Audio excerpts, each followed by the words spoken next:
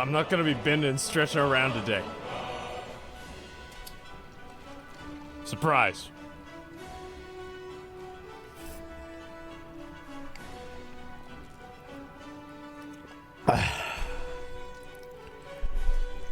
Gentlemen. Oh boy. Oh boy, this has been one fucking hell of a goddamn week. Oh my god. I've been getting fucked in the ass every day.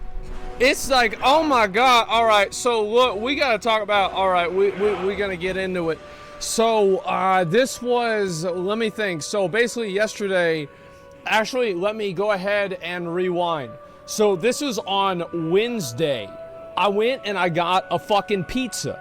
And I ate a pizza and I had like mild food poisoning. Like I ate a pizza and it was like, you know, you know how like whenever your stomach makes noises and you just know that it's like you're now on a timer until you have to immediately take a shit within 3 seconds or you're gonna shit your pants, right? Like you guys know about that, right? Yeah. Okay, so I was doing that during Vicus Prog. And so that sucked. And so I finished that, everything's okay, like we good, we chillin'. I wake up the next day, I'm not feeling great, but I'm chilling, right? Then after that day, I wake up, oh no, I don't, maybe I don't stream the next day, I don't fucking remember, right? But I slept on this fucking futon, right? And I'm sleeping with my head like this, right? Like I'm sleeping fucking like a zombie. And I wake up and obviously my neck, say it? Sup y'all, it's me, it's your boy Asmongold. And today, we're gonna have a little bit of fun. Please pet the chocobo. Oh yeah. There we go. All right, you better be happy now. So listen, we got some stuff to talk about. We got some stuff to get into. But anyway, let me get back. I'll tell the whole story, right? So I sleep on my neck the wrong fucking way. And like, I feel like my neck just, like, I got a vertebrae in my neck that was like, you know, like how they're supposed to be like this. That shit was like this. And like, it fell off like a motherfucker. I was like, what is this, right? And so I go to bed, I wake up again, I don't feel like I'm gonna stream, right? Because I had a fucking headache. So I wake up the next day, I'm just kind of like, I forgot even what I did that day, I have no idea. And then the day after, yeah, I genuinely have no idea. And then the next day I wake up, we have to do that event, the event that we did yesterday. So I go to, I drive down there, and I get pizza on the way over there. And guess what I do? I eat the whole fucking pizza. I eat the entire thing. My neck still was fucked. Oh, wait a second. I forgot about a little bit of fucking information. So I go and I'm like, man, it's not that hot outside yet. It's only 95 degrees. And so I might as well go out and make a video and outside. And so I go outside and I make a video. I'm sweating my fucking ass off because let me tell you something. Like having long hair and it being hot, this is like fucking like a force multiplier for being uncomfortable. Like, let's just say that it fucking sucks. So I go and I look at the fucking what's the thing, the weather, and it says 102, 105, 107, 109, 99, 98, 97, and don't start thinking it's gonna go down. It's not. So it's so fucking hot every day. Every fucking day, it's hot as much. I feel like I'm under attack. I feel like I'm under fucking attack. So I go outside. The fucking sun is coming down, trying to burn me alive, and I'm sitting out there in my tree house. And I had a bunch of trees cut down in my backyard because they said that they were a fire hazard. So I had to get them cut down. So guess what that means? That means every fucking time my neighbor wants to walk out into the fucking backyard without any clothes on to yell at his dog for barking at me, I have to see him. And so that used to never be the case. So I'm sitting there fucking looking at him, talking to the camera, and then lo and behold, guess who fucking shows up? The goddamn wasp. The fuck, I tell you one thing, like, I got attacked by a fucking nest of wasps whenever I was a kid. And so I have, like, there used to be, like, I used to think that, like, like, this is, like, what I was afraid of the most whenever I was younger, was death, dentists, and wasps. Now it's flipped. Wasps is number 1. Dentists are still number 2, but death is only it's only number 3, okay? I don't worry about that shit as much anymore. But wasps are like number fucking 1. So I'm being attacked by the sun.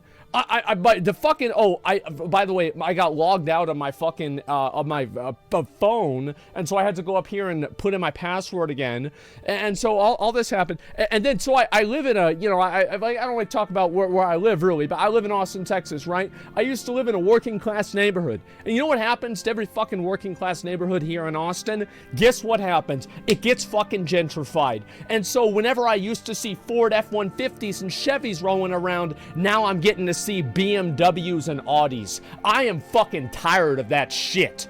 I see people jogging around. Like, nobody used to jog around. What the fuck are you talking about jogging for? Wearing a little, you know how you can tell that the shit has been gentrified? Is the fact that they're wearing visors. You know those stupid fucking hats that you wear and it's just a headband basically and there's nothing to protect the top of your fucking head? And so if you see people running around with visors on, you know that you're being gentrified. And I am so fucking sick of this shit. And then, so you got cars driving around all the time. And then on top of that, guess what? We live, again, it's a gentrified area, but this is a work in progress. So there's a lot of fucking crime in my area, right? And so every 5 minutes, there's another fucking siren. Every 5 minutes, somebody's house is burning down. Every 5 minutes, some, 15-year-old is gonna go, spend 10 to 20 in jail getting arrested for smoking a joint. And so you spend all this fucking time dealing with this people riding bikes, yeah. And so anyway, this is, it's so annoying. And I go outside and like there's these annoying fucking people everywhere. There's like noise constantly. And it's like, I feel like you remember that one guy Grims in PUBG back in the old days? And like this guy would get fucking tilted as fast as I did. That's why I liked watching him. It's funny to watch him get mad, right?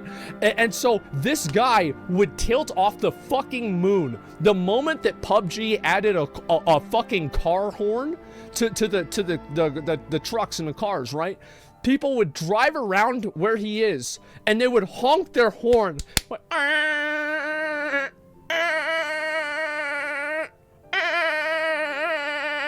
and they would just do this over and over and over. And I feel like I'm being stream sniped in PUBG when I've got my fucking fly swatter here in case one of these sons of bitches tries to fly around me. They're fucking months. I've been at war with these things for 6 years. I can't win. I can't get rid of them. So anyway, let's get back to where we were at. Where were we? So I go outside, and all this stuff is happening to me. It's fucking hot, by the way. Fucking wasp shows up. And it's not like one of the yellow ones. It's the elite wasps. The red ones. Because the yellow ones usually are just trying to live their life. But if it's a red one, holy fuck. Like, that's like a straight up, like, that's an elite wasp. Like, those motherfuckers are out for blood. Those are the big ones. And so I saw that bitch, and he was right next to my leg. He was right there. I said, fuck that. I go inside. I was flustered. And so I turned off the stream. And I was pissed. And so I go on, and I think I jerk off or something, and then I drive over to Nick's house, right? And on the way over, I get a fucking pizza. I get 2 pizzas. And, I did get 2 pizzas. Well, it was the same pizza, but I got it coming and going. But we'll get to that. Anyway, so, this situation happened. I go and I get pizza. I go over to Nick's. And like, immediately, I go and, I'm like, sitting over there, and, like, everybody's so fucking loud. Everybody's so fucking loud. Everybody's talking so loud. Oh my God, like, what is this? And so I think it's because I had a headache, and so it's like really getting to me. And so we turn on the stream, and I start to realize that this is going to be a situation. Let's just say that this is going to be a situation. And so I'm trying to, like, just stave it off, just chill, right? Everything's gonna be okay. I'm all right. And then after a while, I felt really bad, but I had to do it to him. I said, guys, I think I got food poisoning. I'm going to drive home before I throw up. But guess what? I didn't make it home. So I go outside and I get all my stuff and I leave in the middle of the stream. Like in the middle of the fucking stream. Oh shit, my shit turned off. Give me a second. I'm gonna make sure I get all this sorted. Okay, all right, we good? Music good? All right. So I get, what was it fucking? So I get to like literally the first intersection and I burp and like, it's just, like I felt like, you know that picture of that guy in fucking Team America World Police throwing up? Like that shit just fucking like it just popped out like it was like a frog opening its mouth, and I just throw up all over my fucking steering wheel, all over my clothes, and I'm literally driving around with puke all over me. And then I go over to the gas station because guess what Guess what I like to do? I like to drive my fucking car around until the check engine light comes on. Why is that? Or not check engine light, until the low fuel warning comes on. Why is that? Well, I'll tell you why. It's because I'm a fucking idiot. So I had to fucking go to 7-Eleven, and I was at 7-Eleven, and I was literally throwing up on the fucking, on the garbage can for the, whatever the hell that thing's called, the gas station, while I was pumping my gas. And, you know, I looked like a fucking crackhead. I'm surprised the cops didn't come and arrest me for thinking that I stole the car. And I have a 2001 Mustang. And so anyway, I'm driving down there. And like 3 times, oh, by the way, I'm driving down. This is a little bonus event, right? It's like an optional hard mode unlock that I didn't know I was getting myself into. It was rush hour. Wow. Isn't that great? Now I have to spend 20 more minutes in the car. And so I'm sitting there, I've got fucking, it's rush hour, so I have to pull over on the highway, like on I-35, like 3 times to throw up more on myself. And by the way, keep in mind, it's 105 degrees. So whenever I'm throwing this up all over myself, it's literally being cooked into my fucking steering wheel. Like I couldn't get it all off. Like I have to buy at least 3 of the little Christmas trees for the new car smell to get rid of this shit. So yeah, I literally cooked my own puke onto my steering wheel. And I'm like, yeah, like I can't really, the thing is I can't smell that well anyway. So this is only gonna be a problem if I ever get a girlfriend again. But the way things are going, I don't need to worry about that. So that's the least of my problems. And so I'm throwing up and I'm just fucking, you know, having this happen. And I get home, we're getting to the best part. I get home and finally, you know, I get out and there's just fucking puke all over me. And it's just like, I have to fucking take just like clumps of it and throw it on the floor. And it's just, I finally get inside, I change my clothes, I lay down. And, you know, I have a fucking trash can. I'm like throwing up a little bit into the trash can. And I'm trying to blow something out of my nose. I'm trying to blow something out of my fucking nose, but I can't do it. And the thing is, like, I was blowing pieces of pepperoni out of my nose. Like, little pieces, right? Then, finally, I you know, because I'm used to doing this because I have, like, the fucking, the nasal problems. I fucking, like, kind of, I do, like, a thing where I can take my snot, put it in my throat, and then I throw it up into my hand through my mouth. And I swear to fucking God, there was like a chunk of pepperoni and pizza the size of a USB stick that was trying to go out my motherfucking nose. So I think I need to chew my food a little bit better. I need to chew my food a little bit better because the thing is, like, that's the thing. It is like, I never, you know, usually you don't really get a chance to see how good your chewing is. I did. man, I gotta do some fucking work. Lesson learned, choose some fucking food. So all this stuff happened, and I finally, I fall asleep for a few hours. I wake up, and it's like it was all a dream. You ever have that happen? You wake up, and you feel like absolute fucking shit whenever you go to sleep, and you wake up, and it was like, did this really even happen? Like, you don't even know if that shit happened at all. And that's the way that I felt about it, is because, like, the car won't survive, get a new one. It's going to be okay. So I wake up, and it's like 9 p.m. Great time to wake up, by the way. I look at the window. The sun's still out. It's 9 p.m. Like, go to bed. Like, holy fuck. Like, I cannot get... Again, I am under attack. I'm under attack all the time. I like it whenever it is cold and dark. I am like a fucking vampire, all right? And so anyway, this whole thing happens, and I go down to fucking H-E-B. I buy myself a steak, some cookies, some cake, and that's pretty much about it. But I bought potatoes. And I cooked myself a steak last night, and I ate the whole steak. Felt fine. Woke up this morning. Stream's a little bit late today because I spent 10 minutes taking a shit. I feel pretty much okay, but not great. So yeah. That's what I've been up to. Yep. That's about it, yeah. That's about where we're at. Did you take a shower? No. No, not really. Actually, I probably should. I think, do I still have the puke on my legs? No, it's gone now. We good.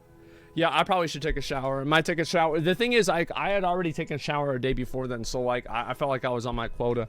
Yeah, I probably should do that. And but like I threw all my clothes in the fucking in the bathtub, and so I got to get all that. You puked on yourself? Yeah, I've done that before. Like the thing is, it's not that big of a deal. Picture it didn't happen. I actually saw that there were some people that were assuming that I was lying. People thought that I made this up. Like I didn't want to stream today, and I was just like, man, I've got to come up with something. I'm going to invent food poisoning. Bro, I wish I was lying. I wish I was fucking lying. To be honest, man, I actually, like, physically might need to go to the doctor. It's this time you got food poisoning, right? I feel like the first time was, like, not really sure. Like, I just had to take a shit. And I stayed up really late, so I felt sick the next day, right? Because I didn't get a lot of sleep. Like, this is the first time, like, people are telling me, they were like, man, you didn't get food poisoning the first time. I'm like, bro, now I agree with you.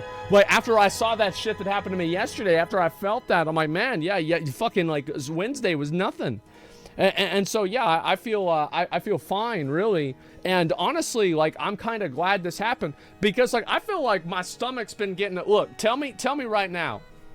Look, y'all gotta let me know if y'all think I'm getting fat. Because, like, look, take a look at this. So, I actually, like, I felt, look at that. Like, I got no belly anymore. None whatsoever. None. And that's the way it's supposed to be. Because fat, bitch, shut the fuck up. So yeah, I'm skinny as hell. Because the thing is, I felt like I was getting a bit fat. I was like 145 pounds. That was a lot. That's a lot, man. That's a fucking lot. And so anyway, I was 145 pounds. Now I'm like, I lost like 5 pounds. I feel good. Skinny fat. The thing is, like, there is nothing that is less attractive. Like, I actually think, like, it is more attractive to be a fat dude than be a skinny guy with a gut. Like, there is nothing worse than that because you look like those fucking aliens from Men in Black. And I am not having it. I'm going to be real. And so I've thought about working out a little bit more, right? I have. Because the fact is that, like, I have the weights right over there. I just need to move them over here and just do it while I'm over there, right? Because I usually, the only thing is, like, I got to eat. Yeah, thanks, Greek. Exactly. And how tall are you? 5'6"? I'm about 6'3". So I'm a pretty tall guy. And yeah, I used to be 108 pounds. And that was probably, I was about like 21 or so at that time. And now, as I said, I've gotten fat as fuck. And so 145 is malnourished. Yeah, that's what I'm saying, right? And so should weigh a lot more. Yeah, but the weight shouldn't be in my fucking stomach. That's the difference. Let me see what this is. Yeah, this is what people did to me. Who the fuck wants to look like that? That's awful. Do it right now, bro. Take your 10 seconds, bring your weights over 1 step at a time. But I'm not gonna do that shit right now, bro. Like I'm recovering. I'm gonna be honest. I don't know how long the stream's gonna be. I don't know how much energy I'm gonna have today, to be honest with you. You know, as I said, I felt like I missed Thursday. I felt bad about it. I wanted to get on and at least chill out, hang out with you guys for a while, and just have a little bit of fun, man. And so, yeah, my stomach rebelled. Yeah, it said, I'm not gonna be this fat fuck. Because the thing is, like, it's one thing if you have that and you have like a developed upper chest, right? Like with like, you know, like your shoulders, your arms are bigger. But like if you don't, like you have to have both or neither. Because if you have one, then it's an issue. You see what I'm saying? All natural, nothing to see here. Yeah, it is all natural.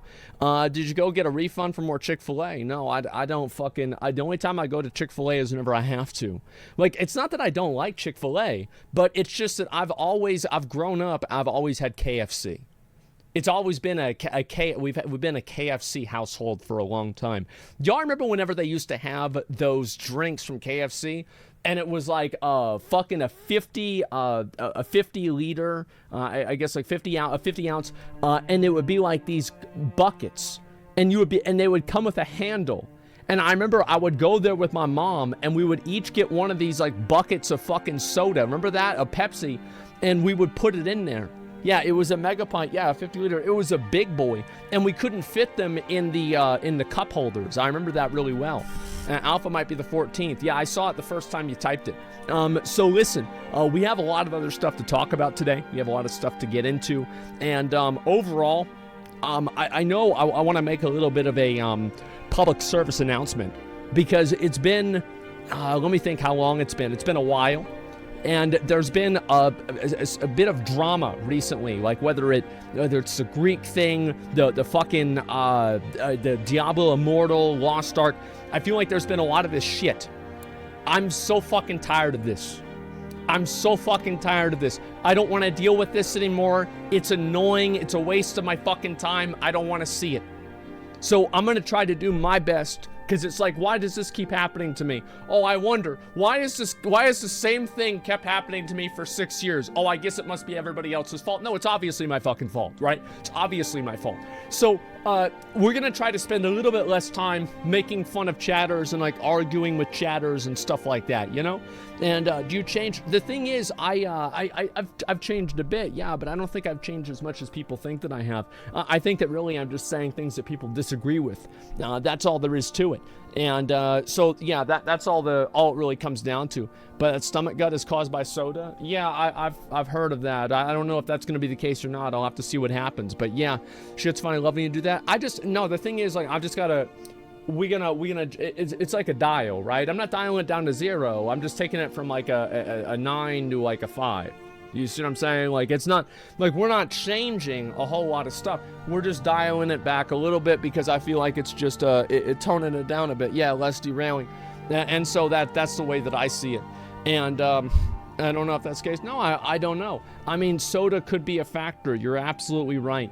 Now, I know that there's the beer gut, right? There's literally even a phrase for it. So there's not like there's no precedent for me to believe this. I would be inclined to believe it if you want me to be honest with you. But yeah, that's basically where we're at. Did you see XQC versus Greek? I saw that. Yes, I did. The fact is that I also saw, this is kind of funny to me, Aiden Ross is going to literally have Andrew Cade on his Discord. Or on his stream. Meanwhile, everybody fucking loves this, but oh wow, I do anything and everybody's getting mad at me. Like, I can't catch a break. Yeah, it's nuts, man. I can't catch a break. I'll be excited to see that. I'll be curious to see what's gonna happen. Hope your tummy gets better soon. I think I'll be all right. I'm chilling. In your 30s, it's only downhill. Yeah, I mean, that might be the case. I don't know. Vicus win, dude. So I beat Vicus.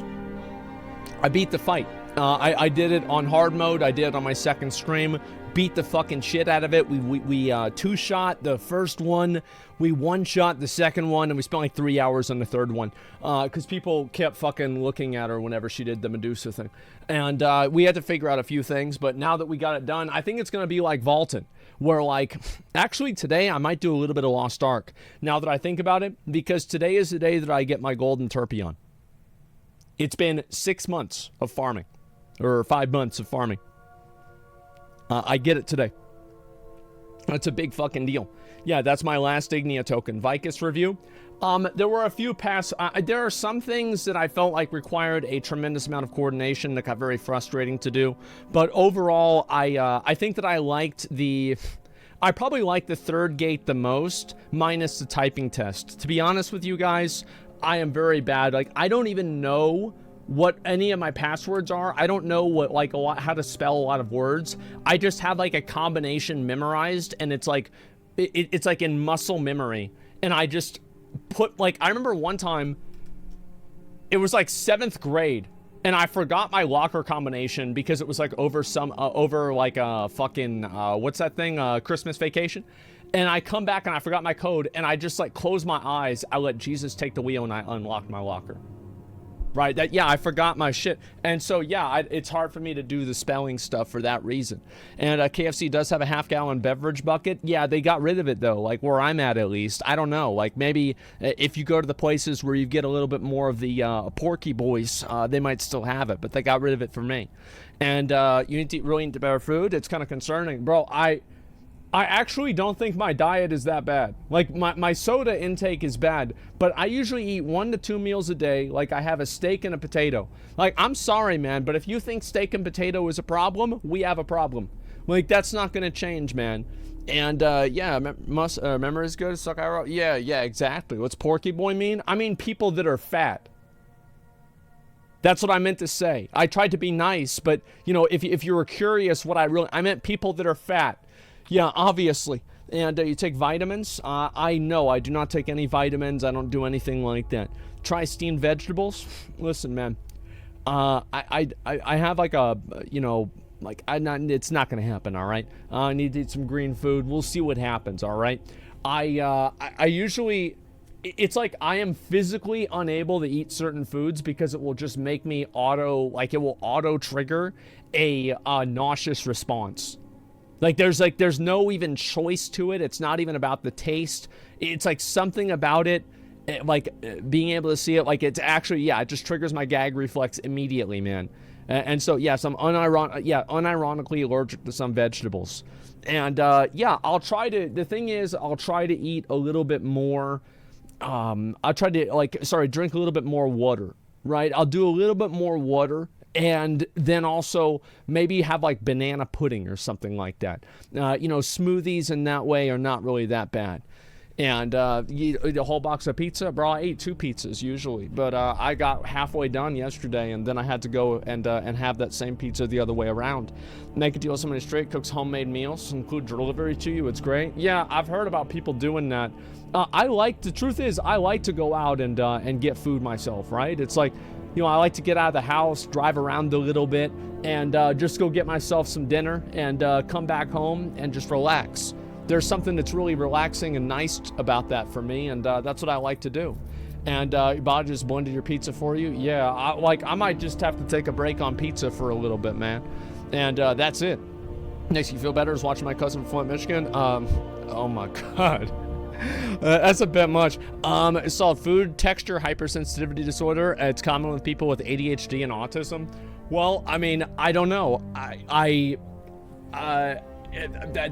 mean, look, it is what it is. Okay, guys, let's go back over and we're gonna look at a few more of these posts here. And yeah, I did think it was funny. People thought that I was faking being sick. That was very, very clever, very interesting. And let's see here, MMORPG quests. What is this? Yeah, I feel like there's a lot of games where the quests are, like, you don't need a lot of filler quests. I think that, like, you should have, like, an editor come through whenever you're doing the quest lines for these things. And unless you're trying to tell some fucking, like, multi-level story, you should just cut out a lot of the bullshit. It's like, okay, So basically, there's like a big guy. He's at the bottom of the mountain, and you're gonna get him. So you have to make a sword, get the iron ingots. Okay, you got him. Here's the sword. All right, go for it. Have fun. And that's it. Right? I like quests like that a lot more because they're simple. They're not really, there's not a lot to them. And the only exception is that like quests that have cutscenes. I feel like every time I have like a delivery quest or something like that, like why is this really happening? Who is this really for? What am I really doing this for? Did you see Blizzard employees walking out because of the abortion issue? It's not even Blizzard's fault. I did see that. So for anybody who doesn't know, I think I saw this somewhere. Where was it here? IGN. Yes. So Blizzard, Activision Blizzard staff are staging a walkout later this month in protest of the U.S. Supreme Court's reversal of Roe versus Wade. So I actually, this was a little bit nostalgic for me whenever I saw this because in my high school we had one of these and it was for some social issue that I didn't care about, but I pretended to care about it because it got me a chance to not have to go to sixth period. So yeah, this is very nostalgic for me. It's like, I wonder how many people probably don't really give a shit about the abortion issue, or like maybe they're, you know, like they're ambivalent towards it, and they're like, yeah, man, I can't believe they would do this. Like, this is fucked up. And then they're like, yeah, we're just gonna go ahead and go off. I think this is ridiculous. If you want me to be totally honest with you, I think it's stupid. It's got nothing to do with Blizzard. Walkouts are supposed to be a protest of like the leadership of the company. What the fuck are you doing protesting your own job? They didn't even do this. How many people get abortions at Blizzard?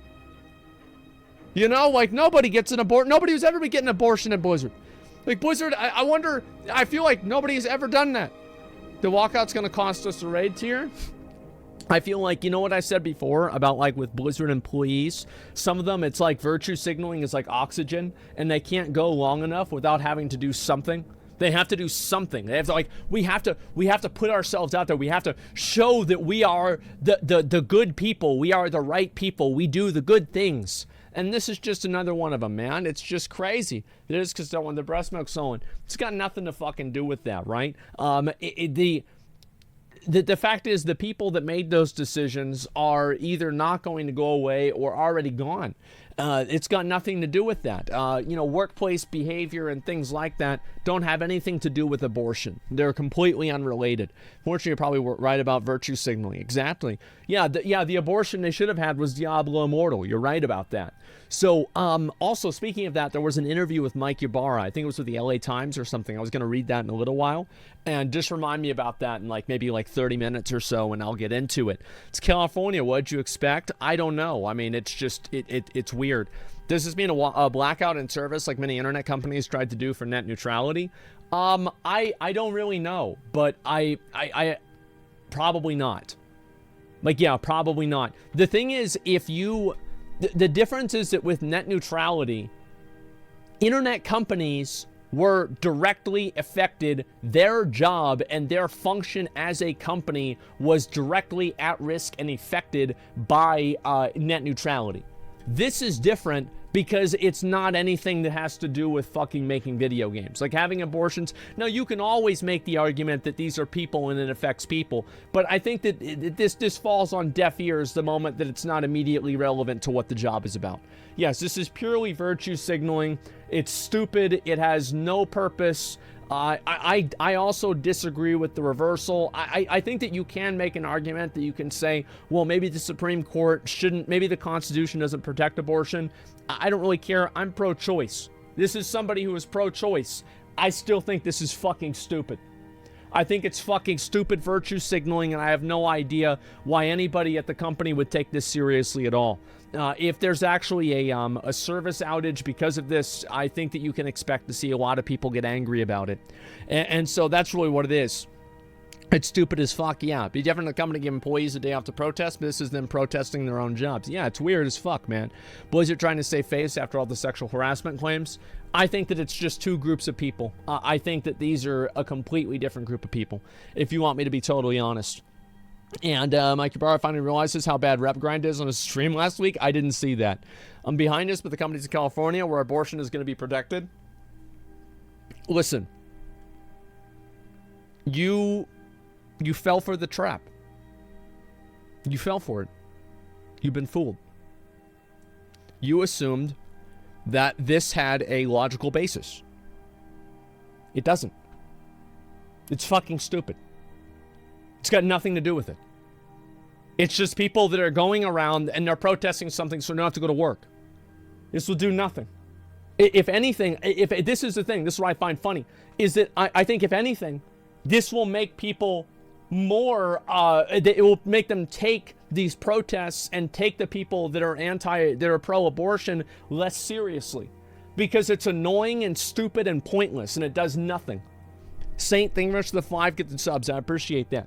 Thank you so much. So yeah, that's the worst part about it, is that not only do these people accomplish nothing, but they look like fools in the process and devalue and weaken the entire movement because they can't go fucking 2 weeks without having to fucking make some statement publicly about how great they are and how much they care about some fucking social issue.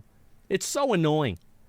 Yeah, I don't like it, man. And just like the dog walker took down a 1 million+ subreddit, yeah, it's really easy to have somebody, and this is just the truth, right? It's really easy to have like 1 or 2 or 3 people from like a group, especially like a fringe group that people don't necessarily take very seriously, right? Or that people have like, not necessarily take seriously, but they have like a very neutral or like almost oppositional, like borderline oppositional opinion of. So whenever this shit happens, you have a few people like the dog walker that goes on to fucking Jesse Waters on Fox News. And Jesse Waters, in my opinion, was a much bigger fucking asshole than the dog walker was. But that's not what everybody thought. And he looked like a clown. Yeah, they looked like a fucking clown, man. What if the organizers pro-life want to make them fools? I don't know. And I heard about Shinzo Abe, Japanese leader, died, shot dead. Well, I don't know why more people aren't talking about them. Like, I feel like that should be like fucking national world news that everybody is talking about.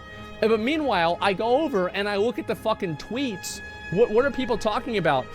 Fucking the Xbox Series X. Oh, this is a big one. To be fair, this is definitely a big one.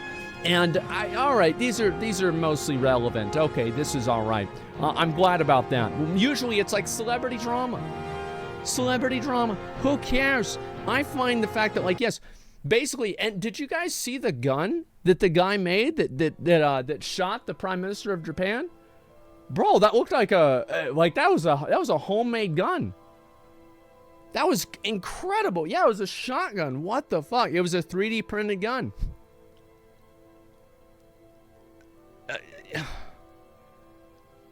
Oh man, like it was, yeah, it looked like Fallout gun. It did. It wasn't. It was not 3D printed.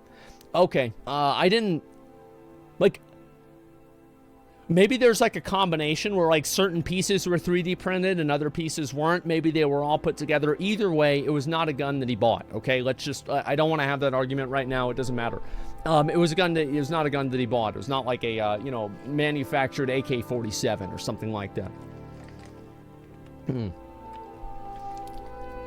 I'm scared because it might encourage copycat shooters.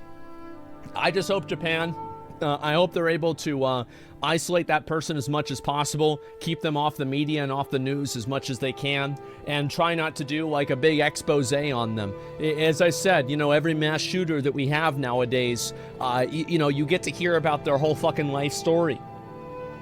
Like, I mean, I swear to God, there was more coverage of these fucking mass shooters than there was about their life than whenever Betty White died. Does this seem a little bit problematic? Does it seem a little bit weird? A little bit odd? It's fucking sad, yeah. She was a piece of shit anyway, yeah. I mean, fuck them. And Japan have death penalty for this? I mean, I think that death penalty seems reasonable for somebody who shoots effectively the president of the country.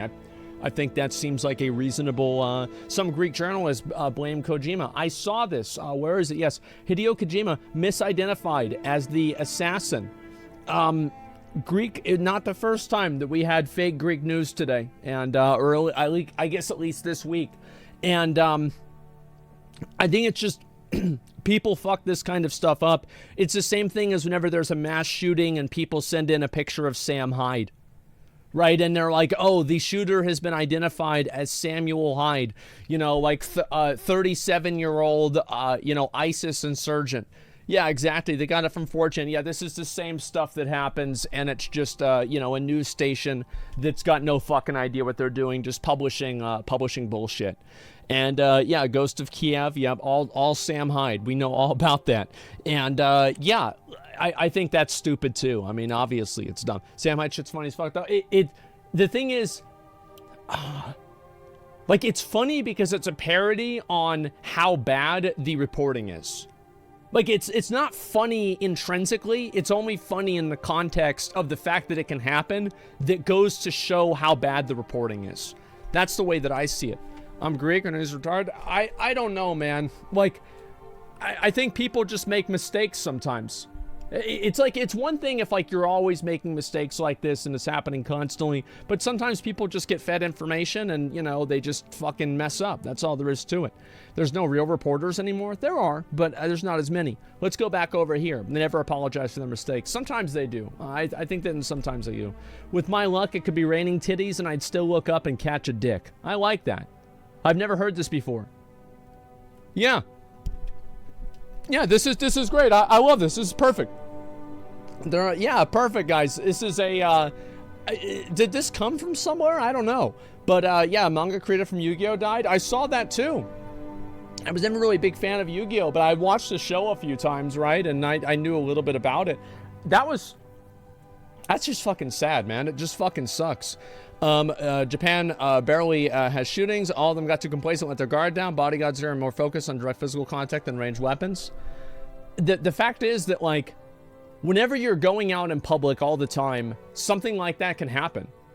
And that's just the truth. Like, something like this can happen. And like, you can never protect everything always 100% of the time. That's really what it is. Like, you can't do that. There's always going to be somebody who slips through the cracks. There's always going to be somebody who's able to get over on security or whatever. This will change how Japan does things, definitely. We'll have to see what happens. I don't know. Yeah, you have to be combat ready. Well, you can never really be ready. You can never really be ready for... You can't be ready for something you don't even know that you need to be ready for. And that's why bad stuff like this happens sometimes. Because eventually somebody will make a mistake. There is human error. That's life, man. And so it sucks. But yeah, I thought that was a really big deal. And the true duality of man.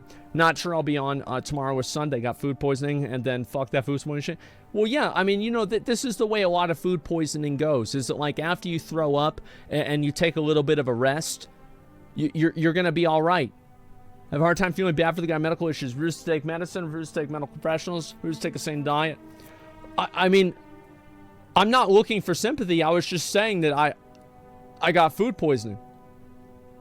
But I don't need anybody to say, like, I mean, yeah, I ate food. It was, I got food poisoning. I threw the food up from the food poisoning. I took a nap. I felt better. Yeah. I mean, first, it's like never seen him expect anyone sympathy. Yeah, what the fuck? Like, I'm chilling, man. Oh, pepperoni came out of his nose. Yeah, it's too bad. And I've been pooping. Yeah, I have. Don't worry about it, okay? And yeah, this was food poisoning. I know, it's nuts. Okay, Greek media shows Kojima as a Shinzo Abe shooter. Yeah, this was a as I said, not the first time this week that we've had fake news from Greek media. I think it's just a fuck up, right? I mean, like, fuck ups like this happen. They happen all the time. The fact is that it's a matter of, I think this is the truth. Like, I don't know how the Greek media is. I don't live in Greece. I have no idea. But like over here in America, if somebody did this, everybody would automatically assume that they were fucking stupid. But if like a more respected news publication did this, people would be like, oh, well, mistakes happen. I think that mistakes do happen. Human error occurs, and it's not a big deal. This happening is not fundamentally a big deal. It's only a big deal in the context of if the other media that people are receiving is like biased or bullshit. You see what I'm saying? It's a bad quality news station. It's a shit show channel. There you fucking go. And as a Greek, not even surprised. And origin of misinformation seems to be Damien Roux, a failed far-right French far-right French politician. Excuse me. I don't know about that. I mean, the thing is that here's how I've always looked at European politics, okay? I don't live in Europe. I don't understand the nuances of Europe. I don't know I don't know what language they speak. I don't like to be involved in the politics of another country because I feel like there are so many problems in my country that I don't want to go and tell you what's supposed to happen in yours. You know what I mean? Yeah, you speak European. Well, you see what I'm saying, right? Like, I don't speak French. I don't speak Greek. I don't speak any of these, right? And obviously I have opinions about things, but I don't really feel very strongly about these because who the fuck knows? Like, I mean, I don't know all the nuance. I don't live in their culture. Asmon in a parallel universe. What's this? It's nice to be knowledgeable of world affairs, though. Did this get removed? Oh, it's just like me if I was working out. All right. Yeah, maybe one day I'll actually start working out and actually do that. I have some weights, and it would be good to, at least work out a little bit, right? Removed. I'm not sure why it got removed. It could be a bunch of different reasons. But yeah, anyway, remember, who cares? We live in a completely different hemisphere. Well, it's like, it's not that I don't care at all. It's that, there are so many problems, like here in Texas, for example. There's a lot of, dumb stuff that happens here. There's a lot of dumb stuff that happens just, in the country in general.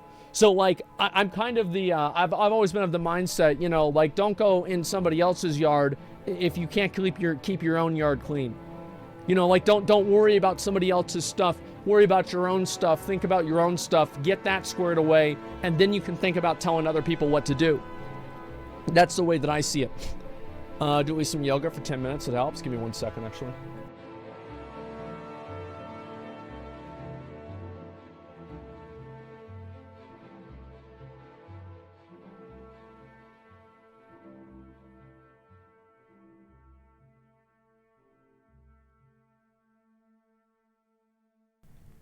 We're good.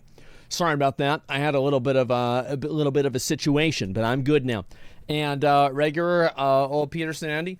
Well, I do think that there is some truth to having your own life in order before you go and tell other people what to do with theirs. I think this is common sense.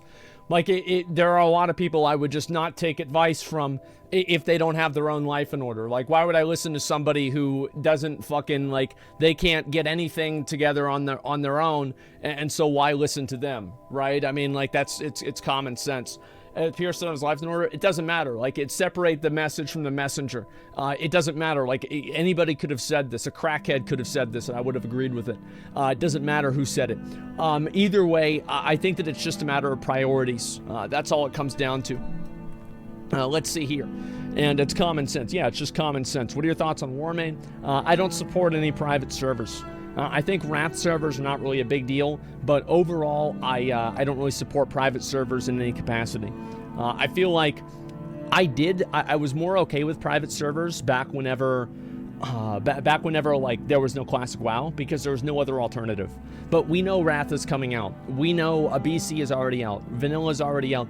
And I find that to be kind of that in my opinion is that's kind of reasonable for Blizzard to not want people to provide a free alternative for something that they spend real money to have upkeep and provide. I think that's pretty fair. Do the face. Is that it? Yeah, is that it, man? I'm okay as long as they don't try to get money from it. Yeah, but they all do.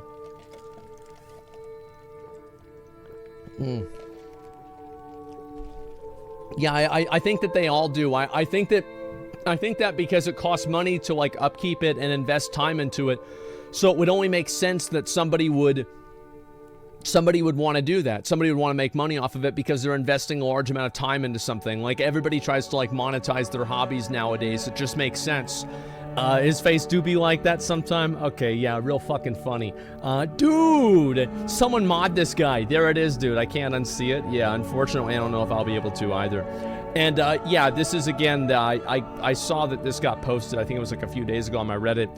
And should have aborted Diablo Immortal. True. Blizzard really can't catch a break. It's not their fault this time, and their employees walk out. Yeah, it's just fucking stupid. I'm just astonished that that this is even happening. You read your replies on YouTube or YouTube videos? Yeah, sometimes I do, not all of them. I mean, I get millions of comments, so it's hard really for me to get through every single one. But yeah, I try to keep up with a lot of them, absolutely. Why not? Let's see here. They don't deserve a break. I think that Blizzard, I feel like Blizzard's been through the ringer, and it's okay to give them another chance because they literally got audited by the state of California. All the people that did bad stuff, minus like probably some executives that skated by, you know, these are just like normal people. Like, I don't like it. It's kind of the same thing I've said before with like different people in like different countries, right? Like if you're like a, let's say you're from the Middle East, right? How many of you guys from the Middle East have ever had some fucking holier than thou European or fucking American try to hold you accountable for what your government does? Like, how many of you guys have ever had this shit happen? Try to, like, blame you for 9/11 or some bullshit. You know, all the time. Yeah, it's fucking annoying. So, like, yeah, there are a lot of people that work, and it's the same thing, like, this happens with, like, other countries as well. Like, yeah, I'm German. I wonder what happens there. Yeah, I mean, here's the thing. There are a lot of people that work at Blizzard. They've got nothing to do with this, and I don't want to make it seem like the people that work at Blizzard are all, you know, morons or we're all abusers or something like that. Some of them probably just tried to make you know, do a good thing. And I think it's very disingenuous and entitled for you to say, oh, you could have quit your job. Like, bitch, what the fuck are you talking about? You could have quit your job. You can't even stop watching a stream that makes you mad. They got the whole fucking family relocated across the fucking country, and you're telling somebody they gotta quit their job because of your opinion? Yeah, right. It's nuts. Of course that shouldn't happen. And everything at the corporation at this point should be suspect. I think that it should be suspect, but people shouldn't automatically assume that it's bad. What's this here? Remember whenever they made BLM the start screen for Warzone? They're pandering. I didn't play during that time, so I'm not sure. The Cosme Suite contributed to this. I think that it's just, I think what Blizzard should do is they should just keep their head down and make video games. Like, it's like O.J. Simpson. You fucking killed somebody. Shut up about social issues. We don't want to hear it. We don't want to hear it from you. You have had enough fucking bullshit. We don't want to hear it. It's the same thing with Blizzard. Stop fucking trying to make these statements. Like, you've already had, like, this has damaged your reputation massively. Like, nobody is going to listen to this and think, oh, wow, Blizzard's so woke. They're just going to think that you're fucking trying to make up for something. Courts say he didn't kill anyone. I don't really give a shit. You see what the point is? That's what I'm really trying to say here. And as I'm putting the hammer down, yeah, just stop. Like, fucking stop. Yeah, keep your head down, make video games, and just do that. No, nobody wants to hear your political fucking messaging after you just got through with a fucking massive state investigation for sexual abuse. Just nobody wants to hear this. Let's see here. Noble of them to sacrifice their workday instead of their Saturday afternoon. True, I'm pro-choice and this thing is still retarded. Imagine everyone stop working whenever you feel like it, protest on your free time. True. Where are all the walkouts over the Uyghurs, huh? Well, I mean, to be fair, they did do, let's be honest, the Blizzard employees did do a walkout for the Hong Kong thing as well. And then they walked back in and they kept working and they kept providing content to China all the same. And they went on BlizzCon and they said, we messed up. So yeah, I think it's just, the thing is, people are always willing, and this is, as a general rule, whenever I look at any situation, right, I look at the people, and the way that I judge somebody's authenticity of if they are being, like, real or not with what they believe in, the way that I judge that is I think to myself, what do they have to lose by saying this? And if you have nothing to lose, if you're not risking anything for, like, a lot of these opinions or something like that, I generally take the way that your opinions less seriously. I do, because, like, you have nothing to lose. Like, there's no real risk in this. Is this the popular opinion to have? I think that for a lot of people it is, and that's really what happens. And right thing, as long as it doesn't inconvenience me. That's Blizzard, exactly. Yeah, it's like, this is, and that's what I was saying before, is I feel like, you know, one of these things, I think that it actually does damage to these movements, because people look at it and they see how transparently self-serving it is, and it's annoying. And so, yeah, people get banned or based. Sometimes. You know, banned for truth is a meme.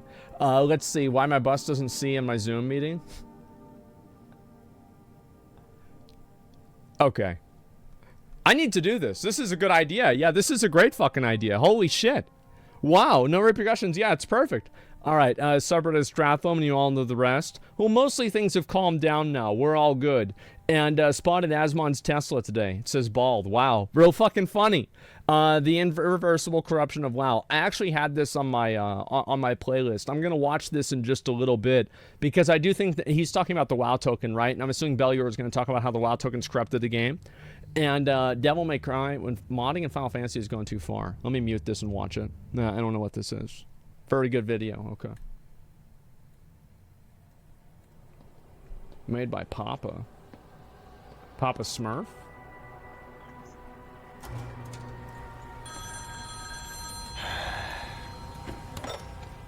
Devil May Cry. I got a gig. Cash up front.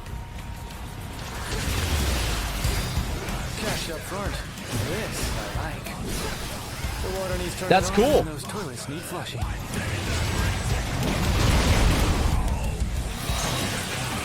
God damn.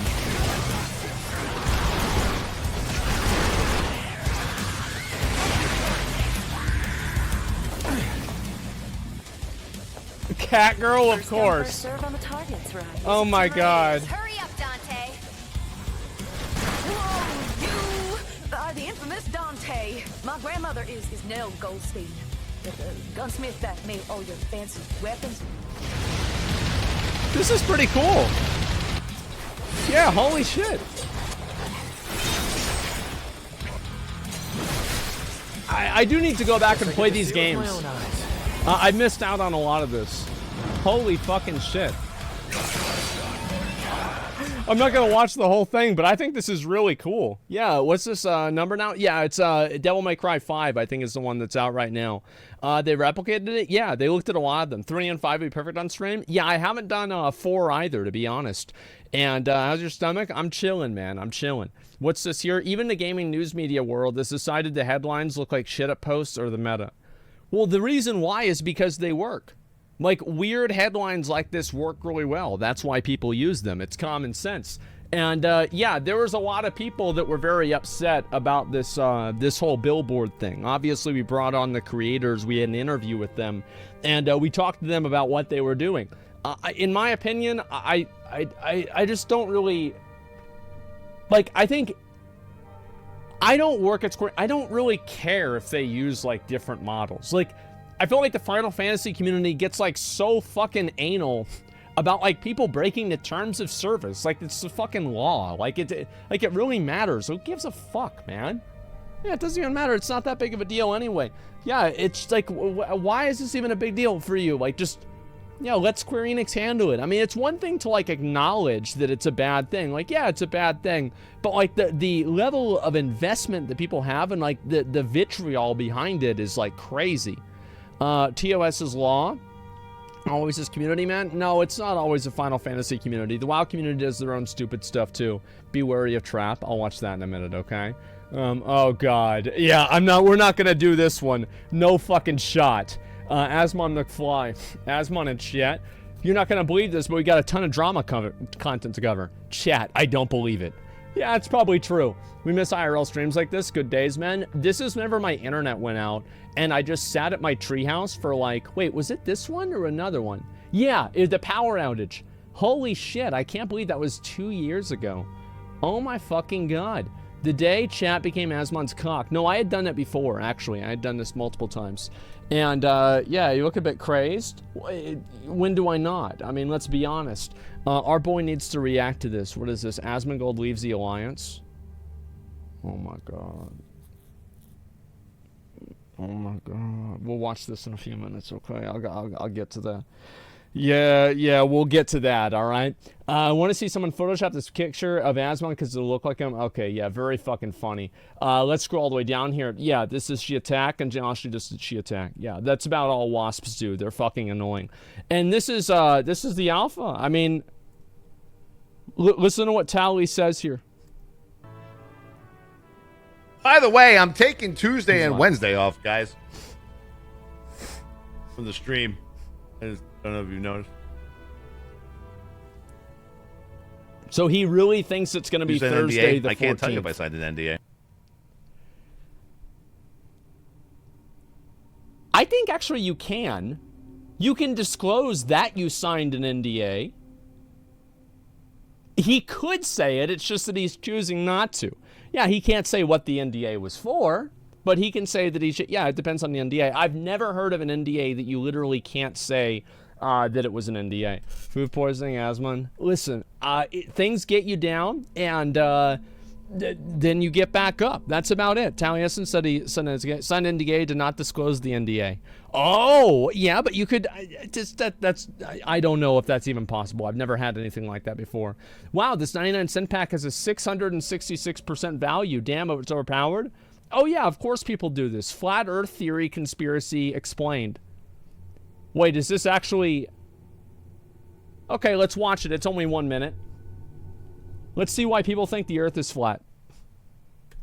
You may have heard about the flat Earth theory in the last few days because of rapper B.O.B. and his beef with noted astrophysicist Neil deGrasse Tyson. B.O.B. declared to his Twitter followers that he believes the planet Earth is actually flat and that all the nations of the world have joined together in a massive conspiracy to cover up this fact. Here is how flat earthers believe the universe works. They believe the Earth is a flat disk which looks like this. The North Pole is at the center, with Antarctica forming an ice wall around the outer edges of the disk.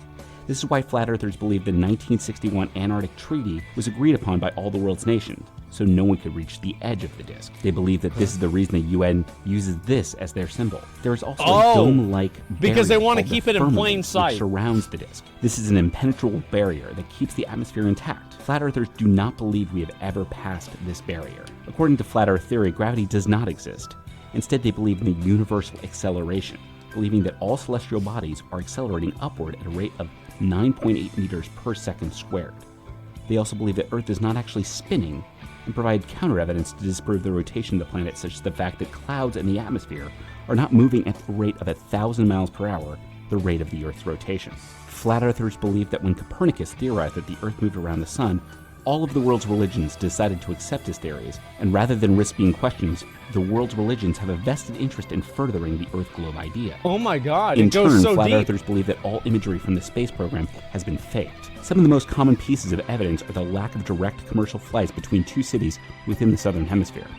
Unfortunately, and we are talking to you, B.O.B., all of these theories don't explain why a ship disappears over the horizon, bottom first.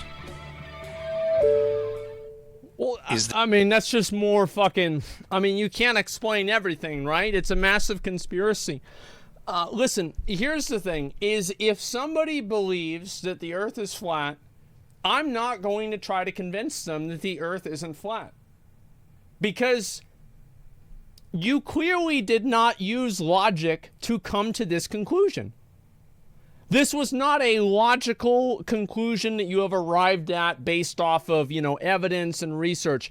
This is something that you've come up with pretty much on your own, and that's about it. So it's like you can't reason a person out of a position they didn't reason themselves into. So no, I'm not going to go and try and do this. What do they have to gain by saying that the Earth is flat? How's it not something that's common to conspiracies?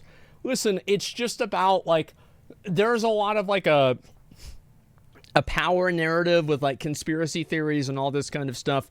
I don't really, I don't pay this any credibility, because even if you took, this is the thing with flat earthers, is that even if you took them on a space shuttle to the fucking moon and you let them get out on the moon, they would say, man, these Universal Studios rides are really getting crazy. You guys really put a lot of work into this one. Damn. Wow, this is like a roller coaster, huh? You put all this together just to hide the truth? Yeah. There is never going to be a point that you will reach the end of a flat earther's logic or fucking copium levels. This will never going to happen. Yeah, Mars is flats too. Yeah, you have to open the airlock to prove it. I mean, listen, I think that there's plenty of people that are flat earthers that get into that. So Amarath posted her OnlyFans income on Twitter. That's a small fortune. Yeah, I saw that actually. Where is it? I think Fandy tweeted about this too. Yeah, there it is. So I don't know if you guys know this, but girls on OnlyFans make a lot of money. Did you guys have any idea about this? Like, isn't this a shock? Can you believe it? Girls are able to make their own money. Like, wow, look at this. Fandy making $85,000 in a month. That's a lot of fucking money. I mean, this fucking kills me, man. Yeah, that's a lot of fucking money. And then, okay, look at Amarath. Look at how much Amarath made. $1.5 million a month. That's a lot of fucking money. Do men make the same? Fuck no, they don't make the same. What are you, fucking crazy? Of course not. I'm in the wrong professions. And yeah, there's more than pro athletes. Sometimes, yeah. I mean, the thing is that people like boobs. They really do. They are big fans. And that's it. Yeah, it makes sense. And people are degenerates. Well, I mean, they buy it, and that's what it is, but they're free. I mean, listen, there's enough people out there that disagree with that. I think that's all it comes down to. And you don't have the body for OnlyFans, I'm afraid to say. I have a good feeling I don't, too. Exactly. Kylie Jenner makes a mill every Instagram post. I think that it's crazy to see how much money some people make for this stuff, man. The problem is that only the very top makes good money on OnlyFans. Yeah, I do think this is important to know, is that, like, for every Amarath, there's like a 10,000 girls that aren't making this much money, right? They're just barely getting by, doing stuff on OnlyFans. Have you ever subscribed to somebody's OnlyFans, though? I have never subscribed to anyone's OnlyFans. No, I never have. It's crazy to me I can already see and believe it's that much. Yeah, it's a lot. Yeah, it's only July 9th, exactly. No, it's just that I've never subscribed to somebody's OnlyFans. I mean, are there people that disbelieve this? People that think that's not true? I don't know. OnlyFans model don't really last. Well, I think that it is a job that has a I mean, it's not a job that you do for 50 years. Probably not. No, but make a lot of money. You don't have to. I think that's all it comes down to. And I don't get it. Who pays for porn? A lot of fucking people do. And that's the thing, is you can say that it's a bad thing or whatever, but it's astonishing to see how much money people make. Let's see here. It's $800 a month I make. I exclusively put the money in college feeding my child. It was add up over the next 10 years. Good job, man. I'm glad you're thinking about the future. OnlyFans is such degenerate fans. I get follow messaged by randoms all the time. Sub to Twitch channels, and people ask why people pay for. Yeah, that's the thing. Yeah, somebody subscribed to a Twitch channel, and other people are surprised that people pay for porn. That's a good point. And Hasmon head over heels. What's this?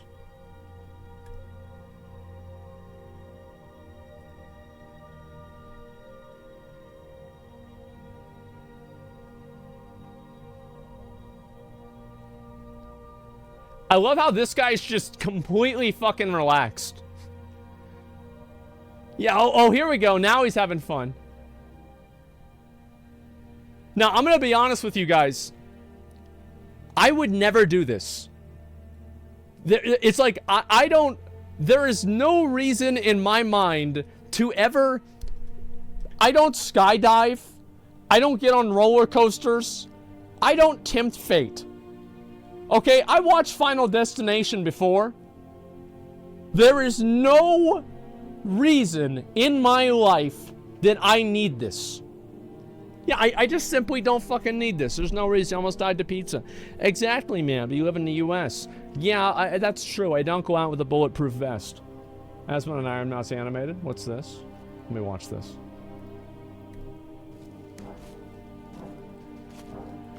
That's why I said, like, it makes sense that she fell in love with that dragon because he's the most attractive one. Wait, really? And everybody freaked out. Like they acted like I was some kind of a crazy person. Yeah. But I wasn't wrong. No, I wasn't. Like I wasn't wrong at all. Like he was the most attractive one. Like, and I'm not saying it's a theoretical. I don't mean this for real. Like, but I'm just saying, like, if you had to, that would probably be number one. Yeah.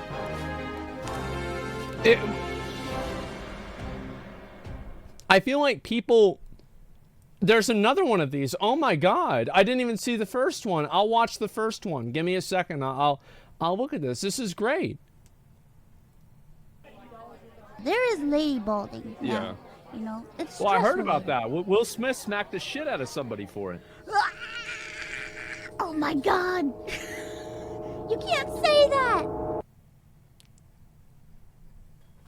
Yeah, I mean, yeah, really well animated. I think this is really good, man. Let me look at the second one. I want to. Is it the same guy? Let me double check. Yeah, it is. I'll link it to you guys. I think this is really well done. Oh my God. Dude, it was so crazy that Iron Mouse straight up plays on my server in Final Fantasy. Like, she was like, I think the server's Cactar? And I was like, wait, what the fuck? Like, I thought I was being trolled or something like that. But it turned out that, yeah, she actually played on Cactar. Oh my God. The interview from Iron Mouse was fun. I'm glad that people liked it. I had a lot of fun with it too. It was great. And this is a great date with nerd promotion. What do you mean by that? I mean, I think that's the normal experience. And I remember whenever I was talking about the most attractive one. It makes sense that she fell in love with that dragon because I was talking about how Shiva fell in love with Hraesvelgar. And everybody got mad at me because I said Hraesvelgar was probably the most attractive dragon. And I still think this is true. Like, I'm not gay, but I can see if a guy is good looking. Why can't I do that with a dragon? I mean, really? There's no reason. Like, no, I mean, there's nothing wrong with that. It's true. Yeah, it's fucking true, man. So you're scaly? Fuck no, that's weird. I'm just talking about it from my own perspective. That's all. Yeah, it's just crazy. Final Fantasy dragons have no gender. Well, I don't know about that. And Meat Boy, yeah, we'll look at that in a minute, okay? And Willie Griffin, Guild Hall. I wish that they did Guild Halls in WoW too. I don't know whenever that's going to happen. Yeah, let's see here. I think I've got pretty much all of these. There's a few other things that I needed to look at. Before I watch this video here, Boras apparently resigned or something like that. Oh, I'm not going to watch the full fucking thing for that. Yeah, it was some guy. I don't know exactly. Like, again, I don't live there. I have no idea. Every time I see the guy, the only thing I notice is his fucking hair. That's really all I know about him. And the Welk one, yeah, it's a good video. All right, we'll watch it. And after we watch it, I want to look at the interview from Mike Ybarra. I'm not sure exactly where it is, but we'll find it in a minute. Okay, here we go. Okay, so he's resigned, but he hasn't fucked off. He's fucked off then. He's resigned. Okay, so he's resigned, but he hasn't fucked off. Okay. Fucking, I mean, what do we have to do? Wait for another few months whilst he takes the wallpaper down? I'm loving this. What an exit. The Prime Minister forgot that his whip was a sexual predator. No answer to that one. No answer, no humility, no meaningful apology. For days, just more Dickensian twaddle. And a little reshuffle. Oops. Not so much reshuffling deck chairs on the Titanic, more reshuffling cat shit on a litter tray. And the manner of his departure should tell you everything you need to know. No dignity, just desperation. Is this actually a real news show in Britain? No, I don't know if it is or not. And delusion and a despotic disposal to cling to power, no matter the harm to our country. A Tory party facing the inevitable truth that they have been complicit in enabling one of the most dangerously incompetent and untrustworthy, selfish individuals ever to have occupied number 10 for as long as they have. Jesus. And what's beautiful is it was the lying that got him in the end. He leaves in disgrace, as well he should, having exposed himself once and for all for what we always knew him to be. Not a statesman, but a sad little liar. A Shakespearean tragedy written by monkeys on typewriters. A Prime Minister who is as adept at lying at the dispatch box as he is to his string of mistresses. Every marriage Boris has had has ended when he fucked someone else and got them pregnant. That's who he is. Lies on top of lies on top of lies. He lies and gets people to lie on his behalf, and then lies about the lying. And when he runs out of lies, he can always rely on the incompetence card. I forgot. I can't remember. remember. Oops. I don't understand what the word party means. My My bad. Willie just ended up inside my secretary. Oh, I forgot that he's a renowned sex pest. Essentially, a man who would rather pretend to be stupid than admit his mistakes, which of course makes him a coward. A desperate, sad, talentless flag shagger who is so blatant in his dishonesty that when accused of lying to Parliament, he simply tries to change the rules to make it okay to lie to Parliament. Who, when his own ethics advisors resign in disgust at his complete lack of ethics, scraps the role of ethics advisor altogether, which proves his complete lack of ethics. That makes sense, right? The devastating cries over the last few days from the Tory party of enough is enough and one step too far are coming from the same people who have sat and watched him take a flamethrower to their party and our constitution for 3 fucking years. Fuck up after fuck up, lie after lie. And they were thinking what? Oh, he'll get better in a minute. All of them talking about trust and integrity. If you cared so much about trust and integrity, then why the he's fuck did popping you put off. Boris Johnson in number 10 in the first place?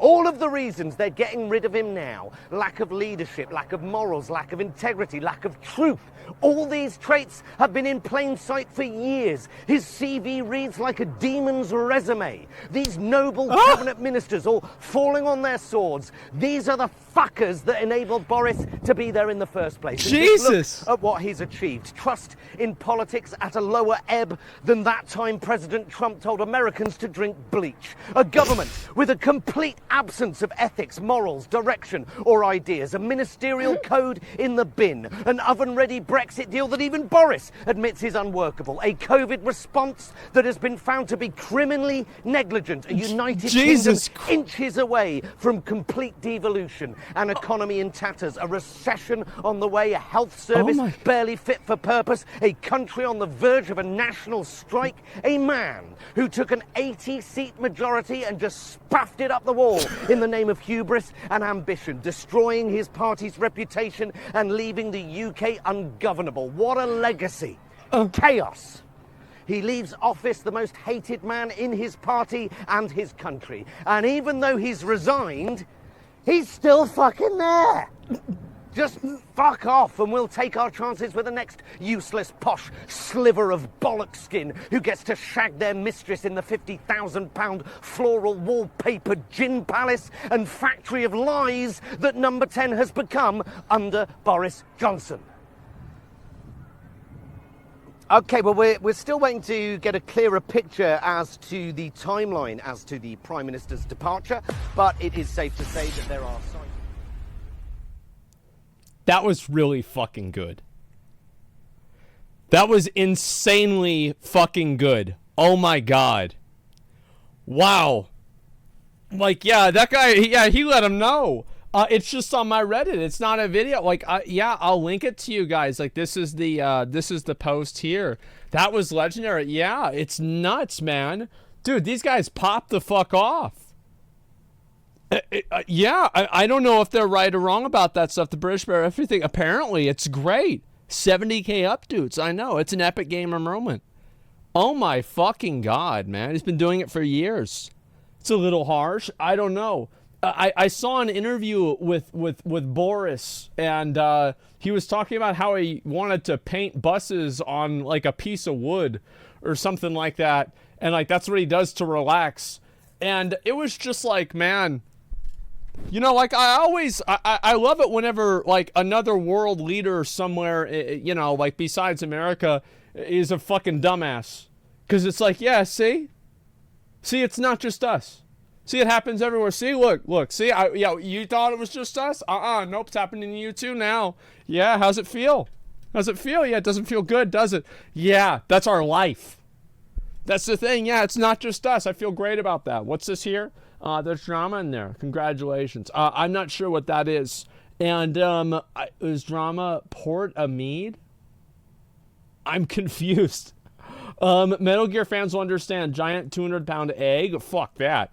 Let's see what this is. I always try to make his penis. Oh my god. All right, we will we'll watch this, and then I want to go and look at that interview with Mike Ybarra, okay? I always try to make his penis hard, not his life. Yeah, correct. Yeah. It's very valid. Yes. Make his dick hard, not his life. So he will make your pussy wet, not your eyes. Man. Wow. That's crazy, isn't it? Oh my God. True? Yeah. True and fucking real.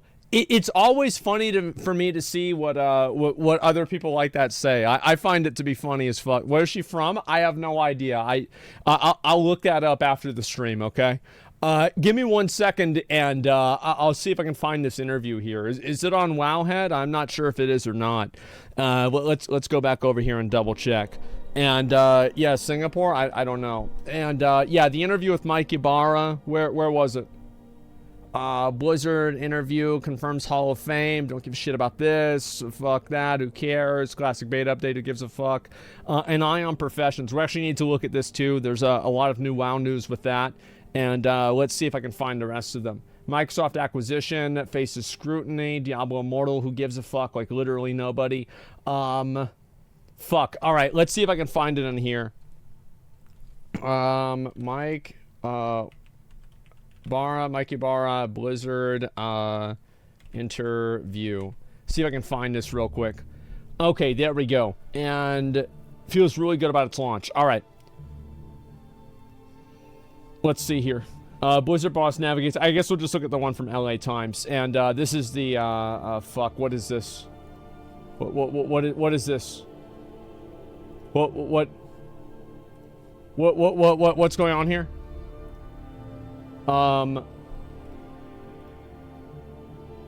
Okay, can I just look at the cache version? Okay, yeah, I can. All right, great. So anyway, let's go ahead and look at this. Blizzard's new boss wants to have fun with games, but first, his company is in a crisis. Yeah, we'll have to, we'll look at this. Stupid paywall. Yeah, I mean, it's just annoying. And let's see what he says here. We're committed to change our culture. It was an unbelievable task of restoring stature to affirm his atmosphere was forged long before he joined in 2019. Yeah, it's obviously awful, and there's a lot that he has to do. Talking about walking into a fire. Where's the stuff about Diablo Immortal? Yeah, I want to see, like, where's the Diablo Immortal stuff? Let me scroll down here. Okay, so this is what he said. Blizzard's controversial Diablo Immortal launched to big numbers and high revenue. It set off an ongoing debate about in-game purchases. Blizzard boss Mike Ibarra has defended the game's launch and its controversial monetization, citing high App Store reviews to claim that most players enjoy the game. In yesterday's wide-ranging interview from the LA Times, Blizzard president talked about numerous topics, including the many issues Blizzard faces. Of course, he also talked about the company's most recent game, the mobile free-to-play action RPG, Diablo Immortal. Here we go. Real reviews? Well, no. It's completely possible to defend an Immortal pretty heavily. What, fuck him? Well, what's he going to say? Like, he has to defend it. He works, he leads the company. He has to defend it. Like, anybody that thought that, well, what did you think he was going to do? Did you think he was going to, like, come on and just be like, yeah, guys, we really fucked up. This game's horrible. No, of course he's not going to say that. Yeah, duh. You're crazy. Yeah, there we go. Say they'll do better. Be fucking honest. Being fucking honest hurts other people at his company. Is it more important to be honest or you know, help the people that you're working with? I think that it's very easy to say be honest whenever honesty doesn't cost you anything. You see what I'm saying? Like, yeah, it's very easy to say, like, oh yeah, I'm gonna be honest. Like, you should be honest whenever it doesn't cost anybody anything. That's it. Yeah, it's always easy to moralize whenever it's not people that you know whose jobs are on the line. Let's look at this here. While many have criticized the game's in-app purchases, low drop rates, and possibly exploitative mechanics, Ibarra defended the game, saying Blizzard built it so literally 99 players could do literally 99.5% of everything in the game for free while still getting a full Diablo experience. Demonetization comes in at the end game. The philosophy was always to lead with great gameplay and make sure that hundreds of millions of people can go through the whole campaign without any costs.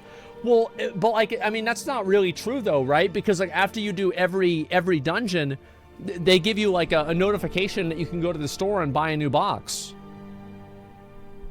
So like, I don't know about that. I don't think that's true at all.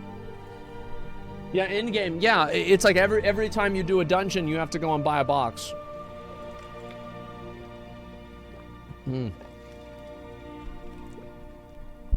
Let's see here. From that standpoint, I feel really good about it as an introduction to Diablo.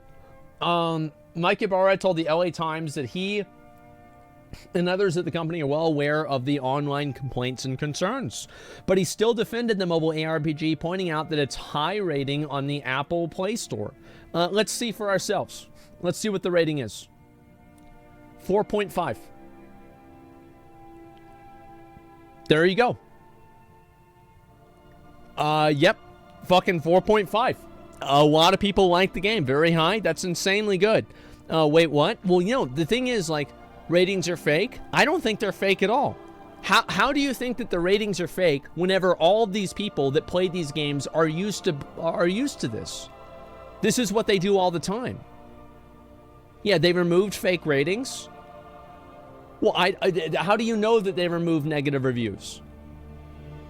Like, I feel like that is a very large accusation that I'm not going to just believe this based off of somebody saying this. They're bot reviews. Re-rating comments. True but fake reviews. They trick you into putting 5 stars. Check the Google Play Store. Okay, let me see if I can do that. Google Play Store. Okay, let's see. I'll open this one up here. There was an error. It says it's not letting me do it. I have no idea why. Diablo Immortal. See if I can find it here. And let's see what people are saying. On the Google Play Store, I can only Google it, unfortunately. I can't actually look at it itself. It says it's got 3.5 stars. A 3.4 with 700,000 votes. That's still quite a lot. And open your phone. Yeah, I want people to see it themselves. I think if you're a mobile gamer, chances are you're used to this kind of monetization. And Google reviewed bad reviews where people are bombing on mass scale. It affected games not even related to Diablo. Yeah, it's hard to determine like whether that's a good decision or not. And what's this? Your implication being seemingly broader community of people playing Immortal don't have a problem with the game or its in-app purchases. That's true. Like, and this is what I said before, is that like the average mobile gamer, the average person that plays video games now doesn't care about this stuff. It's only gamers that care about it. And the truth is that they can make plenty of money without making money off of gamers. Like, we've talked about this 100 times. Like, that's just what it is. It's literally their vote matters more than your vote because everybody's voting with their dollars and they're spending a lot of money and you're not spending any. It's the same with me, right? I mean, like, I can complain about this stuff all I want, but they're going to keep making the games as long as people keep buying them, and it's obvious that people keep buying them. That's all there is to it.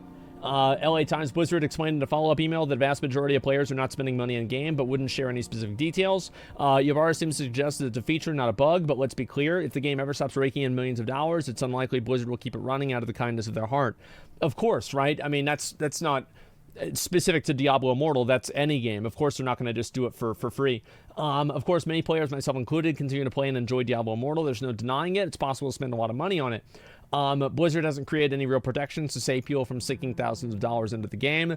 Based on what Ybarra has said and how much money Immortal is bringing in daily, it seems unlikely that the game will be changed anytime soon to address concerns that people have with its economy.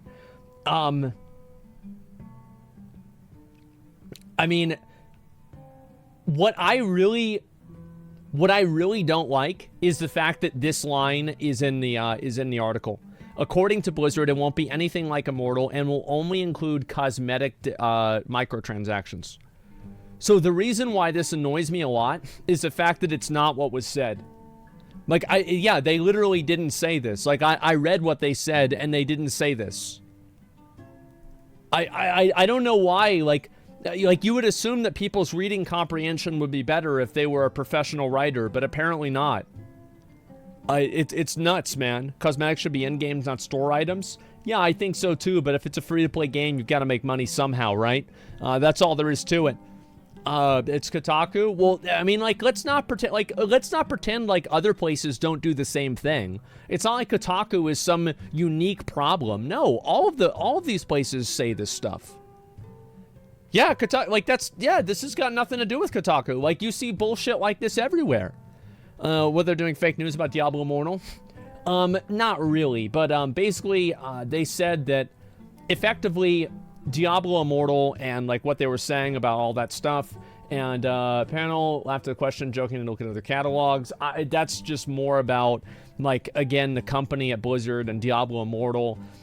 This is generally what it's saying. 50% of Immortal players are new to the company said that it collected data, and it tells that about 50% of Immortal players are new to the Blizzard ecosystem. I'm not really surprised about that either, to be honest with you. I think that there's a lot of people that can go through and, you know, this is their first time playing a Diablo Immortal game, and they're popping off and they're enjoying it. That's all there is to it. It makes sense, and yeah, 100%. Barr's critical link the time between Diablo 3 and Diablo Immortal. This company missed out on nearly a generation of gamers. Here's the thing, and I'm not going to get into like another Diablo Immortal rant, because we've had like a million of these. At the end of the day, this shit is never going to go away. They're going to keep doing it. It doesn't matter how many negative videos I make about it. It doesn't matter how many times I complain about it. It doesn't matter how many times I say that it's bad or anything like that. This will have literally no impact on anything that matters. And it doesn't matter if even all of us say that, because we are just simply not the audience. There is a small fraction of people that care about this stuff, and there is a broad window of people, or an entire vast horizon of gamers that don't even look at videos. They don't even really look at the reviews besides the App Store. They just see a game, they download the game, and they play it. That's it. There's no grand thing about that at all, right? That's it. Why not prove it then? Why not prove what? Yeah, I don't understand that. What do you mean by that? Bellier's Warcraft video is an example? I mean, I have no idea. Yeah, I'll look at it in a few minutes, okay? For me, it's society. Yeah, I mean, when will we see your predatory game? I don't know. I mean, with things like this, it might be a little bit sooner than later. I'm going to be honest. And also, I just wanted to make sure people knew this. I said that I got sent a hat by the New World team, and this is Greg from the New World team saying that he sent me a hat. I couldn't find it, but I was sent a hat. I just don't want anybody to think I fucking lied about my hat. I absolutely fucking saw the hat. And I have it. I don't know where the hell it is, though. But yeah, all I'm really saying is that these microtransactions and stuff like this, there's nothing we can really do about it. If you don't like it, I think the best thing to do is just don't buy them, and don't worry about it. And support people that want to make it more more legislated and more regulated. I think that's the best option. And let's see here. Take a look at Griffin Gaming's video about Diablo Immortal. I mean, the thing is, like, what is there to say that hasn't already been said? You see what I'm saying? Like, what is there to say? Like, Griffin Gaming. Is this even a good video? If it's less than 10 minutes, I'll look it up, but that's it. Griffin Gaming. If it's less than 10 minutes, I'll watch it. If it's not, I won't. Yeah, it's unfortunate truth. Yeah, we all know about this. Everybody knows about this. It's bad, and all they're doing is they're just making content. I think the problem really is that people don't realize the fact that they are not the target audience.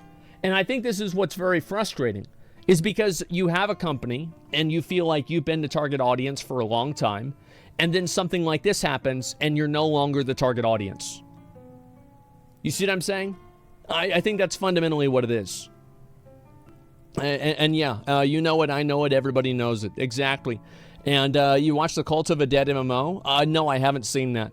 Asmongold, what do you mean? We love Warcraft, but it no longer loves us? Well, I think that's what happens with WoW too, right? Is like WoW used to be made for people who were, people who liked, grinding for stuff, and like, they liked what WoW had to offer, and then slowly those people became less and less, and the game started being developed for different kinds of players. I know it happened to me, and it fucking sucks, man. So anyway, let's talk about the Warcraft alpha, okay? And did you get in the alpha? Let's see, did I get into the alpha? It looks like I haven't been, or maybe I need to restart my BattleNet. I don't really know.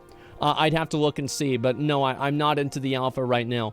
And it might not be turned up for me yet, or they might not have given it to me yet. I have no idea. I'll be surprised if they don't give it to me, but, what happens, happens.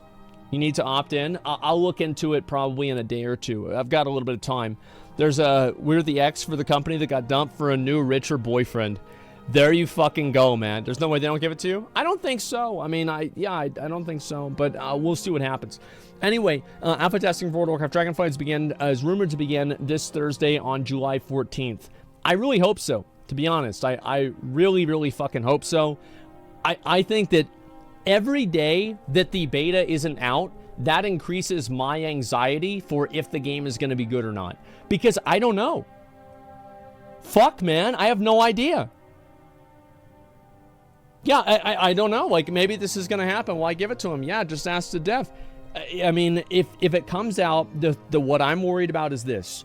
I'm worried about it coming out, there being one playable zone, and there being, you know, like a stick figure written on, like, the side of a rock, and it says Alex Straza here with a, you know, a little arrow. That's what I'm concerned, man. Yeah, that's what I'm really fucking concerned about. I don't know. Talent trees look interesting, at least. No, I'm waiting until they have the warrior talent tree. Whenever they have that, I'll be happy. No, I have no idea. I'll be worried and just go play another game if it sucks. Well, I still want it to be good, right? I mean, I've played WoW for over 15 years now. I want WoW to be good.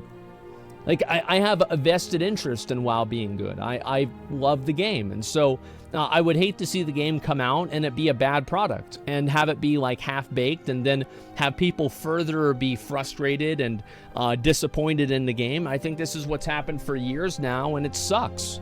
So yeah, 100% I'm stressed out about it. I mean, is it a big deal? No. I mean, if it doesn't come out and it's bad, then that's life. But I still would be unhappy about that. I wish people would just move on. But why? Why can't people be hopeful about something that they want to enjoy? Like, what's the problem with that? I don't understand it. Yeah, move on from what? Yeah, people like the game. Yeah, WoW existed. That's how I feel. I feel no disappointment. Everyone's expecting a half-baked project. Yeah, it's the hope that gets you. Yeah, I mean... The thing is, realistically, do you think they'd have to execute a WoW 2? I think that they probably have to do WoW 2 at this point to really get the game back in, like, the minds of an average person. Yeah, I definitely think so. I don't have to wait around for WoW to be good. Got plenty of other stuff, great stuff to play. Yeah, and that's the thing. Is like, if Dragonflight isn't good, it doesn't really matter. We can play a bunch of other games instead. It's not that big of a deal. But I do want the game to be good. Of course I do. The game hasn't been good for 7+ years. Can be hopeful, just don't be disappointed if this shit happens. I am hopeful. I am absolutely hopeful. And let's see here. Blizzard's Dragonflight preview and Ion Professions. Okay, I haven't looked at this at all. And so I'm going to go through some of the... Holy shit, this is a lot. Oh my god. They put all of this out? Blizzard released a Dragonflight Profession preview going over crafting orders, profession specs, and quality. Oh my god. With Dragonflight in full swing, we'll get to see the chance to upload new updated profession system. The system's been designed to provide greater depth and engagement, allowing you, the crafters of Azeroth, to differentiate yourselves and stand out from your peers. You can have crafting orders, profession specializations, and crafting and gathering with quality. Holy shit. Crafting orders are a new way for you to place an order on almost any Dragon Isles crafting recipe using auction house-like interface. The new system will be provided nearly free of charge by representatives of Artisans Consortium. That's nice. When placing an order, there are 3 options that you can set to fulfill it. Fulfill to anyone, guild members only, or a specific individual. Okay, so it's basically... I'm assuming that they have things like this because there's going to be materials that are BOP. So, like, you need to have people that use their BOP materials in order for you to, actually craft with them, right? I think that's effectively what it is. Yeah, that's probably what's going to happen, but I'm not sure. You already see the posting fee on the picture? Yeah, I see it right there. And let's see. Let me go back over here and look at the other stuff too. You also be able to customize the order further by including various optional reagents depending on the recipe, dictating exactly what you want to be crafted. So I think this is, yeah, similar to Missives and Shadowlands. I feel like one thing that New World did pretty well is crafting. And I think that this system does seem like it's taking a pretty good amount from New World. Once you're finished customizing the order, you'll decide on an offered commission for the crafter, pay a small posting fee, and then send it off. Okay, that makes sense. Crafters can view these orders, fill in any missing reagents, and then craft the item. Okay. Profession specializations. will allow you to specialize in your primary crafting and gathering profession once you've reached a high enough skill. You'll earn profession points through various activities and get to spend them permanently to improve different areas of your profession. So, like, what this reminds me of is it reminds me of the fishing rod in Legion. Do you remember that whenever you would fish with the fishing rod and then you'd get enough fish and you could like get different traits for your rod, so you could like swim really fast or like walk on water or like get a better chance to like fish up an entire pool in one cast? And I actually thought the fishing rod in Legion was really cool. So I'm glad that they're trying to do this more. Yeah, the Underlight Angler, that's what it's called, I think. This will be one of the main ways you can differentiate yourself from your peers. There'll be many areas of each profession to specialize in. More to come in this feature a bit later. I'm curious to see whether it's going to be like you can get all of them if you take a long time, like New World, or it's like WoW, how it is now, and you can only have like one profession specialization. You guys remember back in like in like BFA, or not BFA, sorry, BC, whenever you'd have like armor crafting and like weaponsmithing, etc. That's kind of what it's going to be. I'm not sure which one it's going to be. New to World of Warcraft is concept of quality crafting, both for crafted items and many gathered reagents. This is not to be confused with rarity, which will remain unchanged. Crafted equipment will have 5 levels of possible quality, while many other crafted and gathered items such as potions and ores will have 3 levels of quality. For crafted equipment, quality will primarily mod item level, with each level of quality increasing it by a small amount. So it might have 270, 272 at the different quality levels. The goal is to have quality matter enough for it to be worth it your effort to achieve higher qualities without having all the gains be so large that the lowest quality versions don't feel worthwhile. Well, can you determine, yeah, is this honing? Like, what is this? For crafted items such as consumables that have quality, the effects of quality are a bit more varied. For most, the higher quality will result in a more powerful effect, but in some cases, it might come in other forms of variation, such as longer duration, more charges, etc. Note that there is an expectation that low-quality versions of these items will sell for less, but this will provide a niche for those who don't want to spend a lot of gold and will be able to make use of the full suite of crafted items. It will also be cheaper to craft lower-quality versions of these items for a variety of reasons. For reagents that have quality, increases the inspiration. Oh, for reagent, the quality value will serve as a major input into the crafting. Crafting with higher quality basic reagents will provide bonus skill when crafting the item. Finishing reagents are a new type of reagent that can be used to improve aspects of the crafting process. Increasing skill or increasing stats, for example, higher quality versions of these will have stronger effects on crafting. I don't have a problem with the quality stuff. Okay, all right, here we go. Determining quality. Lastly, please note that not all gathered reagents will have quality. The primary gathering professions of mining will have quality, as well as reagents. Other reagents, such as meat, cloth, and fish, will not. When crafting an item, there are 2 main elements of note. The recipe difficulty, how hard it is to craft a recipe at a higher quality. Recipe difficulty will change whenever you include optional reagents, which can modify it up or down depending on the effects. Your crafting skill is determined by your base skill and professions, but can be modified by a variety of factors. So, like, as you craft your item, there is a small amount of randomness added to your skill roll to represent the natural variation in your crafting execution. In addition, if you have any inspiration, the new crafting stat, you have a chance to become inspired, gaining a significant amount of bonus skill during the craft. It means you may do better than you expected, but never worse. In the end, your final crafting skill will be compared against the recipe quality. If that skill is higher than the difficulty, you will craft the weapon at the item at maximum quality. Otherwise, the quality will depend on where your skill falls comparatively. What do you guys think about this? Yeah, how do you guys feel about this this whole situation here? It's RNG. It is certainly kind of RNG. It's pay to win. I mean, it depends on like what the chances are.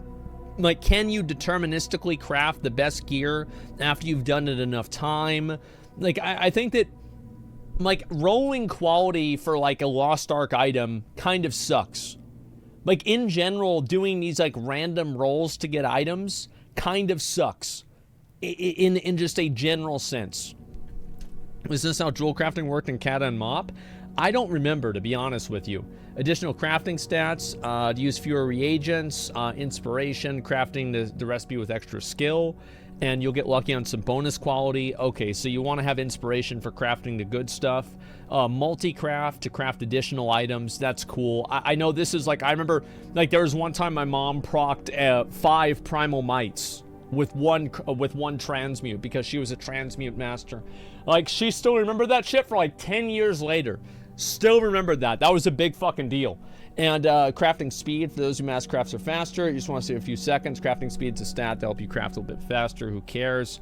Quality philosophy. Okay, this is really what we need to know about.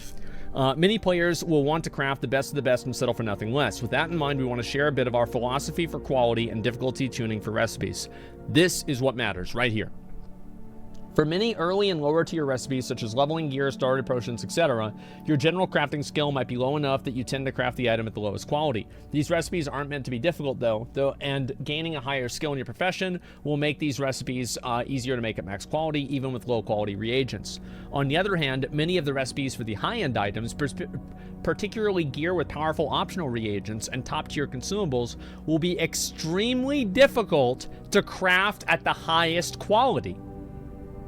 In fact, the goal in these situations is that only the best of the best can make them at the highest quality, and only by using every tool at your disposal, which means in practice that if you wanted to craft the most difficult recipe at max quality, for example, a chest with an item level equivalent to mythic raids, yes, that will be possible. You will likely need to fully specialize in crafting that type of gear, use all top quality reagents, and use the best profession gear that you can find.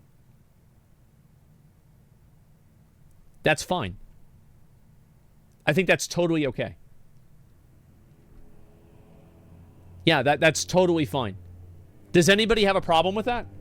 Because the only thing, on top of that, you would either need to get lucky with inspiration or use valuable finishing reagent that boosts skill to guarantee the item is crafted at top quality. That will take the contribution of many skilled crafters and gatherers, as well as some luck from extra resources to make these items the best and highest quality. The goal here is to make sure crafting the best of the best, or having it crafted for you, will be no small feat and one to be proud of. We also want to emphasize you will never need to rely on luck. Luck can be much help to you if you want to focus on inspiration, but it's never necessary. That's really good. Like, so this is the way that I think it's going to work, right? And so let's assume that we have like the crafting bar, okay? So this is the crafting bar, and we're just going to use, let's see here. I don't know why it always defaults to the really big font. Let's see. 500 eye level. And this is going to be 600 eye level, okay? And so we're just going to look at New World, for example. So we're going to go ahead and make a few of these.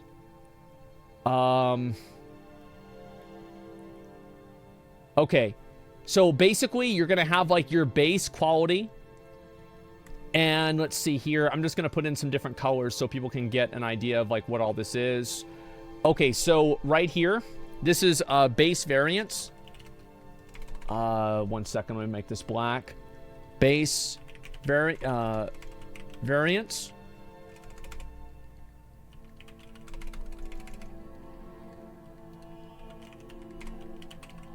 Base variance. Okay, good.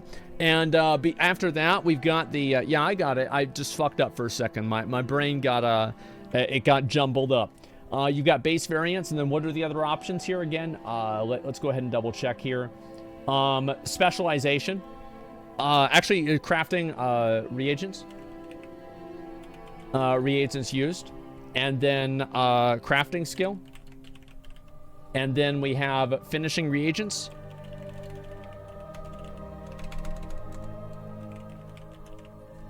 And then we have gear. Crafting, so that was me, not you. Crafting gear. So if you have all 5 of these, you will get to 600 eye level every time. I actually think this is a good system. Is there anybody who thinks this is a problem? Yeah, I think this is a good idea. Because the one time, this is fantastic. Yeah, this is perfect. Yeah, I love this. So basically in like New World, it's like the difference whenever you're crafting with like Orichalcum or crafting with Asmodium, for example. So like Orichalcum is like, it's like in classic WoW, like think of Orichalcum as like thorium, and then think of Asmodium as Arcanite bars. So if you're crafting with Arcanite bars, you're gonna have a much higher base item level. But if you get enough of those bonuses together, you're gonna have a extremely high crafting chance. Because I think the main thing that a lot of people were worried about whenever I first started this, and correct me if I'm wrong, we were worried that quality meant honing. We were worried that crafting meant honing. Am I right about that? Like, that's what my concern was. Yeah, a good system, exactly. Dragonflight's good. Do you think it'd be a good time for someone to come back? Yeah, it's always a good time. Like, the pre-patch is probably the best time to come back and play the game. That's always been my opinion, is that during the pre-patch, that's whenever things are really popping off. Everybody's having fun. People are playing the game, enjoying themselves, and that's what I enjoy the most. So, yeah, you can buy mythic level gear. That's okay. So, like, if you can buy... Here's the thing. You can already buy mythic level gear. You just buy a boost. That's it. You just buy a fucking boost. So is it a good idea for Blizzard to make the game worse because of some arbitrary, oh, but you can buy mythic gear? You could already do that. That's it, man. Did you watch the Bellier video yet? No, I will watch it after this, okay? I will watch it after this. Some reagents are BOP, so you can't buy mythic gear. My understanding would be that they're BOP to the crafter and not the person requesting the craft. Isn't that right? I don't know. I guess we're going to have to see. Yeah, it's for the person. It's both. It could be both, actually. You know, like that would actually be really cool if it was both. And so let's read the rest of this, okay? We also hope this means that crafting the very highest quality items turns out to be very lucrative, while also being something that a large guild could coordinate and do on their own. Phenomenal. Please note that the goal was not to have high-end gear cost anything remotely approaching the cost of top legendaries and Shadowlands. In general, we don't expect the base reagents to be nearly as expensive, and most of the effort to become highly specialized will be through play, not spending gold. Even if for a time, the only players that can make the best items to the highest qualities, getting an item crafted at lower quality will be much more attainable. Lower quality items will only be slightly less powerful in contrast to tiers of Shadowlands legendaries. Finally, you'll be able to get lower quality equipment recrafted to higher quality later on by a more skilled crafter for minimal reagents. That's cool. Profession skilling philosophy. Okay. This is like the philosophy on it is what really matters. Like what's actually in game doesn't really make a difference because that's going to change.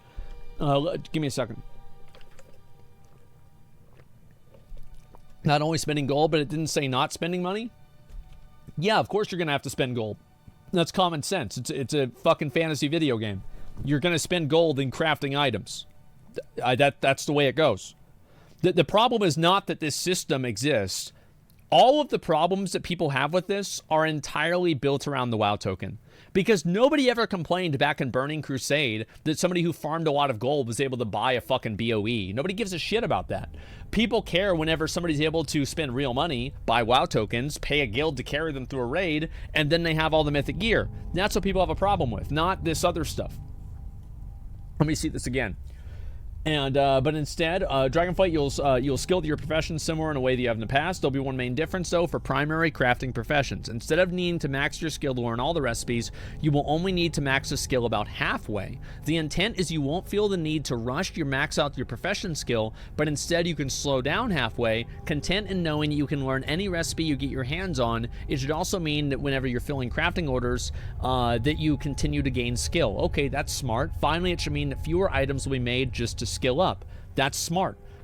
Yeah, having like 1 million of the, remember like those little fucking cataclysm trinkets, those like the fucking ghost iron dragonling or some shit, and you would see 1 million of these on the auction house and nobody would ever buy them.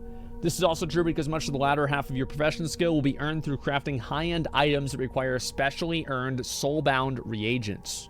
Since it's an individual crafter, you cannot earn enough on your own gear to max out your profession. You will often need to fill orders to maximize your profession skill.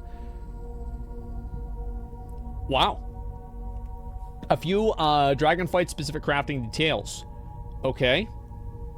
Up to 5 of these crafting pieces can be equipped at once, with a two-handed weapons counting as 2. Okay. So you can have effectively 4 or 5 if you're using a weapon or not. All of them can start in an itemable range in your normal raids, increasing with quality through earned optional reagents that can be brought up through heroic and even mythic item levels, making them competitive with the best gear that you can find.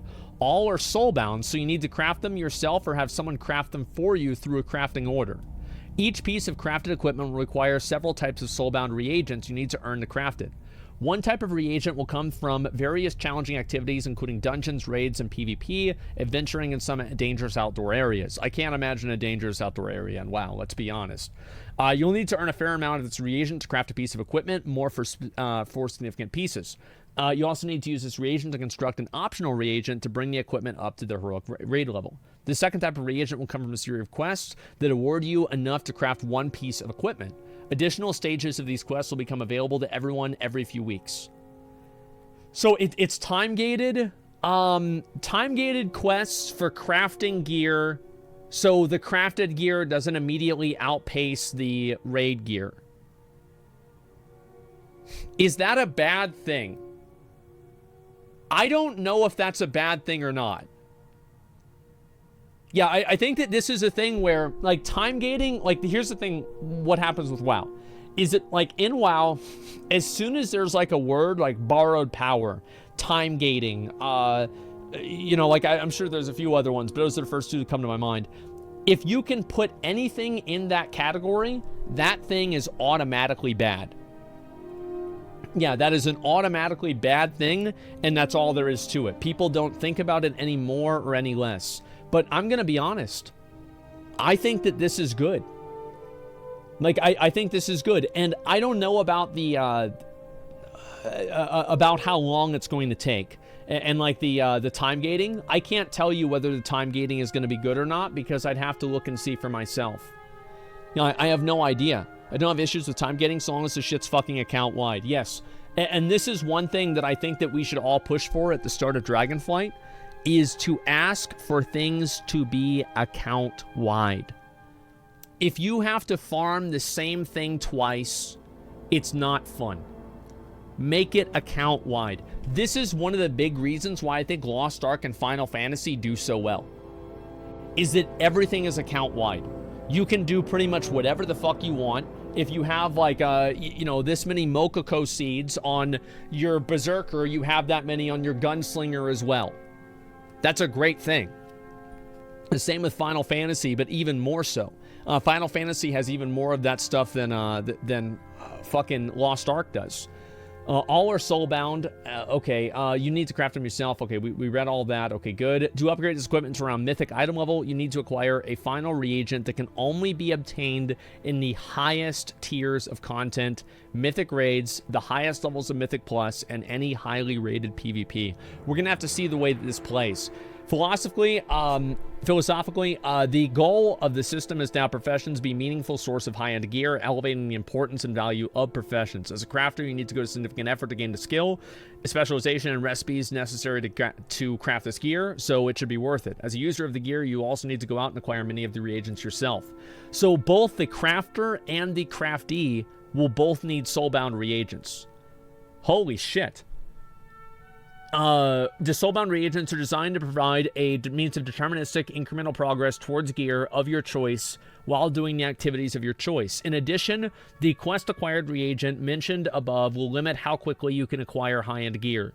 This will prevent it from being overwhelming the other sources of gear while giving you the freedom to choose from where and how quickly you want to acquire the other reagents. This is good. Yeah, this is all good. I'm glad about this. All right, fuck yeah. Does anybody actually like crafting in WoW? I think a lot of people enjoyed crafting and things like in vanilla WoW. I thought crafting was really cool. How, like, in some areas you had these places that, you know, people that could craft stuff and other people couldn't. I thought that was great. Yeah, this is a very good thing. More gear only available for 1% of players. No, I think that you can craft this gear at a lower level, but I don't think that a person that's not doing any challenging content at all should not expect to craft mythic gear. Like, if you have that, then there's going to be nobody doing the mythic content. Because why would you do mythic content? Like, here, why? Simple. If you took... Well, it's actually even more simple than that. I think you should get better gear for harder content. That's it. Period. Now, there should be a ceiling to that. And I'm not saying the ceiling needs to be beating Mythic Jailer with, like, you know, no nerfs on the boss. No, I'm not saying that. But I do think that this is a general thing that harder content should give better gear. This is just some crazy, weird idea I cooked up in my head, you know? But yes, I think that's absolutely what should happen. Shouldn't the motivation for doing content be the content itself and not the accessibility, not necessarily the gear? Yeah, so how many people, like, what percentage of the population do you think would quit mythic raiding if you took out the gear? What percentage?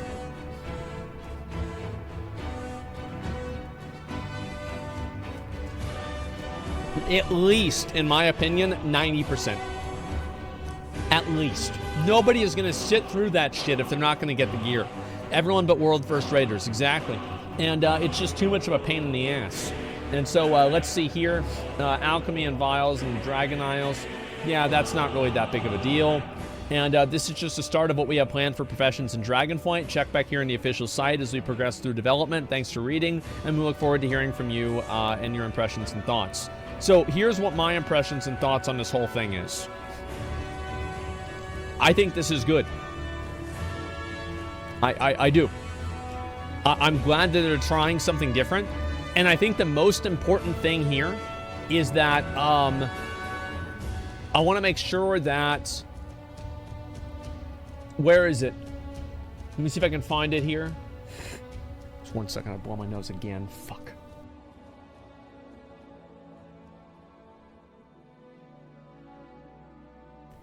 At least it's not pizza this time. So yeah, anyway, you missed the cool new flasks. Well, the flasks are like whatever. It's not that big of a deal for me. The main thing that I think is a big deal is the fact that you can put all of these things together and remove luck from the equation. Do you also want to emphasize that you will never need to rely on luck? This is the sentence that makes the entire rest of this post good. Because I don't want to sit around rolling quality. I already spend 1 game doing that. I don't want 2 games rolling quality. It's fucking annoying. It's a slot machine, and all it does is it's just a function of removing resources from the economy. It's fucking annoying. Yes, it's Lost Ark. All of the things, and you guys have to admit, I understand there's a lot of people that are skeptical about Dragonflight. And you know what? I'm still one of them. But to an extent, guys, you have to admit, a lot of this stuff is pretty fucking good. This is pretty fucking good. I'm happy about this. I really, really hope that it continues. It's a start. It is. I project that we are not WoW will not be good for at least 2 more expansions. Because they simply cannot make enough changes in the game to make it better in just 1 expansion. You're always positive about the release of the new expansion? That's not true. Whenever Shadowlands was coming out, I told everybody I was excited to play it, but I thought Covenants were fucking stupid. I felt like I was more doom and gloom about Shadowlands than like anybody else. Yeah, if you go back and watch, like, I was very negative about Shadowlands. I thought it was garbage. BFA 2? Yeah, I thought BFA was going to have problems, but it was mainly Shadowlands. And Preach. Preach was another one, too. So I don't think this is, I don't think that's fair to say. I've been very, very outspoken about it. But here's what the problem is. And this is a video that a lot of people have linked me and they've wanted me to watch. And we're going to watch it. Because I think we all know what he's going to talk about. We all know what he's going to say. And I agree. You said Covenants would suck, and they did. Imagine this. Imagine how good Shadowlands would have been if each of the covenants was their own independent reputation that you could grind and farm simultaneously. You could do the Abomination Factory. You could do the fucking Garden. You could do the Halls of Valor, whatever the fuck it was. You could do all of that stuff if you wanted to, or you only had to do one of them. Like in Wrath, yeah, they were just different. Like it would have been, like now that 9.15 is out, and like I'm going through and I'm doing all these professions and like all these other covenants to get the achievements, I realized how much time I've spent doing this. Like how much time, like this would have been such good content at the beginning of the expansion. I just hope they keep listening. That's all. Yeah, I just hope they keep listening. Hopefully that's what happens. Do that cost too much money? It didn't cost them anything else to do that. Yeah, once maybe, exactly. Extra OP abilities from covenants ruin the game, so unbalanced. Who cares? I don't care about the game being super hyper balanced. The thing is, like, I think that it's bad for a game like WoW is so diverse that you're never going to have perfect balance. And I think that anytime you do, it just gets boring. I think the better option is to continually nerf and buff things and add things into the game that shake up the meta. Obviously, it's important to have to where there's like some degree of balance, right? Of course. But making things hyper balanced is just not really a good idea. It's really hard to do. It's probably a waste of time, and it's kind of boring. That's the way that I see it. And talent trees look insanely good. Yeah, I mean, this is great. The meta is really unhealthy right now, and that's what can happen. Who's calling the shots in the whole Covenant thing? Can't be Ian, surely? I have no idea, but whoever did it was a fucking moron. All I'm saying is that if Shadowlands had listened to all of the feedback, and if the game had released in 9.15 state, I think that the expansion would have been received in a much better way than it is now. Even though the game is in the same place right now than it would be then, it still would have been received way better. Because I think what people really resent with Shadowlands is the same thing they resent with New World. The intentional wasting of their time. The intentional taking their time and putting it in the garbage. That's why I see a lot of people that are resentful and negative about it. Yeah, I mean, that's massive. Yeah, people feel like they were taken advantage of and they were fucked around. Let's go back over here. We're going to watch this video. This is a very important video. Here we go. Just like New World. Yes, if you don't respect a player's time, the player will not respect your game. The irreversible corruption of WoW. Massive imbalance causes issues and makes players what they don't want to play. You should never have a situation like vanilla WoW where people can't, like, it's okay if a certain class isn't super good in PvP if it's good in other stuff, and it can be good in PvP in like niche situations, but you should never have something like Classic WoW where certain classes are just like infinitely weaker than other classes. Like a Ret Paladin's never going to do as much damage as a Fury Warrior. It's never going to be close. That shouldn't be the case.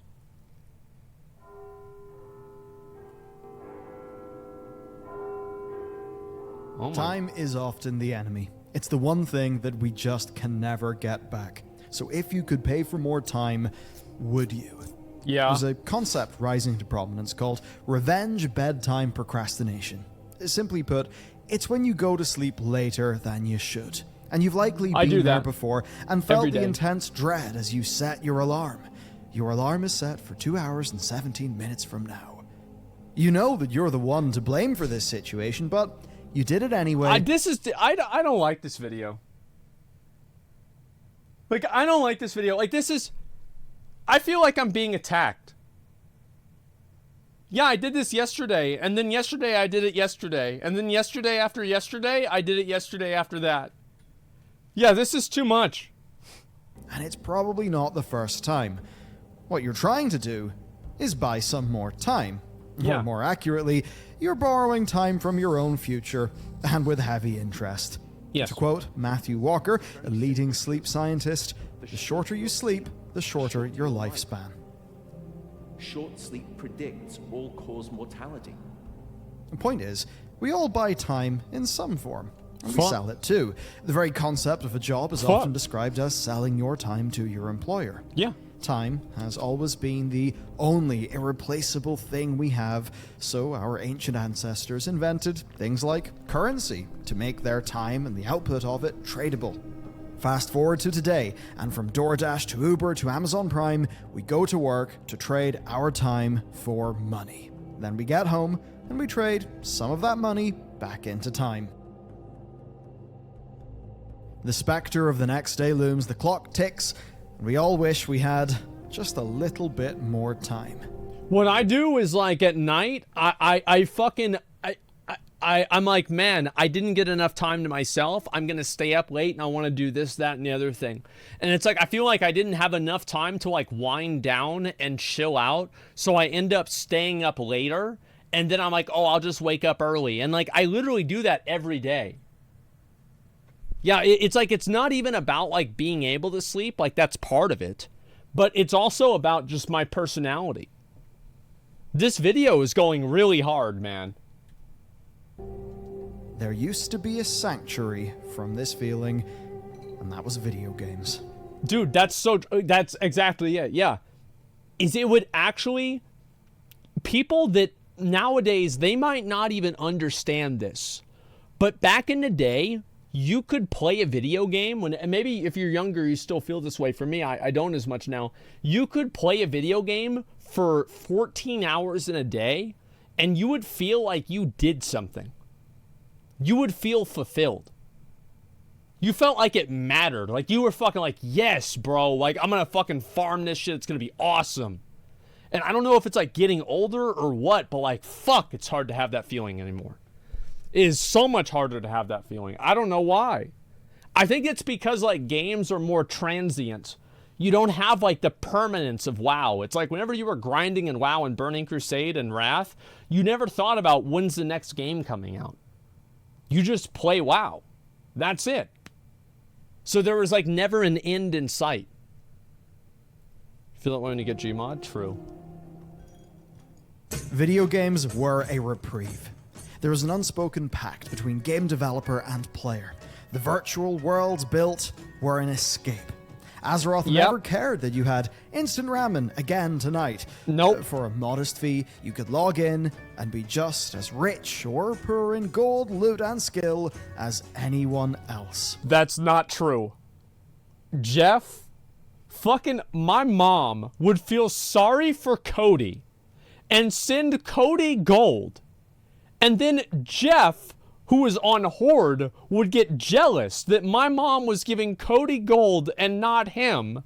So she would get on Cody's account and then put up auctions on his Horde account and then buy out his own auctions on, like, the, what was it, on the fucking, the different faction auction house, right? Like the Goblin auction house. So we could take Cody's gold that my mom gave to Cody and give it to himself. And then I confronted Jeff about it. I'm like, why are you doing this? And he's like, it doesn't matter. Your mom will just give him more. Yeah, she'll just give him more gold. It doesn't even matter.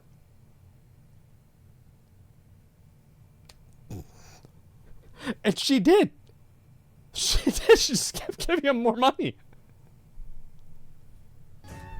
There were a handful of MMOs around, and about 20 years of RPGs before them, but WoW just hit differently. It did. Azeroth had so many ways for you to spend time and get rewarded for it, mirroring the real world, but on a more enjoyable scale. Amid all the exploration and adventure, you could even build virtual skills and do virtual work. I actually think that it's more than that. I think that one thing that people learned in MMOs, I learned a lot of people skills from MMOs. And I don't think that I'm the only one. I think a lot of people did. Like I learned how to get along with people. I learned how to talk to people. I learned how to deal with people that I don't like. I learned how to be on a team. Yeah, I absolutely did. That explains it, yeah. Absolutely. I learned more about business and WoW than I did from business school. Like, spend a few days of your time working on your herbalism or your alchemy, and then sell the results to somebody for some gold. Man. Windows 95. It was a genuine virtual world, with its own economy isolated from reality. Every player left just as much of their lives at the login screen as they could, and that included their wallet. As long as the barrier between the real and the virtual held up, the World of Warcraft would stay the place to do some satisfying virtual work. I think that's the thing, is that like a lot of people, especially back then because we were younger, the investment of time was value. It's like if you looked at somebody who had farmed out like the Winter Spring Frost Saber or had like 20,000 achievement points, it was a really big deal, right? But nowadays, it's like, I think it's because a lot of people are older now and they've gone through that. But like it really was really not fair back then either. And I think this is important to keep in mind, is that if it was somebody like me, I could afford to play WoW 15 hours a day. If you have a job and, 3 wives and 9 kids, you're not going to be able to play the game as much. So it was really just a different set of privilege. Does that make sense? But like the different set of privilege was a reprieve from reality. So like it was a massive reprieve because you went and you could now be on the same level of somebody that had a bunch of money or anything like that because you put in more time or you could put in more effort. You see kind of what I'm saying here is that like it was a different level of privilege. It wasn't like an everybody was equal thing because everybody was never equal because people aren't equal. There's a million different things that separate people. A true meritocracy. It is a meritocracy, but it's a meritocracy that's in the context of people that enter it in different, in like different circumstances. But it just could not last. There was one crucial flaw. Boostocracy, yeah. Time is money, friend! And the more you grow, the more you'll be able to learn more of both. Yep. If you can combine skills that are not often found together, you'll be superpowered. Skillshare, today's sponsor, is your gateway to this. And the first 1,000 to click my link are going to get a month of Skillshare Premium for free. Oh my god, bro, I was so like close to it. Game development skills and the Unity engine. But I want to talk about general productivity. Of course. It's a complete superpower. It is a score multiplier over all that you do. Ali Abdal is one of the best examples because he, a fellow World of Warcraft player and self-confessed waste man, has managed to grow a wildly successful business here on YouTube and off platform as well. He did so using skills and lessons that he will teach you on Skillshare. Whether you are like me... Oh no, productivity is super important. Like efficiency, like for example, all of my characters are Necrolord. Because I need to get, it's faster for me to do the Necrolord emissaries if I am Necrolord, so I can turn them in to get eggs to get the Necro rays. So like, yeah, 100% like efficiency, you can work smart and you can save 100 hours, or you can work hard and you can spend an extra 200 hours. And wanting to do a bit better at work, or perhaps you're a student who wants to nail their exams, Ali has you covered. Especially his Productivity Masterclass. It's one of the all-time greats, straight up. So get access today. The first 1,000 to click my link will get a month of Skillshare Premium for free. Hell, he'll even teach you jazz piano as well.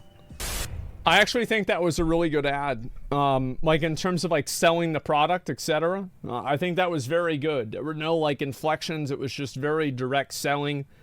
And like, it's the thing is that a lot of people are very bad at selling their ads. Like they're always very bad at selling sponsors because they don't sell a sponsor with a value. Like people aren't going to spend money if they're not getting value. There's a problem with this concept of a virtual world. Gold has no direct real-world equivalent, but time does. When you sit down to play, you are turning your real time into virtual time in-game to get virtual progress. There it is. In World of Warcraft, everything that might be called progress is bought with time. Farming gold takes time. Getting a dungeon group together takes a lot of time. Sure does. Raids, even more. At the end game, time is the only solid barrier to progress thanks to those weekly lockouts. Yep. Yes, there are elements of skill, but lots of in-game walls can be climbed if you just had enough time. Even all the way back in vanilla, there were ways to trade gold for more time. flight paths, mounts, and the incredible player economy filling the auction house with more powerful gear and consumables to make Well, it's simple, right? You buy things with gold instead of farming them yourself. I mean, that's opportunity cost 101. Leveling and playing just a bit faster to feel more powerful. Mm-hmm. At least up until the end game, with of course BOP gear keeping things sort of fair. For the most part, if you wanted the best, you had to earn it yourself. Fast forward to today, and in both Classic and Modern WoW, boosting of all kinds has become an extremely prevalent phenomenon. Judgment of the practice and its effects aside, buying boosts is easily the most time-efficient way to play the game. You effectively trade gold for a VIP pass to dungeons and raids. You get to join a skilled and geared group. What a world. Whatever you want, with guaranteed frictionless gameplay, a fast clear, lots of XP, whatever gear drops, it can all be yours. Luck, skill, and time no longer matter. What matters is the size of your pouch of gold. And boosting isn't the only prevalent way to spend gold for efficiency. With Classic's return, GDKP runs became a common fixture, more common than they ever were in the past. I don't know about that. I remember back in Wrath, every fucking raid that we did was GDKP. And like in Cataclysm, I ran GDKPs all the time because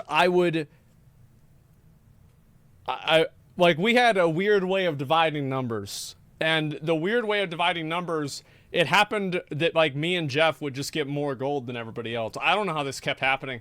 But like, yeah, it was just like the way the numbers come up and then like, you know, the accounting for it and, you know, like, oh, the big item, like, oh, well, we forgot about that. Put that one on the list. So like, yeah, it's like me and Jeff just split the rate. It's whatever. Oops.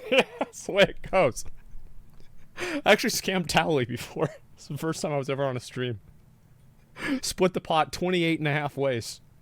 There's only like fucking 20 people in the raid. In some cases, the majority of the administration pugs. And the idea is simple.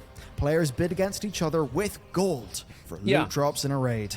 The highest bidder gets the item, and their gold goes into a pot that is then split between everyone else at the end. In Wrath. This is generally a group split between two groups. Number one, boosters, who are there to help clear while selling their weekly lockout on boosting. Oh my god, I forgot that I even did this.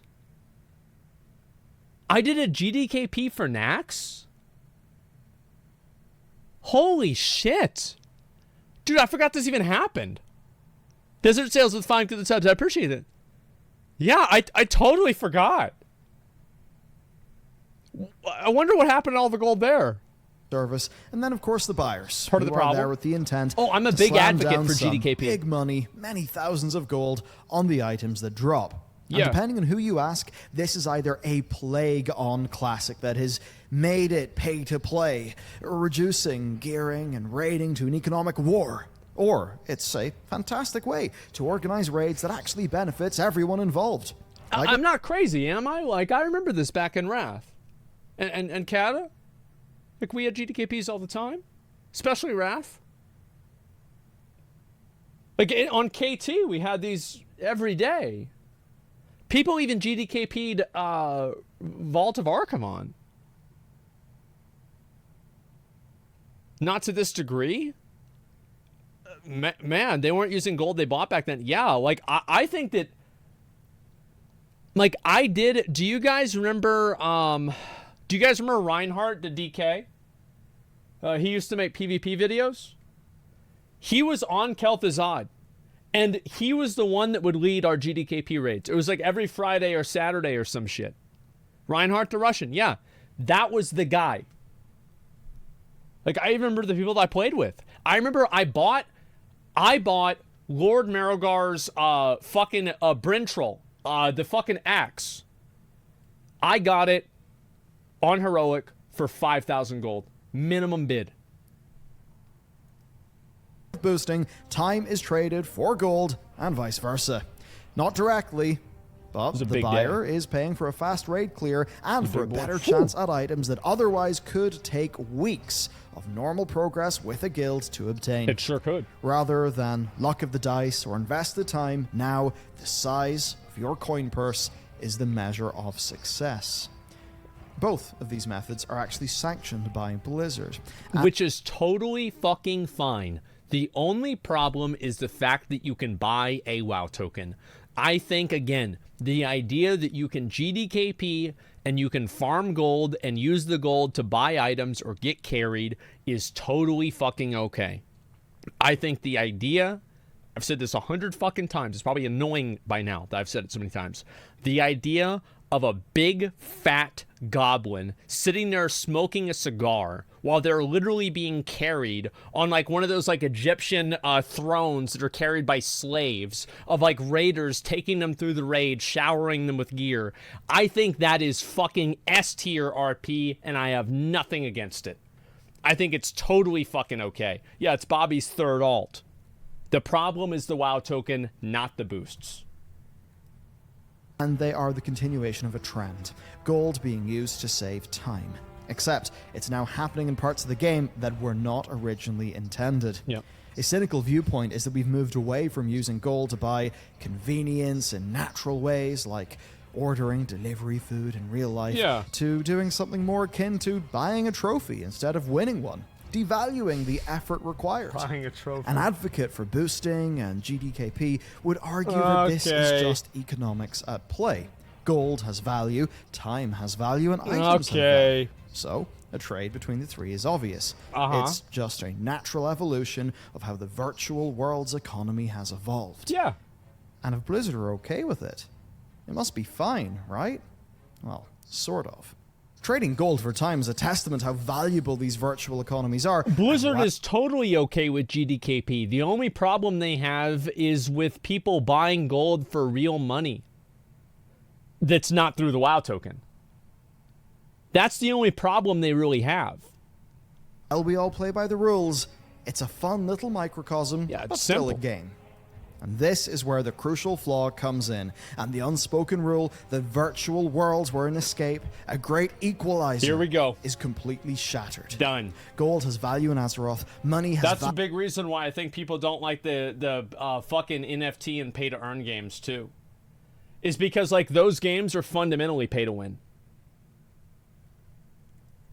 Value in the real world, and time has value in both Azeroth and the real world. So trading money, a function of our limited time, for gold, also a function of time, was inevitable. The secondary market exists. As long as these games are developing economies with robust Bro, currency. like, when did this video come out? Like, fucking 20 years ago?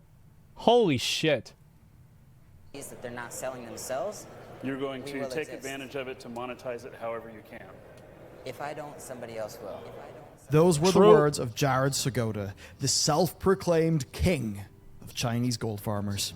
There it is. He claims to have been a key figure in connecting Chinese gold suppliers to the rest of the world's sellers. Smart. Dropping the price of gold substantially by relying on cheap foreign labor, much like with chocolate, coffee, or call centers. He, of course, was making a lot of money for his trouble. And for those exploits, Jared eventually ended up on the Forbes China 30 Under 30, founding the games company that's responsible for League of Angels, and is now the CEO of a blockchain gaming firm. How could anybody have ever guessed that transition? Wow. A guy that used to sell gold with Chinese gold farmers is now running a blockchain game. How could this have ever been predicted? How could we ever know such a dramatic change of events would occur? Didn't see that one coming. By the time Wrath of the Lich King was wrapping up, Jared estimated that MMO, real money transactions, was a multi-million-dollar industry, and that 90% of it... I bet right now, with just MMOs, it's at least 50 million. Probably 50 to 100 million. ...was World of Warcraft. Blizzard were not exactly happy with this, because it risked their players' accounts, made their game unfair, and ultimately went against that unspoken rule.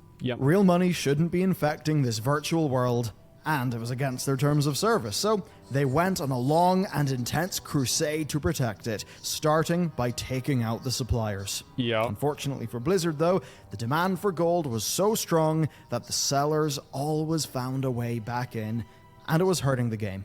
Well, it's also because, like, if you remember what it was really like, Blizzard didn't put a lot of investment into doing this. They didn't really, like, remember the people that would die? They would have the characters dead, and it would spell the different website names of, like, the orcs that were in the air. Do you remember that? Yeah, with, like, the letters.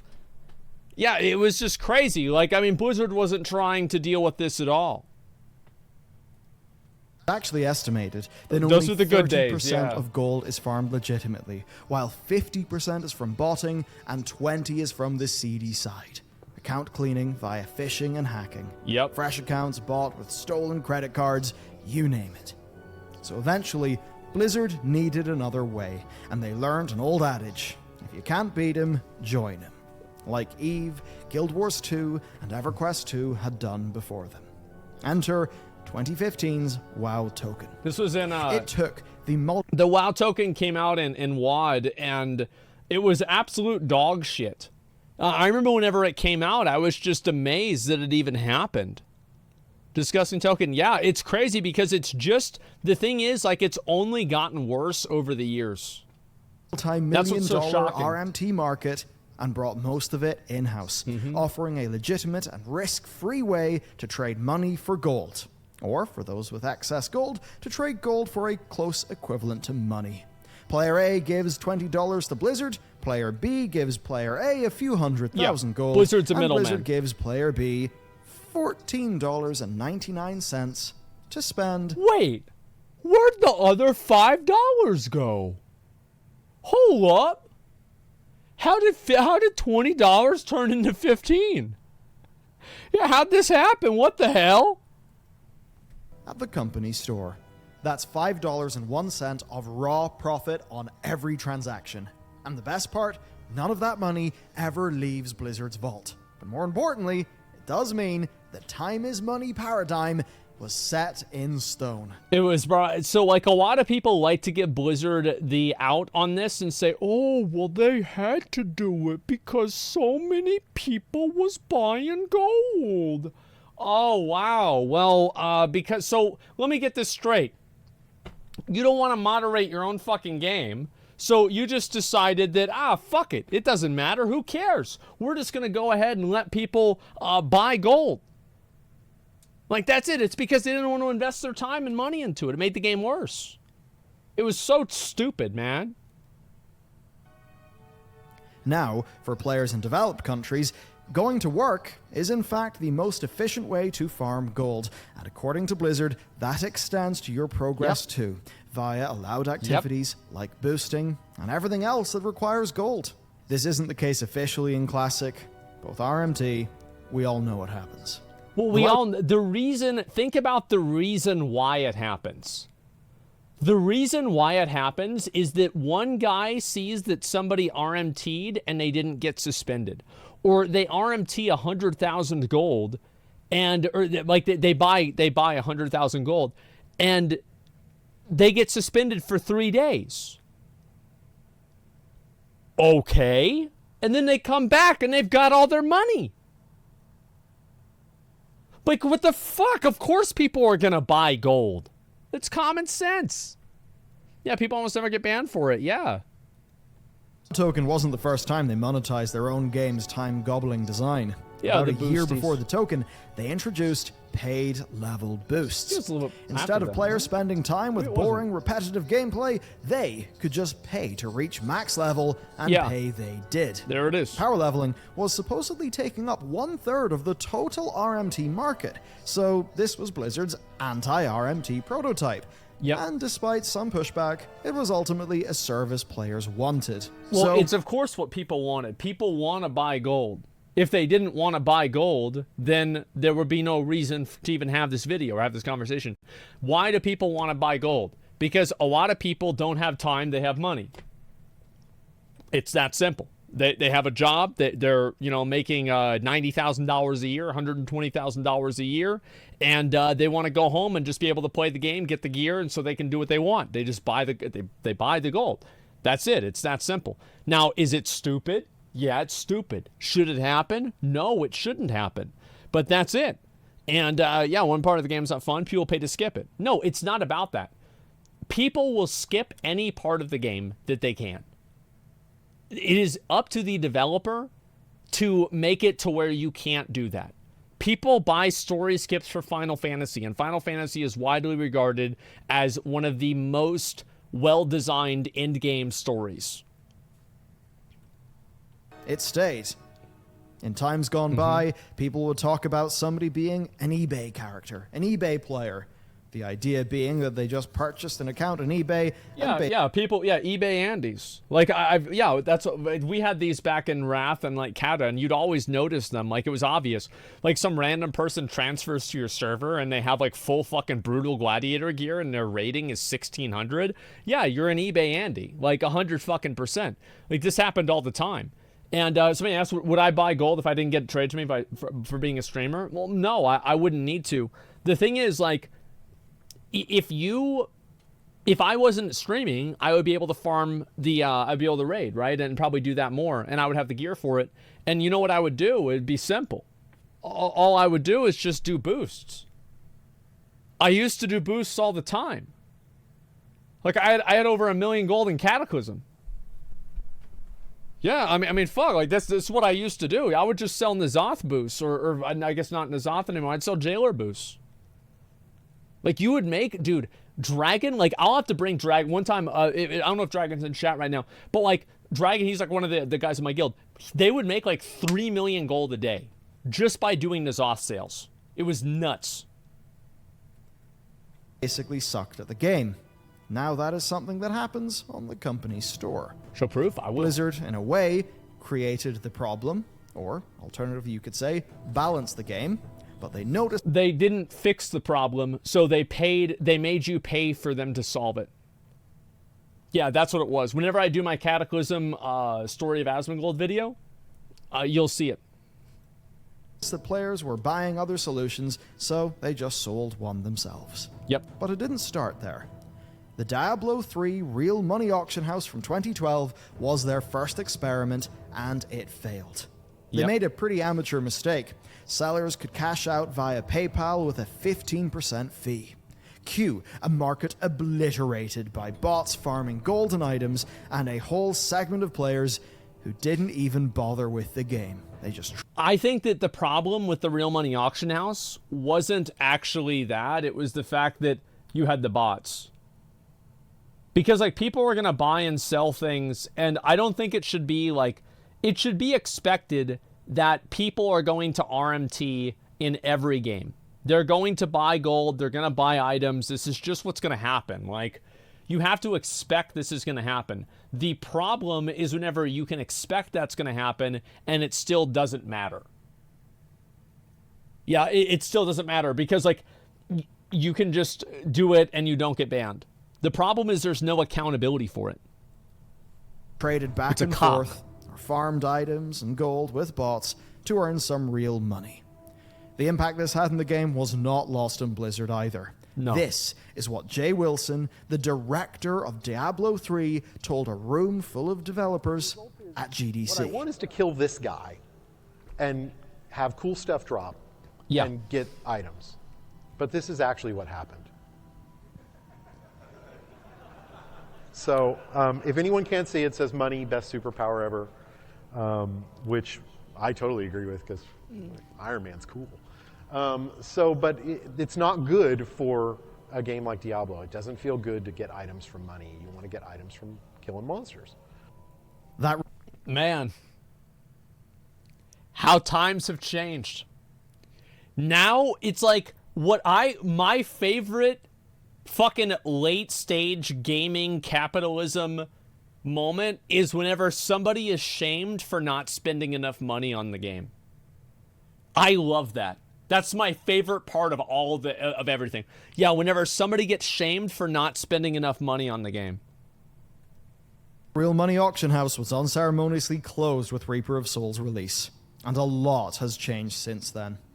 Over 8 years later, though, Jay Wilson's warning has, for the most part, fallen on deaf ears.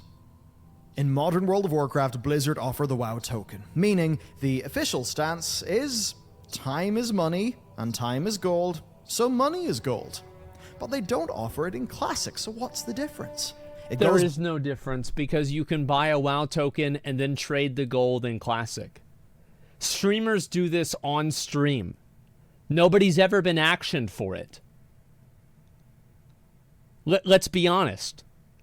Like, like back in, the thing is, back in like 2012, whenever Diablo 3 came out, people still did this. People like, I was even thinking about trading gold for like Diablo gold. Actually, did I?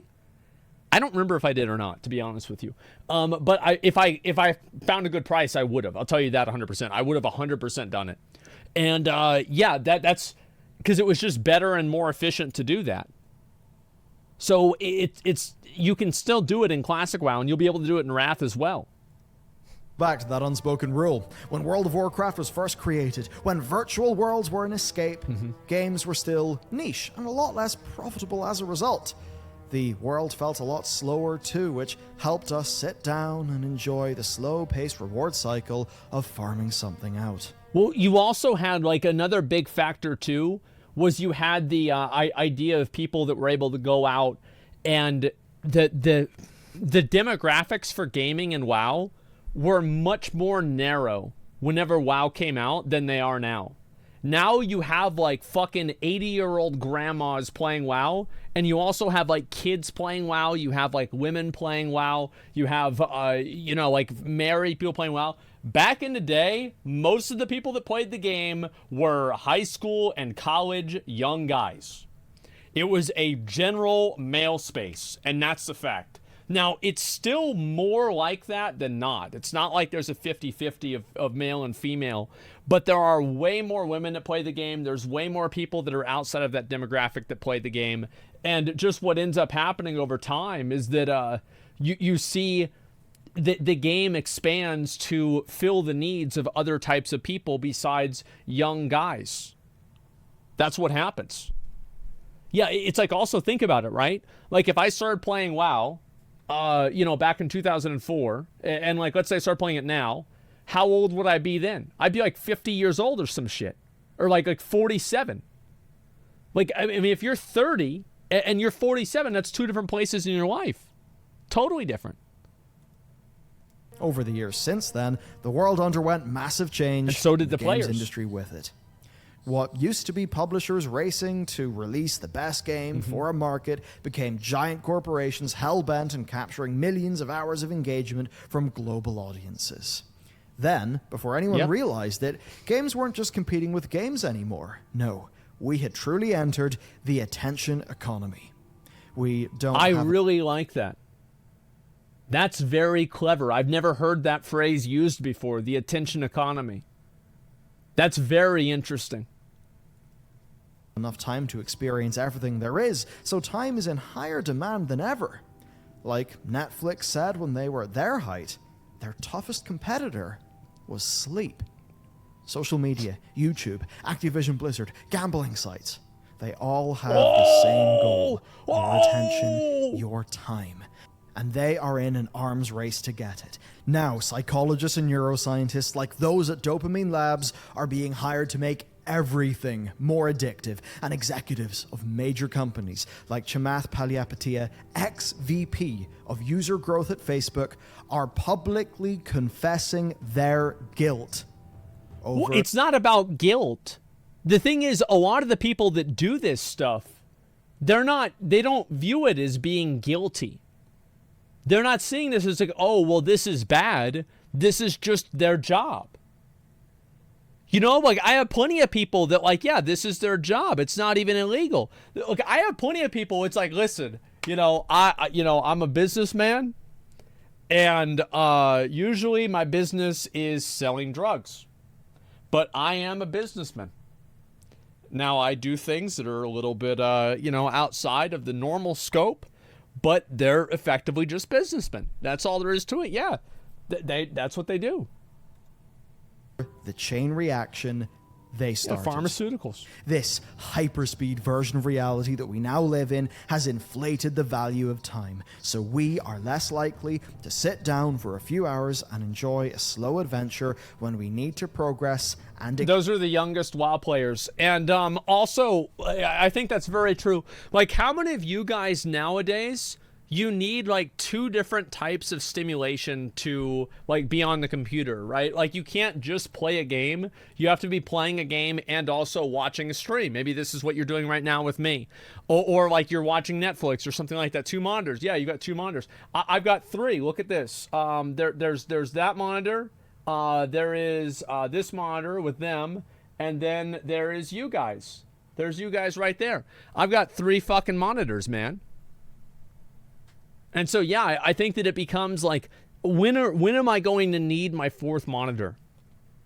You know what I mean? Like, when are you going to need 2 computers to keep up with how fucking neurotic your brain has been turned into? Experience faster. It's a lot. Even modern WoW has been designed to reward you harder and faster than ever before. World quests are bite-sized quests made for rapid engagement, and Mythic Plus dungeons are an infinite slot machine lever to pull. Getting a mount is no longer a slow burn affair with a reputation and a meaningful... Belluar. That shit was always RNG. That shit was always RNG. Like, it was RNG ever since the fucking right off the rip. Now, there were always some mounts that you could farm.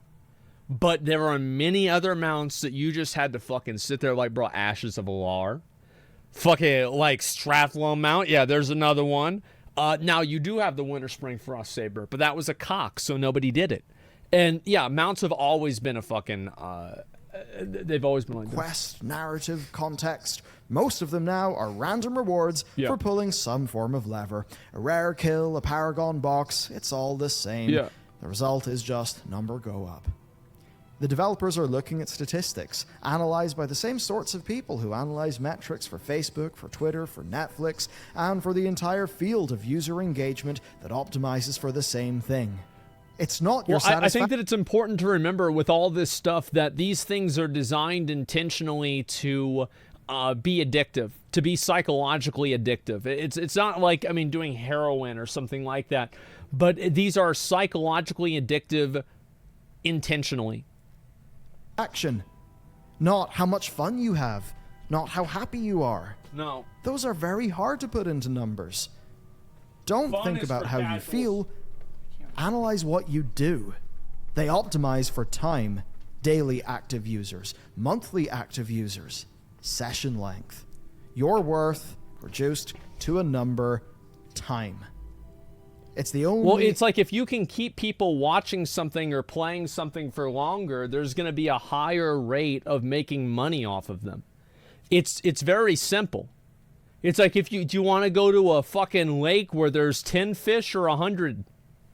Well, you want to go to the lake where there's 100 fish, all other things considered equal. It's common sense. It's a watching stream, yeah. Resource you have, and they measure every second. It was depressing and nihilistic. And now that those who drive the economy have learned how to hold your time that's why hostage, I like it so much. They are turning that time into money. Time, money, you get the drift. Lost Ark might be the best example of the changing tide. In 2022, a PC MMO releases with a clear design that tells the player to their face they can spend money to spend less time playing, and it's met as a game with resounding praise. He's right. He is absolutely fucking right. True and real. After players breeze through the story content, the item level wall shows up and tells players to log in and complete dailies and weeklies on as many alts as possible to get materials to gamble in the homing system to advance. Except, those materials, they can be sold on the player auction house using a currency that you can buy with real money. And a few steps to disguise it. To Smilegate, your money is just as good as your time, and the more... And the fact is, like, Lost Ark is a good game. Like, I do think that Lost Ark is genuinely a good game. I think that that's what's so frustrating for a lot of people, is that there are people that don't like the way Lost Ark's played, right? Like, you just don't like the isometric view, you don't like some other stuff, right? I'm not saying, like, everybody thinks it's great, but, like, I think the general sentiment with Lost Ark is that the people that were criticizing it said, the main thing they said was, I like the game, I just wish it wasn't pay to win. I wish you couldn't spend money in the game. or that other players spend their time, the more you feel the value of spending your money. Yep. Blizzard proved themselves guilty of the exact same thing with Diablo Immortal. It uses almost every trick in the dark grimoire of mobile gaming to funnel users into paying real money to save real-world time. Progress we know all faster, about this. get stronger, all with effectively no limit unless you're a multi-millionaire. Do you spend your time by completing the chores or your money by skipping? I find it really funny because, like, you see all the time, like, every time one of these games come out, you always see people that are spending tons of money, like streamers, and it's not like just it's not like just me whenever I was doing it or like anybody else. Like, this just happens all the time. It's nuts. Bellular whaling, yeah. But the problem that gave birth to Diablo Immortal is just an attitude. The time and money are interchangeable when playing games. They are. And that attitude has long infected WoW. Classic was supposed to be a throwback to the good old days, back when there felt like there was more time, and for many it was. But it has not been immune to today's time is money gaming problem. Cue rampant boosting and GD. Every time, bro, like every time. Listen, it's like, look who it is. Look who's part of the problem. Look at it all. There he is. Here he is again, ruining video games. I can't believe it. Yeah, it's nuts. Listen, I have always been ruining video games. It's not new. The face of boosting, listen, if there wasn't a meta of giving streamers gold, I would be boosting like crazy. I would be coming up with like these like different scam giveaway things that I could do for my viewers to get them to give me gold. I'd be doing this all the time. I hate Asmongold for ruining my favorite activity. All I did this. by RMT. It is insane in Classic TBC. Classic has also been fighting off plagues of bots, farming level gold, 60 hassle-free the economy, and the result is more RMT. The players with the biggest bank accounts now have the biggest pouches of gold, and that means. And the players have chosen this. This is one important factor that Bellular is not talking about. The players chose this goal. They chose this reality. It's not like, oh, wipe this or do this to me. No, players are opting into this. Actual real people, you, me, all of us, we're the problem. We are the problem. Now, Blizzard can solve the problem, and they should, but don't ever forget where it comes from. Yeah, not me. I quit. True. Yeah, smart. But yeah, look at Classic WoW, for example. Everybody was just buying boosts. Nobody was even playing the game. They were just buying boosts. The fastest, they can bid on the most gear, they can progress.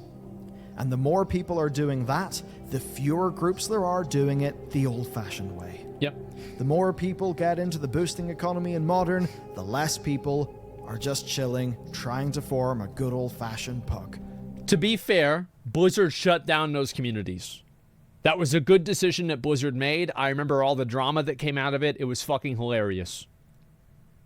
In Modern WoW, boosting is rampant because by design, players feel the constant pressure of time, the consistent ticking of the daily and weekly clock, the rat race for gear, and they know they can swipe to make all the anxiety go away. In a world where Blizzard have done a poor job of teaching people how to play their game, yet have put high-level play at the core of progression, content can be frustrating, so why not buy that VIP pass? Blizzard know this too. That's why the WoW token exists. It exists because time is money. And it's going to get worse. There it is, my man. My man, you know that. You fucking know that shit. It's gonna get so much worse. I'm excited. Like, I'm so excited to see how dumb this is gonna be and how crazy it's gonna be. Like, and I'm not excited. I'm excited in like a... Like, excited to see a crash in NASCAR kind of way. Like, I want to see the train wreck because I'm just curious to see how bad it's going to get. Yeah, I want to see what's going to happen. It'll be exciting. This is where the script has actually ended. And it's where I'm going to leave you with a warning for the future of gaming, one that we should all be rather afraid of. Play to earn is one of the latest buzzwords. It's mostly there in and around crypto gaming. Yes. But there is an example of this that happened entirely within the Battle.net ecosystem. A player with an extreme amount of World of Warcraft gold was able to take their WoW gold, turn it into Battle.net balance, and then buy a hell of a lot of power in Diablo Immortal. That's right. That's absolutely fucking right. And that's exactly what I just said earlier with Diablo 3. People were able to do this. I think that, we should just, again, I have thought about trying to, I've thought about this, right? Is that these games are so bad. I've thought about really sitting down and trying to make my own version of Diablo Immortal and make it even more manipulative and predatory, and then do all of it under an alter ego and promote this game, and then simultaneously complain and bring attention to it on my stream. But people would think that oh wow, it's this terrible game, but it was actually me doing it the whole time. I feel like this is what I have. It's this is what I have to do because nobody's listening. Nobody is listening to me. It's so bad. When's Lion Ted coming to Allcraft? I don't know. Yeah, do it with anime girls? Of course we have it with anime girls. Because you have to, in my opinion, you have to take it to such an extreme that it is irrefutable, that it's ruining people's lives, that it's horrible, it's predatory, it's disgusting, and everybody has to see it. Because until that happens, people are just going to pretend like it's not there.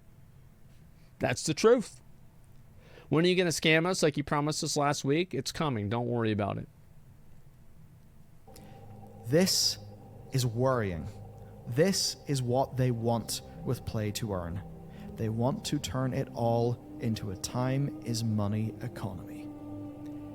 And if that catches on, virtual worlds... Well, no, it's not that complicated. It's because they want to create a world in which people that have money are able to be incentivized to exist inside of the world, because if they do that, then they're going to be able to make money off of those people. You can make a lot of money off an oil prince. You can't make a whole lot of money off a broke college freshman. That's the reason. It's not complicated. Will never be the same again. They will never be the retreat that we all adored in times gone by. By now, you've probably worked out that today's video was a little bit different from what we I love these videos. Make more of these. To be honest, I'd really like to continue making videos like this. This is so We good. have a few things planned on the very earliest days of Blizzard Entertainment, back when they weren't called Blizzard. Things that led to this franchise's existence. There's just so many stories that we want to tell that don't really work in the way that we normally do videos. They're not a Warcraft news video, they're not a lore video. So I appreciate you watching this far. I love something it. That's a bit new. I think this is so good. Or perhaps any stories that you think you'd like us to look into kind of deeply on the game's long history, well, do let me know. I'd love to see what we can do. This is so good, And of course, if you want to support the sponsor, that very much did make today's video possible and makes That's an awesome video. Yeah, I know. Of course, that is Skillshare. I thank them for their support. You can check out Ali's incredible stuff in those links down below. So that's it for me. Hope you enjoyed this. Have a wonderful day, and I'll see you next time. Damn. The Cult of a Dead MMO. It probably got lost. Interesting video. I might look at that. There was actually something about the Riot MMO that I was going to watch today as well. Remember you could buy the Guardian Cups through the shop and sell them on the auction house in Cataclysm? Yes, I do know that. People forgot. I didn't. So yeah, I think this video is great. I feel like the more awareness... there will reach a critical mass, and I hope that the next, massively exploitative pay-to-win game is treated the same as Diablo Immortal. I'm thinking about, what I wanted to do is, interview whales that were in these games and, show how they've just, ruined their life or something like that over it. and show what it's like, because I think that people don't really understand until they actually get to hear it and see it, right? They haven't, though. There are a lot. For every Mega Shield and every Rich Campbell and Shroud, there's 100 Terrys that spent fucking $5,000 out of their savings to get a 5-star gem, and they didn't even get a 4-star. So I don't think that's the case. I feel like, yes, this is true to an extent, but it's not always true. And that's kind of the way that I look at it. But I think this is a good video. I'll read a few of the comments here real quick, and then I'll move on to the next one, okay? And give me a second. I'm a philosophy student. I played WoW for many years. These topics don't let me sleep. Keep up this line of content. Yeah, I love them, man. This is a really important high-level look at how our modern society interfaces with entertainment. Well done. I missed over getting unique mount. Felt like an accomplishment. Now nearly all of the achievable mounts are uninspired palette swaps unless you take a trip to the store. True. Very true. Real life has become an escape from virtual worlds. If gaming continues in this direction, I feel like my life is going to take a 180 where I'll be escaping back into the real world. I'm really tired of people's shitty Twitter opinions and feeling like I have a scammer trying to scam me, selling me things around every conceivable corner.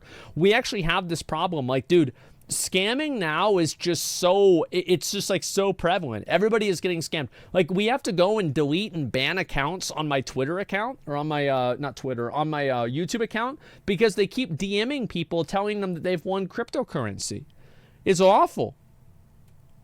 Touching grass, yeah, they're trying to escape back into reality. Reality's even worse, okay? Let's be honest. Well, let's see here. You guys are doing an amazing job holding companies accountable. We need voices like yours in the gaming industry. I cannot disagree with you enough, Anthony. Nobody cares about this video except for people that already think that it's bad. Nobody is going, like, this, like, these videos have been being made for fucking 10 years, 20 years. Nothing's happened. It's because nobody gives a fuck about it until it's actually against the law.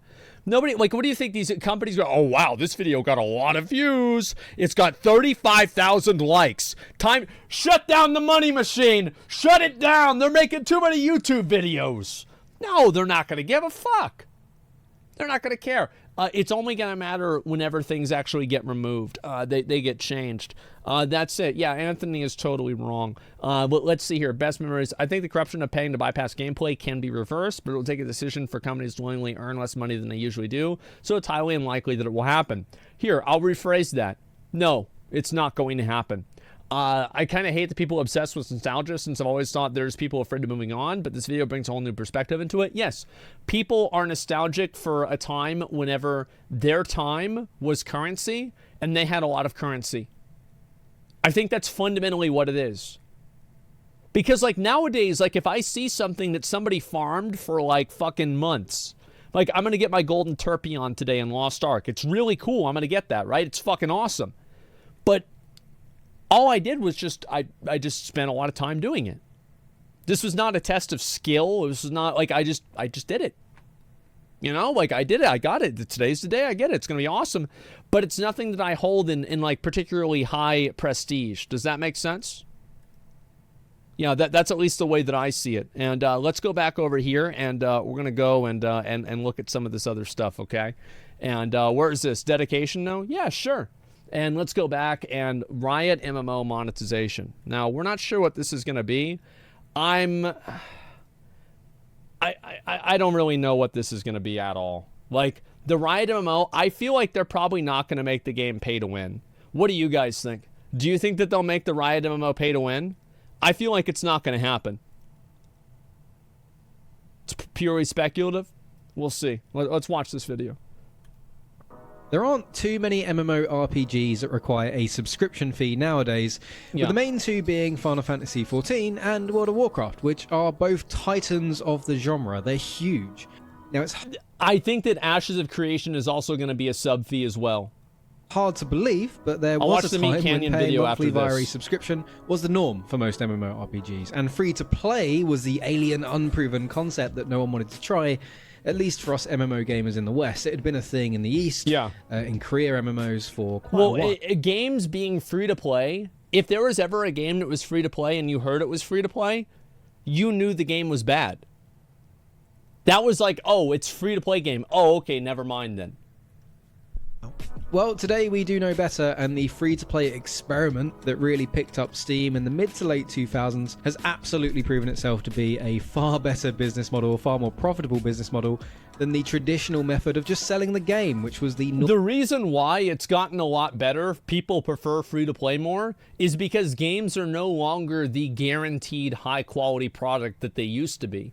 So, for example, nobody has a problem spending money for Elden Ring, but people do have a problem spending money for other games because they're usually unproven garbage. Or you buy it. It's like the Cyberpunk, right? You spend $50, $70 on this game, and it's cock-ass garbage.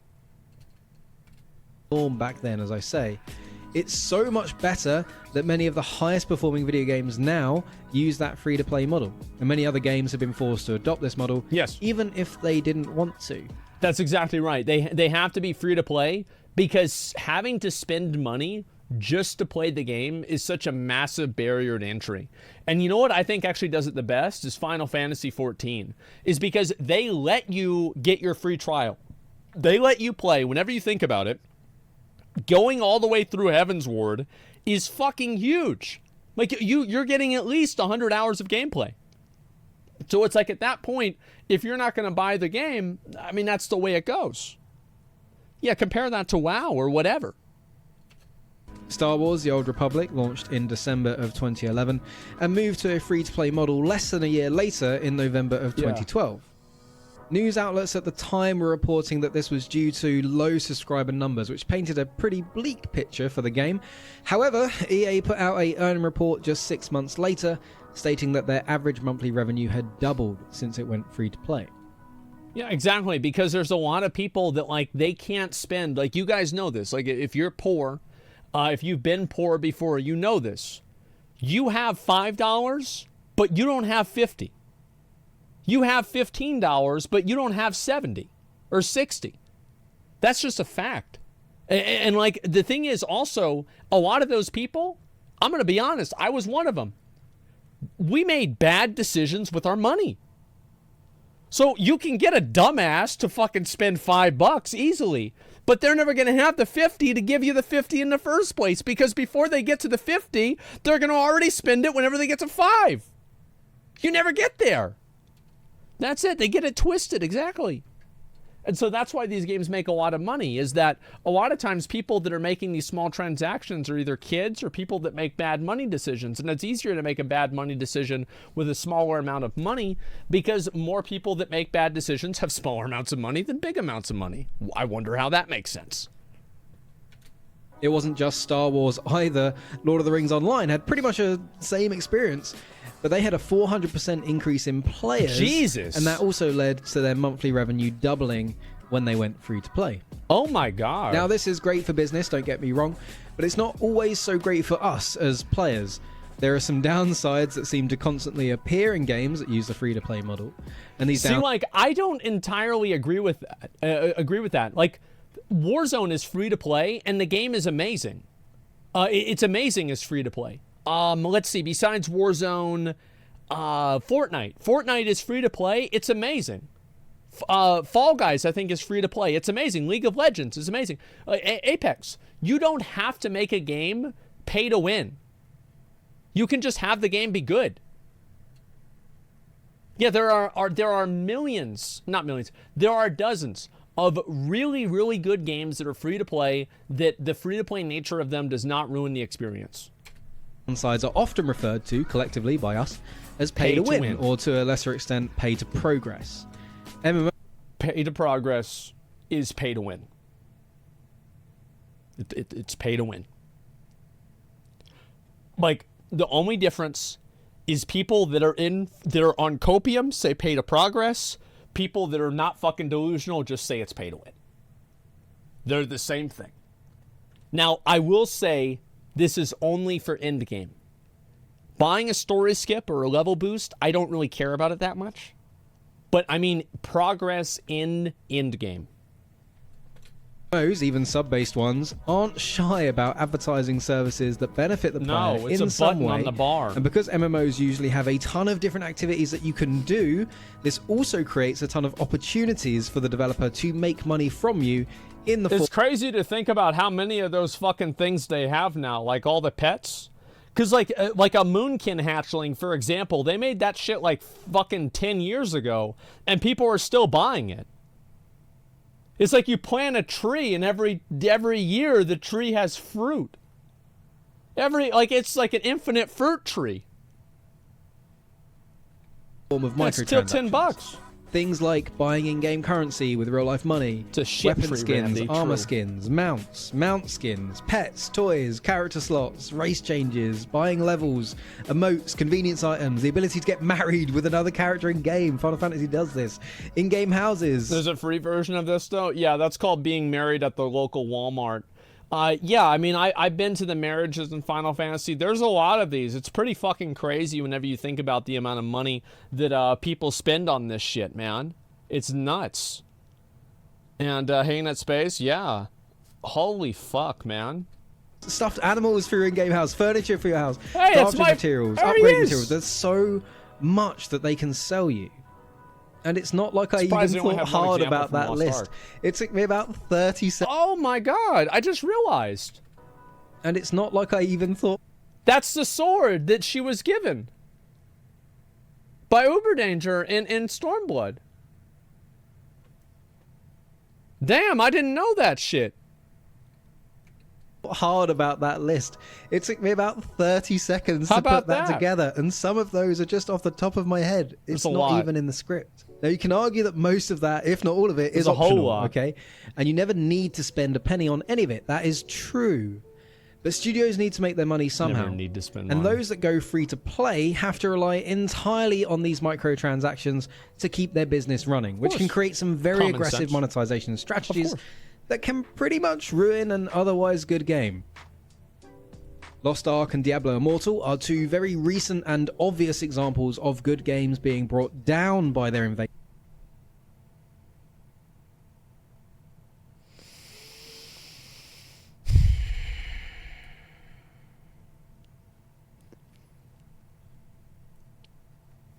Lost Ark is a good game.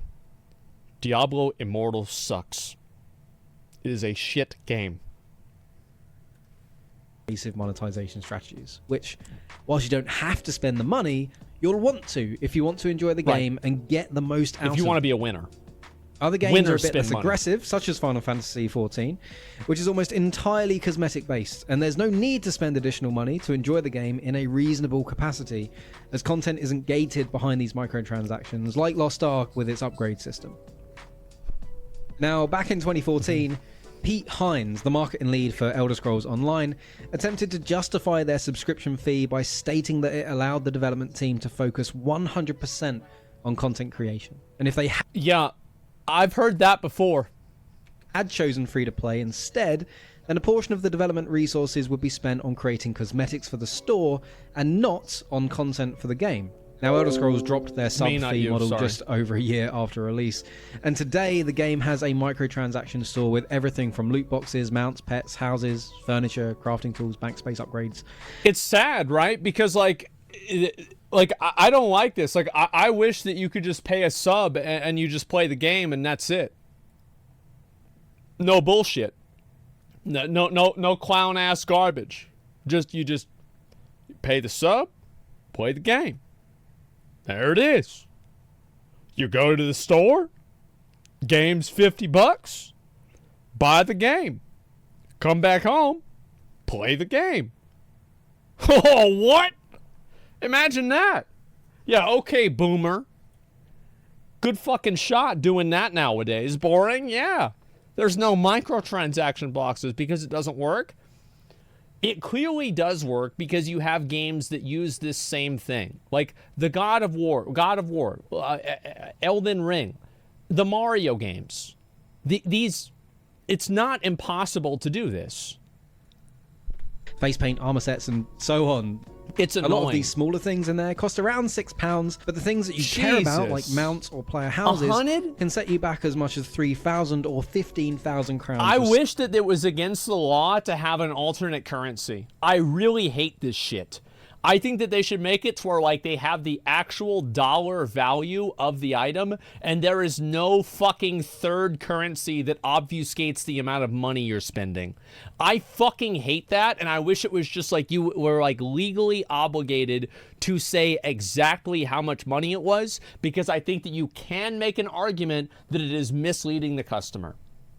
I think that you absolutely can. Never gonna happen. But that's what I... fuck you, dude. Respectively. Now, of course, you can't buy 15,000 crowns, so you have to buy the 21,000 crown bundle, which will set you back a total of 110 real-life pounds to get that player house. At least you'll have some crowns left over to buy some furniture, because that player house doesn't come furnished. Guild Wars 2 Bro, I feel like this is like whenever you go to the fucking, you go to the car dealership, and they're like, yeah, so I saw you're selling the Toyota Corolla, and it's for 11 grand? Like, yeah. Well, this one's 11 grand, it doesn't have the steering wheel in it. Oh, okay, all right, give me a minute. I gotta talk to the manager. We've got to get a special, we've got another guy here that's looking for the steering wheel package for the car.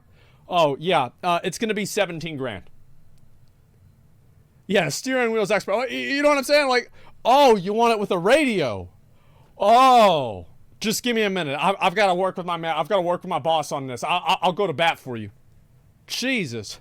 Oh, you want wheels? Seatbelt, huh? Okay, all right. So this is a big spender. Well, that's going to be extra, okay? Holy fuck, man. Similar with its approach to cosmetics, but most outfits are about 700 gems, which will set you back around £8.50 real life money. Jesus. With the most sought after items being around 1,600, which will cost you about £17 real life money, which by comparison doesn't seem so bad. I ripped on Guild Wars 2 in a previous video of mine. Comparatively, Guild Wars 2 is looking pretty good. I hate how these companies have actually successfully anchored the minds of the gamers. You have successfully anchored a mount to be $20 and like pets to be $5. I feel like there are so many people that are like, oh, it's only $17 for the mount. Bitch, it's a line of code. Like, it's a line of, like, there's no anchoring of this. Like, you know what I mean? It's only $17. Oh, it's on sale. I'm getting it for free, basically. I'd be losing money if I didn't buy this. How have so many people been anchored? Fuck! Other MMOs also restrict players from key features unless you engage in that cash shop. Lord of the Rings, as I spoke about earlier, for example, requires you to spend real-life money to use mounts and increase your gold cap from a measly baseline of 2 gold. Star Wars does something similar, but it's far more generous. I think that if you have a monthly optional sub the same as the Crystalline Aura, the Final Fantasy sub, or something like that, I don't think it's that big of a deal. I really don't think it's that big of a deal. Because you're like, you have to expect that people will... I think that it is unreasonable to expect to play a game for free. I do. I think that it's unreasonable for that. So you should have some way that people spend money. That's how most things in the world work. Clothes, cost to produce, almost it never equals cost to buy. Yeah, of course. With a cap of 1 million credits, which is enough to get you most of the things you want. Pokemon card game. Although Star Wars does restrict content in other ways, such as rewarding you with less credits overall if you're not a subscriber. They don't allow you to quick travel as often. They restrict how often you can take part in PvP and a few other things like that. So how does this all compare to what we know about Riot? Well, to date, Riot have focused almost entirely on optional cosmetics and have not yet implemented any monetization systems in League or Valorant that make it feel necessary to spend your money. You guys agree with that? I'm not a big League player, but I play Valorant. Like, I think Valorant's fucking awesome. I should play that more on stream even. Yeah, that's true. Okay. I mean, I think that people look like, the thing is nowadays Riot, I feel like Riot and From Software, like the the reputation Blizzard used to have was like a mix between Riot and From Software. And like now those two companies have like an aggregate of the way that people felt about Blizzard.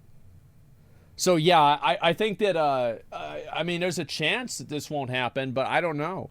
I mean I've said before, right? It's like Ghostcrawler, Greg Street. He's one of the main guys working on Riot, their MMO. He said he'd be willing to come on Allcraft whenever he's got more stuff to talk about. I can't wait for that. I'm so fucking excited. And I'm really excited to see what they're going to bring out too, because I think that he probably feels the same way. But the problem is that like whenever you have to make decisions like this, like he doesn't get to make that decision. The accounting and like the executive department makes the decision on how they're going to monetize the game, and then it just kind of goes down, and he has to make the decision.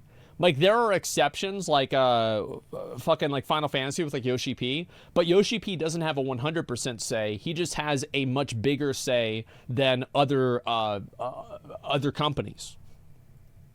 You could argue that new champions in League or agents in Valorant are exactly that, but the reality is they're pretty easy to unlock by just playing the game for a few hours. Yeah, I agree with that.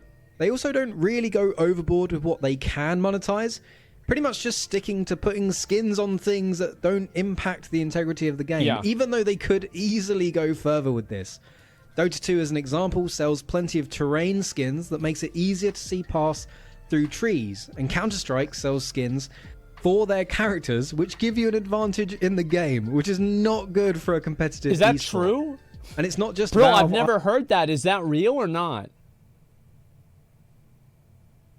Like, I don't know if that's true. Like, yeah, I never heard of that ever. Not a problem anymore? Okay. As Rainbow Six Siege had a similar issue with their Ember Rise and Elite skin lines. There's a person in this screenshot. It's very hard to tell when you're playing the game in the moment. What was that fucking skin in Warzone? Rose? That annoying fucking, like, GIMP outfit? Oh my god, that was fucking annoying. It was so hard being able to shoot people with that. Fuck, man. It makes me mad just thinking about it. I remember every time, was it Courage that would get killed by somebody with that skin and he'd get mad? Oh my god. It was that one, and then also it was the fucking, what was the other one? The ghillie suit in BDO was super fucking annoying as well. I hated that. Now, Riot are yet to make these same mistakes with League or Valorant. That's and this true. gives me a lot of confidence that whatever we do get from them will have a minimal impact to the quality of the game. As an MMO, they seem to care about the quality and integrity of their games. Now, being encouraged to take the time to get it right? So we build something worthy of expectations. Would kill the game in a heartbeat rather than have us ship something inauthentic or rushed. Well, that's the thing is like they know this is something that's like super important. Is like nowadays they know that if you release a game and it's not good, the game is never good. For every No Man's Sky, you have a million games. Like Cyberpunk 2077 is probably, like, anybody's played it recently? It's probably workable nowadays, right? It's probably not that bad of a game. Yeah, it's good now, but who cares? But who cares? It sucks. The game sucks. When it came out, it sucked. It's a bad game. Game sucks. That's all there is to it. It's a shit game. That's it. So yeah, you have to make sure it's right the first time. the downside here is that Riot does have a history of charging large sums of money for tokens that can then be exchanged for those cosmetics, which in my opinion is a pretty insidious way of tricking people into spending their money, as it's harder to keep track of what you're spending over time. Again, bro, I think that shit should just be straight up illegal. Like, you should not even be able to do that. No reason for it at all. However, it's industry norm. Everyone does it, so I can't really fault Riot Games for this in particular. It is. It's industry norm because it works. Because obfuscating the amount of money that somebody spends is always a good idea. Casinos, don't casinos do this with, like, the tokens and shit? But they do run their skins on limited availability, which preys on that feeling of missing out, right? Because someone will have a skin line that you don't have, and you can't buy it anymore. So it makes you want to spend your money on something that you might not even wear, which I have done plenty of times, let's be honest. Now, just to give you an example of this, as I recall... I cannot believe, like, why do people do this?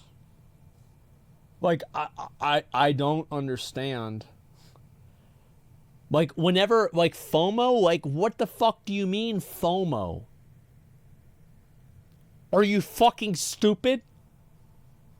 Like, it's a skin for a gun. You just spend real money on the gun. You get it.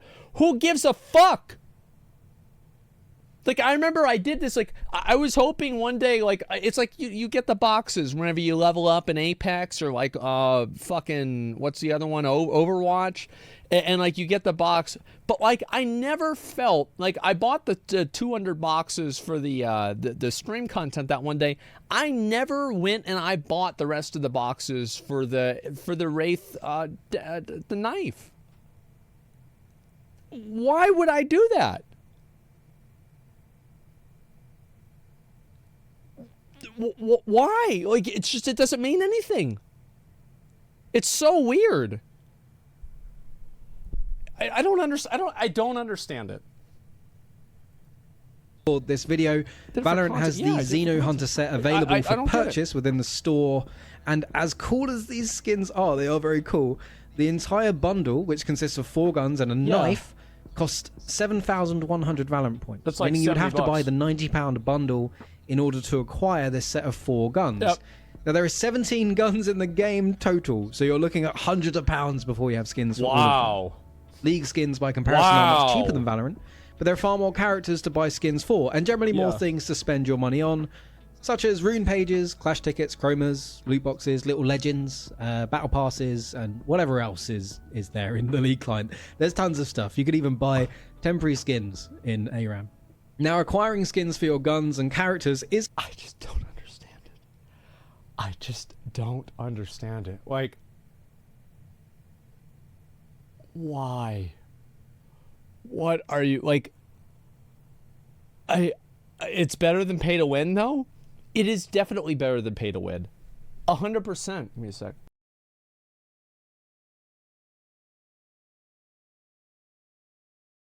Yeah, it's 800% better than pay to win. You can earn them in game for free. Like, I would buy skins and get skins with the in-game currency, but I would never spend money to get them. It's weird. It's completely optional and does not impact the gameplay negatively, at least in my opinion. So many of you may argue that this is not a problem.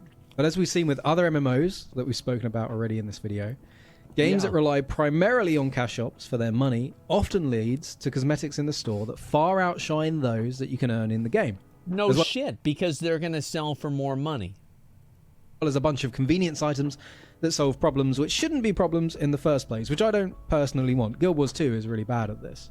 So what do I think we'll get? Well, it's tough to answer this. I've spoken to a few people, and they just say it will be like League and Valorant with tons of cosmetics.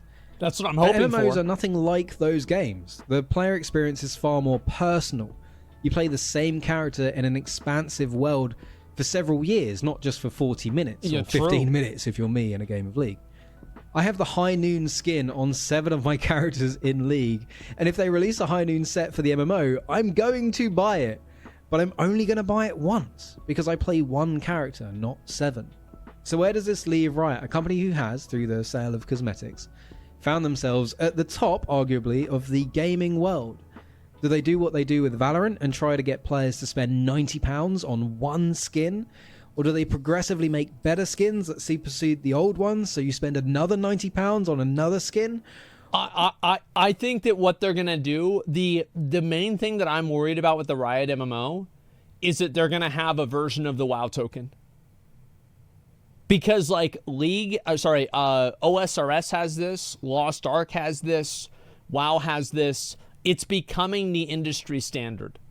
Is that, like, you are able to buy gold and then sell it. And they're going to do it under the guise of, oh, well, we can't be expected to follow, to enforce our TOS. You're going to have to spend real money. That's what I think is going to happen. I doubt they'd have it on release. No, they'll add it in. This is the thing. This is what these MMOs do. This is what I would do if I was Riot, is I would get everybody addicted to the game, get them invested into the game, then you start milking them. Because you don't milk them right from the beginning because they're not invested. But by the time that they've already spent like 100, 200 hours into the game, oh, well, now you're going to get a lot of money out of them. No, I don't think that's realistic. Yeah. I think what is far more They'll milk likely skins. is that they will monetize more than just cosmetics. And that is why it's so hard to know what we'll get. I mentioned earlier that Riot seem to avoid monetizing anything that compromises the integrity of their game. It's the reason we don't have skins for Valorant agents or skins for the Rift in League. Sure, it would make a ton of money, but the game would be worse for it as it would erode what those games are. It creates a gap in the player experience, which in a competitive game is not what you want. No, you can't have that. As close as possible. And as we've seen in this video, the vast majority of stuff that's in microtransaction shops for MMOs, and I'm yet to see one that doesn't do this, restricts the game in some manner in order to justify the sale of the solution, therefore eroding what that game is. That's right. Yes, it provides a profit incentive for a game to be inconvenient. That's the biggest problem with like things that are convenience features that you spend money for. Is like at this point now it's in your best interest to make or keep the game inconvenient. Whatever it might be, the game is worse for it when that stuff is in the cash shop. Yes. And not just in the game anyway. Because there's no incentive for them to change it. So this is Riot's problem to solve. We don't want £90 skins in our MMO. No. And we don't want £30 Unbreakable Gathering tools in our MMO either. Or even £8 ride-in licenses so you can have something as The problem is that like people don't want anything. Nobody wants anything that you can spend money on in an MMO. So it's basically like a pick your poison. You're either choosing to make a game pay to win, with like different cosmetics instead, or with like a subscription or something like that. One way or another, they're going to get money out of you. And I don't find this to be like, as I said, I wish that we could just go back to the days of fucking subscriptions. But we're never going to be able to do that because there's too many free-to-play games. It's just not going to happen. Yeah, that's what I think is going to happen. You can farm riding skill in Lord of the Rings for 3 hours. I have no idea. As a mount. So what can they do? It's a tough problem to solve. Yeah. But there is quite an easy solution here. At least I think so. No. And that is the subscription fee. Now, look, I know they haven't worked in the vast majority of cases, but hear me out here. The talent in Riot's... But there's the one time... No, bro. But this time... Listen. No. It's going to work this time for sure. 100%. The problem is, like... See, here's the thing with subscriptions. Is that, like, now... We back in the day, we had Netflix. Now, we've got Hulu. We've got fucking Paramount Plus. We've got Disney Plus. We've got HBO Max. We've got Amazon Prime Video. We have YouTube Red. We have all these fucking things. Every Apple TV. You've got like, this is like, there's too many. MMO team is extraordinary. So I do believe that whatever is released, whatever game comes from this, it will be a good game. I believe that wholeheartedly. I have no doubt in that. Riot also have very little shareholder pressures, so I don't think the game will be forced out early or unfinished. I don't think that's necessarily true in terms of impacting the integrity of a game. Lost Ark is also not a publicly traded company. Smilegate is not. Now, it is an indicator, but not a guarantee. So not only will I think it will be a good game, I think it will be a relatively complete game to a high standard of quality.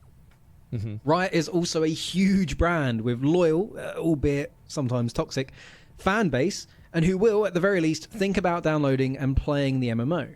Outside of that Riot fan base, there is a huge community of MMO gamers who are ready for something new, and they're looking for a shake-up in the genre, something new to try. So much so, the games like Lost Ark, which are known to be predatory in their monetization, were hyped up before release. Now, these MMO players, for the most part, are used to paying a subscription fee as well, whether that's World of Warcraft or Final Fantasy, just to play the game, or if it's something like a VIP type system. I actually find that to be a reason why not to have a subscription. Because it's like the Netflix thing was not a problem. Like now, people don't have a problem paying for one subscription. People do have a problem paying for 5. So you've probably got somebody nowadays, like an average person, an average consumer, is going to have, well, let's see, they've got their Netflix subscription. They've got, let's see, besides Netflix, they got, maybe a WoW subscription or Final Fantasy subscription. They've got, like 3 OnlyFans accounts that they're buying. They're subscribed to somebody on Twitch. They've got Spotify. Maybe they've got Amazon Prime. And so you've got like all this money, and you're just getting your money eaten away. So it's like every single time that they add in another one, it becomes overwhelming. We see in Elder Scrolls Online, Star Wars, and Lord of the Rings. And finally, it's Riot. And it's an MMO. The hype for this thing will be and is already huge.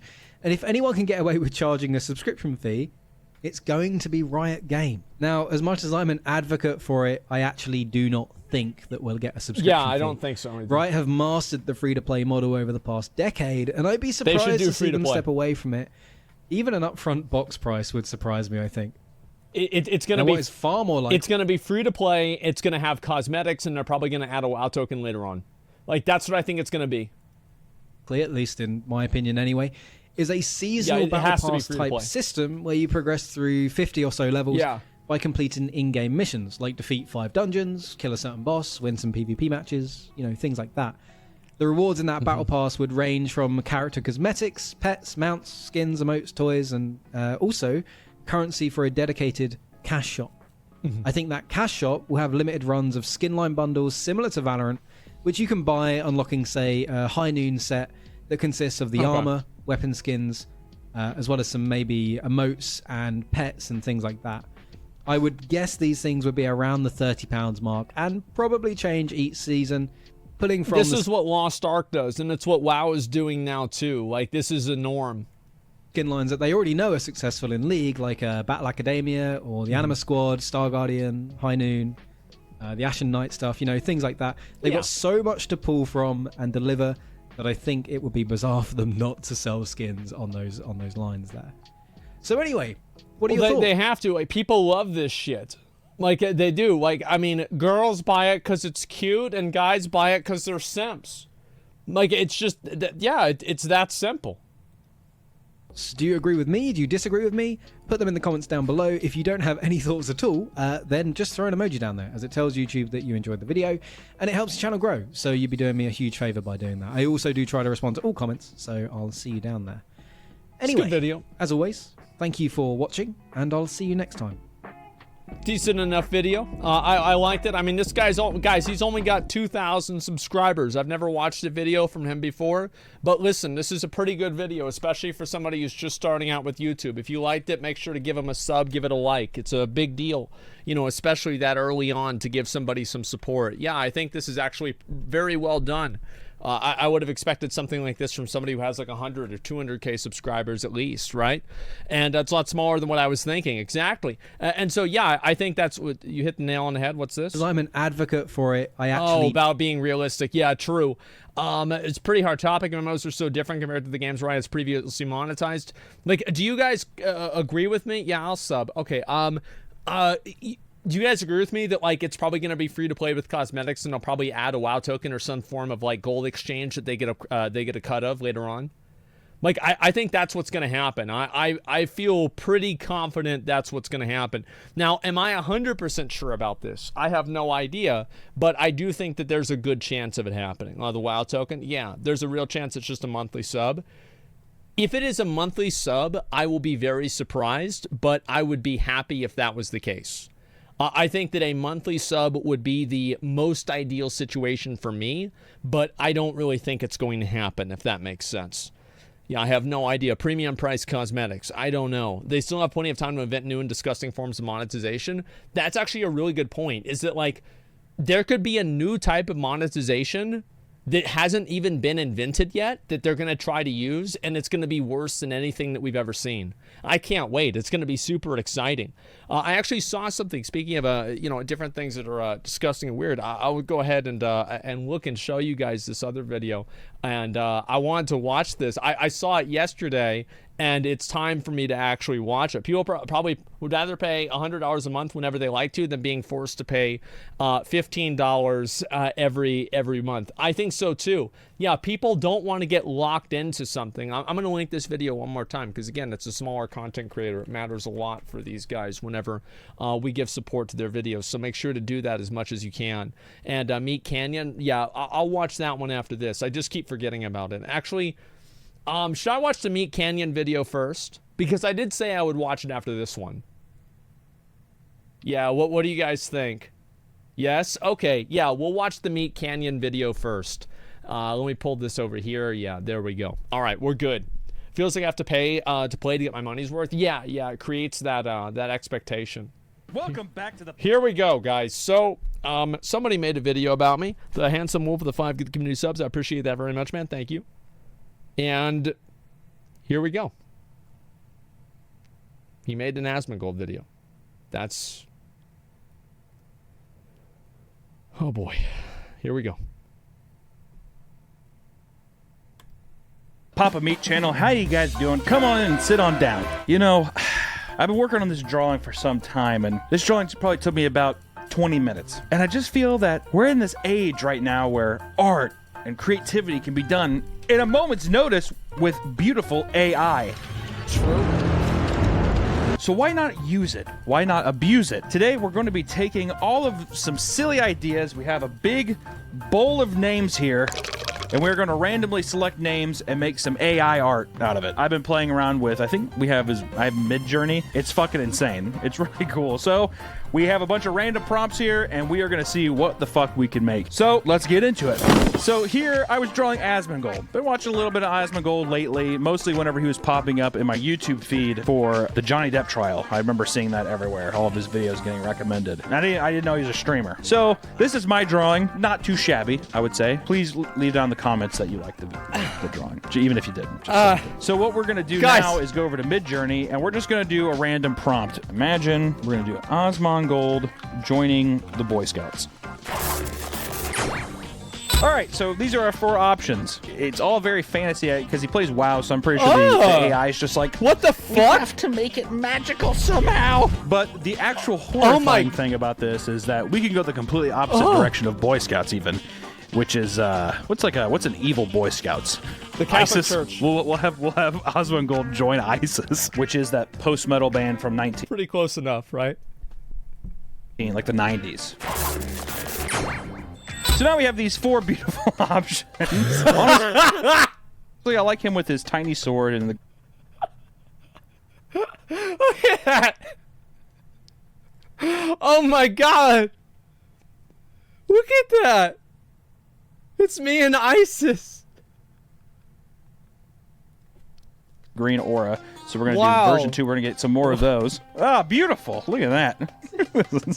Wow. So I like 4 the most, I think. Or do I like 2? Do we like 2 or 4? Man, we'll I look upscale great. 4 and we'll upscale 2, and we'll see which one looks the best. So now, whenever we upscale them, it's going to be very, very high pieces of art. Oh, high resolution. Well, first off, I don't know want if to I'm even ready say, for this. how the fuck does one even join ISIS? Someone told me that they were like, oh, ISIS looks for people on Twitter. Is that actually the truth? Please I want to see follow a us. blue check mark ISIS account that they're like, yeah, it's totally fine. And to be honest, it's not far from the realm of possibilities that Asmongold's just sitting there.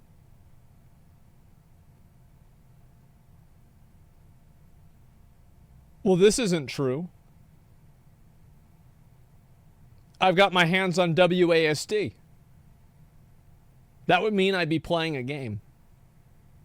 So it's not accurate at all.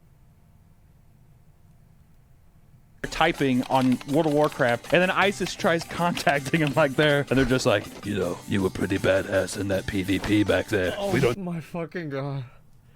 I never ever thought that anybody would ever make art of me talking to Osama bin Laden or some guy from ISIS. I can't fucking believe this. Know really how you align philosophically or religiously, but we'd love to have you. And he's just looking at the screen like, oh my God. I look old as this fuck. This is the opportunity of a lifetime. Yes. Yes. It's oh my God. Oh, I love it. Oh, that one's the best, Oh though. my- Also, I want to say, that is some fucking grand armor. That looks very good. It's true, yeah. Here's some photorealistic. It looks like a set of New World gear. This is fantastic. Holy fuck. I'm gonna be the best terrorist there ever was. To think I started with the Horde, and now I'm with the Alliance. Beautiful. Man. Well, I love this. I love channels that just make absolutely horrible jokes like this, and it's totally fine. Nobody cares. Yeah, this is amazing. Promise to defend the Holy Lands. Asmongold. Whoa! How about a word from our sponsor? Are you experiencing hair loss? You need Keeps. Keeps is a discreet online subscription service that delivers hair care products right to your door. Whether you're trying to prevent hair loss, stimulate hair growth, or just take better care of your hair, Keeps has you covered. I really hate it whenever guys with the good hairlines shave their head. Because it's like you don't need to do this. Like, why are you trying to, like, show off? Like, just stop. You know, like, it's appropriating you bald get culture. doctor-recommended hair loss treatment specialized to your situation without ever having to step into a pharmacy. In 6 months, you'll start to see the difference. Keeps is committed to you and your hair growth needs. You will receive 24/7 easy-to-access support from medical supervisors. Don't be like the 2 out of 3 men that struggle with hair loss by the age of 35. Choose to keep your hair with Keeps. Hair loss stops with Keeps. To get 50% off your first order. I wonder if this shit actually works. I have a good feeling. Like, here's always been my logic. Jeff Bezos is bald. It doesn't work. Yep. It doesn't work. It's that simple. Elon isn't? True. But, like, that's a hair transplant. Go to keeps.com/PapaMe or click the link in the description. So that's KEEPS.com/PapaMe. Jesus. Tell them I sent you. And back to the video. Now that we have that, let us go into our little bowl here. Let's see. Little random big bowl of prompts here. Fuck.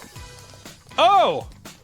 Jonah Hill. I was watching Moneyball the other day, and I got recommended, like, War Dogs and then 21 Jump Street and a bunch of shit. And I always have to think about, like, what actual weight is Jonah Hill? He's either very skinny, or he's just, like, the fattest man on earth. So I think the prompt has to be Jonah Hill at an unknown human weight. I have to have technology tell me what exactly is his true form. I have to know. In all of them, he looks so incredibly sad. But see, this one down here, number 3, I feel like this is him. He's smooth and bare, like a walrus. So I want to see more of those. Honestly, I kind of like the giant pecs, so I want to get one more of those. Why do I just want the first one where he's just smooth? Honestly, I like the bottom right one, too. This is the average gamer in the year 2034. Yeah, this is the picture of the average gamer. But clay. I am nothing but porcelain. Jesus Christ, that is so good. He's so hairy. Oh my God. Fuck sakes. I just love how hairy he is. There's no titties. He's just his giant chest is one giant fat-filled titty, and I love it. It looks like a hairy egg. This is like what I actually imagine like Humpty Dumpty actually would have looked like. What is this? What the hell? Okay, he's okay. Oh my. Look at it. Oh. Yes, there's his form. My God, that first one is horrifying. What the But yet, fuck we're is- also getting closer to the truth. I see it. I see it in my mind's eye. This one's really good. Yes, this has to be it. That is so good. I'm upscaling that. You know what it's like? Is he looks like one of the fucking, like, the engineers from Prometheus a bit. Like one of them gets dropped off, and Jonah Hill is the one who's like, "You're going to be the seed that starts civilization on this planet." But he looks like this is what I'm saying though. This is a man who's just like, he has stretched himself to unimaginable lengths and lost the weight, and now his face is just crystallized. His fucking dick area looks like a turtle's like calf. This is like inevitably, this will be the autopsy photo of Jonah Hill, 100%. That's like a boss in Bloodborne. You know what I mean? Like, yeah, it's a boss in Bloodborne. It's like some unborn baby that was immortal, and it's like 3,000 years old, and it's hairy. It's got like other baby arms growing out of its legs. Wrong, then I'm wrong, but my God. Actually, what you know what it is too is he actually just made a porcelain mask for a face. So his real like purplish gray skin face is underneath. Well, who's next? Oh my God. Ooh. The infamous Johnny Depp. You know, I actually was watching Pirates of the Caribbean, The Black Pearl recently. Oh, yeah, I want to do something kind of like Thomas the Tank Engine thing, but we'll have Johnny Depp turns into the Black Pearl. Uh-oh. Yeah.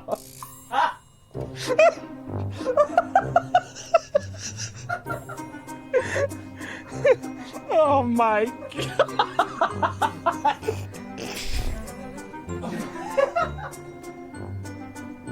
So out of good faith, I feel like I'm scaling them. It's not his fault that it's racist. Oh my God. So I kind of want to. That's what they... Holy shit. Okay, well that's kind of an interesting one. Ezra Miller. I think that he's like hiding children or something, or people don't know where fucking a teenager's at or something. Actually horrible, so I'm gonna keep it lighthearted and do Ezra. This is the guy that like every time you hear news about him, it's like something else crazy, right? Miller. Yeah, is that him? Breastfeeding child. Oh God, can I even look at this? Bro, I don't even know if I can. I can? Yeah, I'm not sure. I paused it. Yeah, I fucking paused that shit. Give me a minute. Guys, I didn't actually listen. It was just a weird F. There's nothing crazy going on. Chill out. It's fine. It's censored. All right, are we better now? Is everything okay? Good. It's crazy timing. Holy fuck, man. Should I don't know if I should risk this one, man. Like, this is a bit... Let's just skip ahead. Yeah, I think we're going to skip ahead past this one. I'm going to be a pussy today. Sorry. Okay. And I think there's a lot of fun stuff, and I'm excited to see what's next. Matt Pat. I pulled Matt Pat. Remember when Matt Pat gave the Pope Undertale because it was about peace or something like that? Well, what if Matt Pat gives Pokemon Fire Red to President Joe Biden? What is happening? How evil is Joe? Oh, I saw this picture. This was on a conspiracy video. I love that. These actually look like the pictures of like fucking Joe Biden on conspiracy videos. Holy shit. Joe Biden, look right there. I'm old and I'm crazy. I'm gonna take over the world. Tried it, read it. Tried and read it. Joe Biden with the fucking Among Us sus guy in the middle. What the fuck? This is actually Russian propaganda for YouTubers fighting presidents. Oh my God. I'm so sorry. Look at Matt Pat. Matt Pat gave me a rock. It's so nice meeting you, my friend. It's so nice getting to know the people of the United States. What's your name? Flamedex. You know what? I'd like to shake your hand, Flamedex. Here, let me shake that hand. Honestly, it was so nice meeting you today here. Not accurate. He'd be sniffing him. But like, I love it whenever... The thing is that like, we haven't had as many fuck-ups with like, I mean, Trump would usually say stupid stuff, but he would say the stupid stuff on purpose. Obama didn't really say a lot of stupid stuff. So we haven't really had like this clown show stuff where like you read the part that says read the next line again. We haven't had this since Bush. And we're getting it all over again. Shoot this thing in the head. It's scaring me. No, Joe, it's not going to do anything. Just like give it a couple minutes. I don't want to be around this thing anymore. You shoot this thing right in the head. I have no I like the idea idea of him wanting to the Pokemon. Quote, repeat the line. Yeah. President Joe Biden met with the newly released Pokemon this year. I just want to say thank you so much for helping the economy. Also not accurate. After that, it would have they would have asked for a laugh track. Jesus. Actually, Flame Guys has like his hand on his hate ass. those shows. Honestly, put this thing down. He's getting crazy. too close for comfort. Honestly, put this thing down. Put it down. He's like on his knees, just like, oh, sorry, my leg turned into a rock here. It was an honor for us to serve you today. Here's an iPhone 13. What? Oh my God. This website is a nightmare generator. Thing is scaring the living hell out of me, please. Oh my God. Do we have our snipers? All right, so it looks like he's fucking crying. You're gonna stand here for as long as I want you to, you little son of a bitch. I said, look at the camera and smile. Got soft hands. This one is, this might be the best one today. Fucking alien humanoid Mad Pat, and he's just like, what the hell are you showing me here? What the hell is this? He's like, Mr. President, is a Pokemon Oh my ball? God, Oh, this shit get is that the hell out of here. This What the video's hell demonic. Is This is kind of awful. Japanese gobbledygook. Oh my Get that God. shit out of here. I hope you realize the power that Midjourney has. This is a ferocious website. If you make any AI art yourself, be sure to post it to my subreddit. I want to see all the crazy fucking creations that you guys make, so head over to the subreddit. But thank you so much for watching the video today, guys, and I hope you have a fantastic rest of your day. Bye-bye. Okay. So, this is what he did to me. New version. He did this to me. Right there. That's my life. That's where I'm at. I have no idea. Like, holy fucking shit. Asmongold joins ISIS. Thank God. I always wanted to know what it would look like if I did that. Do it to him? Yeah, maybe I should. Yeah, there's the video right there. I was pretty impressive. Like, I mean, the animation and everything. Holy fucking shit, man. Like, this is... As soon as this guy made this video, this has been all I've been able to see. Because everybody links this to me constantly. Like, no matter what. Like, I always get this fucking video linked to me. No matter what I'm doing, no matter what I'm saying, it's always this fucking video, man. He's a really good animator. Yeah, or not video, this picture, excuse me. And new Platinum WoW video, I'll look at that after this. Look at the second comment. When Asmongold is involved, you can guarantee the sponsor is going to be Keeps. It's a rule.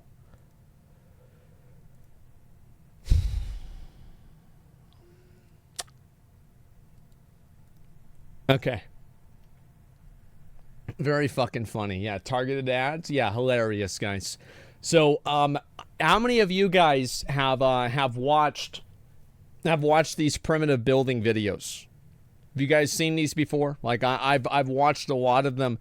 I actually like them. I like these videos a lot. I think they're really cool. And so, I'm not sure how this one's going to go. I've seen this video. I have not. I'm really curious to see what this is going to be. And, we'll see. They can't be staged? Maybe so. Let's find out. Almost every single primitive building channel is underpinned by countless different lies, and we've got tons of evidence to prove it. Well, fuck. Now, we need to put an emphasis on the fact that this is most primitive building channels, and certainly not all of them. After sifting through forum post upon forum post about the ways in which these primitive builders lie, in order to generate sometimes up to 500 million views per video. I remember that shit whenever it happened. Like, I feel like what my assumption is with like these primitive videos, before we actually watch the video, what my assumption is that it can be made with your hands, but it will just take way longer. So, like, they go dig, dig, dig, and then they cut it, and then everything's dug out. So it's not that it's not possible, it's just that they don't want to do it because it takes too much time. Has continued to mention one name over and over, crediting him as legitimate amongst the sea of primitive phonies. technology, Primitive right? technology. Yeah. The 10.4 The original million guy. subscriber channel, which is run by an Australian named John Plant, basically invented the primitive construction genre, all the way down to the sound design of silence mixed with rainforest noises, with primitive technology even stating in a Reddit AMA that originally it was out of laziness in not putting narration in the videos, but then the silent format became popular, so I kept it that way. When going back to the beginning of these silent, relaxing videos, it becomes pretty obvious as to why they're credited credited as seeming pretty legit in terms of authenticity. Primitive technology cuts well, the reason why it's authentic is because it's so ghetto. Like, what is this filmed on? A Nokia phone? It's recorded on a Motorola Razr. So yeah, of course it's gonna be fucking authentic. He doesn't have the money to pay a construction team. In showing how each stage of the construction is completed legitimately. For example, when examining his very first video, he shows the axe head being sharpened, a log then being cut by the axe, then the logs being crafted together in a way that feels realistic. All of this is accompanied by specific captions explaining what's going on in that very moment, alongside a full description of the build, all the way down to how long the construction process took. And it's also like, not only that, is that he was never built, he wasn't building anything that was fucking like extravagant. It's like these other guys that like build and they both have like sticks and they like dig out things with the sticks. It's like, bro, these guys build an apartment complex. It's like, maybe not, man. But like, can somebody build something like this? Sure. Never include swimming pools or anything over the top, yet feel impressive as they seem to be on the cutting edge of what is and isn't possible to build by hand. The legitimacy of some of his more impressive builds, such as this brick hut, can be supported by YouTube comments such as this one, which stated, "I actually know John personally. He was a really good friend. We live in the same town, although I haven't seen him since he went viral. I have fond memories of him telling us that he was building huts out bush and had no idea they were so legit, before going on to credit him as a pretty authentic guy from a personal relationship standpoint." All of this is a good guy. I mean, like, what? Like, yeah, of course, everybody would expect that. 100%. Chad Zuber's another guy. Yeah, I've seen his videos too. As I said, I've watched a lot of these, and that's the guy with the long hair now. I'm pretty sure he actually looks like a caveman, pretty much. And I think that, yeah, these videos are absolutely legit. But like, what happened is, like, as soon as primitive technology took off, because, like, let's be honest, whenever these videos came out, everybody fucking watched them. They were massive. Everybody loved these fucking videos. So guess what everybody else did? Well, they copied the videos. That's the same thing that everybody does. The moment that something good comes out and, you know, it works, everybody else steals the idea immediately and tries to one-up the first guy that did it. So you have like, oh, these guys are building a hut. Well, we're going to build a bigger hut. This guy's building a river. We're going to build a lake. That's what happens. Incredibly important to understand, as primitive technology's videos set a baseline for what should and shouldn't be achievable in a natural setting. Additionally, primitive technology has been kind enough to provide us with a statement, which will be referred to as we look at the channels on the other end of the spectrum, also known as the fakers. The fundamental problem with the genre is that, with so much time between camera cuts, there's plenty of time to set things up illegitimately. And with Primitive Technology's very first video receiving over 44,000 Reddit upvotes and 30 million views, it's no surprise that copycats with less integrity began to pop up left and right. That's the thing, bro. Like, actually, I watched this one. I actually saw this exact fucking video. I didn't know this shit was fake. I thought that was badass. What do you mean this one was fake? I've seen this one, and I didn't see either one of these. No, bro, no way I got faked on. Center. On these channels, the buildings were taller. It's like, look at that shit, bro. Like, what the fuck? Less integrity began to pop up left, right, and center. On these channels. Look at that, man. Like, that's like a Fisher-Price house that you got whenever you were a kid. It's an amusement park. The buildings were taller, the slides were longer, and the water was suspiciously more blue. And it's a weird blue colour. Why is it so blue? Probably because they're probably spilling dye in or something. There's no reason for it to look so blue like that. Even more interestingly, almost all of these channels range from the exact same area, being Cambodia, Thailand, or Vietnam, yet often geotag the United States, claim to be living in the United States, and have their social blade country set to the United States. I wonder why. Yeah, I wonder fucking why. Yeah, obviously we know why. The overall production and build quality on these channels is arguably far more impressive than the OG Primitive Technology. That's why I don't like them as much. I like the original Primitive Technology videos more, and I like the other ones like the Chad Zuber videos more, because it was just one hairy man out in the woods building a fort. You know, like, it reminded me way more of, like, what it was like whenever I was a kid, and I would go out into the woods and make forts. It was so, like, that's why I love them. The point where you have to ask yourself, are they really creating these structures out of mud and sticks? Well, when you do a little bit yes and no, I think.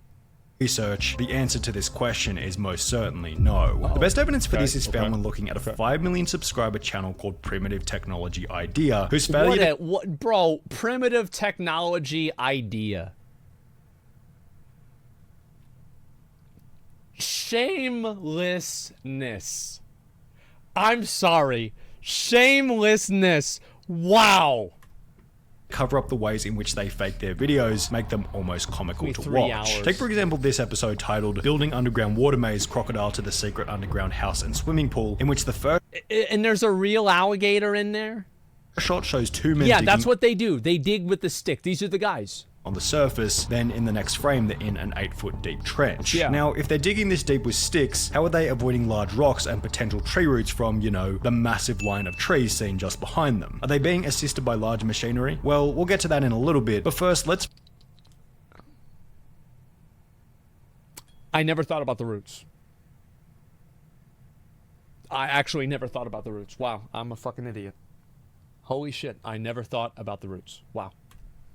Focus on the idea that it's only two people doing these impressively large primitive construction projects. If that's what they were attempting to portray, it probably would have been best not to include the clip where a guy in a white t-shirt can be seen working on the project in the background. Yet if it were just these three guys, that still wouldn't be that bad. However, further evidence suggests that they have far more help than this. At the start of the week, a community post was made on this channel in the hope that someone who had worked with one of these primitive builders would be willing to share their experience in doing so. We received countless emails which were all super helpful, yet one email stood out as being incredibly unique. That email was incredibly from one of the cameramen who works for one of these larger Southeast Asian primitive building channels. His name and the channel he works for have both been blurred out, as it'd be a little unfair for him to get in trouble for simply trying to help out, but the email began by stating, as you may have suspected, it's not as streamlined as the video would suggest. It is I would have never guessed that. Like, I don't think it's a problem to show what can be made with like natural tools, but it is a problem to show,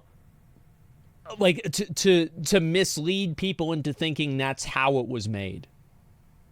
You see what I'm saying? Like, it's still misleading. Large operation, as you may suspect, with a large team of us behind it. After he then offered to answer any questions we had about their channel, we attempted to figure out how many different people will work on the actual construction part of the project from start to finish, to which he would respond, it is depending on the scale of the project, but no less than 12 or more, before going on to explain that within his team, there is a director for the acting done. There is also a hired architect to obviously make sure the structure... Oh my god, an architect? Bro, like, what is this? Like, I just thought they had some of their friends help them out. What? A primitive architect? What are they building, the pyramids? Fuck! We've been finessed. We don't know how they made the pyramids. Actually, I thought about it. I saw this. Somebody said that, the way that they made the pyramids was that they were made before gravity was invented. So the rocks didn't weigh as much. So they were able to put them together more easily. Because they didn't have any idea of gravity back then. So they just put them up there.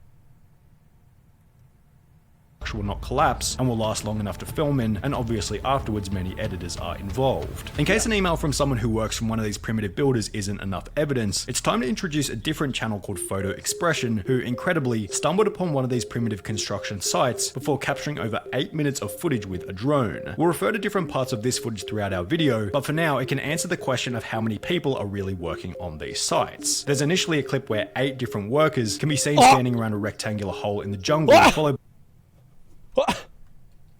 There's initially a clip where... What?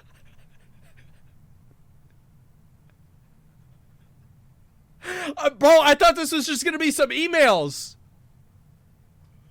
Like, I thought this was gonna be some... Oh my god, it's like, it's irrefutable. It's right there in front of you. Holy fuck.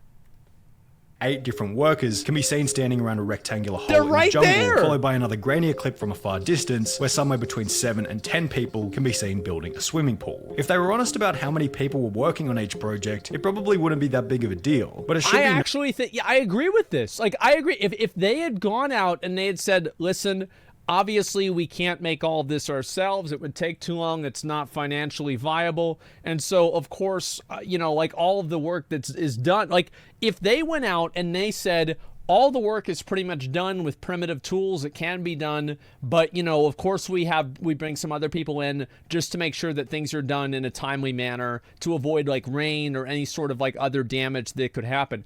Like everybody would be like, yeah, that makes sense, right? It makes sense, but like it's the fact that they don't do that. You see what I'm saying? Then they wouldn't get the views. I think they would. Like I think that they would. I think it would still be cool.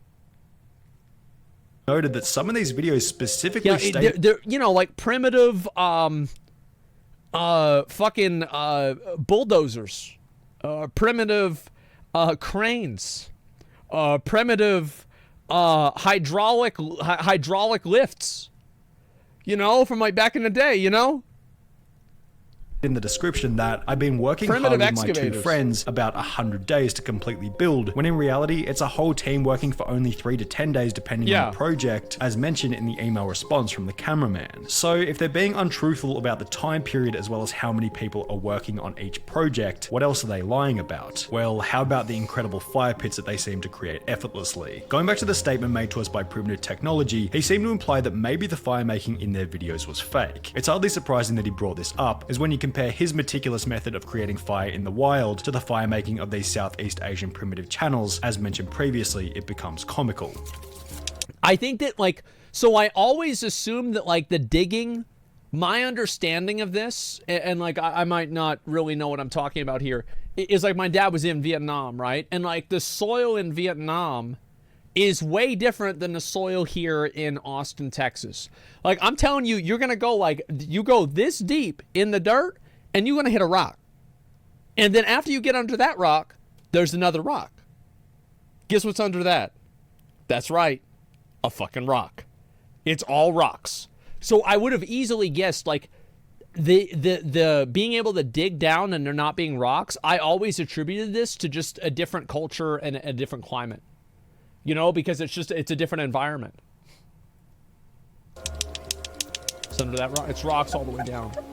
Until you get to Hillary Clinton's base in the middle of the not oceans. They slap a couple of rocks together before beginning an explosive fire on large logs with no kindling whatsoever. John went on to state, don't they have those rocks that you can buy and you just hit them together? Like, don't you just like buy that shit at like Cabela's or some shit? That if they've faked simpler things, then they're most certainly faking more complicated ones, which turns out to be true, as when looking at another video by Primitive Technology Idea, it becomes obvious that not only are these guys faking simple things such as fire, these guys are also faking the most labor-intensive exercise of all, the digging process itself. Of course they are. And like the thing is, with over 6, like I would never, if they said like, listen bro, we're not gonna dig this whole shit out, like this would take too long, and I think it's rational to say like, okay, well, yeah, of course they're not going to dig the whole thing out, because if they did that, then it would take forever. And it could be damaged by rain, and it could just be fucked up. Like, they could easily just say that, and I would have no complaints. I would be like, okay, that's cool to see how it's done. But, it's not primitive if they don't. Well, you can have a bunch of people doing something. I mean, like, it's like the pyramids, right? Again, like, you can have other people doing it. It's the disingenuousness of it. But, like, here's the thing. It's Primitive Technology Idea. Let's call it what it is. This guy's just using the same name, Primitive Technology, to latch on to the SEO and get credited for what that guy did by using the same fucking channel name. That's clearly what it is. So it's like, that in itself is like, it's sus. Sure, it's sus. But like that, whenever you include it to something else, then it's bad. 63 million views begins as most do. A shirtless guy draws a big circle and begins to dig it out. Only in the next frame, suddenly there's spray paint on the ground that they forgot to rub out. Additionally, on the wall of the hole, these long smooth cuts can be seen, which are completely incomparable to the cuts being made by the stick. That's crazy. There's a reason for this. Turns out spray paint marks weren't the only thing that they forgot to rub out, as in the minutes that follow, excavated tracks can be seen here, here, here, and here. In a different video by the same fellow, excavated tracks can be seen here,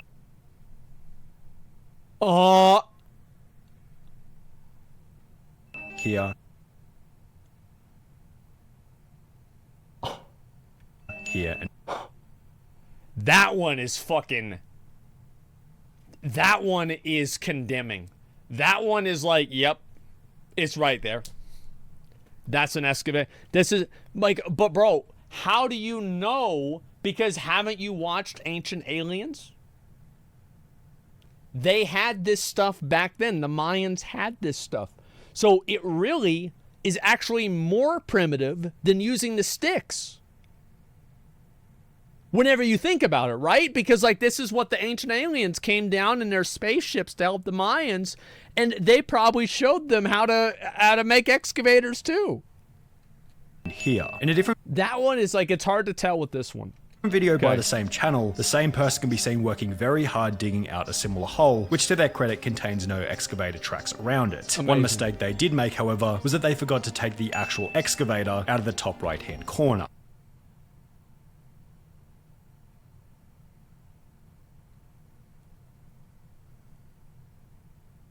Oops. That's a bit of an oops. Well. I mean, I actually thought this video was going to be like, you know, it was going to be like inconclusive. It's like, oh, there's no way it's possible. I didn't expect that we would just have literal 4K photo evidence. I mean, fuck. According to the email sent to us by the cameraman on one of these channels, approximately 70% of the digging is completed by machinery, whilst 30% is completed by hand, given how much of the work lies in simply digging. Yeah. But men still do plenty of digging. As you may guess, in small underground spaces, it is impossible to fit a skid steer loader in the hole. Most of the actual construction is done by a hired team of specialized builders from my understanding, and they work with only intrinsic tools. The dirt is removed by skid steer loaders and offloaded elsewhere, and skid steer loaders are used in the initial boring process, whilst incrementally we film the builders doing superficial works on the whole. The video in which the excavator can be seen in plain sight then goes on to strangely display the collection of concrete from a river, which is the exact same clip reused from the previous video. Now,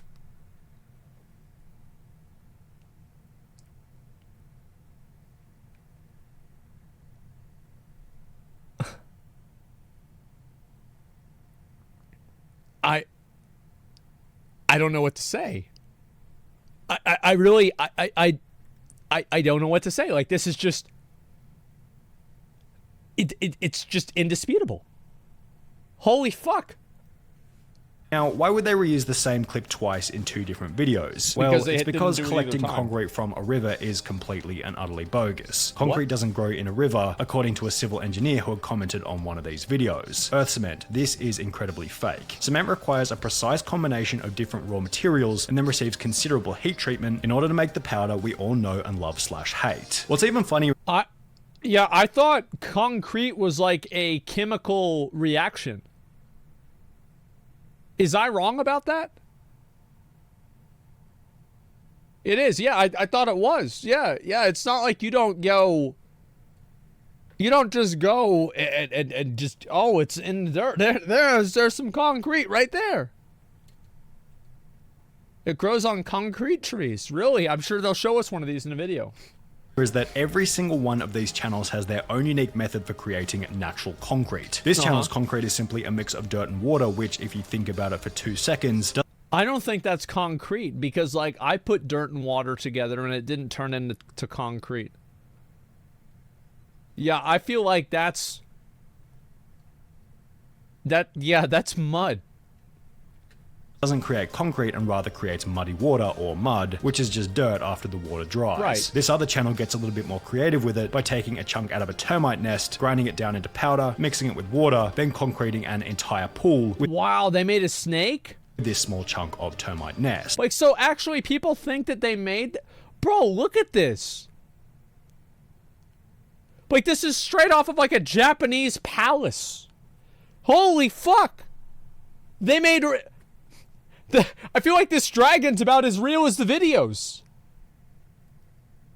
Yet neither of these compare to the fakest channel of them all, Primitive Technology Life, which decides to just skip the concrete altogether and go with good old rocks and dirt. However, that's not the only suspicious thing about this shot. You'll notice when looking at the bamboo that each branch has a suspiciously clean cut on the end. Compare this to Primitive Technology, the legitimate channel from Australia, who in one video displays what the end of a log should actually look like, and you'll notice pretty quickly that these pieces of bamboo weren't naturally cut on site. That is... So as somebody... Like, I have bamboo growing in my yard all the time, if you want to get that type of a cut, you have to cut it with like a machete.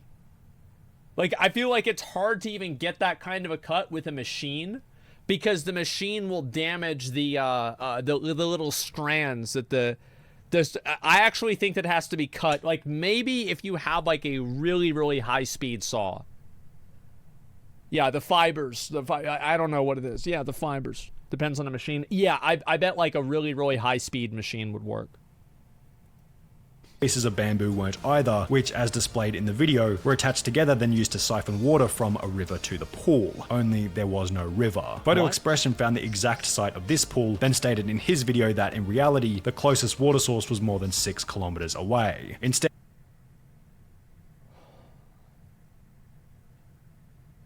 I feel like part of this video, it's like, imagine you're like 7 years old and you go on YouTube and you get a video recommended to you and it's like evidence of why Santa is not real. Like, really, I feel like that's the way that I feel about this. Is fucking bullshit. he found a bunch of blue plastic piping attached to a tap in the ground. Going back to the email from the cameraman, the water for their channel just comes in cubic containers that is transported there. A very funny part is any scene where you see them sourcing water from some magnificent waterfall or lake, they're actually going somewhere perhaps hundreds of kilometers away and pretending to take it back. Wow, so he doesn't even come down the chimney at all? So no, it's not even Dad that comes down the chimney. Nobody goes, okay, nobody goes down the chimney. All right, there's no reindeer, right? No, I mean, it's not just the red one. There's actually no reindeer. Okay. Like, this is fucked up, man. The video in which Photo Expression had stumbled upon various completed primitive builds also showed that after these channels are finished building, the sites are simply left to rot. This video doesn't speak for every Southeast Asian primitive building channel, but in this particular case, rubbish was left everywhere, including, as you might guess, cement bags. But in this particular case, rubbish was left everywhere, including, as you might guess.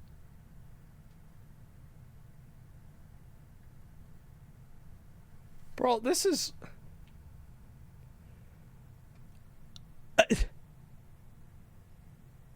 This is fucked up, man.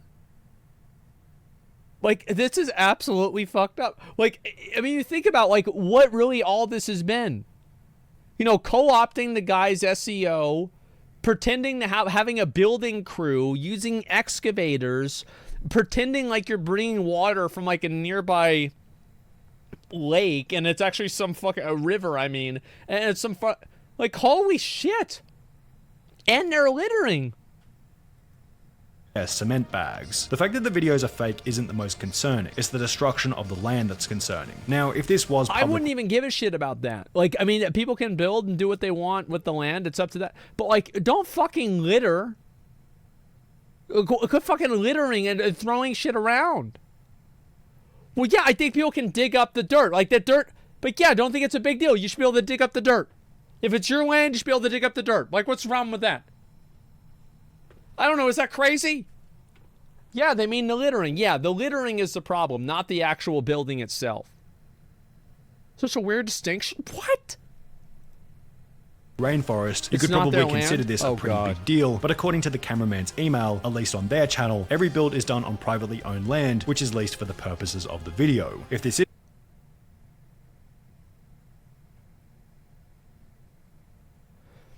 Never mind. Fuck. Yeah. Man. Is the case, maybe Photo Expression is in the wrong for snooping around and filming on someone else's property. We're kidding, of course, but if the builds are being completed on privately owned land, it's a little narcissistic to comment on what they should and shouldn't do with it. Primitive technology, the original legitimate I would agree. I will agree with that in terms of what they build and don't build on their land, but I still find it to be irresponsible to have a bunch of litter around on there. The reason why is that it is an ecosystem. There is something that is, I don't know if you guys have heard of this. It's actually the bane of all balding men's existence. It's called wind. And wind blows things around. Also, the plastic decomposes and it goes into the dirt, and then it will eventually go into the water stream. It's not good. Channel put it best in his email to us when he said, "My advice to people who really want to know if the techniques on display are legitimate is to put them into practice and see. If you can follow the steps and get a similar result, then it's probably legit." He added that these corner-cutting channels are motivated by money and status alone, rather than a true interest in primitive technology. But wanting to stay out of internet drama will leave it up to the discerning viewer to decide what's real and what's not. The problem is that there's basically nothing about this that is real. It's not like one of the situations where it's like, you know, they did that one thing, but for the most part, it's not that bad. Holy fuck, man. Great video. Yeah, this is, it's nuts. Like, the whole fucking, like, I mean, this was the, where the fuck was it? Where's the fucking video of the drone? Like, I'm gonna go back to the fucking video of the drone. That's what really made me mauled so goddamn much. Oh, here we go. People are really working on these sites. Look at this. They're right there. They're fucking right there. It's just a fucking team of people that are sitting there. Jesus, same with the restoration videos. They're so fake. I don't know. Yeah, they've got an architect. These photos could be anyone. You have no proof. Yeah, you never know, man. They could, bro, maybe this was another primitive technology channel trying to frame this primitive technology channel for making fake videos. Oh, dude. You know what this reminds me a lot of? It reminds me of, like, remember the fucking 2015 era of YouTuber pranks where it's like, oh, man, going up to girls and asking for their number, and it's some fucking douchebag with his hat on sideways wearing fucking shutter shades because it was back in 2013, 14, 15, and he's like, hey girl, can I get your number? And he like pulls his shirt up, right? And he's been working out, and she's like, yeah, and then they find out it was fucking fake. And it killed the entire genre. That's the problem. It's like the prank videos, some of them were fucking funny. Some of them were fucking funny. And like now we have this video, and like also I've seen some of these other ones. Where the fuck did he link it here? I don't know where it is. I'm getting so upset about this because like I've watched these, I've watched so many of these. I've watched an incredible amount of these videos. Like this one here. Where is it? Reddit upvotes right and I watched I watched that one. I thought that one was so fucking cool, man, because it reminded me of the fucking Shire. Yeah, I thought that was badass. I love this video, and now to build something back here, dude. So what we did is we built like we dug a really big hole whenever we were kids. And that was about it.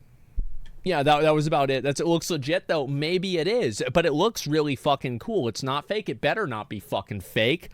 Yeah, like I always thought that this was like, I mean, like this stuff was a little bit sus, you know? But like I always chalked it up to like, listen, two fucking guys that are living in Indonesia or some shit, they come up with this. What else are they gonna do? You know what I mean? Like maybe they just really like doing this stuff. And it's like, I mean, I don't fucking know. I had no idea. Like, I thought, yeah, maybe they're fake, maybe they're not. It didn't really affect me. But like, fuck, man. Either way, it's still cool as fucking entertaining. It is, but it's also misleading. You know what I mean? Like, they're telling you it's going to be one thing, and it's actually another thing. It's real, my dude. Yeah, and they go through the entire process. I've watched a lot of this stuff, too, okay, guys? I get really into it. It reminds me of the old days, whenever I'd go out in the woods in winter and, you know, build a fort with my friends. And, you know, we never had... Dude, if these videos were around whenever I was a kid... Like, I would be doing this shit. I would be going out there and just buying that shit like crazy. It's just like pro wrestling. Yeah, but the difference is, like, I never gave a fuck about pro wrestling, so it didn't bother me whenever I found out that it was fake. Yeah, I mean, it's just visual ASMR. I don't know, man. I'm just, yeah, this is like what these videos are. I mean, like, let's be honest, right? These videos are, they're like, these building videos are like makeup tutorials for men. That's what they are. This is what guys, like, they're like, man, this is so badass. Like, yeah, I want to go back over here. No, that's the way I feel like with it. Exactly. So on point, yeah, like all the time. And you see like the comments and you watch one of these videos where it's like, you know, 4 fucking gray bearded men go and they build a Viking house out in the woods. And there's just a bunch of other fucking men with like gray beards and fucking sunglasses with a beanie on saying, good one, brother. I like that. Yeah, we've got one of those over in my place too. Every fucking time. Yeah, try winter bushcraft videos. I've seen a lot of these. Yeah, just guys being dudes. Can we get an OTK primitive technology stream? I will have you know, I actually suggested that idea. I love the idea of putting each individual OTK member out in the wild and having them survive, give them like 2 or 3 tools and have them survive overnight and see what they do to survive. I thought this was a great fucking idea. You know, I have to make sure there's no snakes and shit like that. But overall, I would fucking love this. I think it'd be a badass idea. And then I thought of the reality, which would be S-Fan might not be able to figure out what to do, so he would just sleep on the dirt. Like, there would be, like, no tent or anything like that. I could totally imagine him doing that. Because, why do I imagine that? Because S-Fan, the first house he bought in Austin, he had a blow-up mattress that he didn't even have in his bedroom. He just put it out in the living room, and he would pass out on the blow-up mattress. Yeah, that's content. Yeah, someone will die. Well, I mean, that would be a good clip, right? Shit. Let's go over. I wanted to watch this one, too, because obviously we talked a little bit about the Andrew Tate situation. And I saw this video. Somebody linked it to me. Inside the toxic world of self-help, hustle culture, toxic positivity, addiction, and fake gurus. I want to see what this is. Dying is TOS? Yeah, but they can't ban you. That's it. And feeling better after the food poisoning. I am, I'm to a certain degree running on fumes, to be honest with you. But I am doing okay, and it's all right. Santa's real, dude. OTK Survival Night. Pro wrestling isn't fake. I don't give a fuck if it's fake or not. Like, I mean, can we just admit that it's not as real as people make it out to be? Like, that's all I'm really trying to say. Like, I still think it's funny whenever they do stuff, right? Yeah, that's all there is to it. Yeah, it can't be banned if you're dead. All right, let's go. Let's watch this. But yes, I thought the primitive technology OTK camping idea was fucking great. Because my opinion of camping is like, it's already going to be uncomfortable and fucking shitty. Like, I've never slept in a tent and woken up and not been fucked. One way or another. You slept on a rock, you slept too wrong, like your shoulder hurts. It never fucking happens. Here we go. Let's watch this one. I'm really curious. Actually, let me link this video. Sonny's videos are fucking amazing. I've been watching them ever since he had, like, I don't know, like 200,000 or 300,000 subscribers. His channel is growing incredibly fast, and he deserves every subscriber. Make sure to subscribe. He makes great videos. They're very short. They're to the point. And as you can see here, there's actual evidence. They're fucking great, guys. And see? Wait, what's C? Oh, I did the wrong video. Okay, give me a second. Sorry, I'm an idiot. Okay, here we go. You didn't link the video. I did, I think, but I don't know if I had done it before. Yeah, there's a video. And that's the charm of sleeping in a tent. Yeah, that's not my thing. All right, toxic self-help. Here we go. I still remember how it started. It was 4 years ago. I just finished a normal day of school and went to meet up with one of my best friends. That was one of the best movies. Like 21 Jump Street, the one with Channing Tatum and Jonah Hill, was actually fucking phenomenal. It was so fucking good. Like Channing Tatum, I always thought of him as like, oh, it's this like fucking romance comedy guy. Like, who gives a fuck? Bro, he was so good. Holy shit, he was so good. As I approached him outside the school gates, I noticed a book in his hands. And me being the curious kid that I was, asked him what he was reading. The front cover looked ugly. It was an obnoxious red with a font that didn't look quite right. But what fascinated me was the title. How to Win Friends. and influence people. My mom bought me this book. She said, you might need this. I said, nope. I never read that book. I said, I don't need that. I ain't gonna hear any of their fucking bullshit. Nope, no shot. Took me a whole year of procrastinating before I finally decided to do it. I ordered Dale Carnegie's book from Amazon and I started reading. Okay. And just like that, I was hooked. Self-development consumed me. I signed up to the local gym. I started paying attention to what I was eating. I started scheduling my days out. I started taking my passion for acting at the time. What a loser! What is this bullshit? More seriously, I read book after book after book. What? I followed all the gurus I was told to follow. Meditating, taking cold showers, reading affirmations to myself, visualizing my goals. I read more, I exercised more, I hustled more. And? I felt more confident and motivated than I had ever felt before. This is it. I told myself this is what my life had been missing. Everything was perfect. See, that's not the way it works for me. Yeah, I don't do that. And then? At least, that's what I wanted people to think.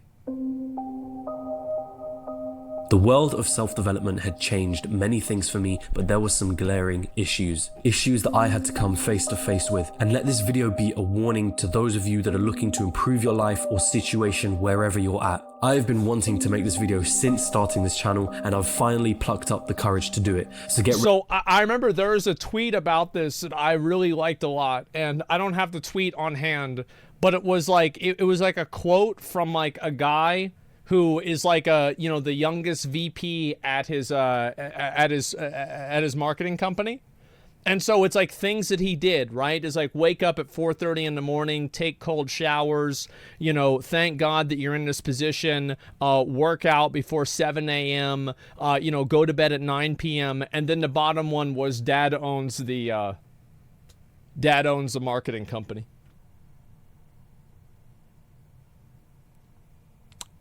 And I saw this, and it was just so fucking funny because it's just so raw and so true, man. Yep, there we fucking go. Ready to sit back, relax, and join me as we dive into the toxic world of self-development. Let's see it. See, the worst part about the self-development stuff is the fact that, like, it's a thing where it's like a 50-50. It's like you're eating, so instead of like ketchup and mustard, you're eating ketchup and dick cheese. So, but there's ketchup in there, and there's some, ketchup is good. But like if you have ketchup and dick cheese at the same time, you don't want it. Oh, what? Oh, that's too upsetting? Okay, ketchup and gasoline. You want to eat that instead? How about car oil?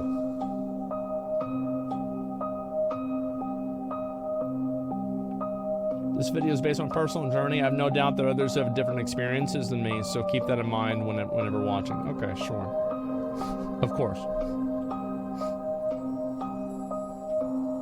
Where it began. Okay. Hey. Are you looking to improve your life? No. Do you want to change your current situation? No. Have you had enough of having enough? Absolutely not. Do you want more happiness? No. Money? No. Do you want to be liked? Okay. Do you want people to notice you more? Hi. Hi. Do you want to prove them wrong? The people that you know don't believe you can achieve something great? This is where it begins. No. At least for me, it started here. The reason I procrastinate... I find that to just be like such a stupid and pathetic way to live your life. Because even whenever you're doing that, you're living your life and you have all these goals, and all of those goals are still in the context of another person. They're still in the context of a person who is not yourself. So it's like anybody who ever has these goals, and it's like, oh, well, I have to prove this person wrong. I have to, get girls to like me. It's like none of it is like, you're just fucking begging for attention. You're just begging for people to like you. It's like it's so pathetic. On buying Dale Carnegie's book was because I never felt the need to. That was until my first year of college. For whatever reason, I struggled to fit in and find my place in that first year. Although I did too. It was hard for me to make friends in college too. Because like in high school, like I really hated college, to be honest with you, because everybody came there to learn. High school was fun. Nobody was there to learn. We were there to have fun. College sucked. Nobody's throwing paper balls. There's no paper clips being thrown at the professor whenever he turns around.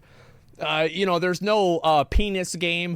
Who says penis the loudest before it draws attention to yourself, Fuck, it's awful. technically I had friends, there was this underlying sense of loneliness, like I just wasn't myself. I was constantly worried about what other people were thinking of me, and I had this unhealthy desire to be liked by everyone. Then it got to a point where I said enough was enough. I didn't like feeling the way I did, so I decided to make a change, and that is what brought me to the world of self-help. I think that's what happens, because like you think about like what is the framework for whenever this happens to somebody. Your first year of college, you're either 18, 19, or 20 probably. That is like one of the most vulnerable times for a guy, because you're old enough to be able to do anything you want, but you're not skilled enough to do anything that you want. And so you're not taken seriously because there's no reason to take you seriously. You're an 18-year-old idiot who had a 2.1 GPA in high school, or a 3.5. Who cares? Right? At even high school, it just depends. So this is the way that guys like this get hooked into it. I think it's especially guys, because they're in a place where they feel like they're inadequate. I think there's a lot of guys that do that. This context is important to note, because one of the biggest reasons for someone wanting to improve themselves is because they have a sense of dissatisfaction with where they're currently at. Yeah. And there's nothing wrong with that sentiment. Wanting to change your current situation because you're unhappy with it is a very powerful thing to do. The problem here lies in your vulnerability. If you're in a dark place and you're looking to get out of it, you can be susceptible to certain problems. Self-development has... exactly. People are looking for a solution. They're looking for somebody to tell them that it's not their fault, it's somebody else's fault, and here's how to get around it. There's a nice lure to it, doesn't it? A world of people trying to be better versions of themselves. Yep. A world where you take control over your life and decisions. A world that makes you feel like you're making progress, like you're maturing and doing what nobody else is. This is it, you tell yourself. Whilst everyone else is partying and indulging in short-term pleasures, I'm going to be working on myself. Yeah. It feels great, doesn't it? You feel better about yourself, don't you? While you were partying, I was studying the blade. It feels like you've climbed right out of that dark place you were just in. Yep. You've taken the bait, you've trusted a new voice in your head, and that is when you become blind to the traps that lie in wait. Okay, here we go. Addiction? Oh, shit. Self-help makes you feel good, there's no doubt about it. There's this amazing feeling of satisfaction that I felt after finishing the final page of every self-help book that I read. I had a rise in motivation. I felt like I just completed the level of some video game and my character had just leveled up.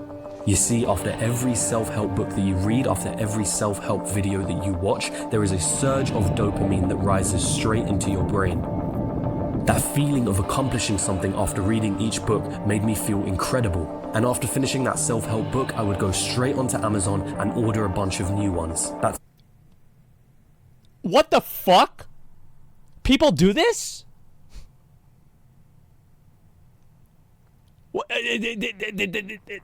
I've never heard of this. This is insane. This is what people do. They didn't accomplish anything. The cycle would repeat itself many times over. Buy a new book, feel a strong sense of motivation after reading it, and then buy another book, and on and on and on it went. If you still don't see the problem with what's going on here, let's take a look at the addictive side of dopamine. The reason anything becomes addictive is not because of the thing itself. The reason someone becomes addicted to a drug is not the drug, it's what the drug does to your brain. That rush of dopamine is what gets you hooked. And make no mistake, it is easy to get hooked to self-help. Whether orchestrated or not, the self-help world can put you under a massive illusion, the illusion of progress. After reading that book, you feel accomplished. After attending that seminar, you feel accomplished. After watching that self-help video, you feel accomplished. You feel like... Bro, this is so, like, to me, this is just, like, so alien. Like, it's so alien to me. Like, I can't understand it at all. Like, I've read certain books and I felt like, for example, there have been things that I've read in books and I've thought to myself or read online, that's really smart. I'm going to do that next time. I've had that happen, but like, it's one thing. Like, I don't feel good whenever I finish it. Like you've achieved something great and have done something really productive. That motivation lingers in your system, urging you to buy the next book, attend the next seminar, watch the next video. It's only when you take a second to pause and reflect when you realize nothing has changed. One of my favorite authors, MJ DeMarco, has a concept in his book called action faking, which is doing things that make you feel like you've accomplished something even though no actual progress has been made. It's that weird urge you get to clean your room when an important assignment is due. It's creating a schedule and then calling it a day's work once you're finished. It's reading about business but never actually starting one. It's buying the business cards instead of actually picking up the phone and making a sale. Action faking is an even more lethal... No, this is very, very true. Like, how many of you guys have had somebody who like, you know, they're trying to start a business or they're trying to get started with something like this, right? And like, they don't do anything that's actually productive with it. All they do is they just talk about like making the website. Like, oh, we're going to make the website. Who gives a fuck about the website? Who gives a fuck about the name? Like, that's not it. Like NFTs? Well, that's different because there's never a product, right? There's never a product. But like, this is the same thing. Buying games and not playing them. It's so weird. Form of procrastination because you're tricking yourself into thinking that you're actually making progress. So let this be your first warning. You don't need to read every self-help book out there or attend every seminar or buy every online course or listen to every business podcast. Yeah. There's a time when you're doing too much consuming and the action that needs to be taken is postponed. This is the first trap that so many people get themselves into, and it has dramatic consequences at the end of it all. An empty wallet, a whole bunch of temporary motivation, and a gut-wrenching realization in the back of your mind that knows you haven't achieved anything yet. You haven't made any progress. You only got better at convincing yourself that you did. Holy fuck. But behind this self-help addiction is something more sinister. What's this? Because on the back of your constant purchases and your constant chasing of motivation, someone is profiting. Someone is winning. Question is, who? Well, that's what it is. Yeah, it's guys, and this is the thing. This is like the Andrew Tate or like fucking Gary Vee or any of these things. It's like all these motivational quotes that these people put on Instagram or something like that. Bobby's winning. Yeah, the publishers are winning. The guys that are selling the books. It's just like I personally don't understand how somebody can get convinced of this. I don't get it.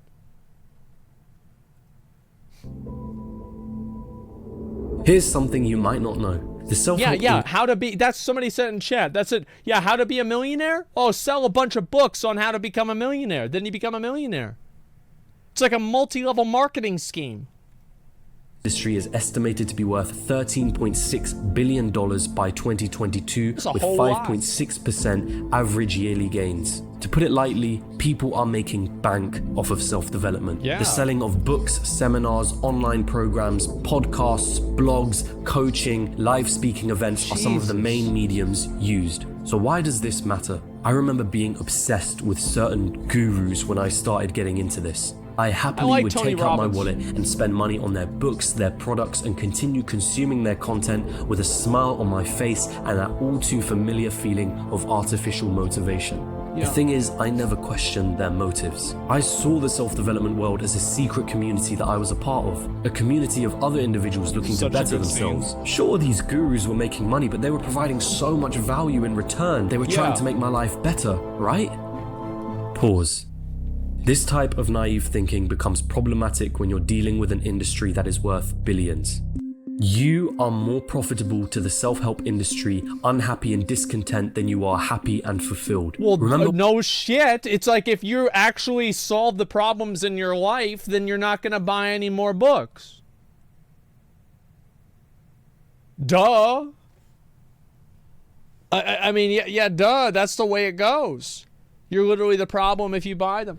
I think that there's just a lot of people that, and the thing is that, like, you're looking for, again, I think it's one of the most vulnerable groups of people is like young adult guys, you know, ages like I'd say 16 to 25, somewhere around there. Think about how many of the shootings that, like, not just the school shootings, but just shootings in general are by young guys at that age. And obviously, like, women have the same problem, but it doesn't manifest in violence as often as it does with men. Is that men become, I think that very, very, like, insecure about themselves. They don't know how to act. They don't know how to behave, etc. It's really bad, and that's why it happens, is that these guys are naive and they get taken advantage of. And I think that the reason why they're looking for the books in the first place is because they're naive and getting taken advantage of, right? So it's like a self-fulfilling prophecy.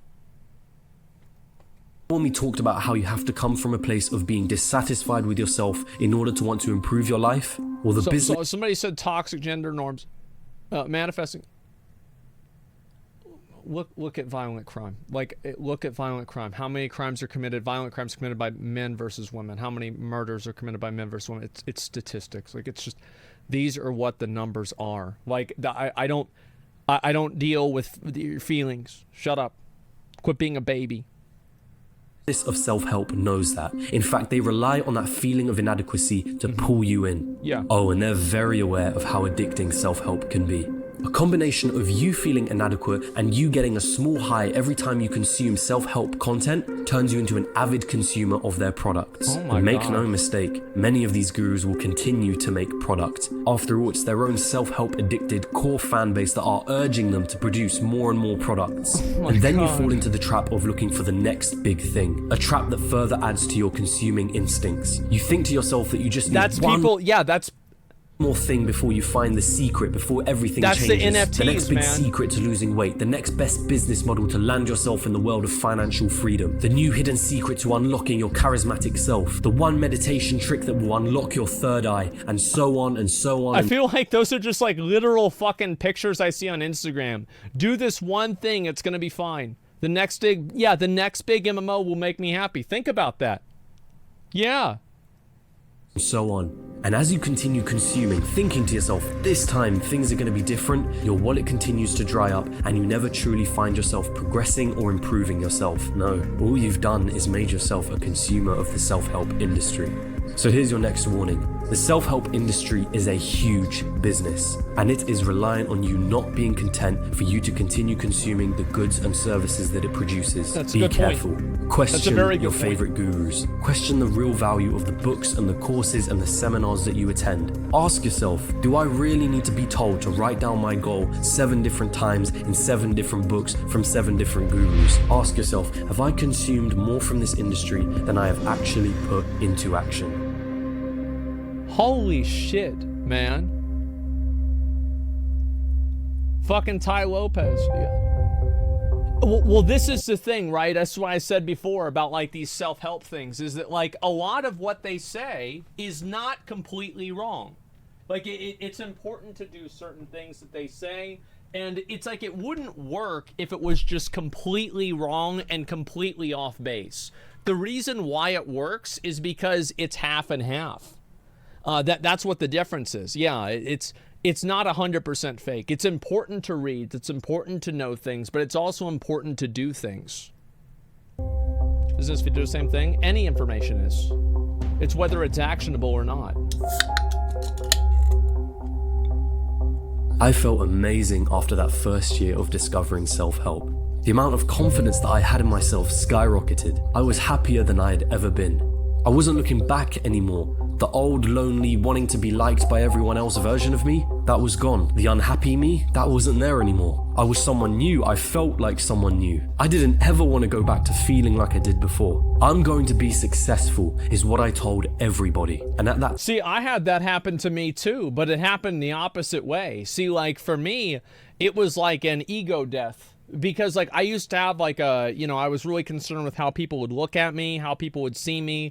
And then whenever I got to high school, like, I couldn't fit in. I didn't like it. I didn't like a lot of things, right? It didn't work. And like, after a while, Like, it was so bad that I just came to accept it and just be confident about who I am. And the same thing happened to me with my stream, is that I used to be very, uncomfortable about being like as skinny as I am. I used to be very uncomfortable about, my hairline receding. And then, to be honest, people making fun of me constantly made me just get used to it. Because it doesn't matter if you wear a hat, you're still fucking balding.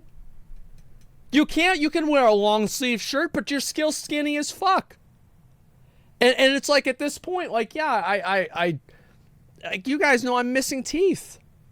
Like, it didn't happen because I read a book. It happened because you can't hide who you are. And that's it. Yeah, it accepted your fate. Yeah, I've accepted a lot of things, and it is what it is. And as I said before, I said this yesterday whenever I did that video, or day before, is I look at my life and I assume that every bad thing that happens to me is my fault. Like, I work off of that assumption. Is like, teeth are bad, you drink too much fucking soda, you didn't brush your teeth whenever you were a kid. You're too skinny? Yeah, no shit, you're too skinny, you don't work out. And that's the way that I look at everything, and I never look at it as like, this is some external factor that's like holding me down.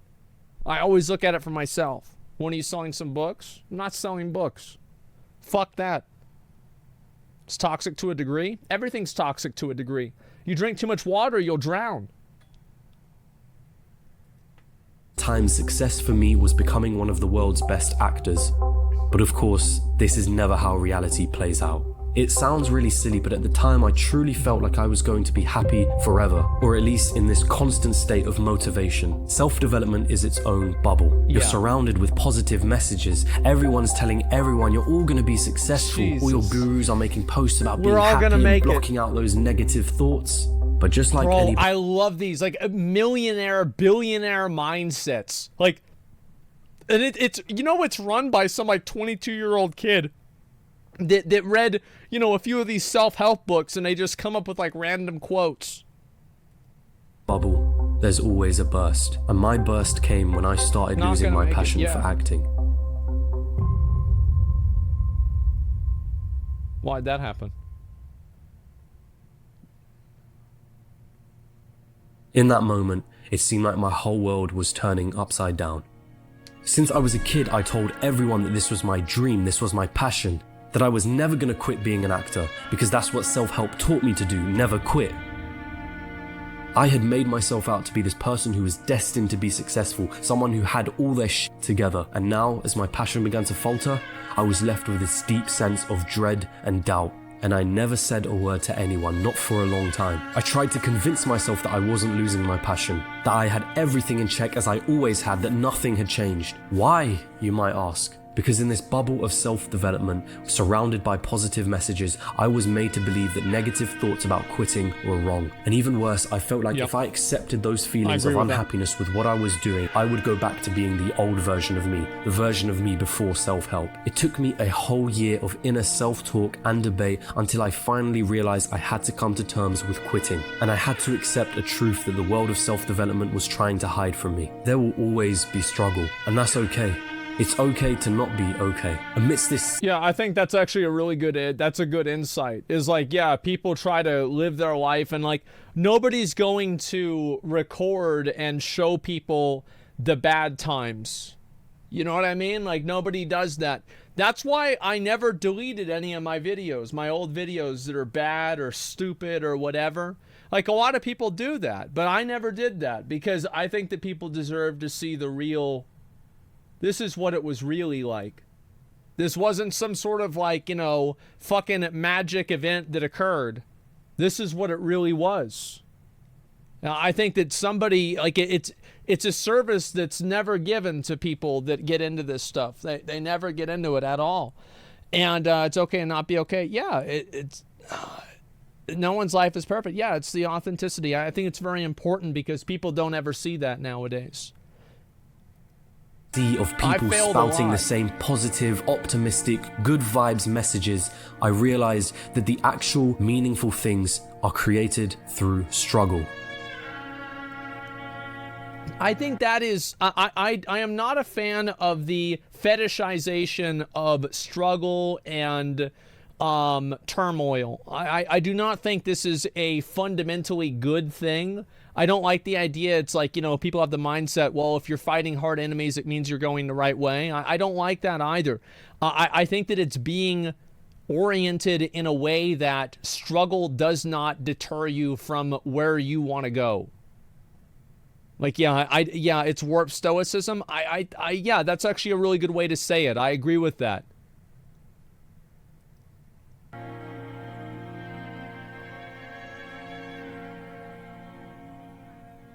That's why I don't take cold showers. I don't like them. Rich people don't sleep 8 hours a day. That's a third of your life. If you want it, if you want this, it's work. Work like hell. I mean, you just have to put in... To be fair, if Elon Musk is saying this guy he owns like 3 or 4 companies. He puts a lot of effort into stuff, right? But like the people that I find to be very sus are the ones that don't really have any real credibility outside of the fact that they sell self-help stuff. Yeah, he's got like 10 kids. Yeah, Elon works his fucking ass off. 80 to 100 hour Start with millions? Every week. Yeah, and he's got billions. The hustle muscle. And he's like, what? I said, I got the hustle muscle. Right. Work. Hard work. Working hard. Work hard. Hard work. Work harder. Work hard. Hard work. Hard work. I do think that working hard is important. I will not advocate that it is bad. Elon is a con artist. Guys, I mean, anybody that turned $1,000 into $1 million would be considered great. Anybody that turns $1 million into $1 billion, I think, is impressive. Please, there are some people that work hard and they are successful. Like I know that people have like this like massive fucking like cult of personality for Elon Musk, or they have like this massive hate boner for him that try to invalidate every single thing that he's done. He's clearly been successful in a number of things. He's done very well. And to say that he doesn't work hard is ridiculous. Now, is every single thing that somebody does an outcome directly of their own actions, or is it something that comes from, you know, external forces coming together to be beneficial to them? The fact is that both of these things are true. You know, you have to work very hard. There are people that were in his position that aren't where he is right now. And there's people that work really hard and they're also not in his position either. It's common sense. And yeah, marketing contract thief. But there are a lot of people out there that work hard and they get over however they can. And this is something that, like, again, this is something they don't tell you. But a lot of the times, the way that people succeed is they break the rules. They break the rules with impunity. And that's why they get ahead, is because they're playing by a different rule set. It's that simple. Yeah, and nobody's going to tell you that.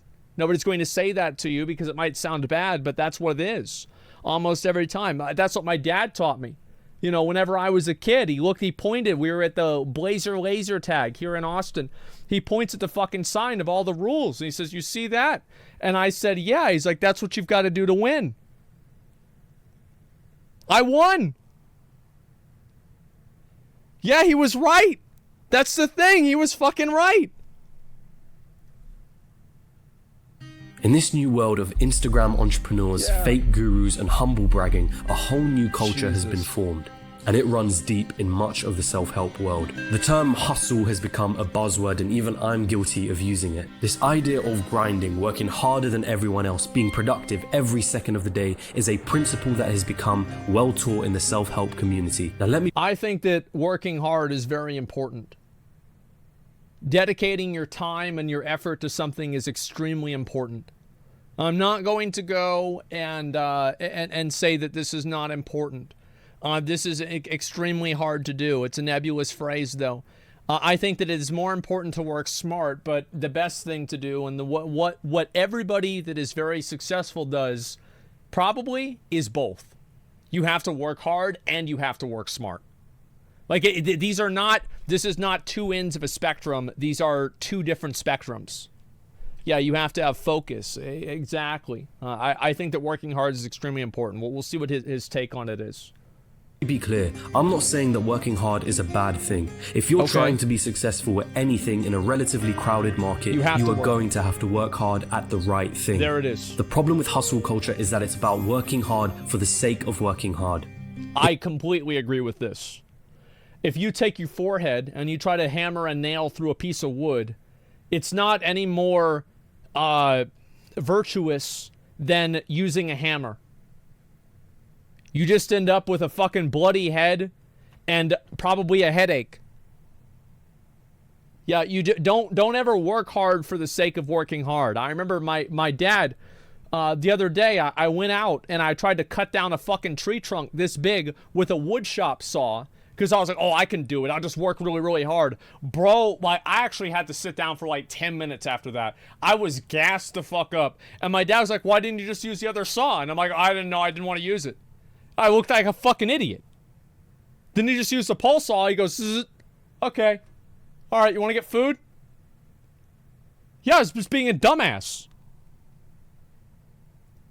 It's become this romanticized concept. It's about sounding like you're busy and working towards success, even though you're not achieving anything. It feels good to pretend that you're hustling, but I can guarantee you that the people who are bragging about working hard and hustling online are actually doing a whole lot of procrastination and action faking. Well, and then it's not just that. It's the people that are actually working hard are working hard.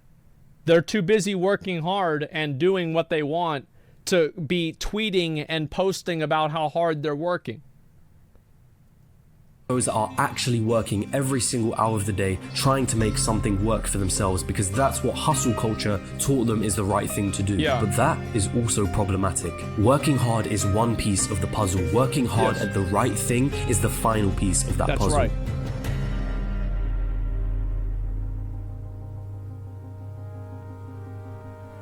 There are two immediate problems with working hard 24/7 that I have found. The first is being at risk of burnout, a state of emotional, physical, and mental exhaustion caused by excessive, prolonged stress. This happens a lot. I mean, this has happened to me too. I think it happens to everybody.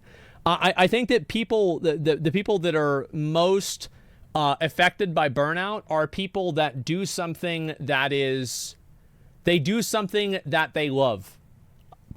Because you don't have a escape from work because work is what you love to do. So you no longer have an escape from like, oh, I'm going to go do this instead or go do something else. It's just work and then you work some more. Like that's it. So streaming, I think that, I've gotten burned out with things before for sure. I mean, it's very hard. And the way that I avoid having any problems is, again, I have a very toxic outlook on this thing, right? I view everything as my fault and nothing really matters. So it doesn't matter really what happens or if bad things happen to you because who cares? You're going to die anyway and none of it'll really matter. Like that is probably one of my main and by the way, this is not something you should do. This is one of my main motivating factors is that it doesn't matter what you lose. It doesn't matter what it takes. It doesn't matter how you feel. None of it matters because even the outcome doesn't matter. Nothing does. So just do it. Yeah, that's all I've done. And it's not a very positive way of looking at things, but I think that whenever I looked at it another way, it was even worse. Working hard at the wrong thing. You could have a fitness blog and be working on that 24/7, updating it with new posts and new posts, but the chances of you actually getting somewhere are very slim. There are thousands I always really feel bad for people that put like a lot of work into their videos or a lot of work into like whatever they're doing, and they just never really see any tremendous success. You know, people that stream for years and they have like 10 viewers or something like that. Like, fuck. You know what I mean? Like, for me, whenever I went into starting streaming, you know what I did? I looked at Athene, and I looked at Kriparian, and I looked at Rekful. Those were the three people that I aggregated a lot of my inspiration for how I would stream from. You know, I like Kriparian with his very relaxed and just like, you know, he's just the calm, collected, fucking master wizard or master at that time barbarian that just knows exactly what to do. Athene with his just outrageous fucking antics, and Reckful with just being insanely fucking good and really smart. And I looked at each of those three guys and I was like, this is okay. Like I wanna try to base what I do off of an aggregate of these three, and that's how I move forward with it, and that's what I did. I was very deliberate with how I did this.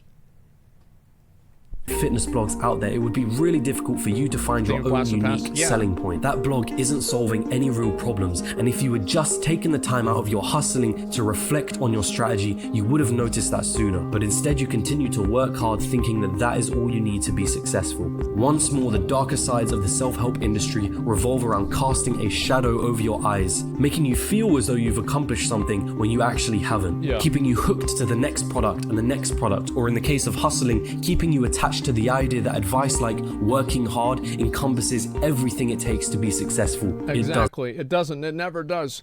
Of course not, right? Somebody says, don't forget timing is everything. You started streaming before Twitch became saturated with streamers who are all looking to quit their day jobs. I can guarantee you that you're going to know the name of somebody in 6 months or a year who heard your advice and said, that's bullshit, I'm going to do it anyway. Yeah, you're going to know. You don't know their name today, but you will in 6 months or a year. Don't make excuses.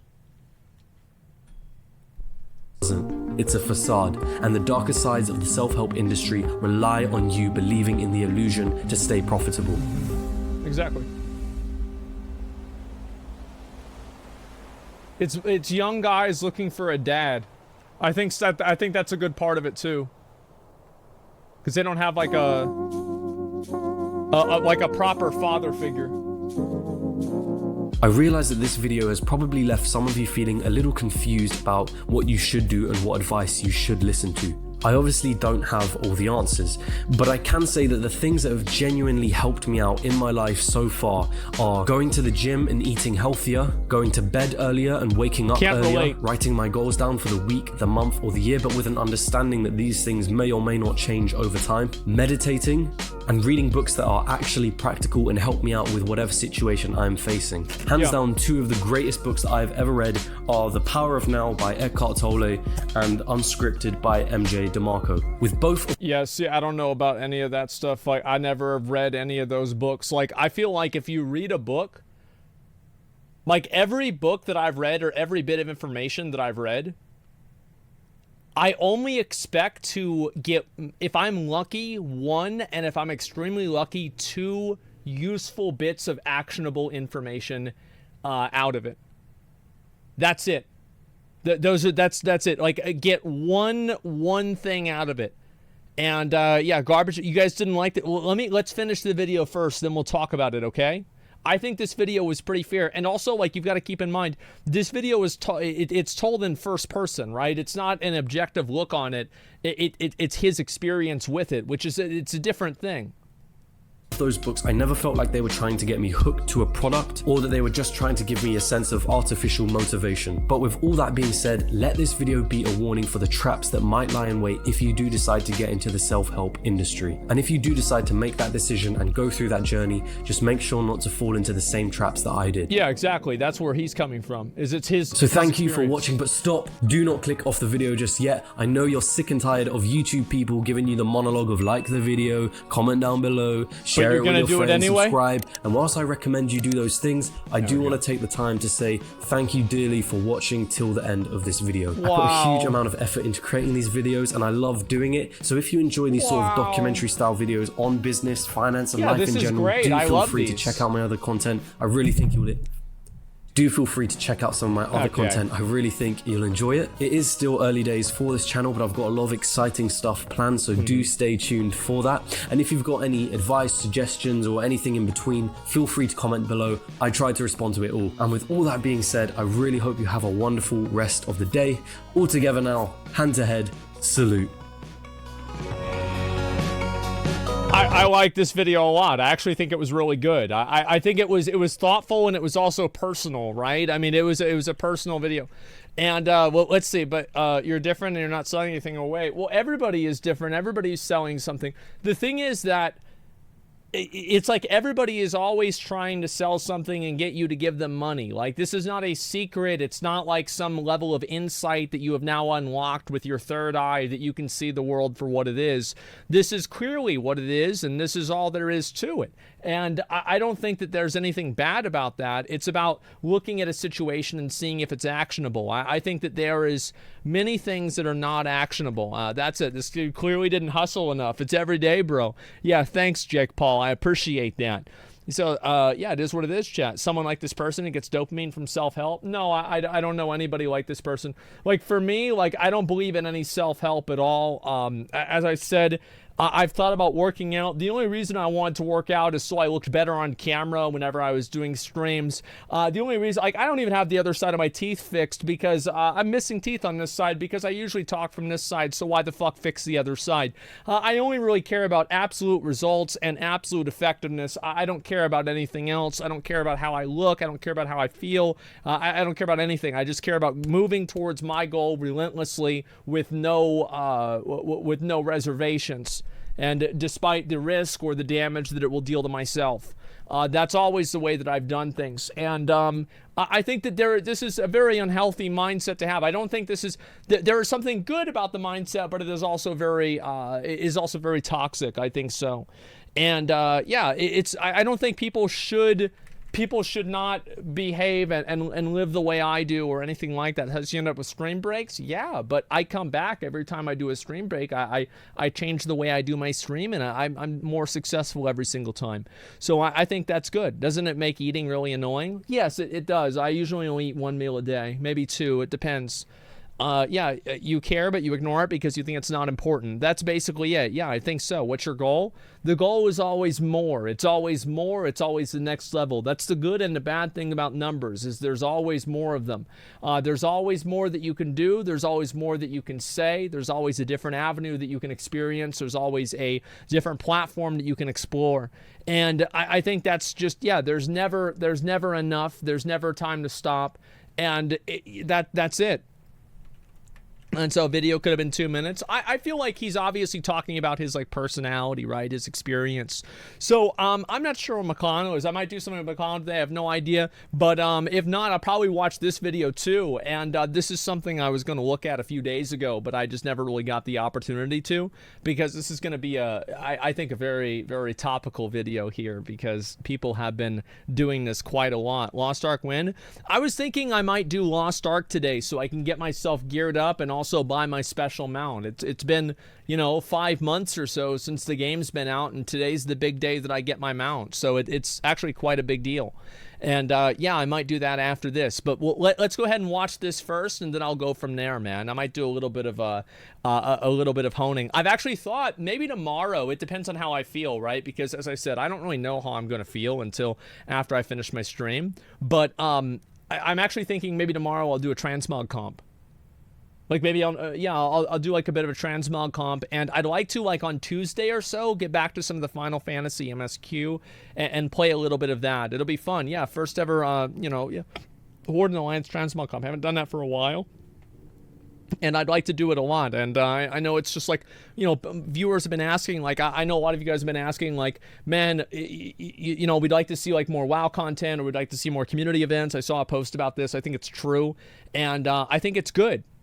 It's a good thing, and I do want to do more of that and have more events for you guys. And I'm thinking about doing another one of the times where I raid everybody's setup, etc. What I would love to do, Razor, I would love if I could rate the setups, and some of the worst ones could be voted on, and we could maybe send them some Razor stuff, some peripherals, maybe a chair.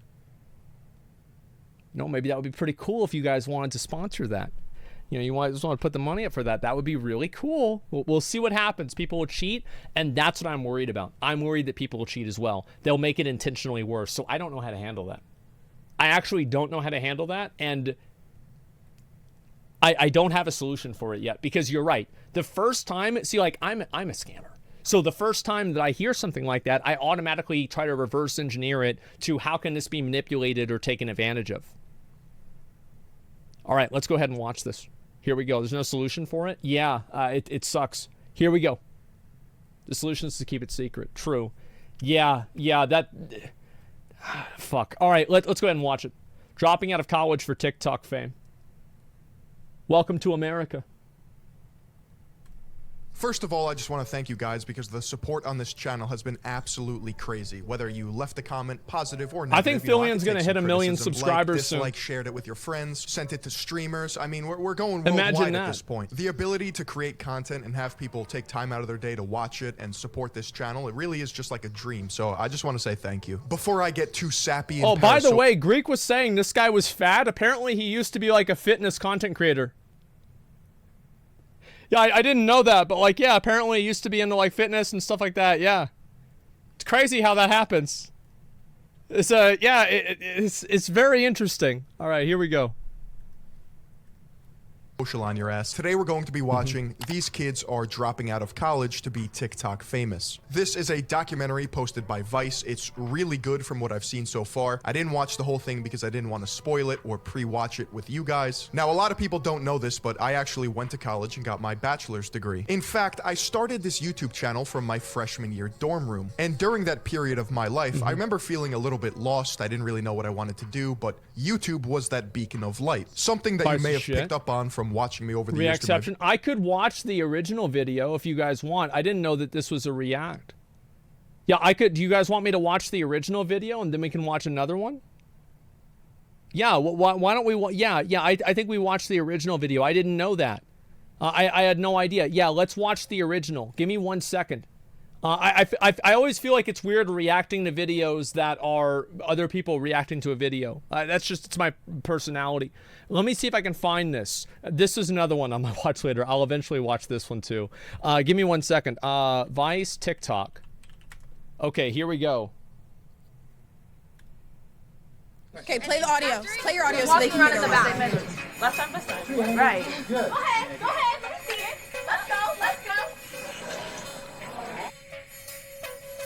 They probably just made $15 million doing that. I was like, what do y'all do? And he was like, I'm an influencer. He actually answered, I'm an influencer? Yes. Right. I said, how do you make money? I've never understood it. He was like, you know how there's like Beyonce and Jay-Z, famous people for music? He's like, well, we're famous for social media. I'm like, so people follow y'all just to watch your life? And then he was like, yeah. I was like, okay, sign me up. I'm a little bit too old. I'm gonna be honest. Yeah, I'm a little bit too old for this, right? Because whenever I was growing up, you know, it was never really a thing. Like, I thought, you know, Swiftie and Athene were cool, but like, I was like, you know, fucking like almost an adult by then. Yeah, I don't get TikTok. Yeah, it's just, it's not really that much of a thing to me. This generation is stupid as fuck. Bro, shut up. Like, every single generation, it's like they're gonna be saying that about the people that come after them. Every generation says that about the previous generation were a bunch of fucking like uptight fucking old assholes, and the new generation are a bunch of stupid ass kids that don't know anything. This is it every single time.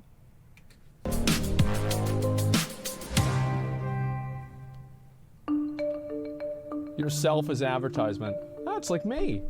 So we're in West Hollywood going to a TikTok house called The Vault, in which 6 people produce content of some sort for 1.5 million followers. Now, I don't know what TikTok is, or if I download it, I suspect it'd be an Amber Alert because I'm too old for this sort of thing. Probably true. But I need to find out what these people are doing and how they're making. See, you have to understand, did he say where he was? Because, yeah, I mean, I'm sure if this house is somewhere out in Los Angeles, it's probably, I don't know, $15 million. Yep, West Hollywood, yep, probably $20 million house. Need to find out what these people are doing and how they're making money.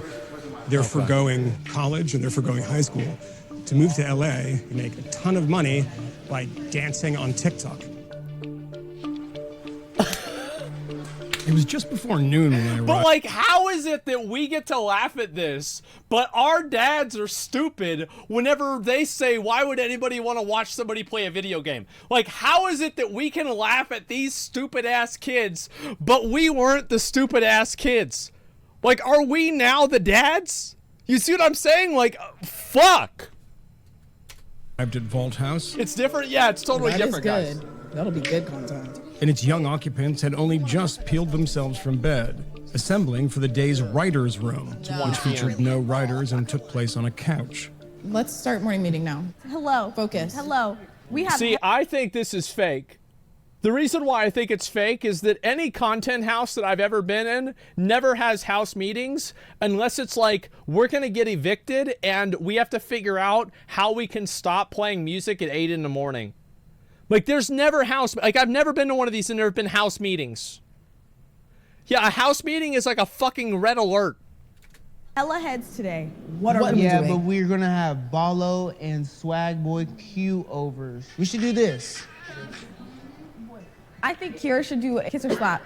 I'm not doing that. They are sick of me kissing people. No, they're It's not. They ask for it boring. every time. Kira and Trey kissing. Yeah. One can be don't bring a girl home. Okay. Oh, yes. Kissing. Bro, One can be don't. Look at face, bro. Look at face. Oh my God.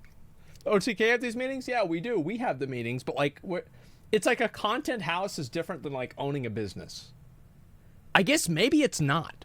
You're right. Yeah, we have these meetings. Maybe it's the same thing. Bring a girl home or a boy home. Oh, yes, yes. And then one can be don't lose the group. Oh, that's can cute. you write these down because you're gonna forget and then I'm gonna be very upset. Escalating, girl. I don't have any idea what's happening. What's poppin', chicken nugget? Babe, wake up. I didn't want to go to the party. I wanted to go to the party to scare bitches. For the past few years, TikTok has been the fastest growing social media platform in the world. It currently boasts around 1 billion active users. And its astonishing growth was facilitated by crisis. During those long months of compelled COVID hibernation, TikTok was the most downloaded app in the world. Oh my God. A platform famous for its ubiquitous dance trends became a sort of... I mean, this has got to be like kids, right? Like, I guess I've never, like, maybe I should go on TikTok one of these days and just see what's trending. Just see what's going on. Like, go on an expedition. Like, I would feel, honestly, like, if I ever went on TikTok, I would feel like I just went into, like, a high school or a middle school. Like, I would probably feel so weird and, like, uncomfortable. Like, I shouldn't be here. You know what I mean? Platform changed a lot. Yeah, I'll have to see. Maybe one of these days I'll try it. Gateway drug for Gen Zs and younger millennials. Those disinclined to flailing on camera sought notoriety on different terms. It's to gift me that money back. TikTok became a vast repository of makeup tutorials, unlicensed psychotherapy, questionable financial advice, and boorish humor. Potato salad. See, like, I feel like TikTok is just Vine. Like, Vine was awesome. You guys remember Vine? We love Vine. It was a short, yeah. The thing is, like, the TikTok videos and, like, the Vine videos, they're just short, funny fucking videos. I love that. I think that's great. What I find is weird is, like, the dances. I don't understand the dances. That's, you know, I never watched a musical. Having a more female-based audience makes you more money. Can you explain to me what I was watching? TikTok is all run by like our age range. Who's the youngest person? How old are you? Can I ask? 18. You're 18. Oh, so that's the youngest. Mm-hmm. None of you are from LA, is that right? Mm-hmm. How do you get here?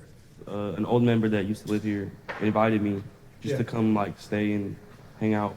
And that's somebody you knew through TikTok? Right. Somebody on TikTok. They offered to trial me, like, see if I would be a fit for the house. I mean, does everybody remember that first time that somebody was like, I want to pay you for the shit that you do? I thought people were just doing videos for fun and just go like viral. I had people asking to duet their videos and they'll pay me. And I'm like $250, and I was working. What were you doing at the time? I was working at FedEx. Bro, like, how is this shit happening? Like, I always find it to be so crazy that people make this money, like, for just, like, something that seems, like, so weird.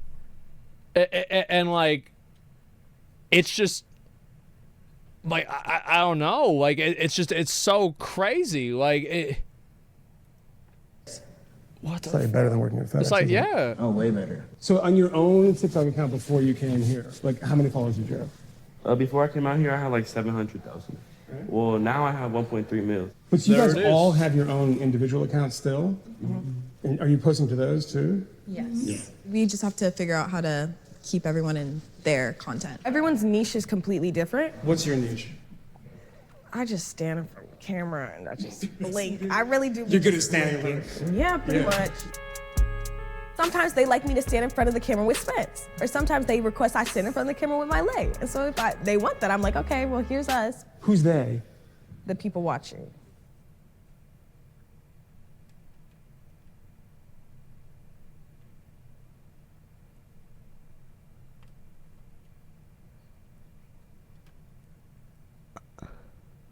Who has the biggest following?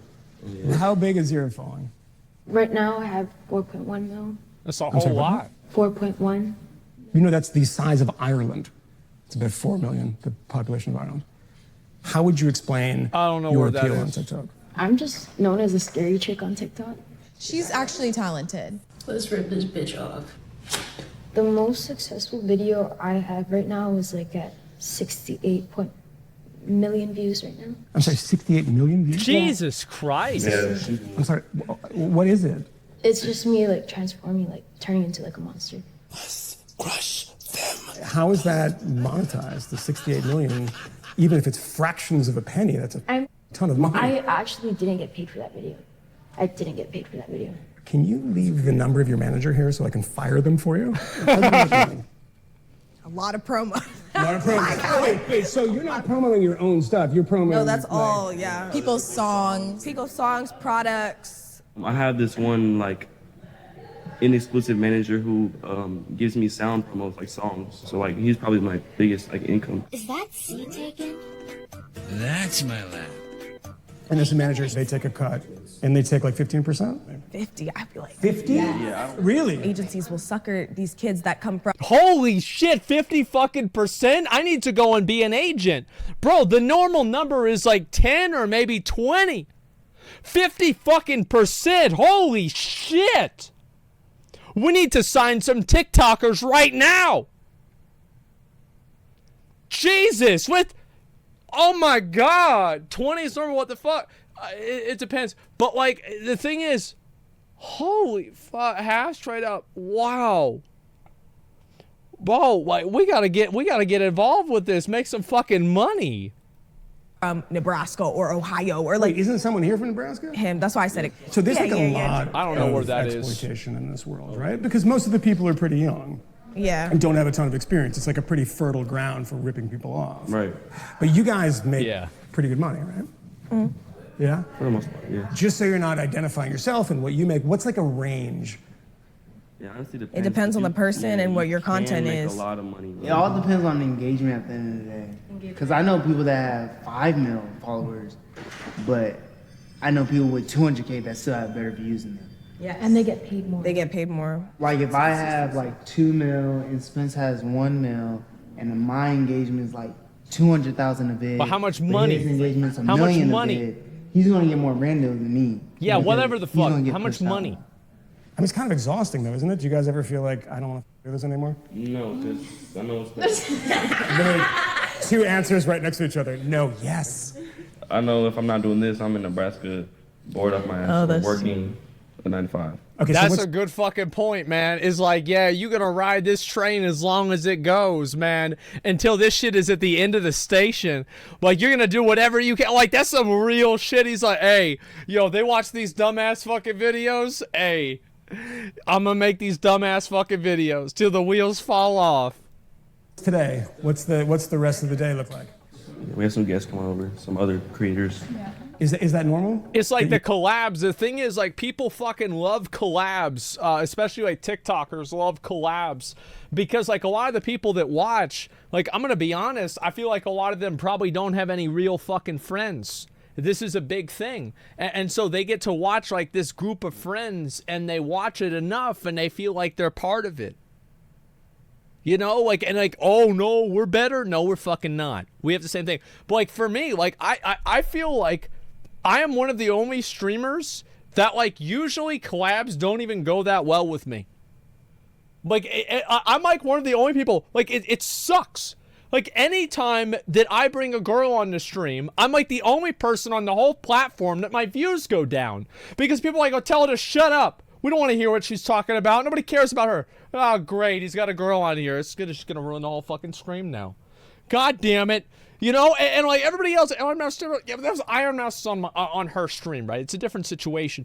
But like, yeah, it's like a bunch of guys here, man. We gotta do something about this. Zeppwa, that is true. Zeppwa is an exception. Exactly.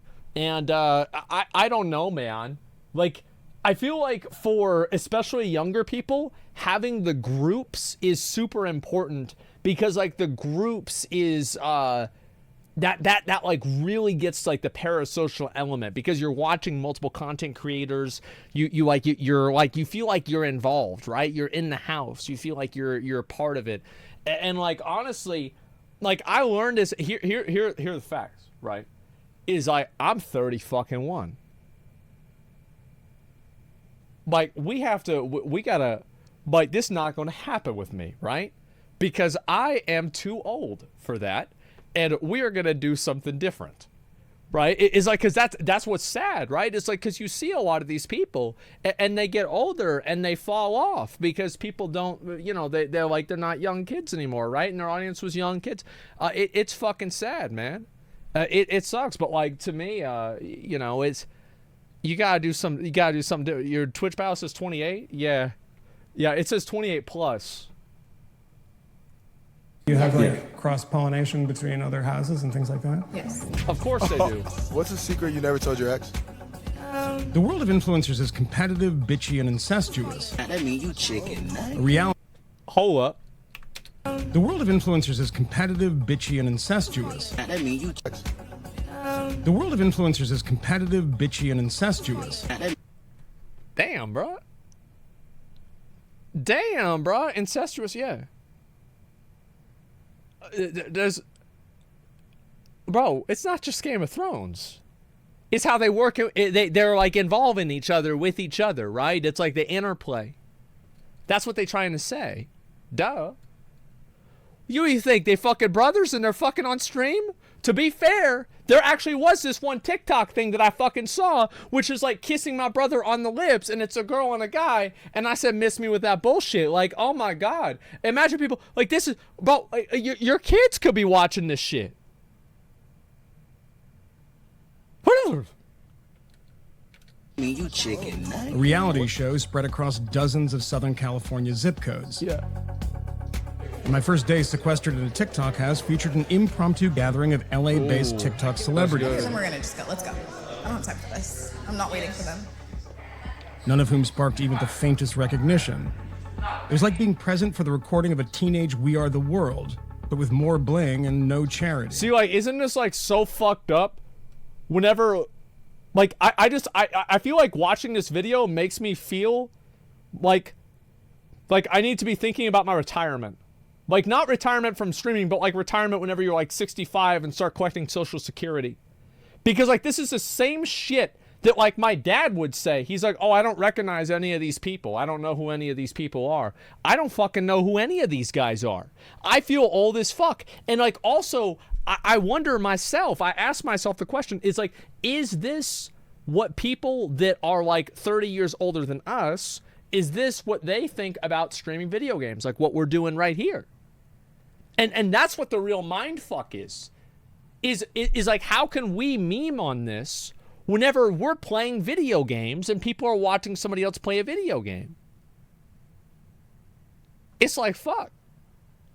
It's not the same thing, but the thing is, it's not that different either. Fuck. Fuck, man. I actually, by the way, I like LA. I think LA is fucking great. LA reminds me a lot of, LA is a lot like Austin. Whenever I've been around in LA, it's a whole lot like Austin. I can go over there. It's about the same thing. People, no, the thing is, fuck LA. No, I think it's fine. Yeah, LA is horrible. It's not a problem to me at all. LA sucks. Don't come here. I'm probably not going to leave the house. Don't worry about that. Just tell you guys, make sure you're eating, drinking, it's expensive. hydrated. Yeah, marketing is just like ideas. That's the hardest thing, just coming up with ideas that like no one else does, just making them viral. Okay? One more time for the outfit, guys. But even their real-life social engagements are for the benefit of social media. Yeah. One I forever trained on follower counts. That's one thing that that's super important that like a lot of content creators forget is like they get it twisted. They think that they're like actually friends with certain people. And it's always a sad thing whenever you find out that you're not friends, you're just coworkers. It sucks, but that's the reality. That sometimes that fake ass people, it's not fake ass people, it's people that come together. It's like you're working with somebody else. That's not fake working with somebody else. People just get it twisted. There's nothing wrong with that. So you increased 15 million in the past year. What on Big earth dick. All did right. you do to do that? There and it can is. you write it down on a small note card for me to do? Basically, like there's like a married couple or a couple. Yeah. It doesn't matter. And I'll be like, hey, like I'll pay you $10,000 if you let me kiss your girl right now. Can I give a girl a kiss for $10,000 all in cash? No, bro, stop. We're not doing that. Huh? We're not doing that. Do you actually pay them? I mean, 9 times 10 of them were through on it. So look, I got this guy right here on Instagram. Do you know who this is? That's my boyfriend. Well, a lot of guys don't sell their girls for money. Losers.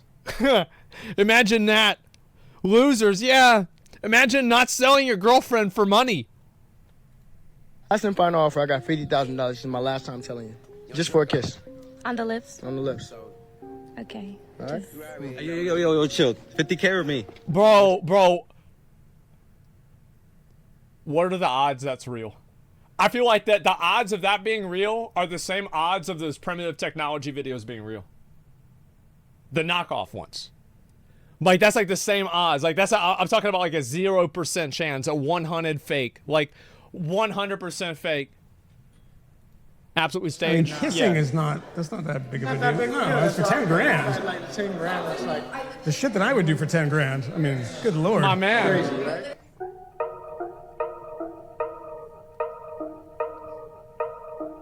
Whether your talent is paying women to make out with you or just being moderately attractive on camera. No, that's what it is. Like, that's the most popular thing is like people like whenever somebody, like, you know who is a god at this? Is Gideon. Like, Gideon is a fucking god at this. Is that he comes up, he has like these weird fucking interactions with people. He's very extroverted. He's so fucking funny, man. He's great. And it's like, yeah, he goofs on people a little bit, but like that's what people like, is because a lot of people are especially online, right? They're introverted. They never do this. So like seeing somebody do this is like content in itself. To Dion, yeah. Like, he's a great content creator. I unironically think that he's great. I think people shit on him for no reason. Like, he's great. Influencer is always thinking about posting. Once you build a following, the key to retaining it is a steady stream of content. Yes, the dog has to be in it. In our short attention span age, and on a short attention span app, a lull in production, and you'll quickly be overtaken and forgotten. That's right. Those seemingly candid moments are often artfully choreographed. It's all fake. And countless takes are performed in order to get the videos just right. Hey, one more time. Much of what they film never makes it to their feed, but the feed must be constantly fed. All right, take 10. The life of the influencer might look like one big vacation, but, I'm repeatedly told, successful TikTok personalities take no time off. And vacations are only possible if sponsored by a brand. Well, you don't take vacation off. You don't take breaks. You can't take breaks because, well, the thing is, like, I feel like for some people, like, maybe that's what for me. See, for me, I take breaks. I'm like, hey, yo, guys, I'll see y'all in like 4 months. I'm done. And I come back and it's fine, right? It's fine. And the reason why I don't fall off whenever I do that is because I come back with good content. Is you come back and you have content that people want to fucking see. It doesn't matter if you take a break. If you come back and you still make good content, that's the difference. It's confidence. Yeah, exactly. Like, that's all it is. Short attention span, there's a lot of reasons. Content's king. Yeah, it's all about content. Doesn't matter. You take a break forever, you come back, you're going to be fine. Let's rock and roll. Go ahead, Spencer. Spin. It's only 8 seconds, Poppy. Get it. Oh, shit. We want to get the logo in the shot first. Nichelle Vanius is the brains behind Voltez. 3, 2, It's Vanius who recruits the talent, signs them to her TikTok agency, and moves them into one of her half-dozen TikTok houses. Bro, that is crazy. She's rotating these kids around like they're cattle. Like that's like everybody's mom. She's just getting them around. That's, bro, you bet your ass she's gonna be there trying to help them out. That's a 50%. Yeah, she's there in person. Good job. That looked good. How did you land on the TikTok influencer beat?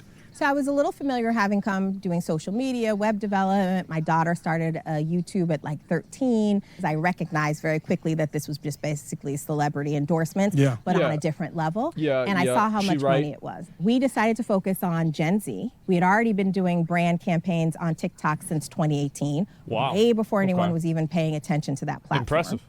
And then COVID hit. Boom, we were able to double the agency during COVID in 2020. I mean, you're much more captive audience in those times. I mean, literally captive in a lot of... They were growing fast. You know, it was still cheaper than Instagram and YouTube. And we started a content house in April. Everybody can post, but no one has 4 walls to do. No, it's right. That's exactly what it is. It's a content house. You know what the most important thing I think about making videos and like these TikToks? You know what the most important thing about it is being attractive. Like, I honestly think that's one of the most important things is like looking good. Like, for example, like, yeah, that's is 90% like true. And like the thing is that it must suck, right? Because like, look at me, right? I am a degenerate zombie. And that's fine, right? It's okay. But like, you know, I'm not going to be going around doing TikToks.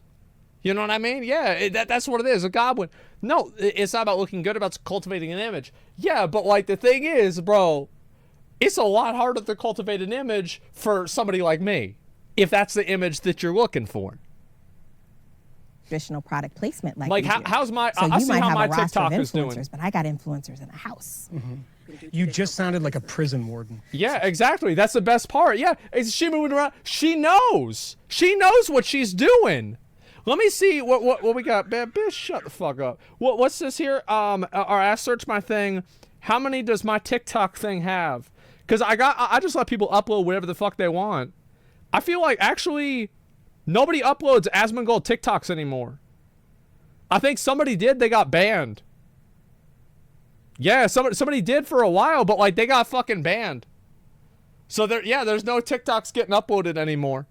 That's all there is to it. Can I be the guy? Yeah, bro, I fell off.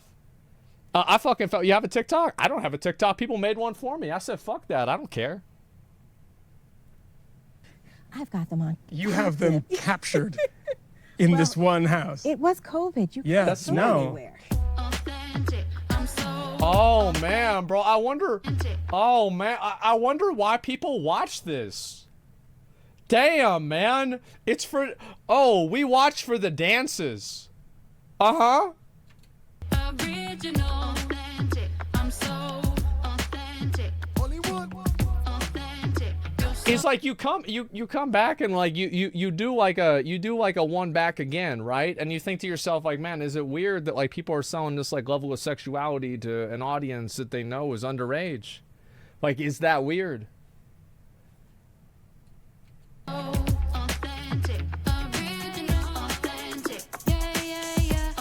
That's not all they do. I'm not trying to turn it into that. I come though. to you and I want to be one of your clients. Who do you need me to be? I need this not to be a hobby. Okay. I need this to be your priority.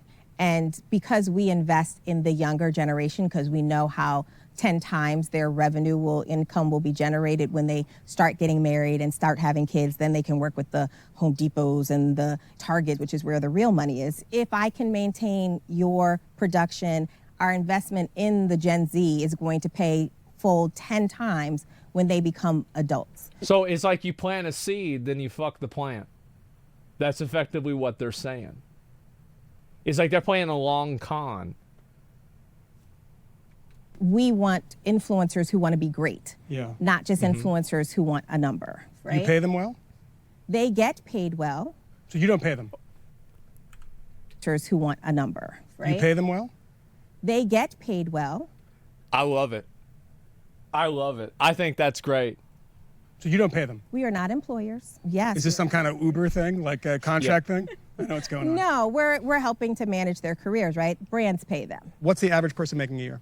The smallest sponsorship we've done for a house is $20,000. $20,000 a month for a 3-month commitment will get you some piece of content or something out of the housemates in that house. Yeah. Twin Flames, where we are today, they're just launching, but they've already made money for house deals before we even launched the house. God, you're they have inviting existing- Yeah, like content houses get paid like hundreds of thousands of dollars. Like it's super lucrative.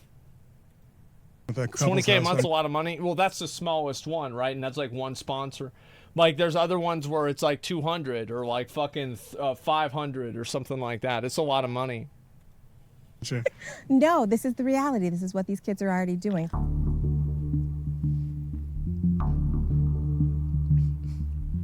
This house, Twin Flames, is for couples. To be fair, that shit was funny. Like actually, like that one was that was entertaining. That was funny. You can imagine, in an era of ubiquitous reality television, why such an arrangement would appeal to Nichelle. Josh and Star just moved into Twin Flames. What do you mean? Yeah, that's awful, bro. Overused? So you're a I thought it was funny. TikTok couple. Yeah. How many followers do you have? I have like 10.4 million. That's a lot. Why? How did Why? You guys over? What a good question. He taught me how to like make a video blow up, and we kind of just learned the Because format. she was never how to familiar do it. with TikTok. She wasn't even on the platform. Well, I always wanted to blow up anyway, so I probably would have figured it out. But I probably wouldn't have been at 10 mil right now. Do you make any money from that?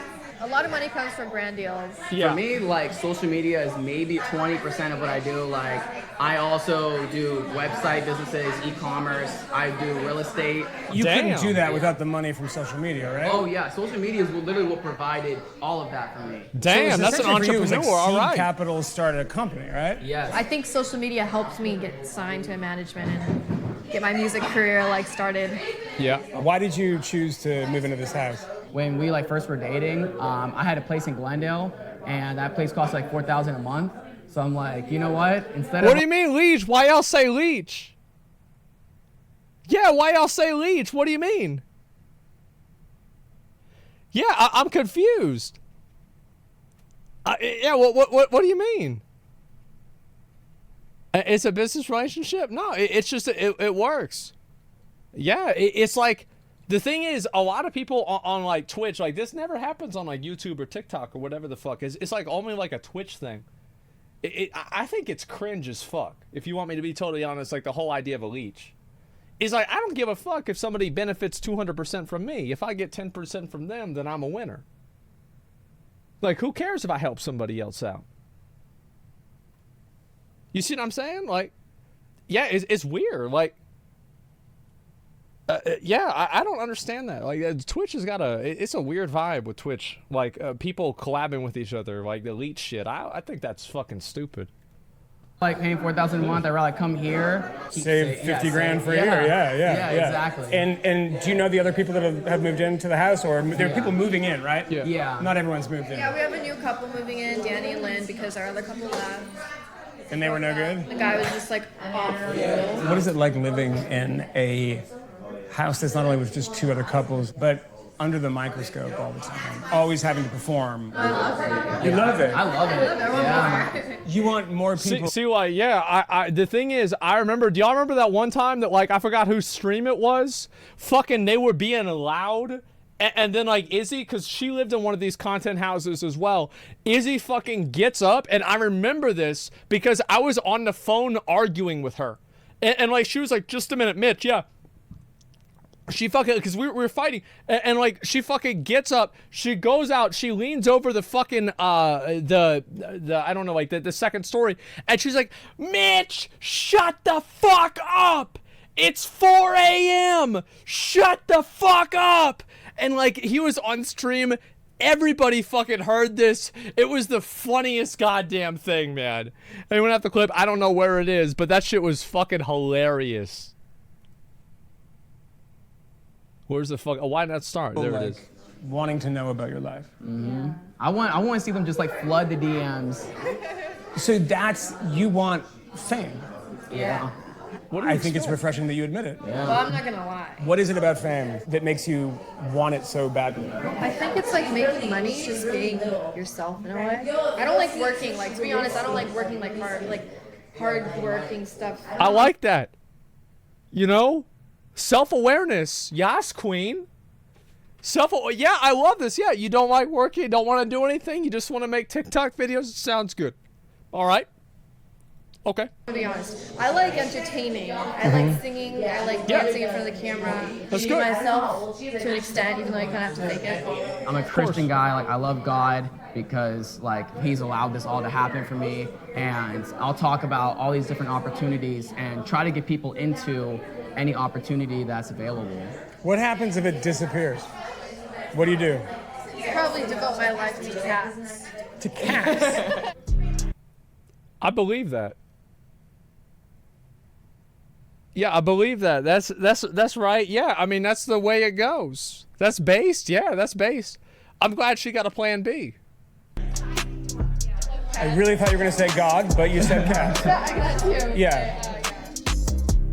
Oh my God. Predictably, teenagers having fun and making money provoke the usual moral panic, with breathless headlines about the app precipitating a mental health crisis among teens. Pundits and politicians called for regulation. See, I told y'all, like, anytime that fucking Fox News gets a bunch of people like this together to talk about if something's ruining kids' lives, that means you know it's really popular.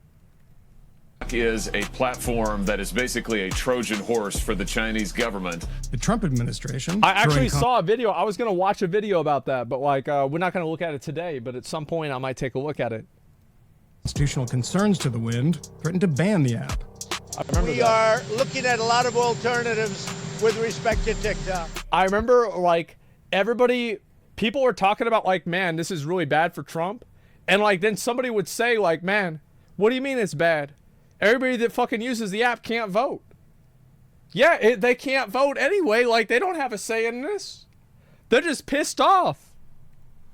And for the tens of thousands of newly minted TikTok professionals who monetize skill sets that most people didn't even know were considered skill sets, the moral panic became an existential panic.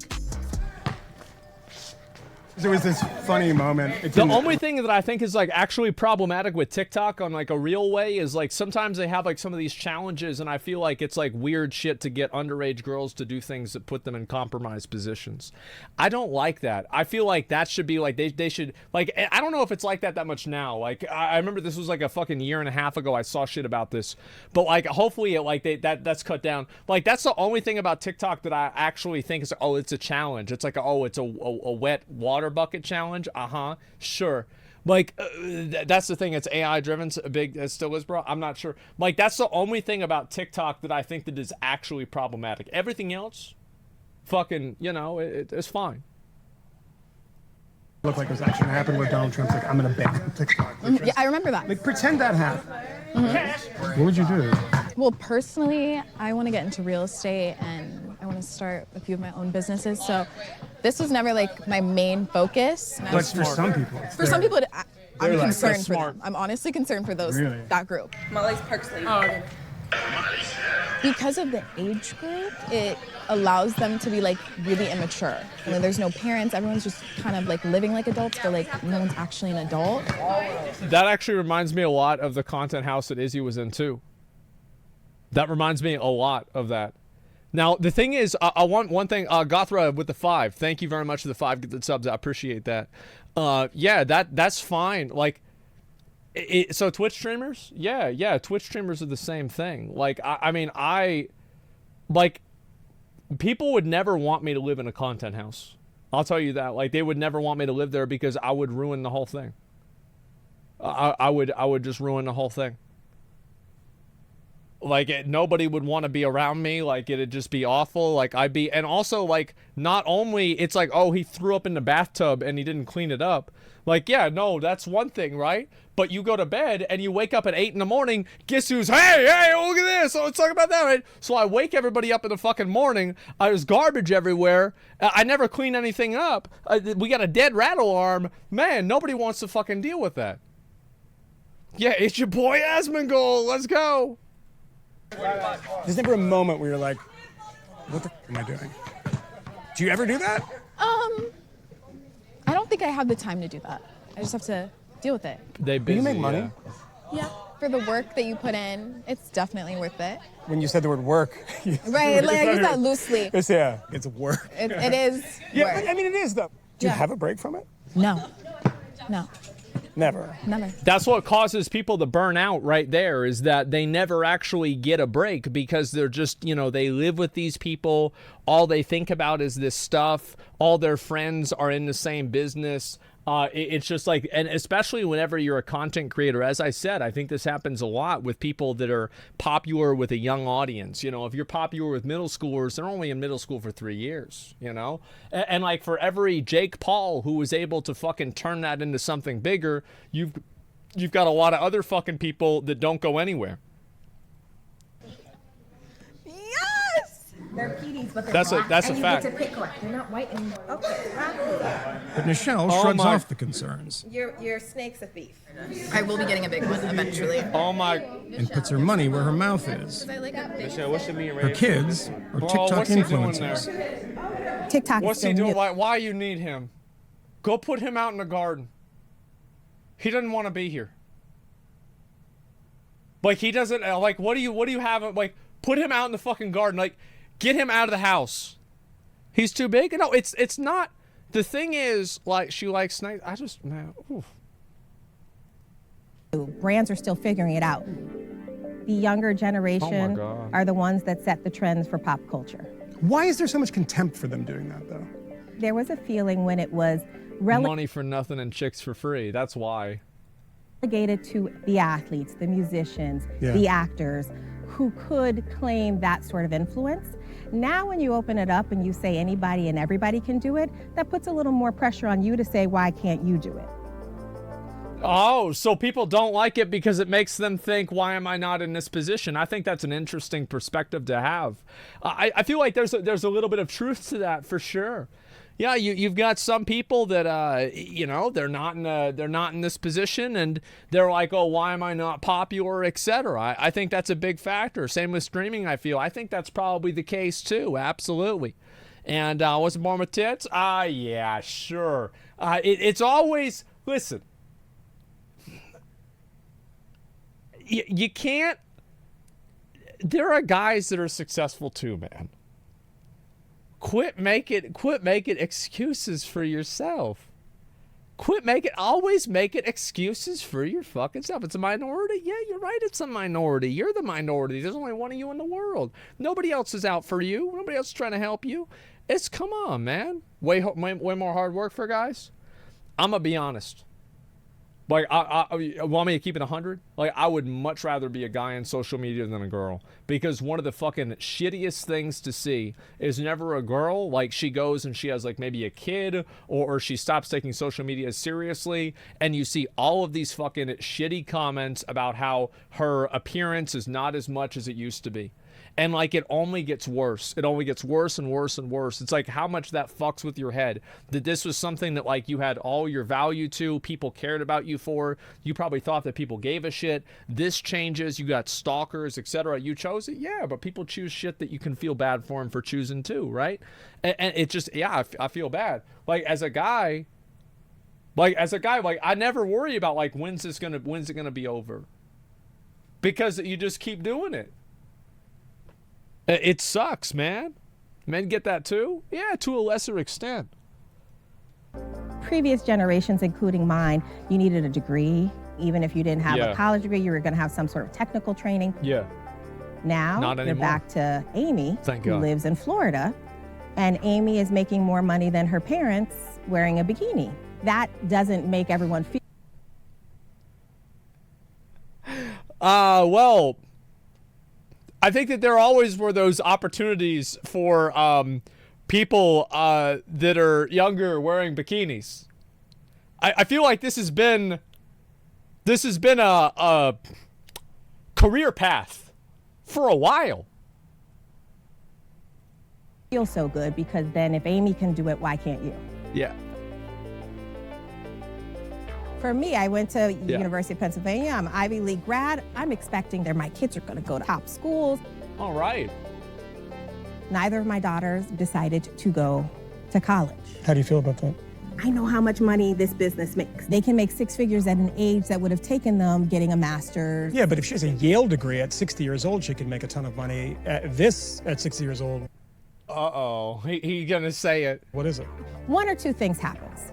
You do this, you make a tons of money. You have parents like my daughters have, and they teach you about savings and investing, and you created your own trust fund. You've created generational wealth.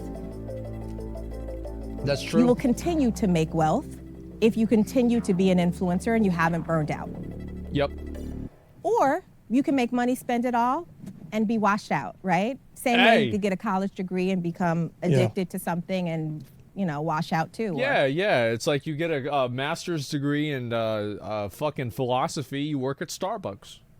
There's like the crazy homeless guy that sometimes you come in and he talk to him about Plato and, you know, Socrates and shit. And then he goes into the bathroom and he shits on the floor. You know, we call that Monday morning. Hey, what's wrong with that? Again, are you talking about me?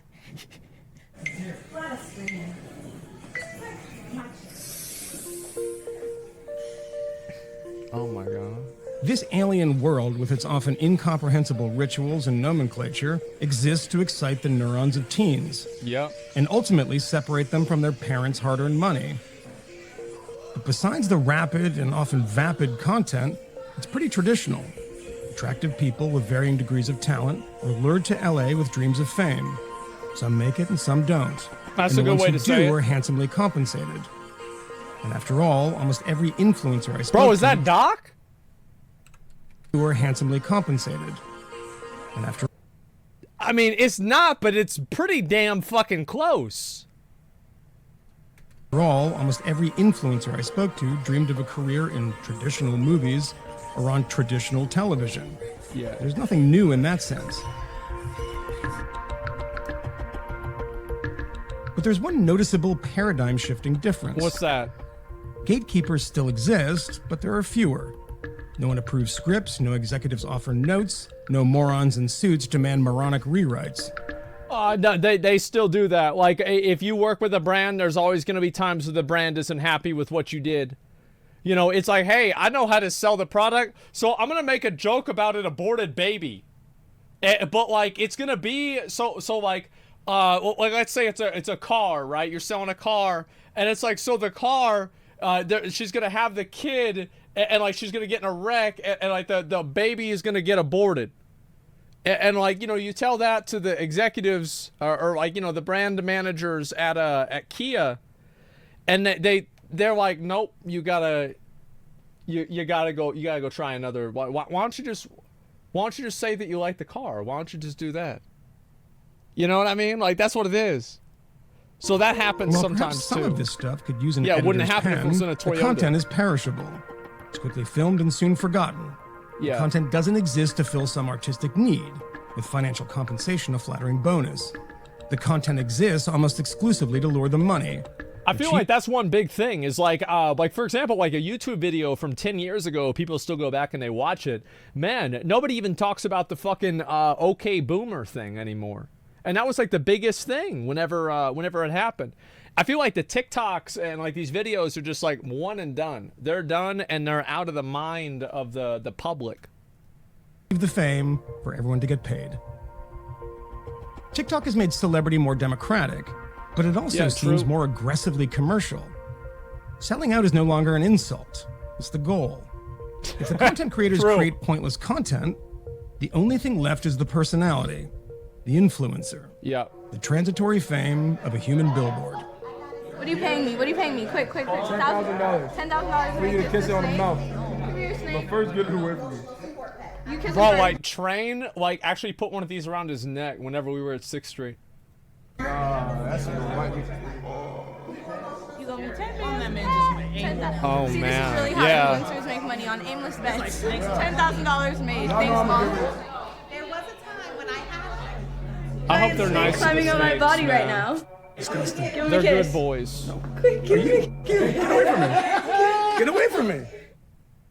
Yeah, they're good boys. Yeah, poor snakes. Well, the thing is, like, I just hope they take care of them. They're nice to them, right? They're good. I'm Michael Learmonth, editor-in-chief of Vice News. They're good. Too often, traditional news outlets shy away from the real stories and experiences of those living through global conflicts. I feel like not Vice News. I wish that, like, so, like, the thing is that, like, I feel like this painted too positive of a picture. I wish that they had showed a little bit more of the negative shit. I wish that they had showed a little bit more of the, the negative effects, the underbelly, that kind of stuff. I like that would be way more interesting for me to talk about. Is because it's Vice. I feel like Vice, bro, like they put out some good shit a lot of times. Like they put out some good shit. I'm about it. Yeah, there's a video. I linked it to you guys. Yeah, it's not. This was not a bad video. Like, they went out there, they talked about it too soon to see the negative shit. Are you fucking kidding me, man? Like, people get into this stuff and it fucks their head up in a month. What do you mean? Like, yeah, the crowd yelling, take your tits out? I mean, that's not, I mean, like, I feel like that sounds just like your typical chat room. I mean, let's be honest. Most of these kids are miserable whenever they don't get their want and their videos don't do well. Yeah, I think so. Plus all the negatives for the people who are addicted to watching. There's that true. Check the Amarath Twitter post. Shows she made 27 million. Yeah, no, I saw that. Amarath made a whole lot of money. I saw Fandy posted her shit too. Because like it all started when Karina Koff got her shit posted by like I think David Dobrik or some shit, and so yeah, that was crazy. So many angry haters. I think that this proves we need Sharia law. Hey, hey, there you go, man. And so listen, like what I'm really trying to say is that like this stuff that you see. It's just like it's such a different life that people live, but like I'm not about to roast them or like try to look down on them because it's like one of those situations where like fuck, like how am I that different? Because like if the thing is like if people are gonna watch it, what I was talking about the OnlyFans thing, Fandy that you posted, and yeah, it's like how am I any different? Like, that's all there is to it. Read the 35K upvoted YouTube comment. I'll look at it right here. This is 31. I'm glad these people are doing what they love. I'm equally glad that I don't need to worry about them coming for my job in 15 years. Man, that's some fucking... Bro, that is some bless your heart fucking backhanded compliment. Oh, I love it. I love it. God damn. Yeah, you can't believe that. Yeah, you can't wait because you're doing the same thing. Yeah, that's the thing. Is like, well, it's like all of us are doing the same thing. It's like playing video games. Like, it's like how much of this is like just an aversion towards the new, and how much of this is actually something that's problematic. You see what I'm saying? You see where I'm at? And yeah, job security for us folks that got a degree. Well, the thing is, like, not everybody needs a degree. Not like you only need so many of certain things, man. Like, I think as long as people are making content, they're doing what they like to do. That's what really matters, man. It seems problematic. Let's talk about. I love talking about this shit because I find it interesting. Today is the day I have decided I am getting my fucking Terpion mount today. A journey that began 5 months ago ends today. I'm buying this motherfucking bitch and I'm gonna ride it. I am ready, man. This is, oh yeah, oh hell fucking yeah. Give me a minute. I'm gonna get right up into this shit. Now, somebody said the Final Fantasy, what's it? Isn't that one club? Should I go to that? Like, I don't know. Maybe I should. I'm not sure. I haven't decided. Give me a minute. I gotta look at this. You don't buy mounts? Fuck no, I don't buy mounts. This is money. Who gives a fuck about that shit? All right, give me a minute. I gotta talk about this. So, like, look, here's the thing: is that with TikTok, with YouTube, with Twitter, with any of these like content creation platforms, right? With any of these things, they never really, like, most people burn out.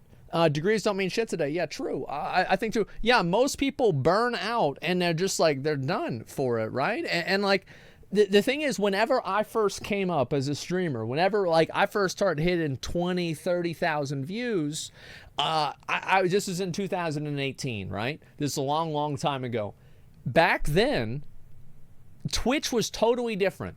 And the people that were popular back then are not the people that are popular now. Isn't that fucking crazy? Like, I go around, there are some people that are still around, but most people, for every person that's still around, there's 5 people who aren't. And like, that's nuts, man. And back to StarCraft, yeah. XQC Lyric, yeah, there are a few guys. There are a few guys out there that are still popular and they're still popping off. And that's it. Someone 1G, someone's going to be popular forever. Like, that's all there is to it. Like, he's grandfathered in, man. And that's it. Content creators are important, to be honest, but to be honest, right now, it's more important to be on the top. We got really beefy profit from it.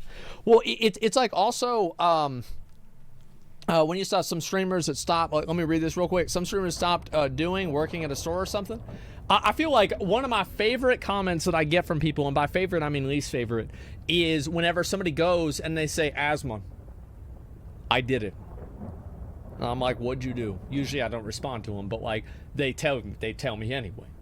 What they did, they quit their job. They quit their job. And I go and they quit their job to become a TikToker or to become a YouTube content creator, somebody like that. I say, I want you to look at this moment and think to yourself, thank God this happened. Yeah, thank God this happened.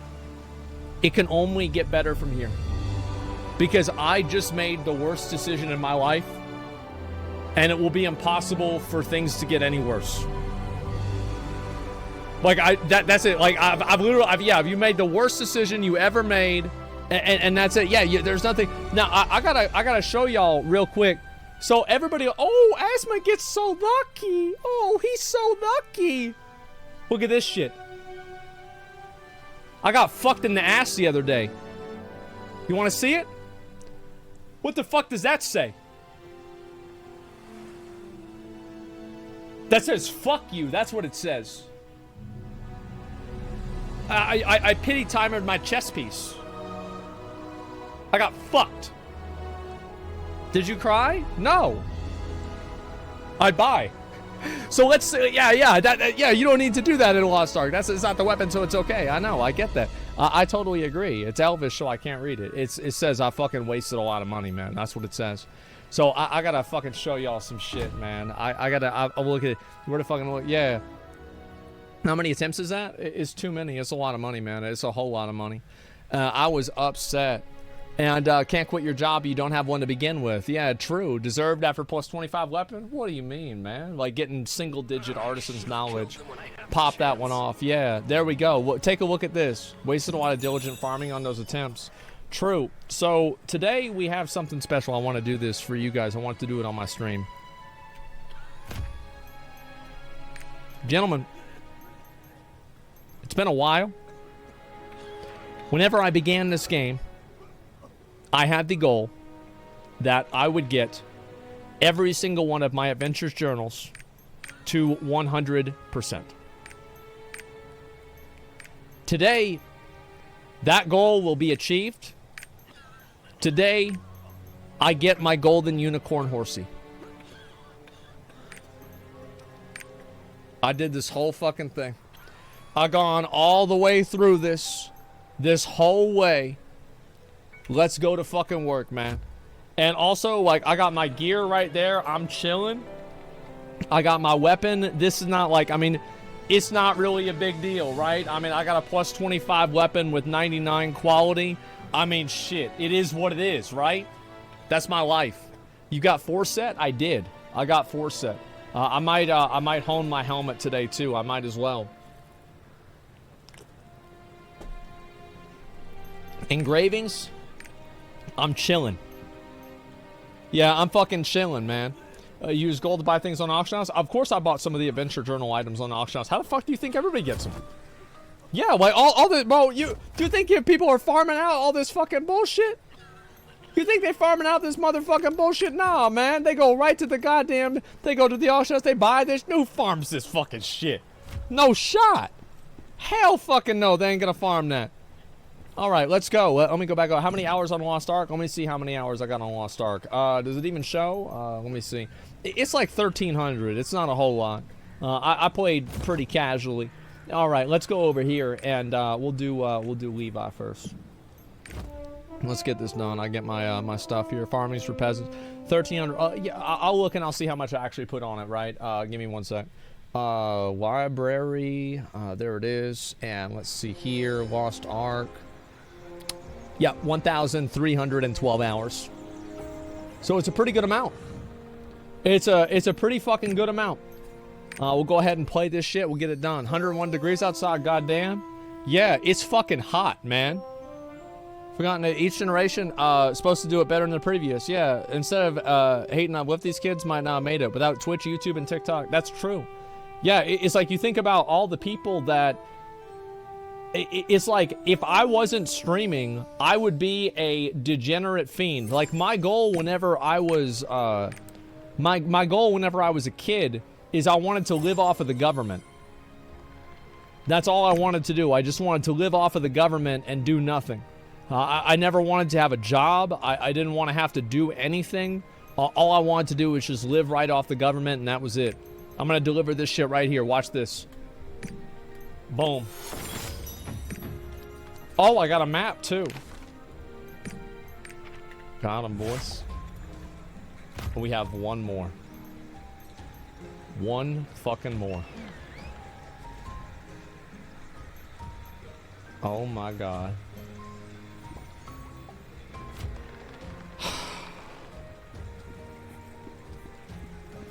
Not put WoW if you want your dreams to be me? Yeah, there we go. You do by proxy, living on money coming from people living on the government? Yeah, I know. Well, it's like the circle of life. It's you guys live on welfare, and then you donate your welfare checks to me, and then I pay my taxes, and then the taxes pay for the welfare checks, and then you donate them to me again. Yeah, it's a really good system we've got going on here. Yeah, I'm chilling, man. This is great. Damn Sacrian Priest. Yeah, we got to get this done. All right, let's see this. It's still in just chatting? I mean, who gives a fuck, man? Like, I really don't give a fuck about, like, this section that's on Twitch. Like, that's Twitch's problem, not mine. Fuck them. All right, let's turn these in. Here we go, boys.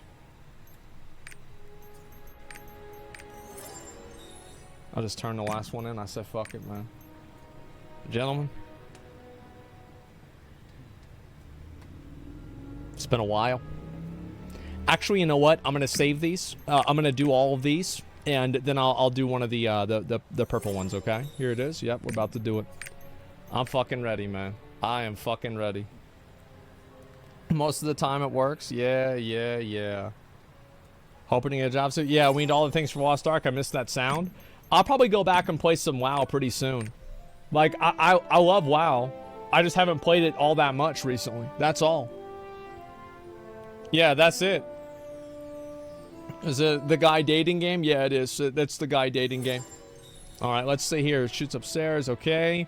Okay. Let me go ahead and I'm gonna get one of these. Select and obtain. And I think it's this one here. Alrighty. And here we go.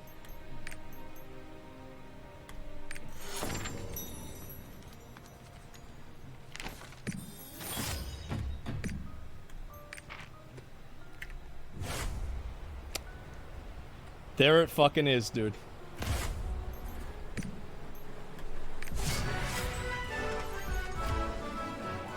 There it fucking is, dude. Let me go over here. I gotta show you guys this.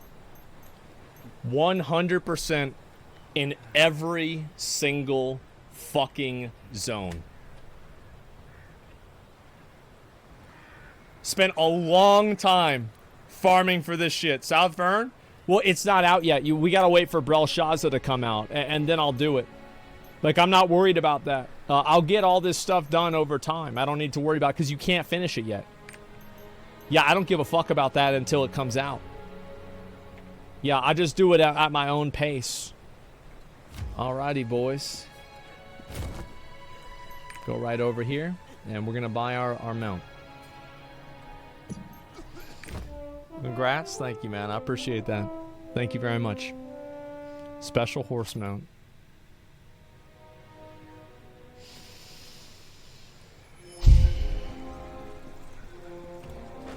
Five months. 5 months of farming for this piece of shit.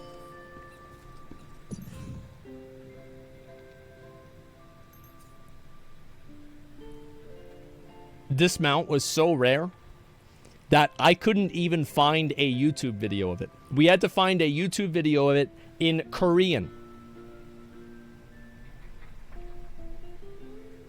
Let's get it, boys.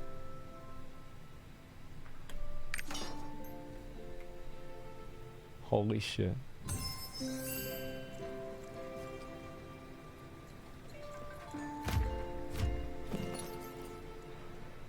Oh my god.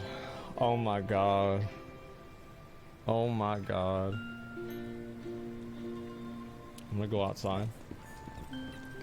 I'm gonna go outside, delete it? Yeah.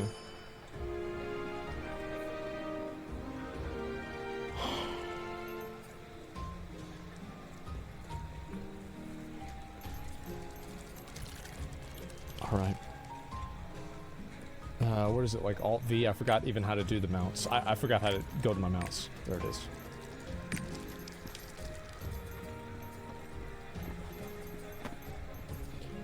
A famous horse called Horse of the Sky. Alright.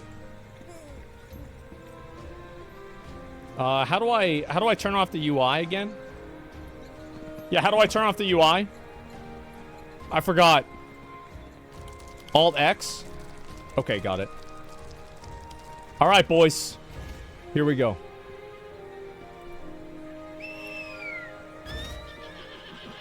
God damn! God fucking... Holy shit, that's awesome! Oh my god! That's majestic as fuck, right? That's a pretty mount. Look at that. And I told y'all it'd take me 5-6 months to get it. And here we are. Oh my god, I feel so good. I'm happy I got this. Look how cute this mount is. He's such a good boy, isn't he? Wow. Wow, I need a new transmog? I know, I need to get a new transmog for this mount. Jesus, dude. God damn, he looks good. God fucking damn. The special? Okay. Let me do the special. And this is the Q. Oh, we got wings. Look, all right, I'll do wings again. Watch. Okay, all right. Now, what's this one here? Stand still.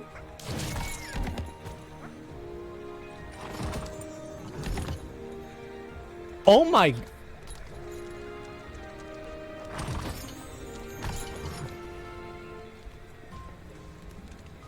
That's crazy. What about this one? He does a little bit of that. Okay. All right. Let's look at it from that direction.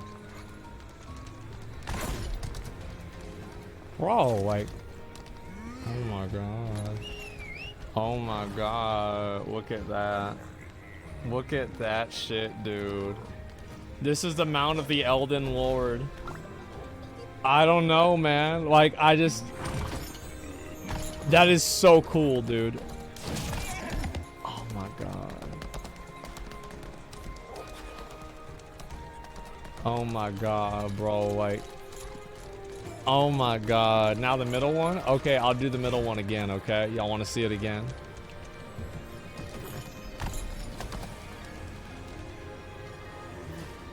Oh my... Dude!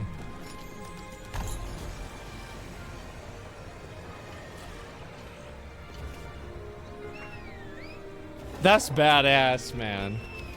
That is fucking badass. Press spacebar twice. I did. It just does the same thing. Yeah, it's chilling, man. Those greasy simps. Nah, it's fine, guys. It's totally okay. Oh, man.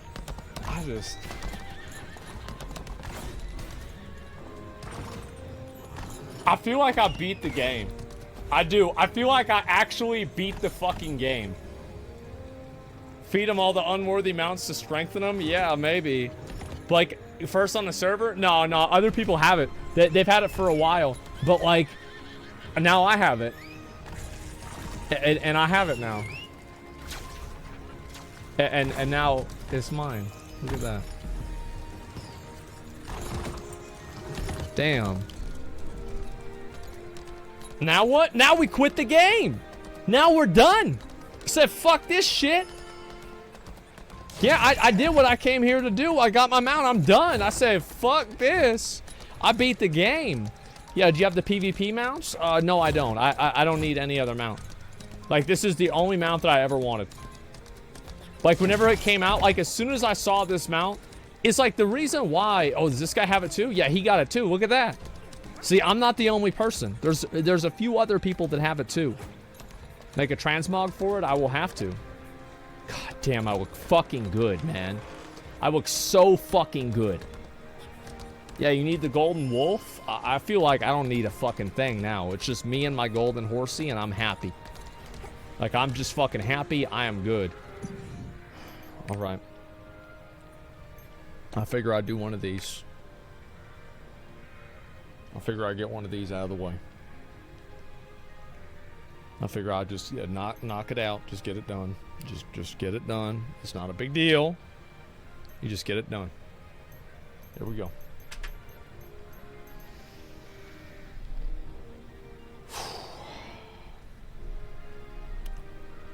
Bro, if I get this... If I actually get this on my first try... I actually did like one other try besides this, but like pretty much my first try. You won't? Okay. Here we go.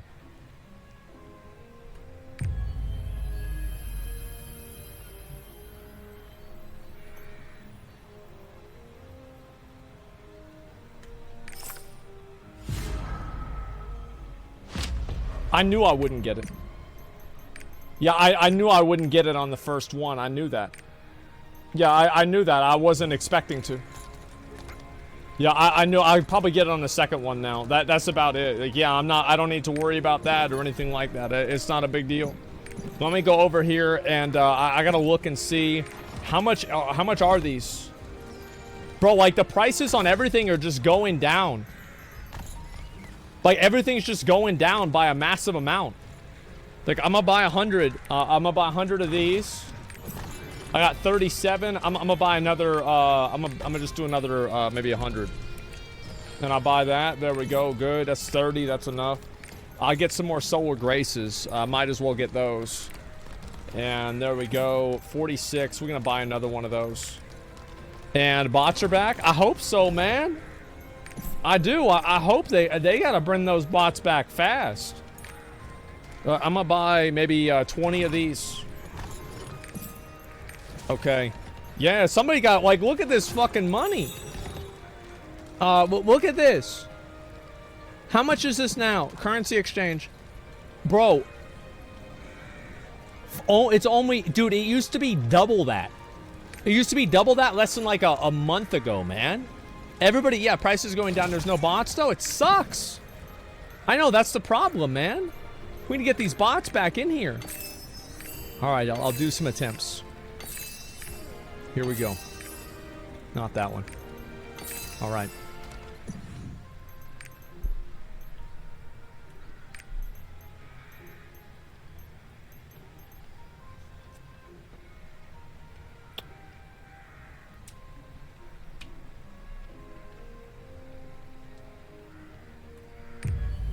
Watch this. Second try, 100% second try, 100%.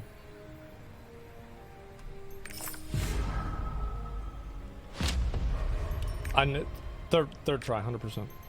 Third try, 100%. 100% I do it on third try. All right, here we go. 6.9%. 6.9% is the easiest easy that I've ever had in my life.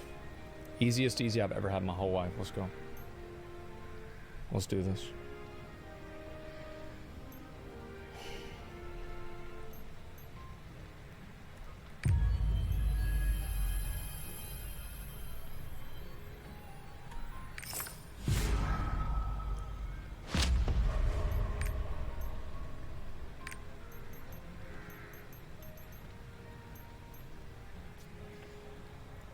I got 2 more. I got 2 more. It's fine. I'm fine. I got 2 more.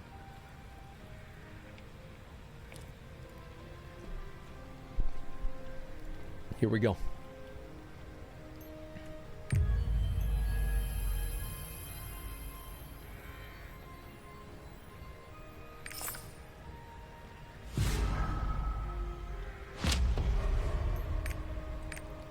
This is my last shot. Like, I actually don't have enough. I don't have any more. All right, one more. Please, please, please, just give it to me. Just give it to me. Just give me the item. Gambling stream? No. All right. I don't want to think about it. I'm just gonna get it. I'm gonna clutch this up. It's gonna be easy. Pity incoming? No, it's not gonna happen. This is 7.5%. I'm gonna get it twisted right here. We're gonna get it twisted.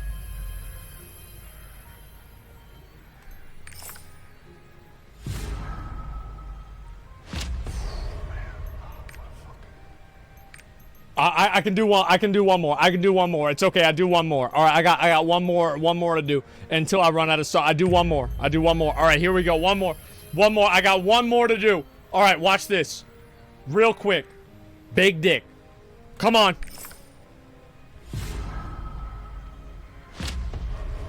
Bro, I think this shit's rigged. Yeah, this shit's rigged. Like, go in raw. No, I ran out of stones. I can't go in raw anymore. Look. I literally have 0 greater honors.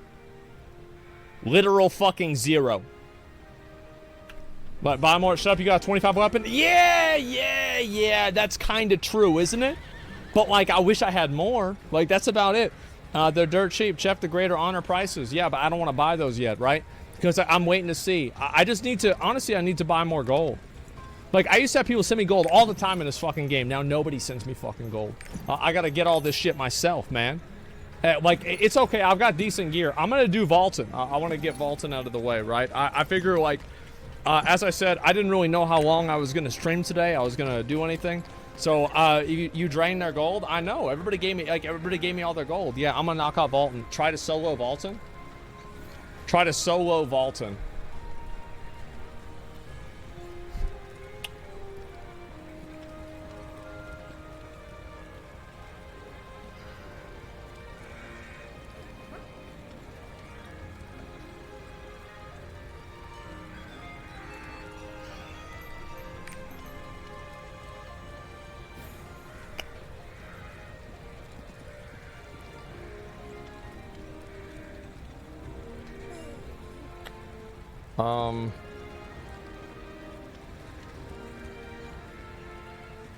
I just, like, old Asmon would do it.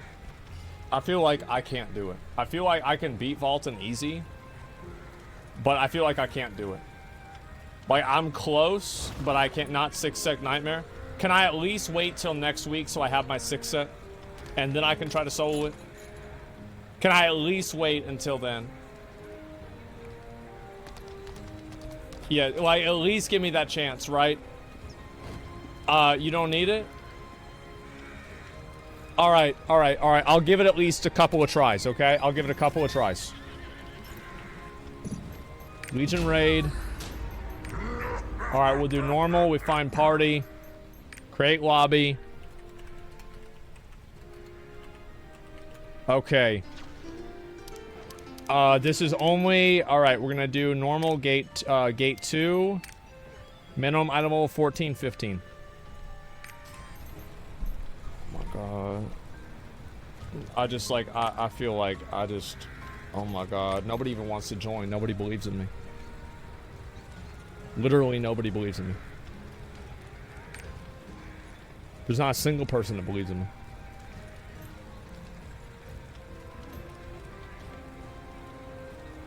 Literally fucking nobody.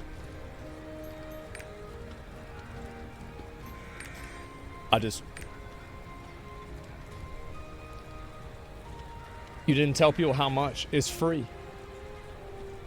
I feel like I can't, like, literally nobody, legit nobody joined.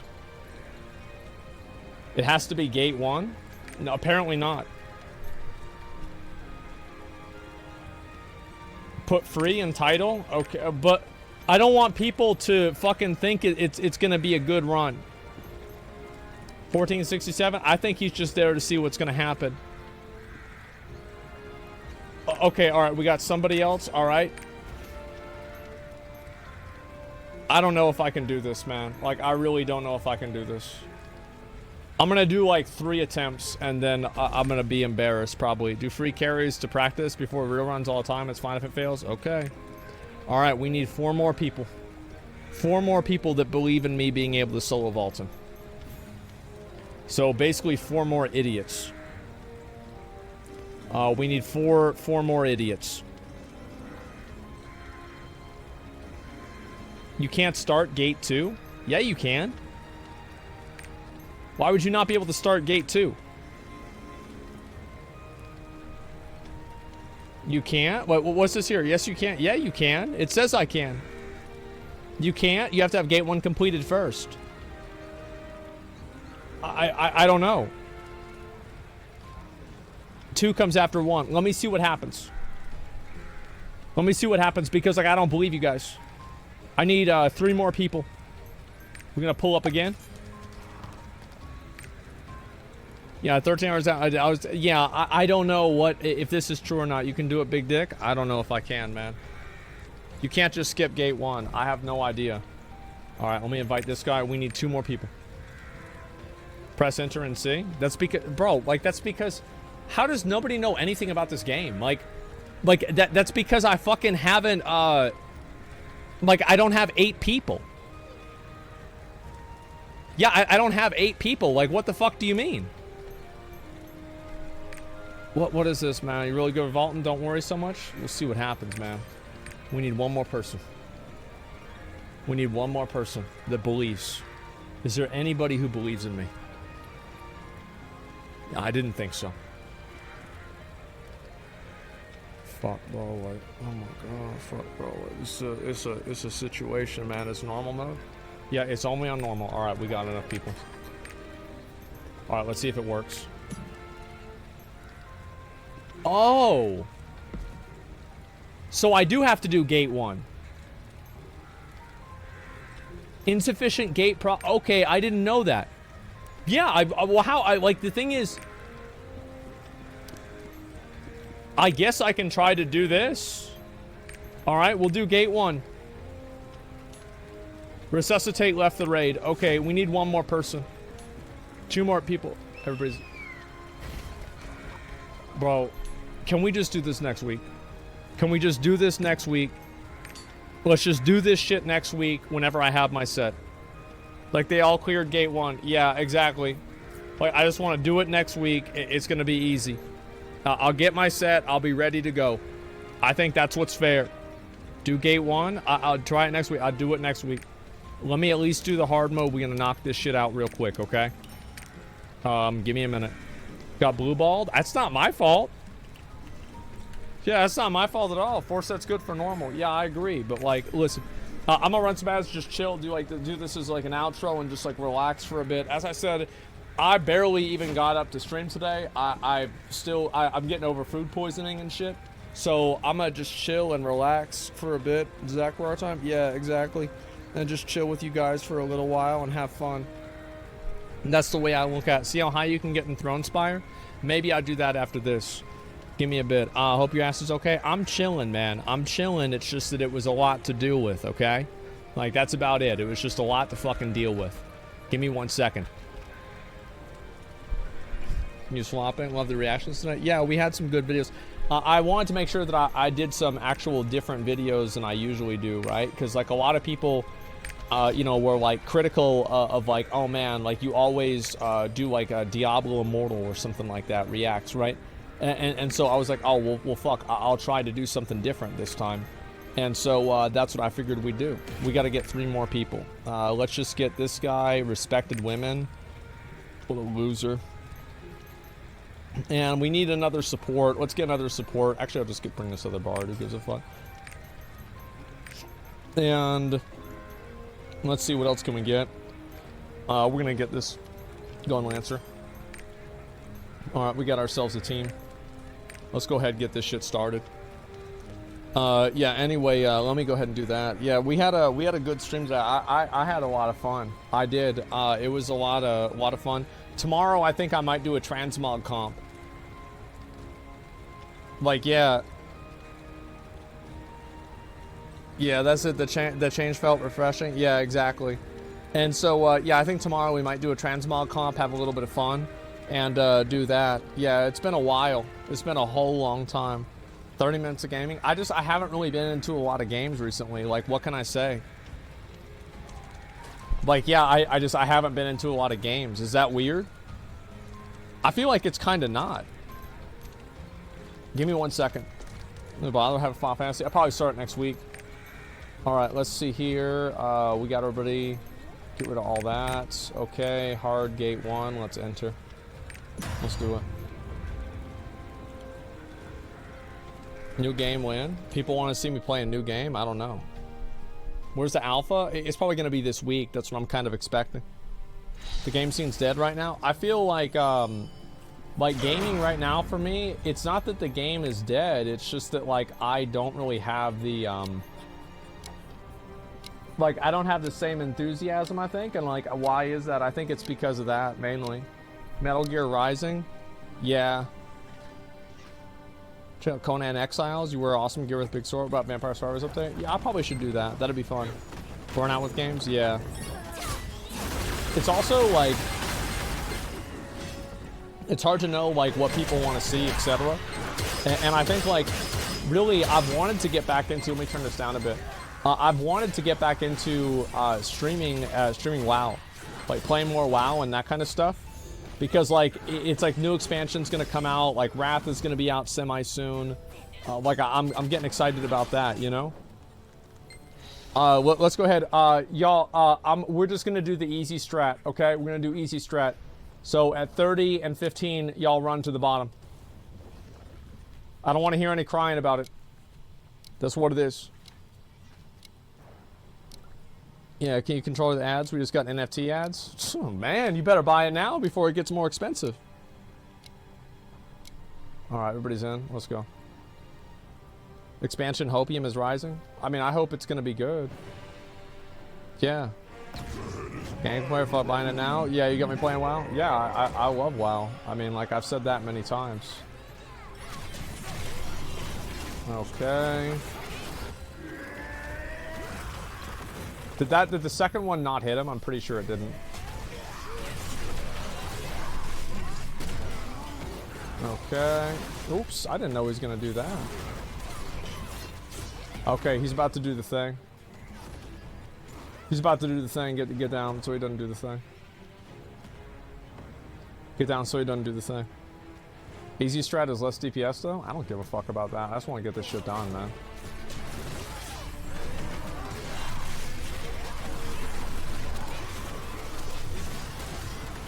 Can y'all stop DPS now? Yeah, just like stop. Yeah, stop. Chill for a sec. Because we gotta let the bar fill up. Whey cheese is fun. Yeah, it's easier and like nobody has to do anything. Like in general, I feel like a fight becomes a lot easier as soon as you can like set responsibilities to like a small handful of people. Like fights become hard whenever there are a lot of people you need to rely on. Get on Lucas. Oh, I can't hit him? Yeah, somebody hit Lucas. Let's go. Extending fight by 2 minutes is easier? Yeah, because it's like the success rate's really high. So like, yeah, it does take a lot longer, but I feel like people make a lot of mistakes and it's just easier for me if I don't have to deal with that. Like, I know it sounds stupid, but like, I think it's more hit red. Oh, do I have to hit red for that? Maybe that'll work. Let me go see. No, but it doesn't matter. Orbs and Vault, and they're easier than most of Vicus's mechanics. Vicus mechanics aren't really that hard. Like, most of them are not really that hard, except that the typing one is really hard. Like, I struggle a lot with the typing one. Okay, you guys can push him. Oh, you piece of shit.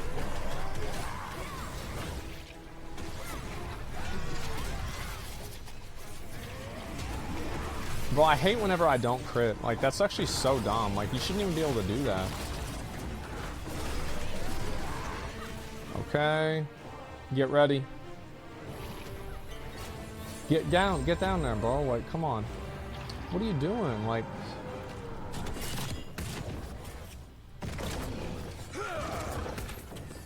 Alright, let's go.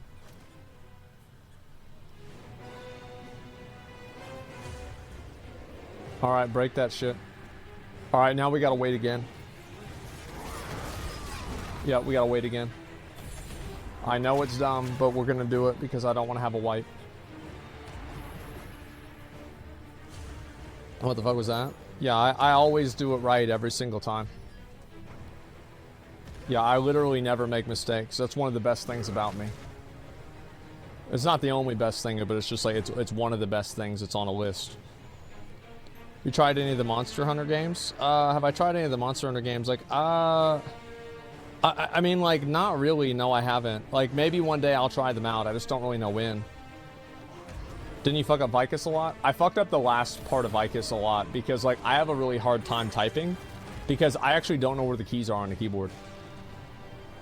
Like, I just type words and I just know what the words are. That's why I struggle spelling things that I don't know.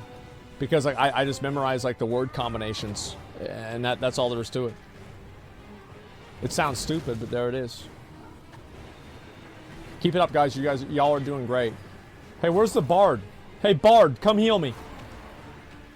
I don't want to have to use one of my potions. I don't want to waste them.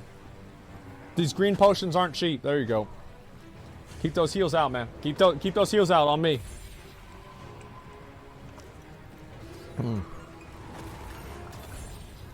All right. I got a green proto drake egg for my 9th egg. That's good, man. Congrats. That's real good. I don't know how this worked. It's not that bad. Like, I think that I can probably, like, next week I might be able to solo, like, I'm going to do normal vaulting in 1 week, and then the week after that I'm going to do hard mode vaulting. I think I can solo hard mode vaulting. Because the reason why I think I can do it is because, I'm just going to be able to do it. And that's all it's going to be. Probably need 1540 for that? No, we don't.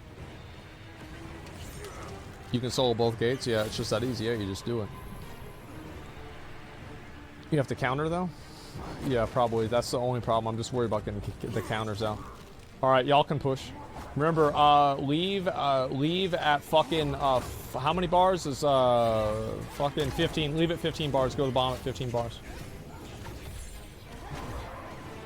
Yeah, just go to the bomb at 15 bars.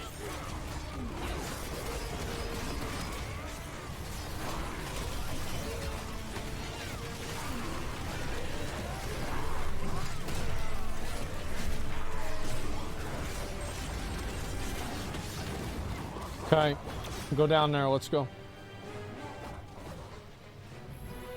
Go down there, let's go.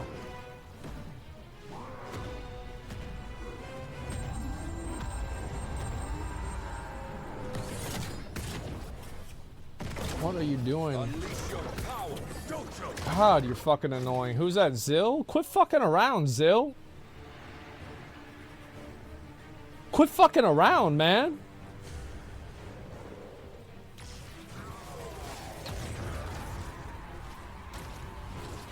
God, that guy's a clown.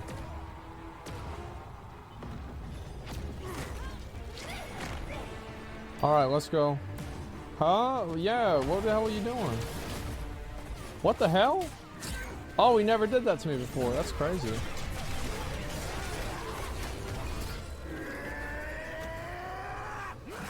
Gotcha, bitch. Gotcha, bitch ass. Thought he was gonna get me, man. 30 mil? Yeah, it's not a big deal, man. You just hit it on him. Where's he at? Where's he at? Where's this bitch ass at? Get out of my face. I gotta use a potion. I'm getting a little bit low. Get out of here. All right, let's go. Where's my loot?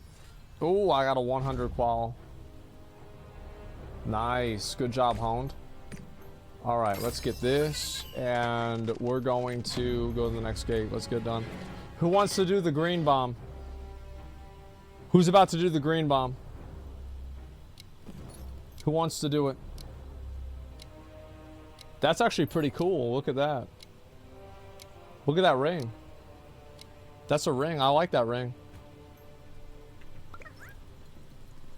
Did you ever fuck up typing because you looked? No, I just fucked up typing because I'm stupid. It's good for Chaos Dungeon? Yeah, exactly. Yeah, it had nothing to do with that. Chaos bot build? Yeah.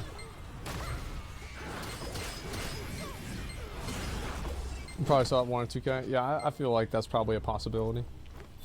Who wants to do... Okay, Vanra's gonna do the green. Everybody else do the fucking other one. Can y'all please not fuck anything up today? Like, just don't fuck anything up. Don't do anything wrong, okay? So, like, if you're gonna do some shit wrong, don't. You guys understand? Alright, good, let's go. Let me get a food buff. We're not gonna wipe. No wiping today. Let's get this done.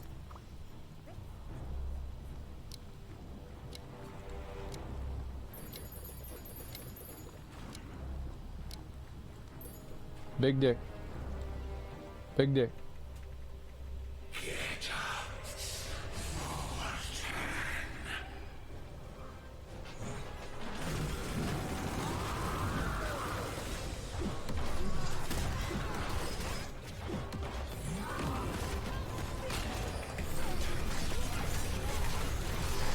Break it, break it, there it is.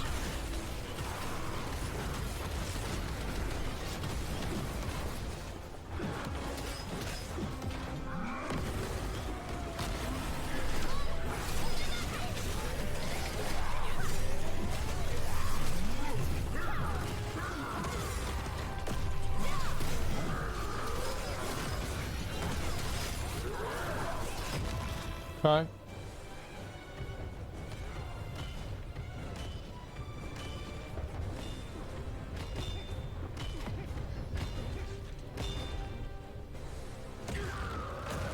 I thought I had the buff.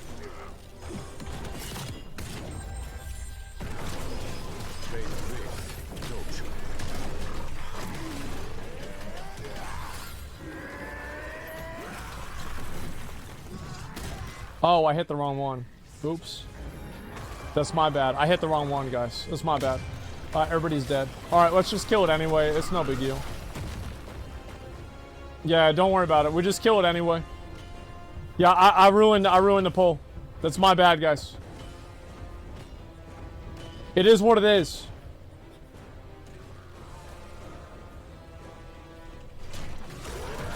Fuck. Yeah, just do all the interrupts for me.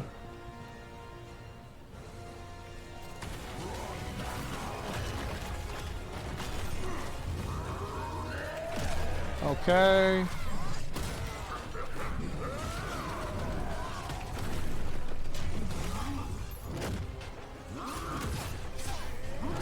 Fuck, man.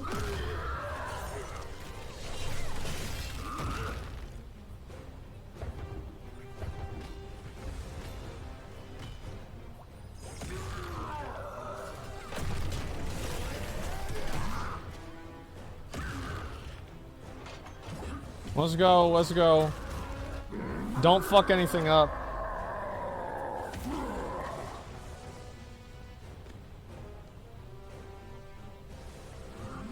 Fuck.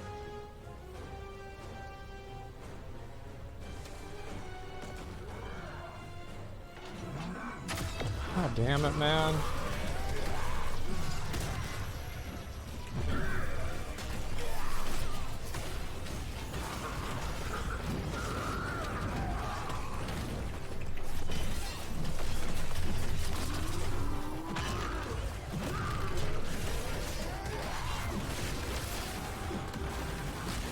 Good job, guys. Somebody's got to do those parries, and you know damn well it's not going to be me. Let's go.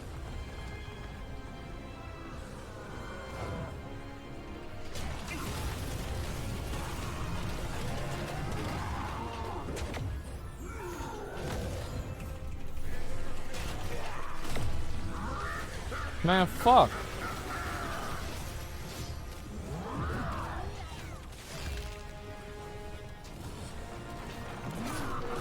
He's such a dick sucker boy, man.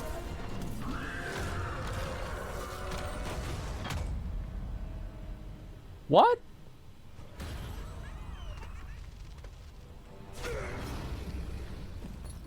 All right, let's go. Let's go do it again. Nothing we could do there. Unlucky. That's fine. All right, let's do it. You don't break freeze is a huge AoE? I didn't know that. Yeah, I had no idea. All right, let's go. Beat his ass. Wrong grenade? No, it's not. It does weak point damage. It says stagger high. Oh, yeah, it is the wrong grenade. Okay, that's fine. Guys, y'all gonna have to use the good grenades. I'm not using the good ones.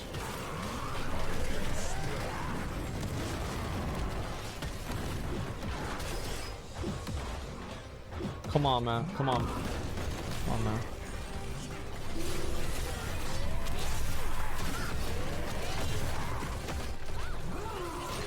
Nice job.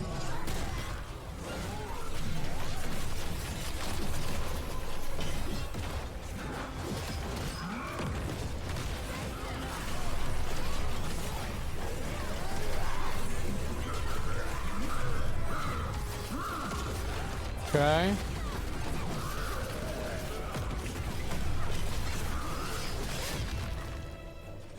Good job. So it's Control C.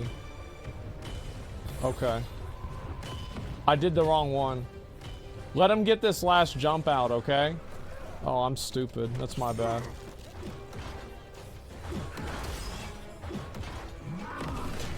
Oh my god, this is the worst day of my life. Okay, go again.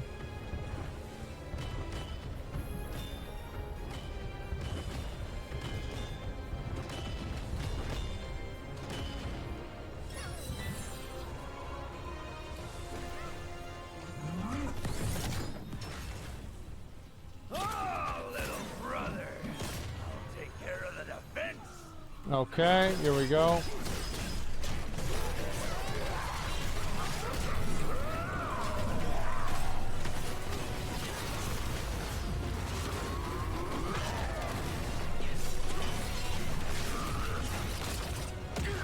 All right, let's do it. He still has armor. Yeah, it doesn't matter.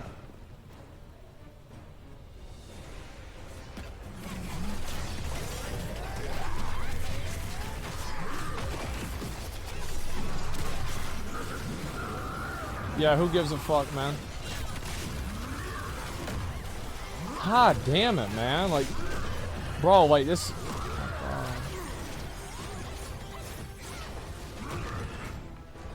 This is not going well for me. The damage? Yeah, we're fine, man. Dude, I got knocked around. Alright, let's see what this is. We gotta wait for this. Move out of that. We're good. Alright.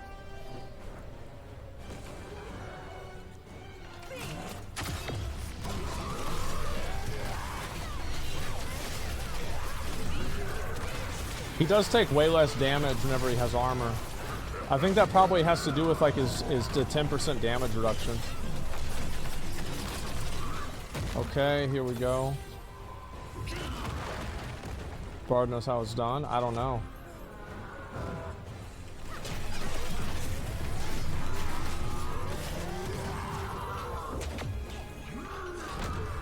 Okay.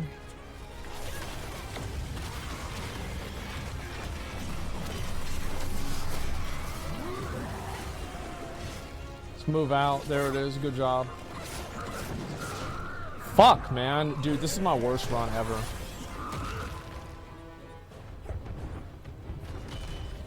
This is so bad.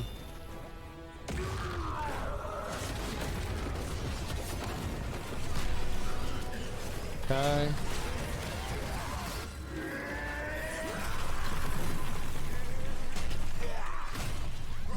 Fuck.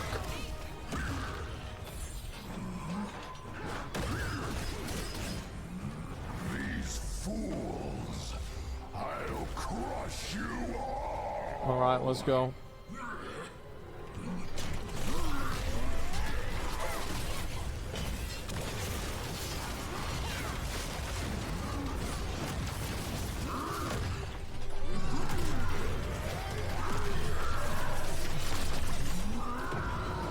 Okay. That's fine. We chillin', we chillin'.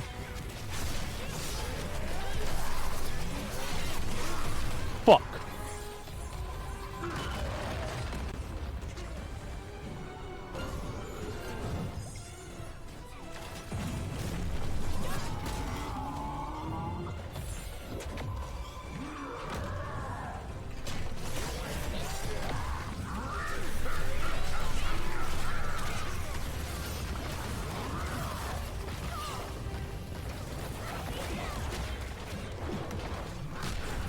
Good job.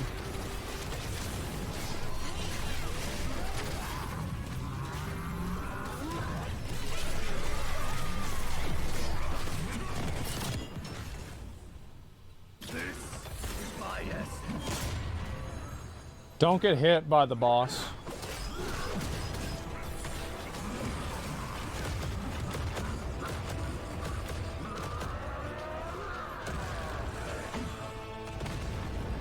Yeah, you don't want to get hit by any of the things the boss does.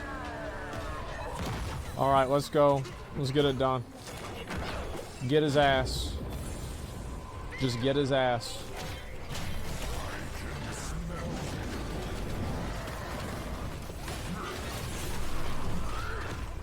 Bro, I don't know how I didn't get hit by that.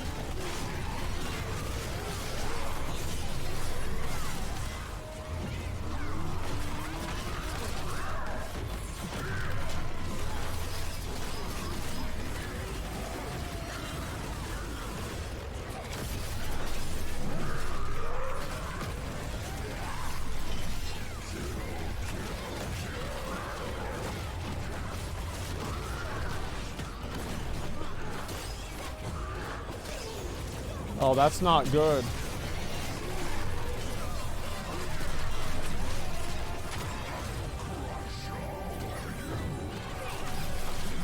That's bad. Yep, I got grabbed. Y'all got it. Y'all got it. Here, I'm gonna give it to Hone. You got it. You got it. You got Raid Commander. Go for it. Go for it. Just kill him. Kill his ass. Kill his ass. I've been killed by that so many times. I'm an idiot. I should have not done that. That's like my longest animation lock. Yeah, they're still gonna kill him. It doesn't matter.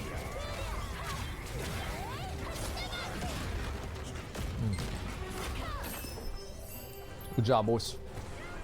Good job. That's an easy GG. True. Grab his gun lancer so bad. It's hard, but like I just played like shit. That was a mistake I made. Okay, all right, let's see what I got. Yep, let's see what I got. I still got MVP. How about that? Okay, get all that shit, and let's see what I won. All right, expertise. That's garbage. That's probably garbage too. That's garbage. This probably sell.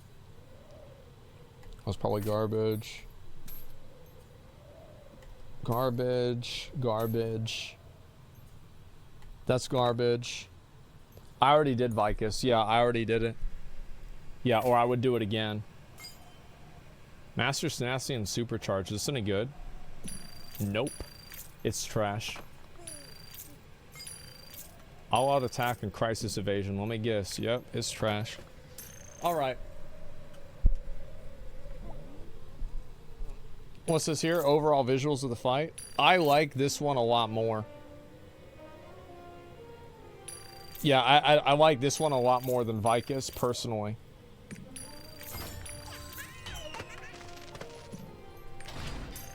Auction house is so dead for things that cost Phaons. Yeah, I know. Like, it's just the Phaons thing, like, it has no purpose for an average player. Like, it adds in... It just makes their experience worse. Like, there's no, like, positive to it. There's nothing good about having Phaons in the game. Did you see a Soulfist 2 billion clip? I actually did. Yeah, I did. That shit was crazy. Alright, let's see. What do I even do with Vault and Stones out? I guess nothing, really. I'm gonna try one of your alts. Nah, I don't really give a fuck about alts. Really? I think Vicus K3 is amazing visually. I mean, it's a good... thank you for the group, guys. I appreciate it. Thank you very much. I can actually do another one of these now. It's just like... I guess I don't like... watch this.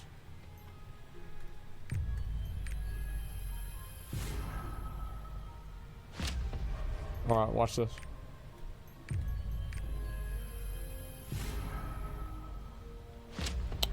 That's crazy. Okay, let's see here. Chaos Stones, upgrade quality with Vault and... Oh, yeah, you're right. I could probably do that. Yeah, true.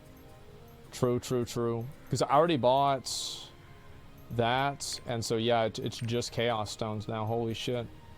Okay. I bought the emotes already. I have them. Like, I'm chilling with the emotes. Look at that. There it is. Yeah, I got that shit easy, man. Go ship in 3 minutes. Yeah, didn't I do that? I think I did that this week. Yeah, I did. Let's see. What else do I have to do? I really kind of don't want to do this. Don't really want to do this right now. I hate doing Chaos Gates. Damn, bro. Like, look how good I look. Oh, my God. I look so good. Holy shit. How do I look so good? How I look so good, man. God damn. I got my mount. I feel so happy. Damn, I look good. 100 Chaos Gate gets a Carmine card. Yeah, but you don't need Carmine. Like, I already have Lost One Cliff. It's capped out, so, like, I don't really need it. PvP mount win? Fuck that. Yeah, fuck that, man. The Firekeeper is going to be busy. Let me do this one here. You can get Relic Map from Chaos Gate. Maybe it's a low chance. It's just not worth it. Like, honestly, I just don't like doing it. Like, that's really what it comes down to. Yeah, I straight up don't like doing it.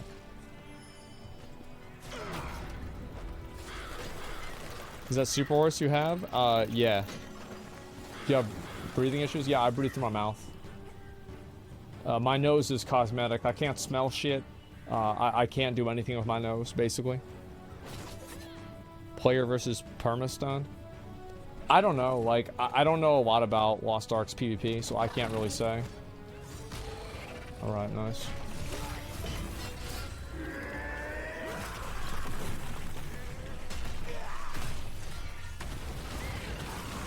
Shit.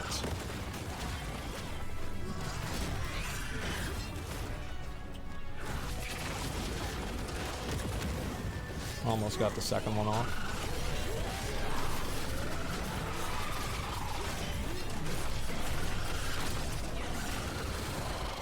Fuck.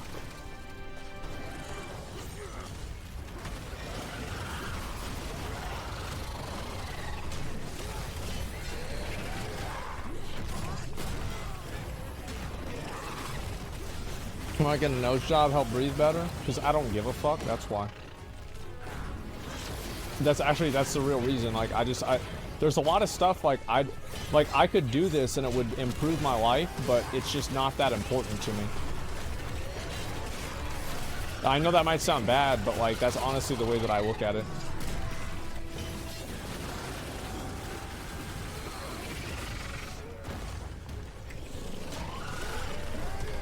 I think I still hit him with the last one. Oh, no, I didn't. Damn, I'm fucking up right now.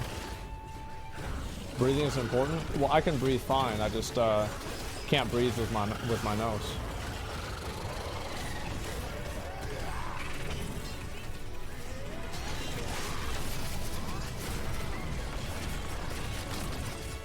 Man, when's he gonna die? Something, you got bad allergies? Yeah, sometimes I do.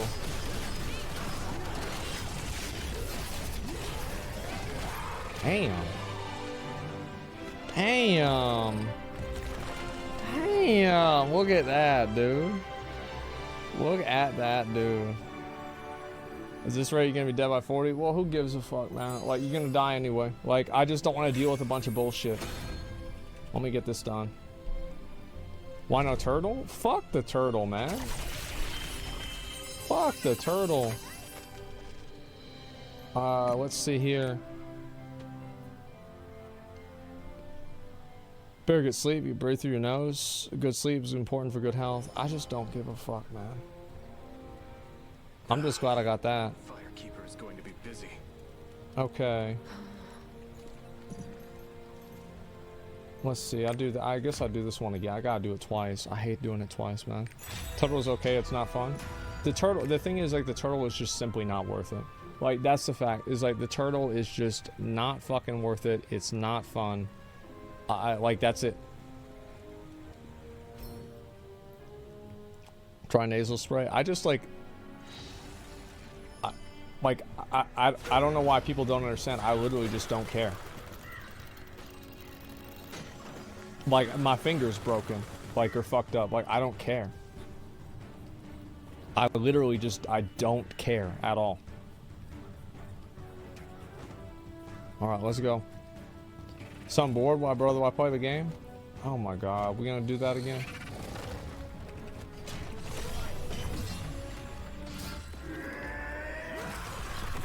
Okay.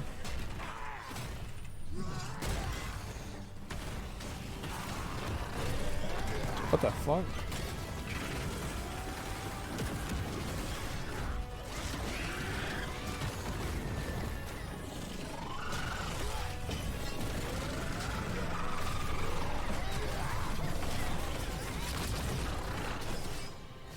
Go around there.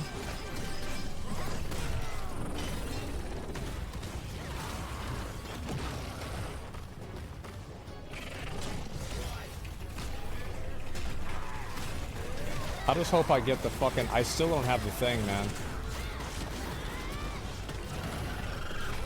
I'm so mad about that.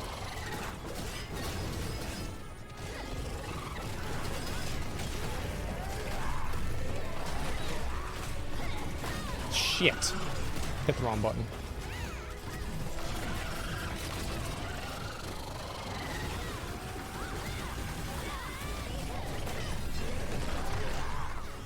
Where the bird at? Where the bird at? Damn, he died fast. Holy shit. God fucking damn. Why is he doing Descaluda? Because it's easier. Yeah.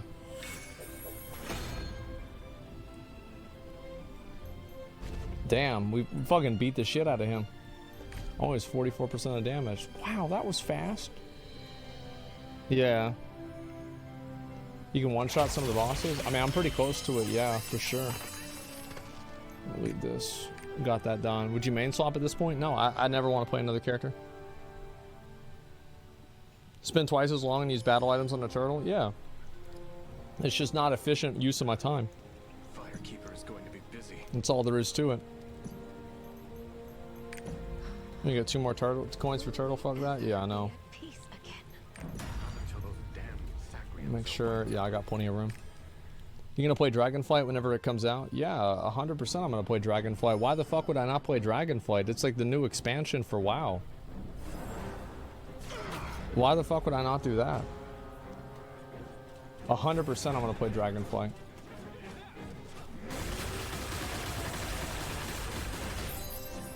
It's necessary, you don't spend money to gift and stuff. Yeah, true. Like, if I had to play alts, I would probably enjoy the game a lot less.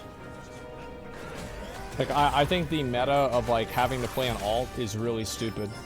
Like, I wish what they did is they had, like, a thing where, like, you could have it where you could get all of the rewards for your character on one character. Like, for example, like, you would get the rewards for 6 characters, and you just wouldn't be able to play alts. Because, like, I actually think alts are dog shit. Like, I don't want to play a character just to, like, feed my main character. It's weird.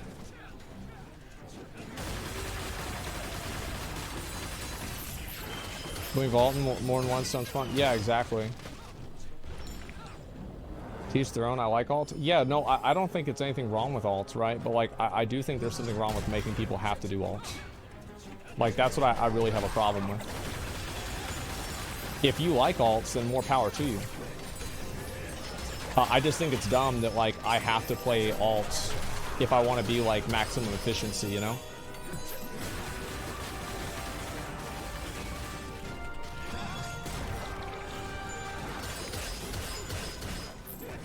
My friends don't have any alts. Can't prove way doing the latest content. Yeah, but it's like, you can't deny, like, it's definitely like that. One more than one main character. Yeah, it's like, you're just, like, I already do, like it's not going to be fun for me to just go do, like, more chaos dungeons, for example, on alts. Like, that's not my idea of, like, a good time. Chaos dungeons are fun, for sure. But, like, I don't want to have to do them a bunch of times. Should be punished for only playing your... Yeah, exactly. Like, I just wish there was, like, an alternative. Oh, shit. Boss is up.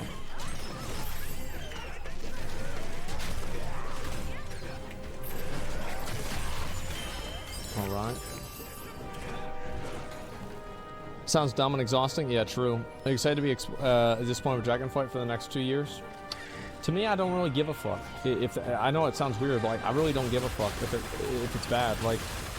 Like I'm already not playing WoW all the time, so like if Dragonfight sucks, like it is what it is, man.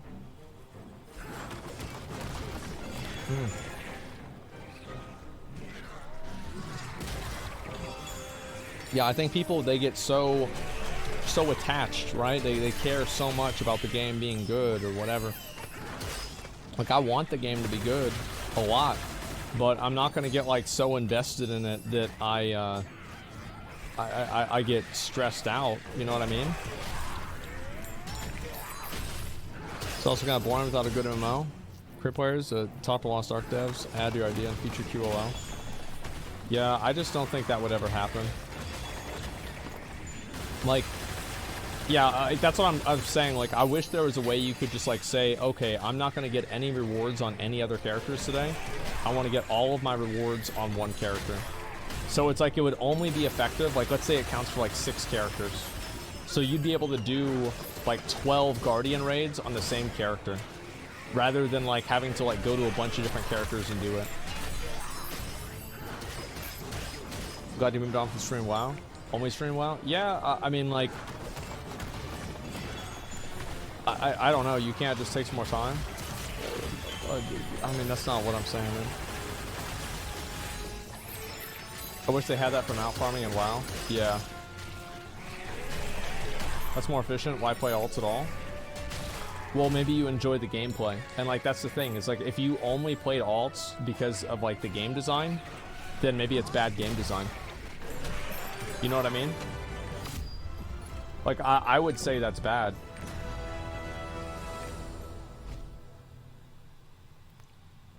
Do you have 0 alts? Yeah, I do. No alts. Bound per roster, not per character? Yeah, basically.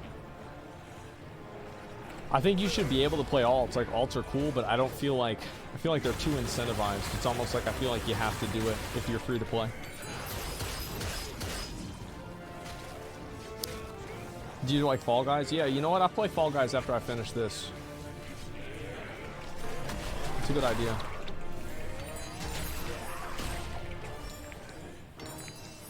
It's boring. I never want to learn how other characters work. Yeah, I know, but like to me, it's like it's boring to learn how other characters work because I don't care about other characters. I just care about me. I care about my character, how good I am. Like I want to have one character that's really fucking good. I don't give a fuck about some alt. Who cares? Taking berserkers? I have 3 berserkers. Did you get the 600 in New World yet? No, my amulets are 587.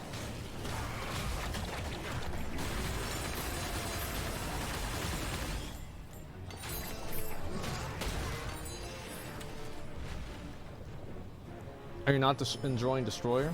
I mean, like, it's not that I don't enjoy Destroyer, it's that I enjoy Berserker a lot more.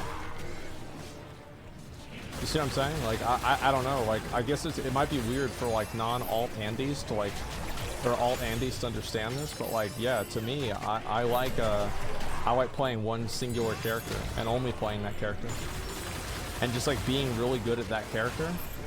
But I will admit, like, it does make it easier to be good at multiple characters if you, or sorry, to be good at your main character if you're good at multiple characters.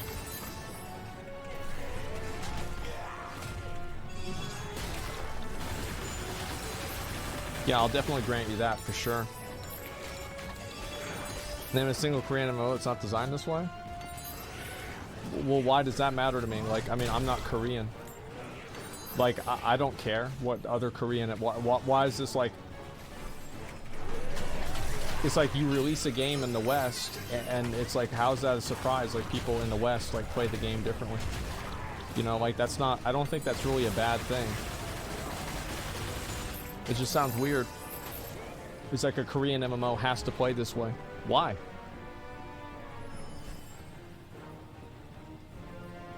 Yeah, it's just this is just, that's my opinion on the game. Like, I'm not saying they have to take my advice, or like they should do this, or they have to do this. It's just that this is what I would prefer. I mean, I don't know. I think that's pretty reasonable.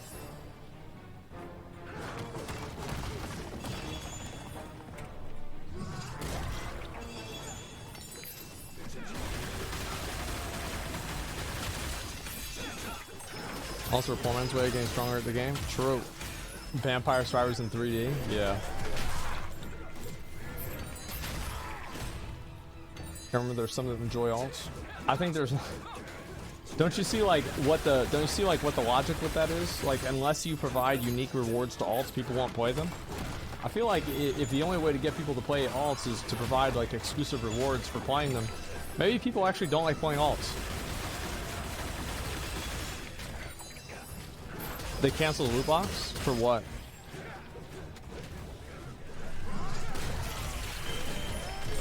Yeah, I know Overwatch did. I feel like, again, like, people don't give Overwatch enough credit, man.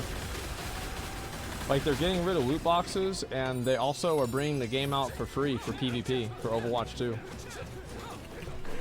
I just think people are so, like, they have, like, such a massive hard-on for, like, hating Blizzard that it just, like, removes any sense of rationality completely from the equation.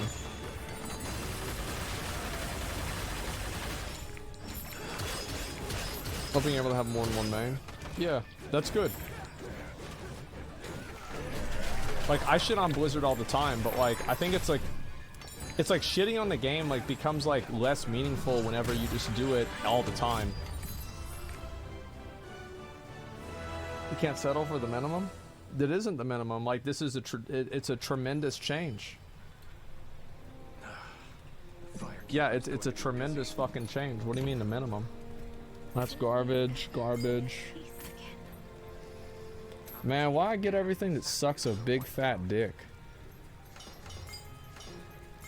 God damn.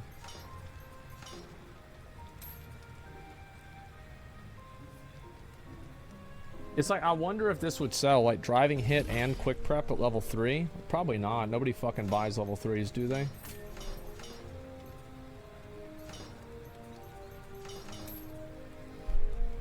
Yeah, I feel like they don't. What's this here? Tempest Slash, quick prep 4. That's expensive. I'll sell that.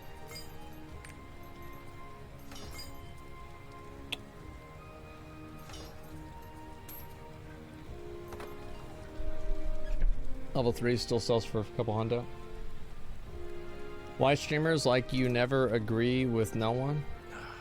Firekeeper is going to be busy. Alright, let's see what we got here. Okay, how much does this sell for? I don't even know what he was trying to say. Okay, we'll get rid of this, get rid of that. Ah.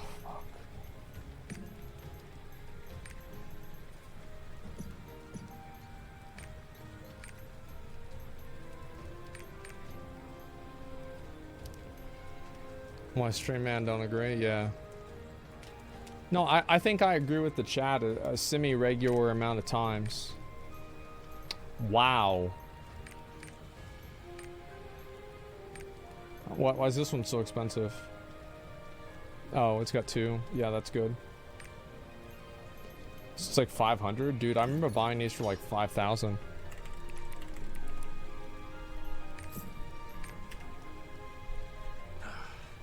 Firekeeper is going to be busy. He's trying to say why streamers talk around the topic, which is kind of little your job. I don't understand about that. I still don't even know what that is. Can I see your gems? Roger providing raids. I apply to mythic raids. I contend most people don't like the mythic raid and only do it for exclusive rewards. I agree with you. I think if you take out the rewards from mythic raiding, everybody would stop playing. Like it would just be dead. That's it. Why is streaming a job? I don't really like. The thing is, like, you have some people. I think it's like I'm not really sure like what it is. Is it like people that are? You said having alts is an advantage for becoming good. You actually agreed with chat a few minutes ago. Yeah, no, because it's true, right? Like, I think, yeah, like, the more alts you have, the more of an advantage you have. Like, that's true. But, like, what I'm saying is that I wish it wasn't that way. Does that make sense? So, like, I know that.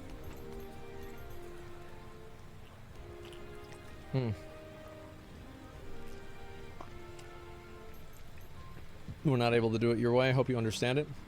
I just don't see, like, I don't see what the harm is in having an option. Like, I really don't understand it. Okay, level 10 gem. Yeah, I know. Big money. I'm gonna go get that shit done real quick.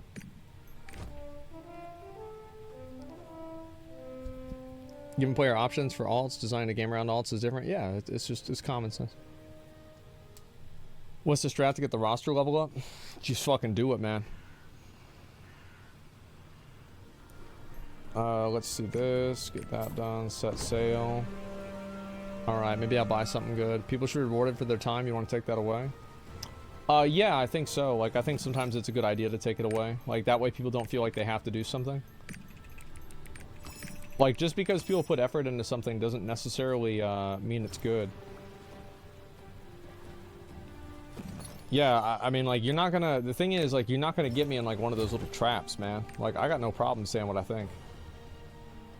Let's see. I guess we'll go down here.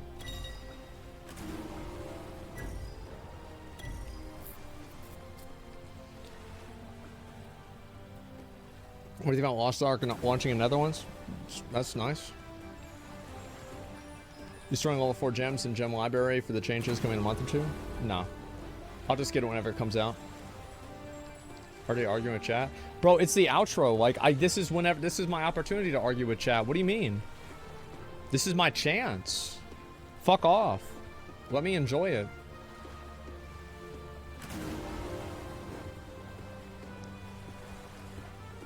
I was like releasing all yeah, monetization options. That's basically what it was.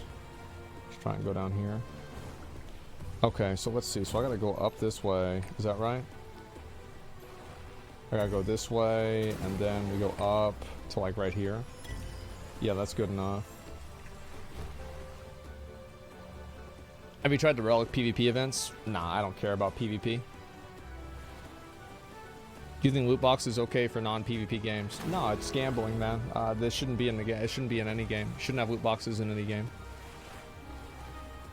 Small titties are better than big titties. Counter, please. That's wrong. You're stupid.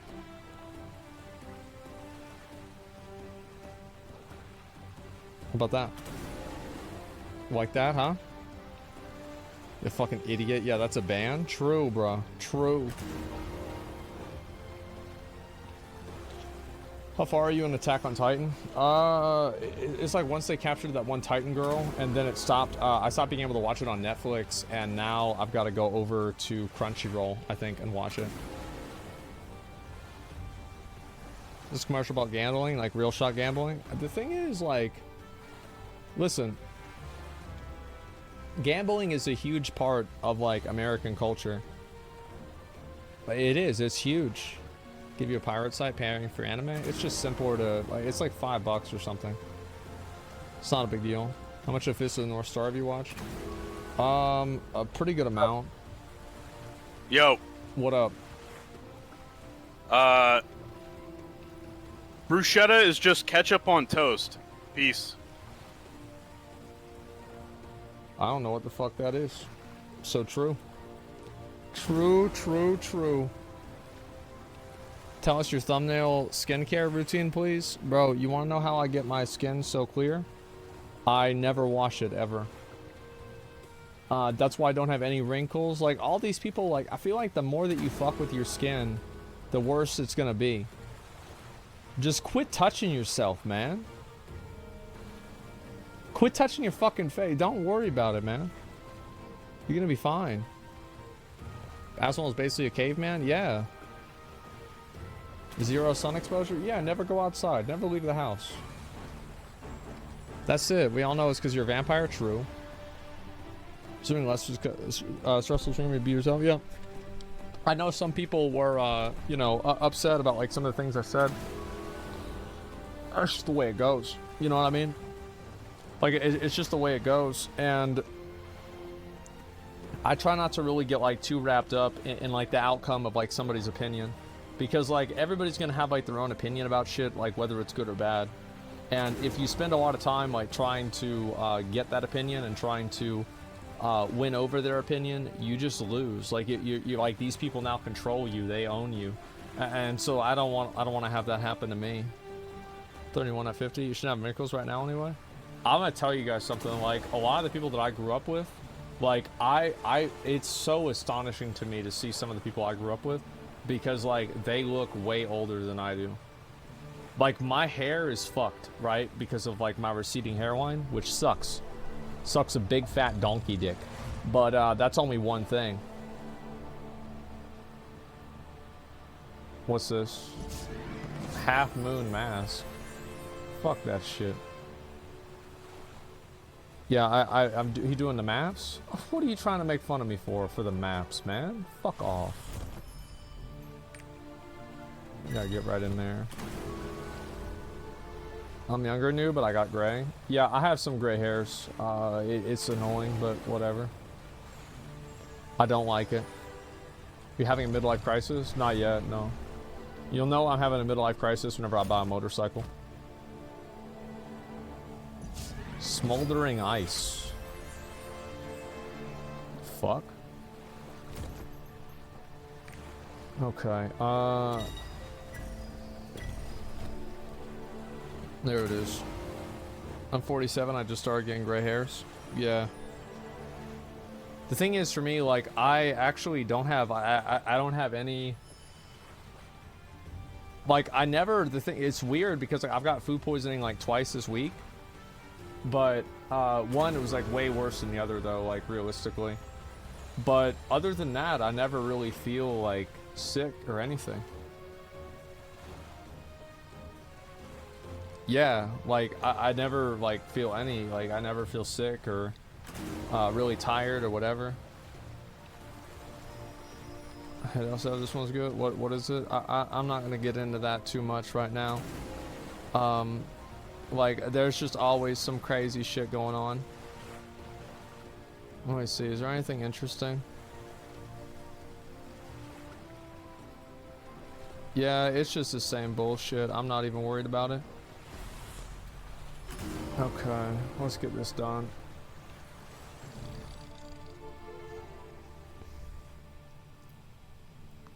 Alright. We try this out. But yeah, people get wrapped up and people get upset about you know, the way that I do my stream or whatever. But I feel like I'm enjoying streams a lot more, and it's been way more relaxed. Like, I like the, like, maybe we have a little bit more game in, but other than that, I'm not sure. I'm gonna put a fucking thing here. Streamer, yeah, exactly. Looks like feels 90% single player game, 10% MMO. That's not a bad thing. I think there's a lot of people that enjoy a shared world, but they just don't want to have to feel like they need to play with other people all the time.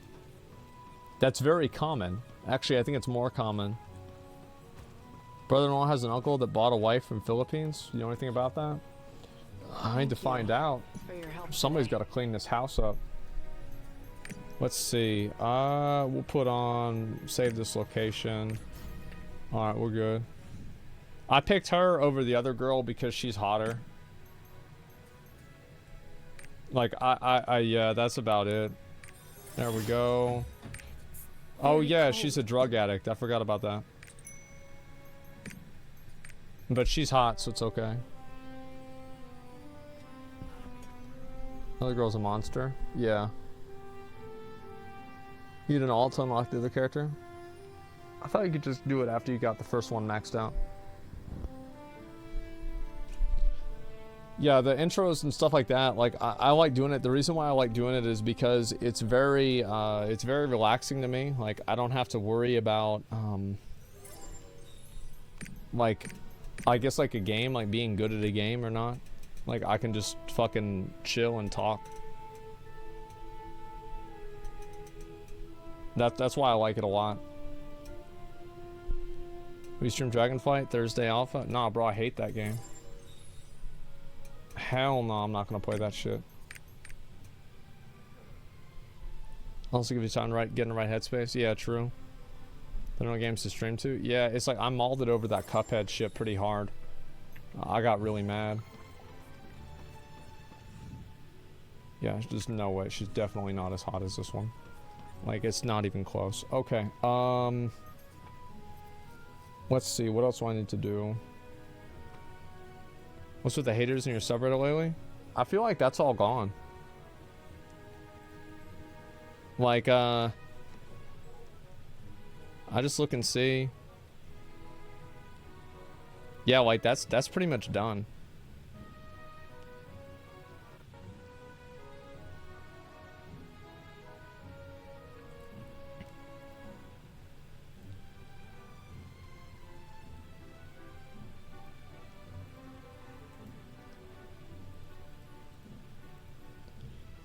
Yeah, I banned all of them. That's it. Let me go back over here. I think people, again, like, also, like, that's why I made a video about it, is that I was like, I just want people to know, like, kind of where I'm coming from, and then I'm good. Yeah, I'll do Fall Guys. Why not?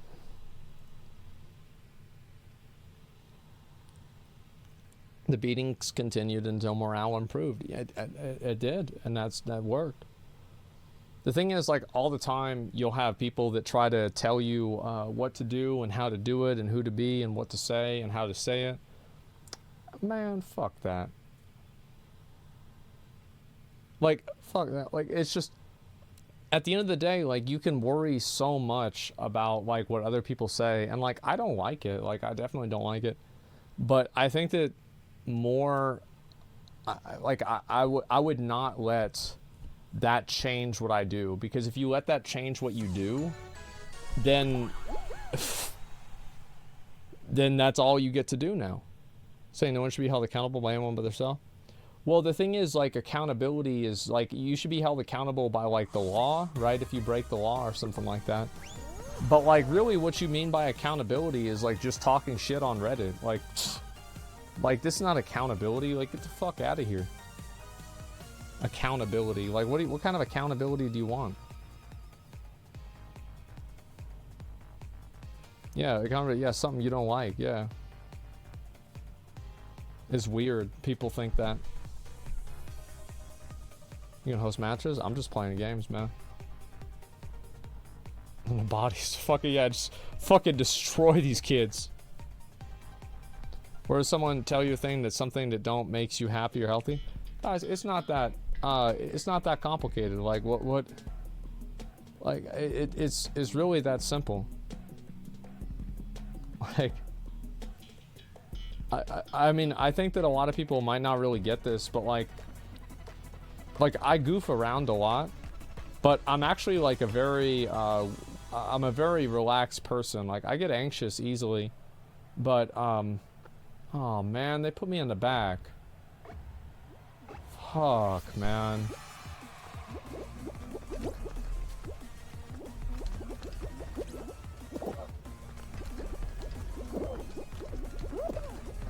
Please, please, please. Fucking idiot. Stupid kid.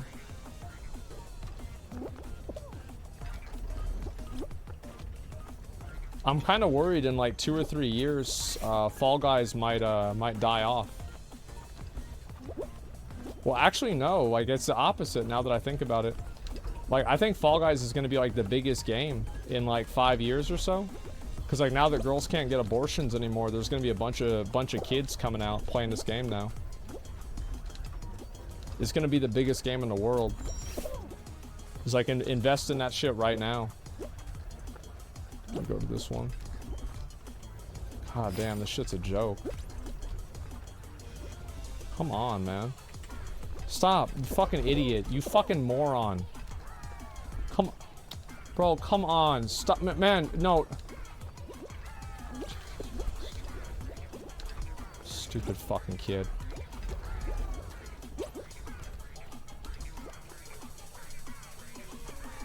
Fucking bitch, huh? You like that? Fucking stupid bitch, huh? Huh? You like that? Yeah. You're going off that. Shit! Yeah.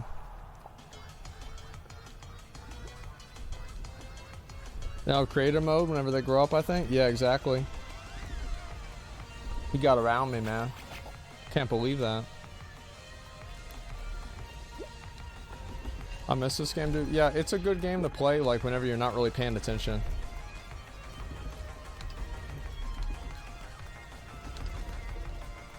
Like content during streams.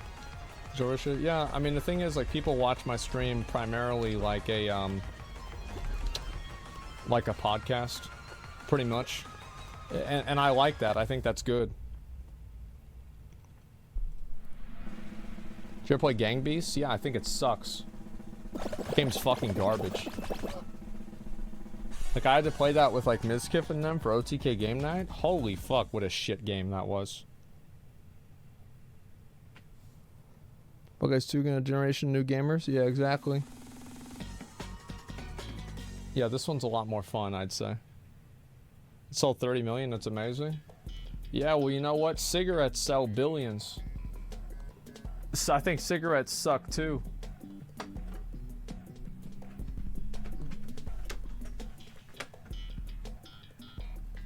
You tried Stumble, guys? No, no.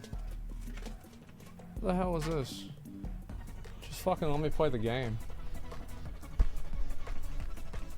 Do you like playing with other streamers? No, I don't really. To be honest with you, I really don't like, you know, playing with other streamers most of the time.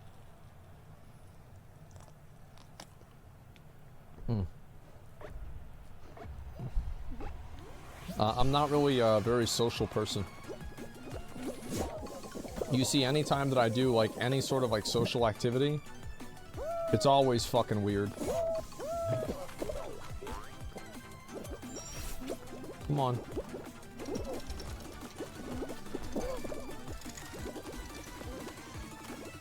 That never hits me. Never hits me. Fucking piece of shit.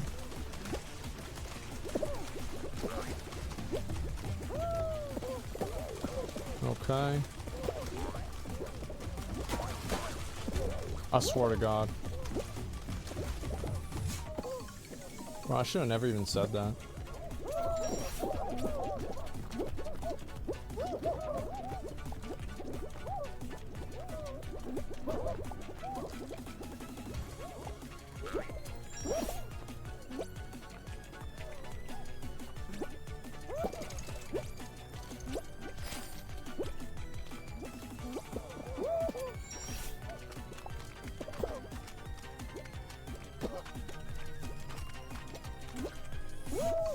Big dick. There it is. Yeah, social thing with Kyle wouldn't go weird. No, it's just that the problem is super down to earth with others. Yeah, I just like, it's just it's not really my thing, I guess. With the shit consider content. Oh, I don't know. Is this? I don't know what you mean by that. Like, obviously, like, I'll say things for effect on stream. Like, yeah, of course. Yeah, 100%. Like, that's part of the fun of streaming. Is that weird? I don't think so. Play with keyboard and mouse control. I play with keyboard and mouse. But yeah, anyway, I just don't really like, were you uncomfortable yesterday at the quiz? Yeah, I was.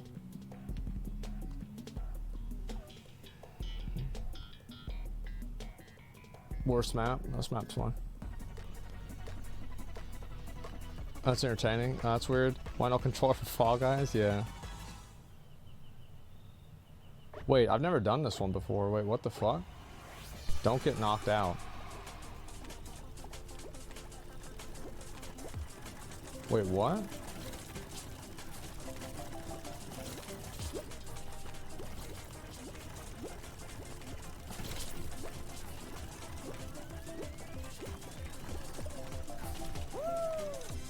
Oh, wow. That's crazy. Okay.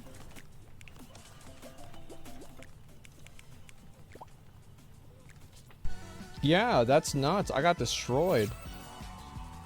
Being around other people usually just be exhausting. Yeah, I know. I'm just not a very socially well-adjusted person. Like, I don't know really what else to say about that. Like, I can, social, we do interviews, when you revealed in your partnership, you seemed in your element. Yeah, I'm a good actor for a while, but like after it becomes an involved thing that happens like over time, then I kind of lose my ability to do that. Like it's something that like kind of drains me over time. So like it's like I can do it. You just need to be around them more. No, I just like I don't like being around other people, man. I like being by myself. Yeah, stacking debuff. Yeah, there you go.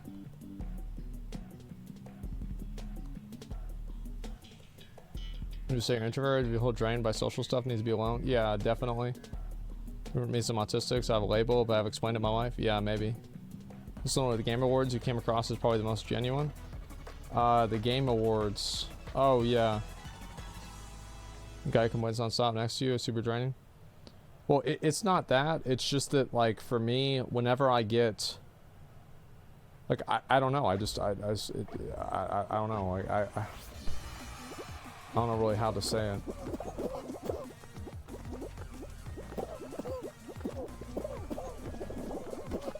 Fuck.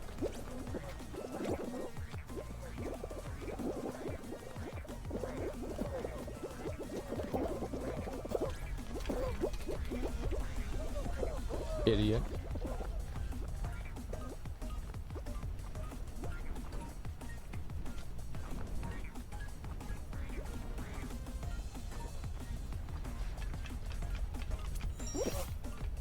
I'm not feeling lucky today.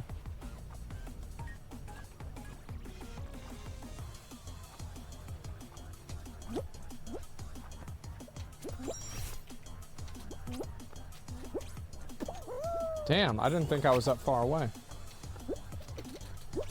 Oops. Damn, I'm really goofing around now.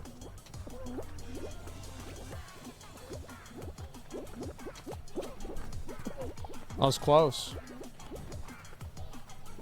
Just like in one scenario. Yeah.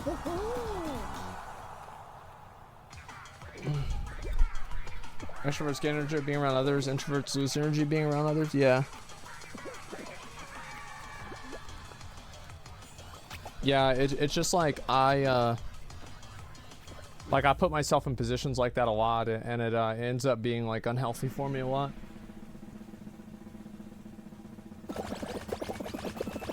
That's it. What's the big news? About the profession stuff with fucking what do you call it?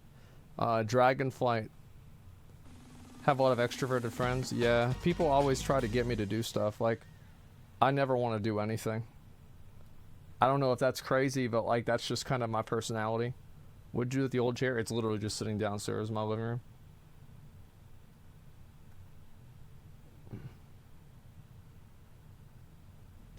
Peer pressure pisses me off. You scared to try new things? I wouldn't say scared, I just don't want to. Any social aspect, do you want the Games Expo? Yeah. was a good chair. It was all right. Like the padding at the bottom was like really bad. That's the problem. Is like the padding at the bottom was bad, and like the padding up here was like really bad too, because it pushed my head forward, and it hurt my neck.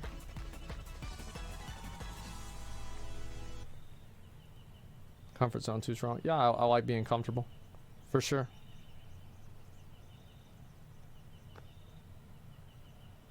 All right, let's see. What do I do?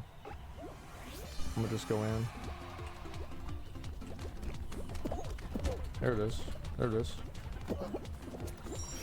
Don't even fucking put bitch ass. Bitch ass.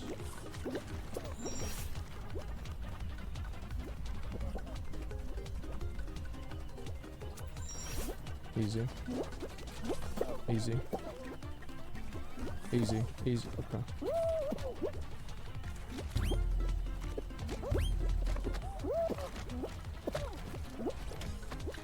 And this is where the dick suckers are.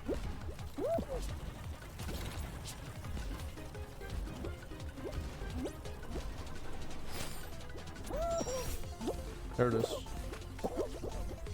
There it is. Okay, there it goes.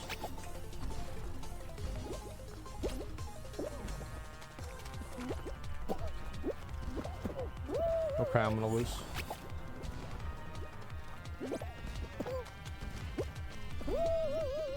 Fuck.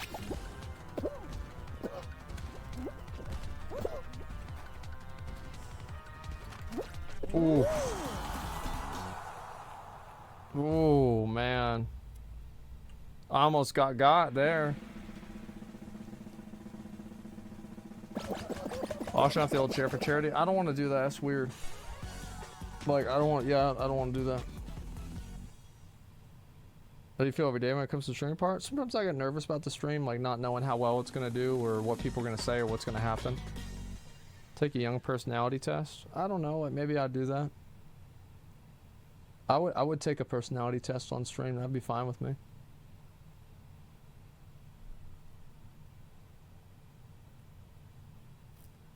I think if I want to stream whatever the fuck you do. Yeah, that's the thing. Stream today, hope you're feeling better. Yeah, I'm alright, I'm chilling. Shipping a chair be a pain in the ass. I just don't want to do that, man. Alright, let's do this. Reach totally file pass, but no, how would I see that? I'm streaming. Okay, let's go.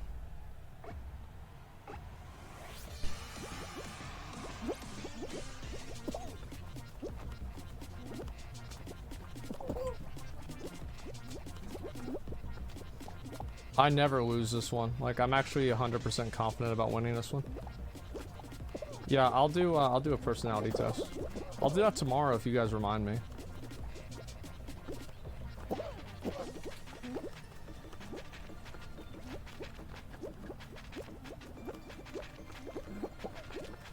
Damn, that kid's stupid.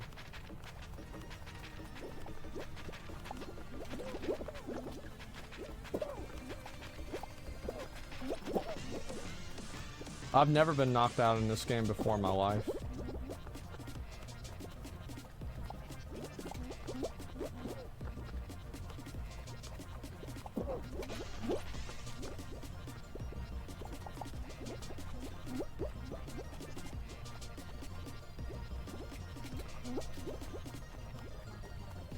Dude, I hate how this keeps happening. Like, I just keep... Have to move forward. God, those kids are stupid. Stupid ass kids. Psychological test, you're a normal person? Yeah, sure. Cat doctor, town flood, ended up with sports my lungs. Just be careful ignoring any mold. It's okay. You seem kind of off. No, I'm just chilling, man. Crap people talk about you, best friend. No, I try not to worry about it too much, right? But like, obviously everybody's gonna have an opinion about that shit, right? I feel like personality tests are like fucking just a slightly less stupid version of zodiac signs. That's my opinion.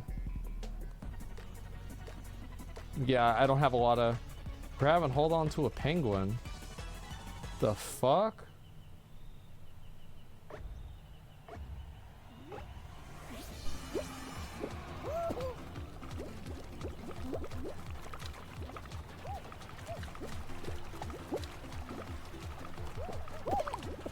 I got him.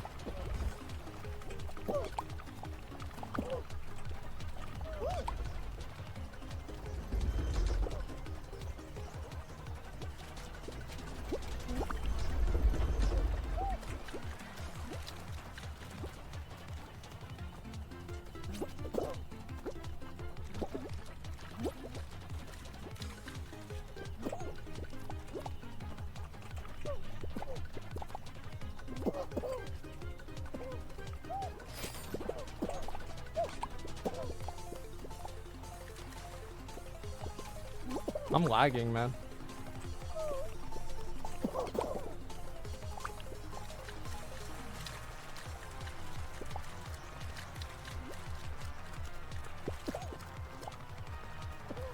Where'd he go?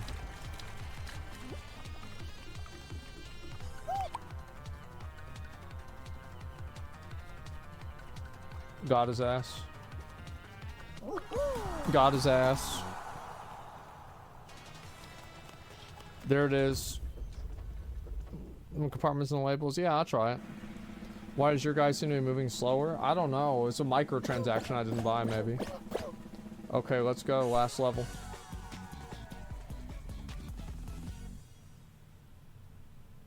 Here we go. Please let me win this. How's it deal with food poisoning? Just come back still being a little guy? Bro, I don't give a fuck. Like, if I get sick, I get sick. Like, that's all there is to it.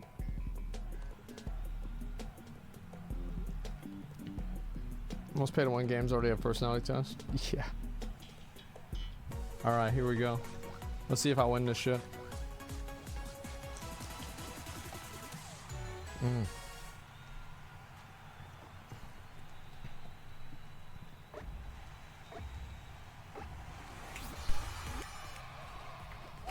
Oh, run another ad.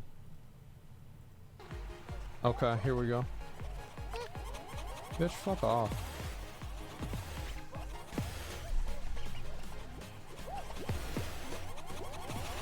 Stop, man. Fucking ISIS? Get the fuck out of here.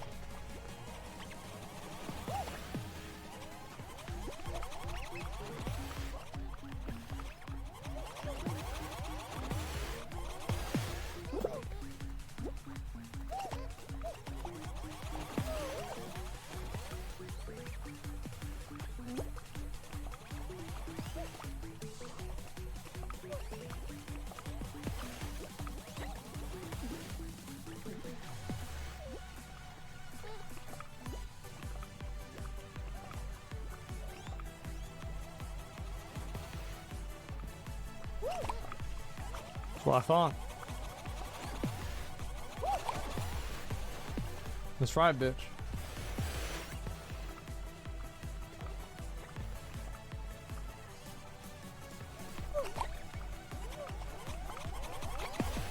Stupid ass bitch. Get the fuck out of my area. Fuck you.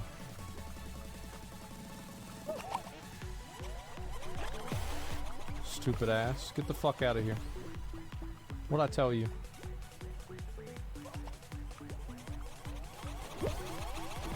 Stupid bitch. You think you're gonna get me with that?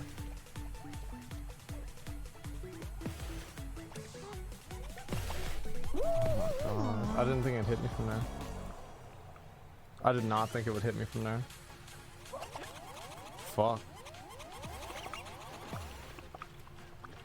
Yeah. Did in fact get you with that? He did get me. Fuck. I hate any of these grabbing games.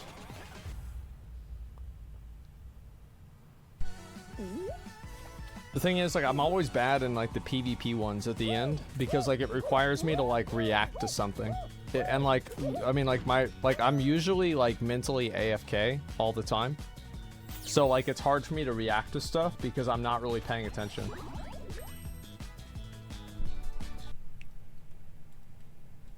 But like, if I know what the map is gonna be, I can just like kind of think ahead.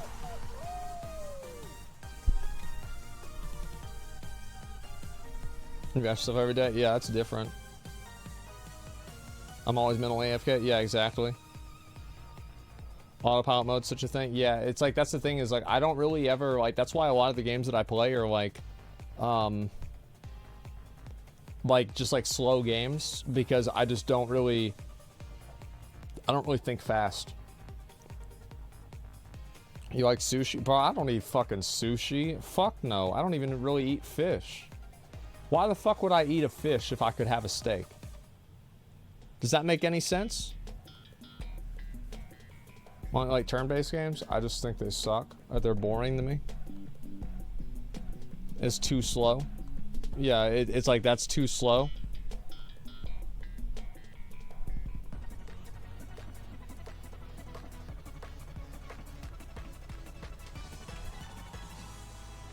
All right, here we go. Please, please, please, let's go.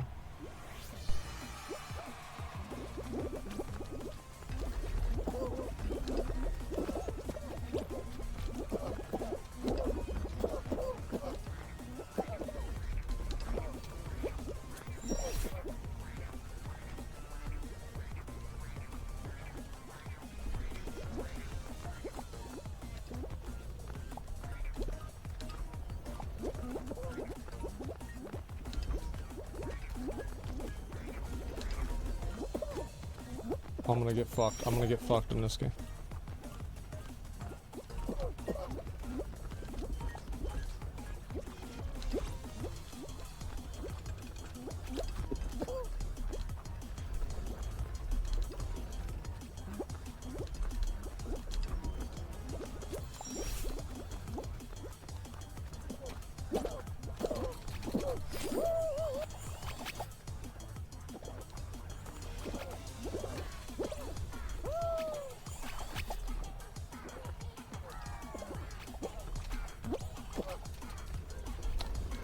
Not the effect I wanted.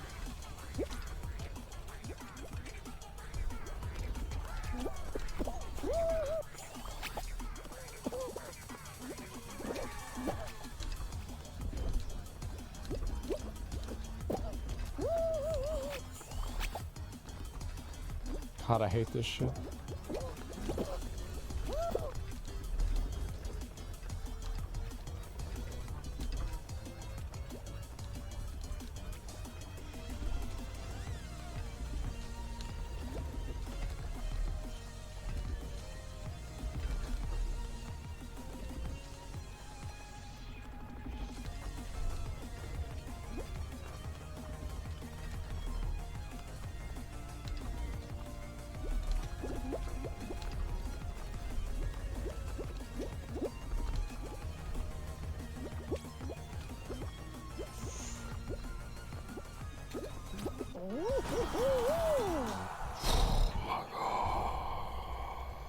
Oh my god, bro, like, oh my god.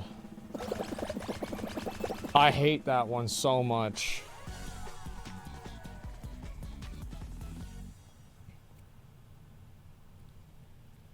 Can we see that WPM? No, I can't type fast. Let's trust me out. Yeah, I know. You have to be ahead of the pack or it's AIDS? Yeah, exactly. Okay, let's do it. Let's do it. Let's beat it. This is probably my last game. Okay. Hopefully we get this shit done. I don't know. Are you feeling better? No, I'm okay. I'll see how I feel in a little bit. Let's do it. Let's get it. This game looks like an injection of pure rage. Playing Raft after this? No, it's just like Raft requires a lot of thinking.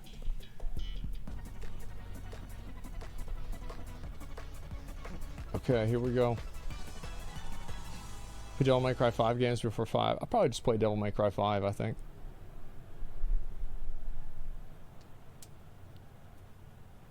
Alright. Hey, you get food poisoning from steak? I didn't. It was from something else. Okay.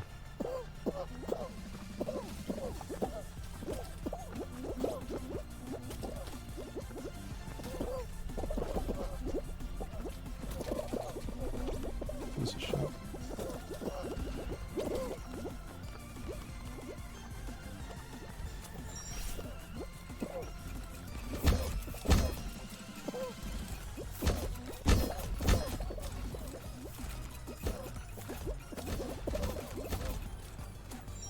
I've never done this map before, so I'm a little bit nervous.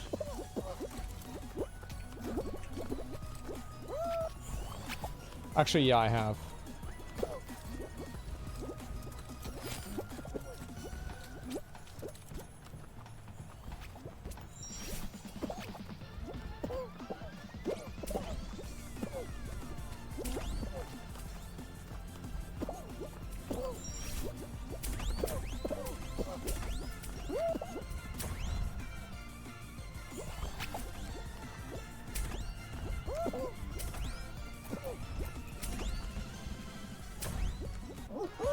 Bro, fuck that.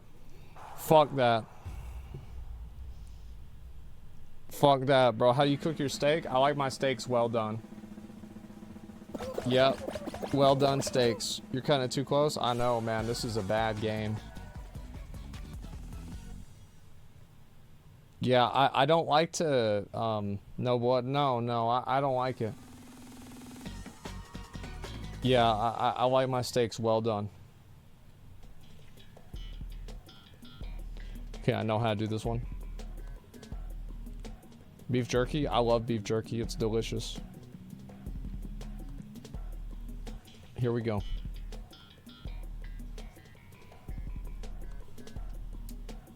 What's wrong with you? No, I don't want to eat that. It's weird.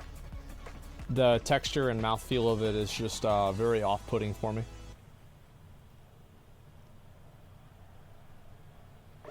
Okay, let's do it.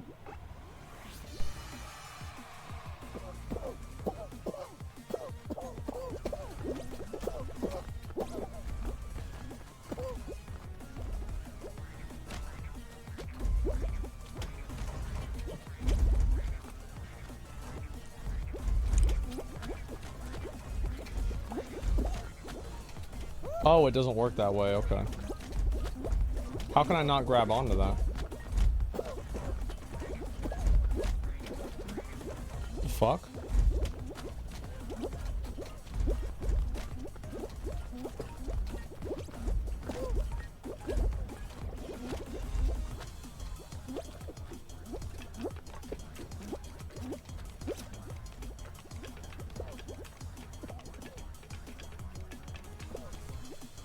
This is the hardest part right here for me.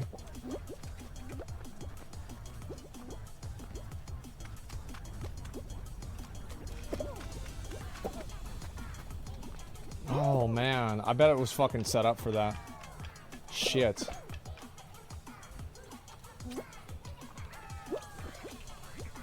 I'm dead if I fall off this.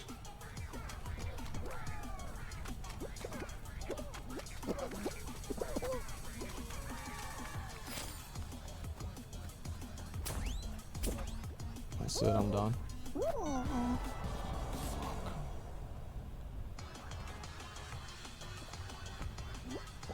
Fuck, man. It's just I had to think a lot about that, and it just did not happen. And saying, well, it's just like if I, as I said, man, like I'm good at doing something. I know what I'm gonna do. I'm bad at reacting to something new. You know, like, so like that's like a new map. Like I'm like not ready for a new map mentally. I'm like programmed to do one kind of map. So like whenever that shit came up, it just like fucking fried my brain.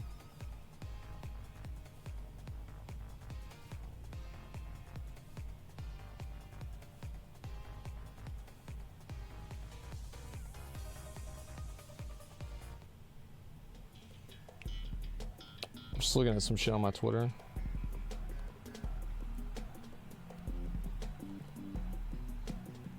Alright. Let's get this shit done. The brain ain't talking to fingers? Yeah, yeah. Confidence to feel start better being bad. Yeah, to me, it's like I hate to fucking feel like I'm bad. Yeah. I mean, so I used to post on Twitter all the time. Like, I never post on Twitter anymore. Like, I don't even really know why. Like, it's just, I don't know. I just don't really do it.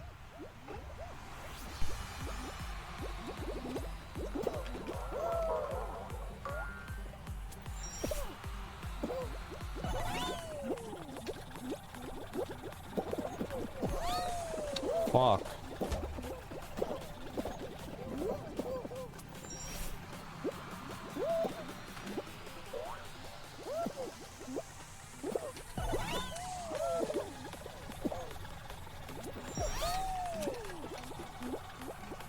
Fuck, that's fast.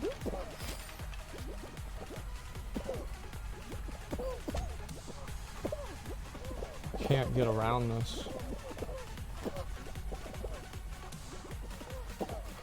I think I'm gonna fail this one too. Fuck. Damn, that's close.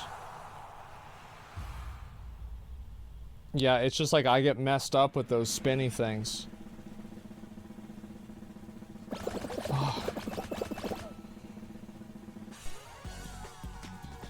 PUBG custom lobby? Yeah, maybe I'll do that. Alright, this actually is my last game. I'm just gonna stop after this. Go with the ride, those spinny things? Yeah, I just can't, like, it's just, like, I didn't know that was gonna happen.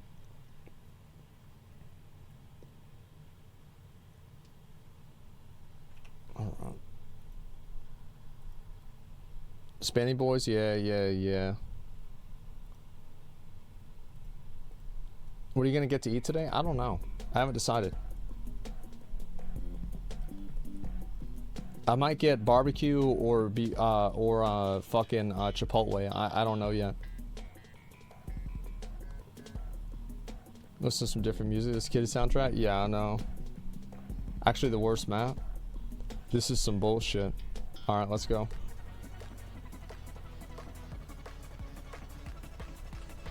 AZGG.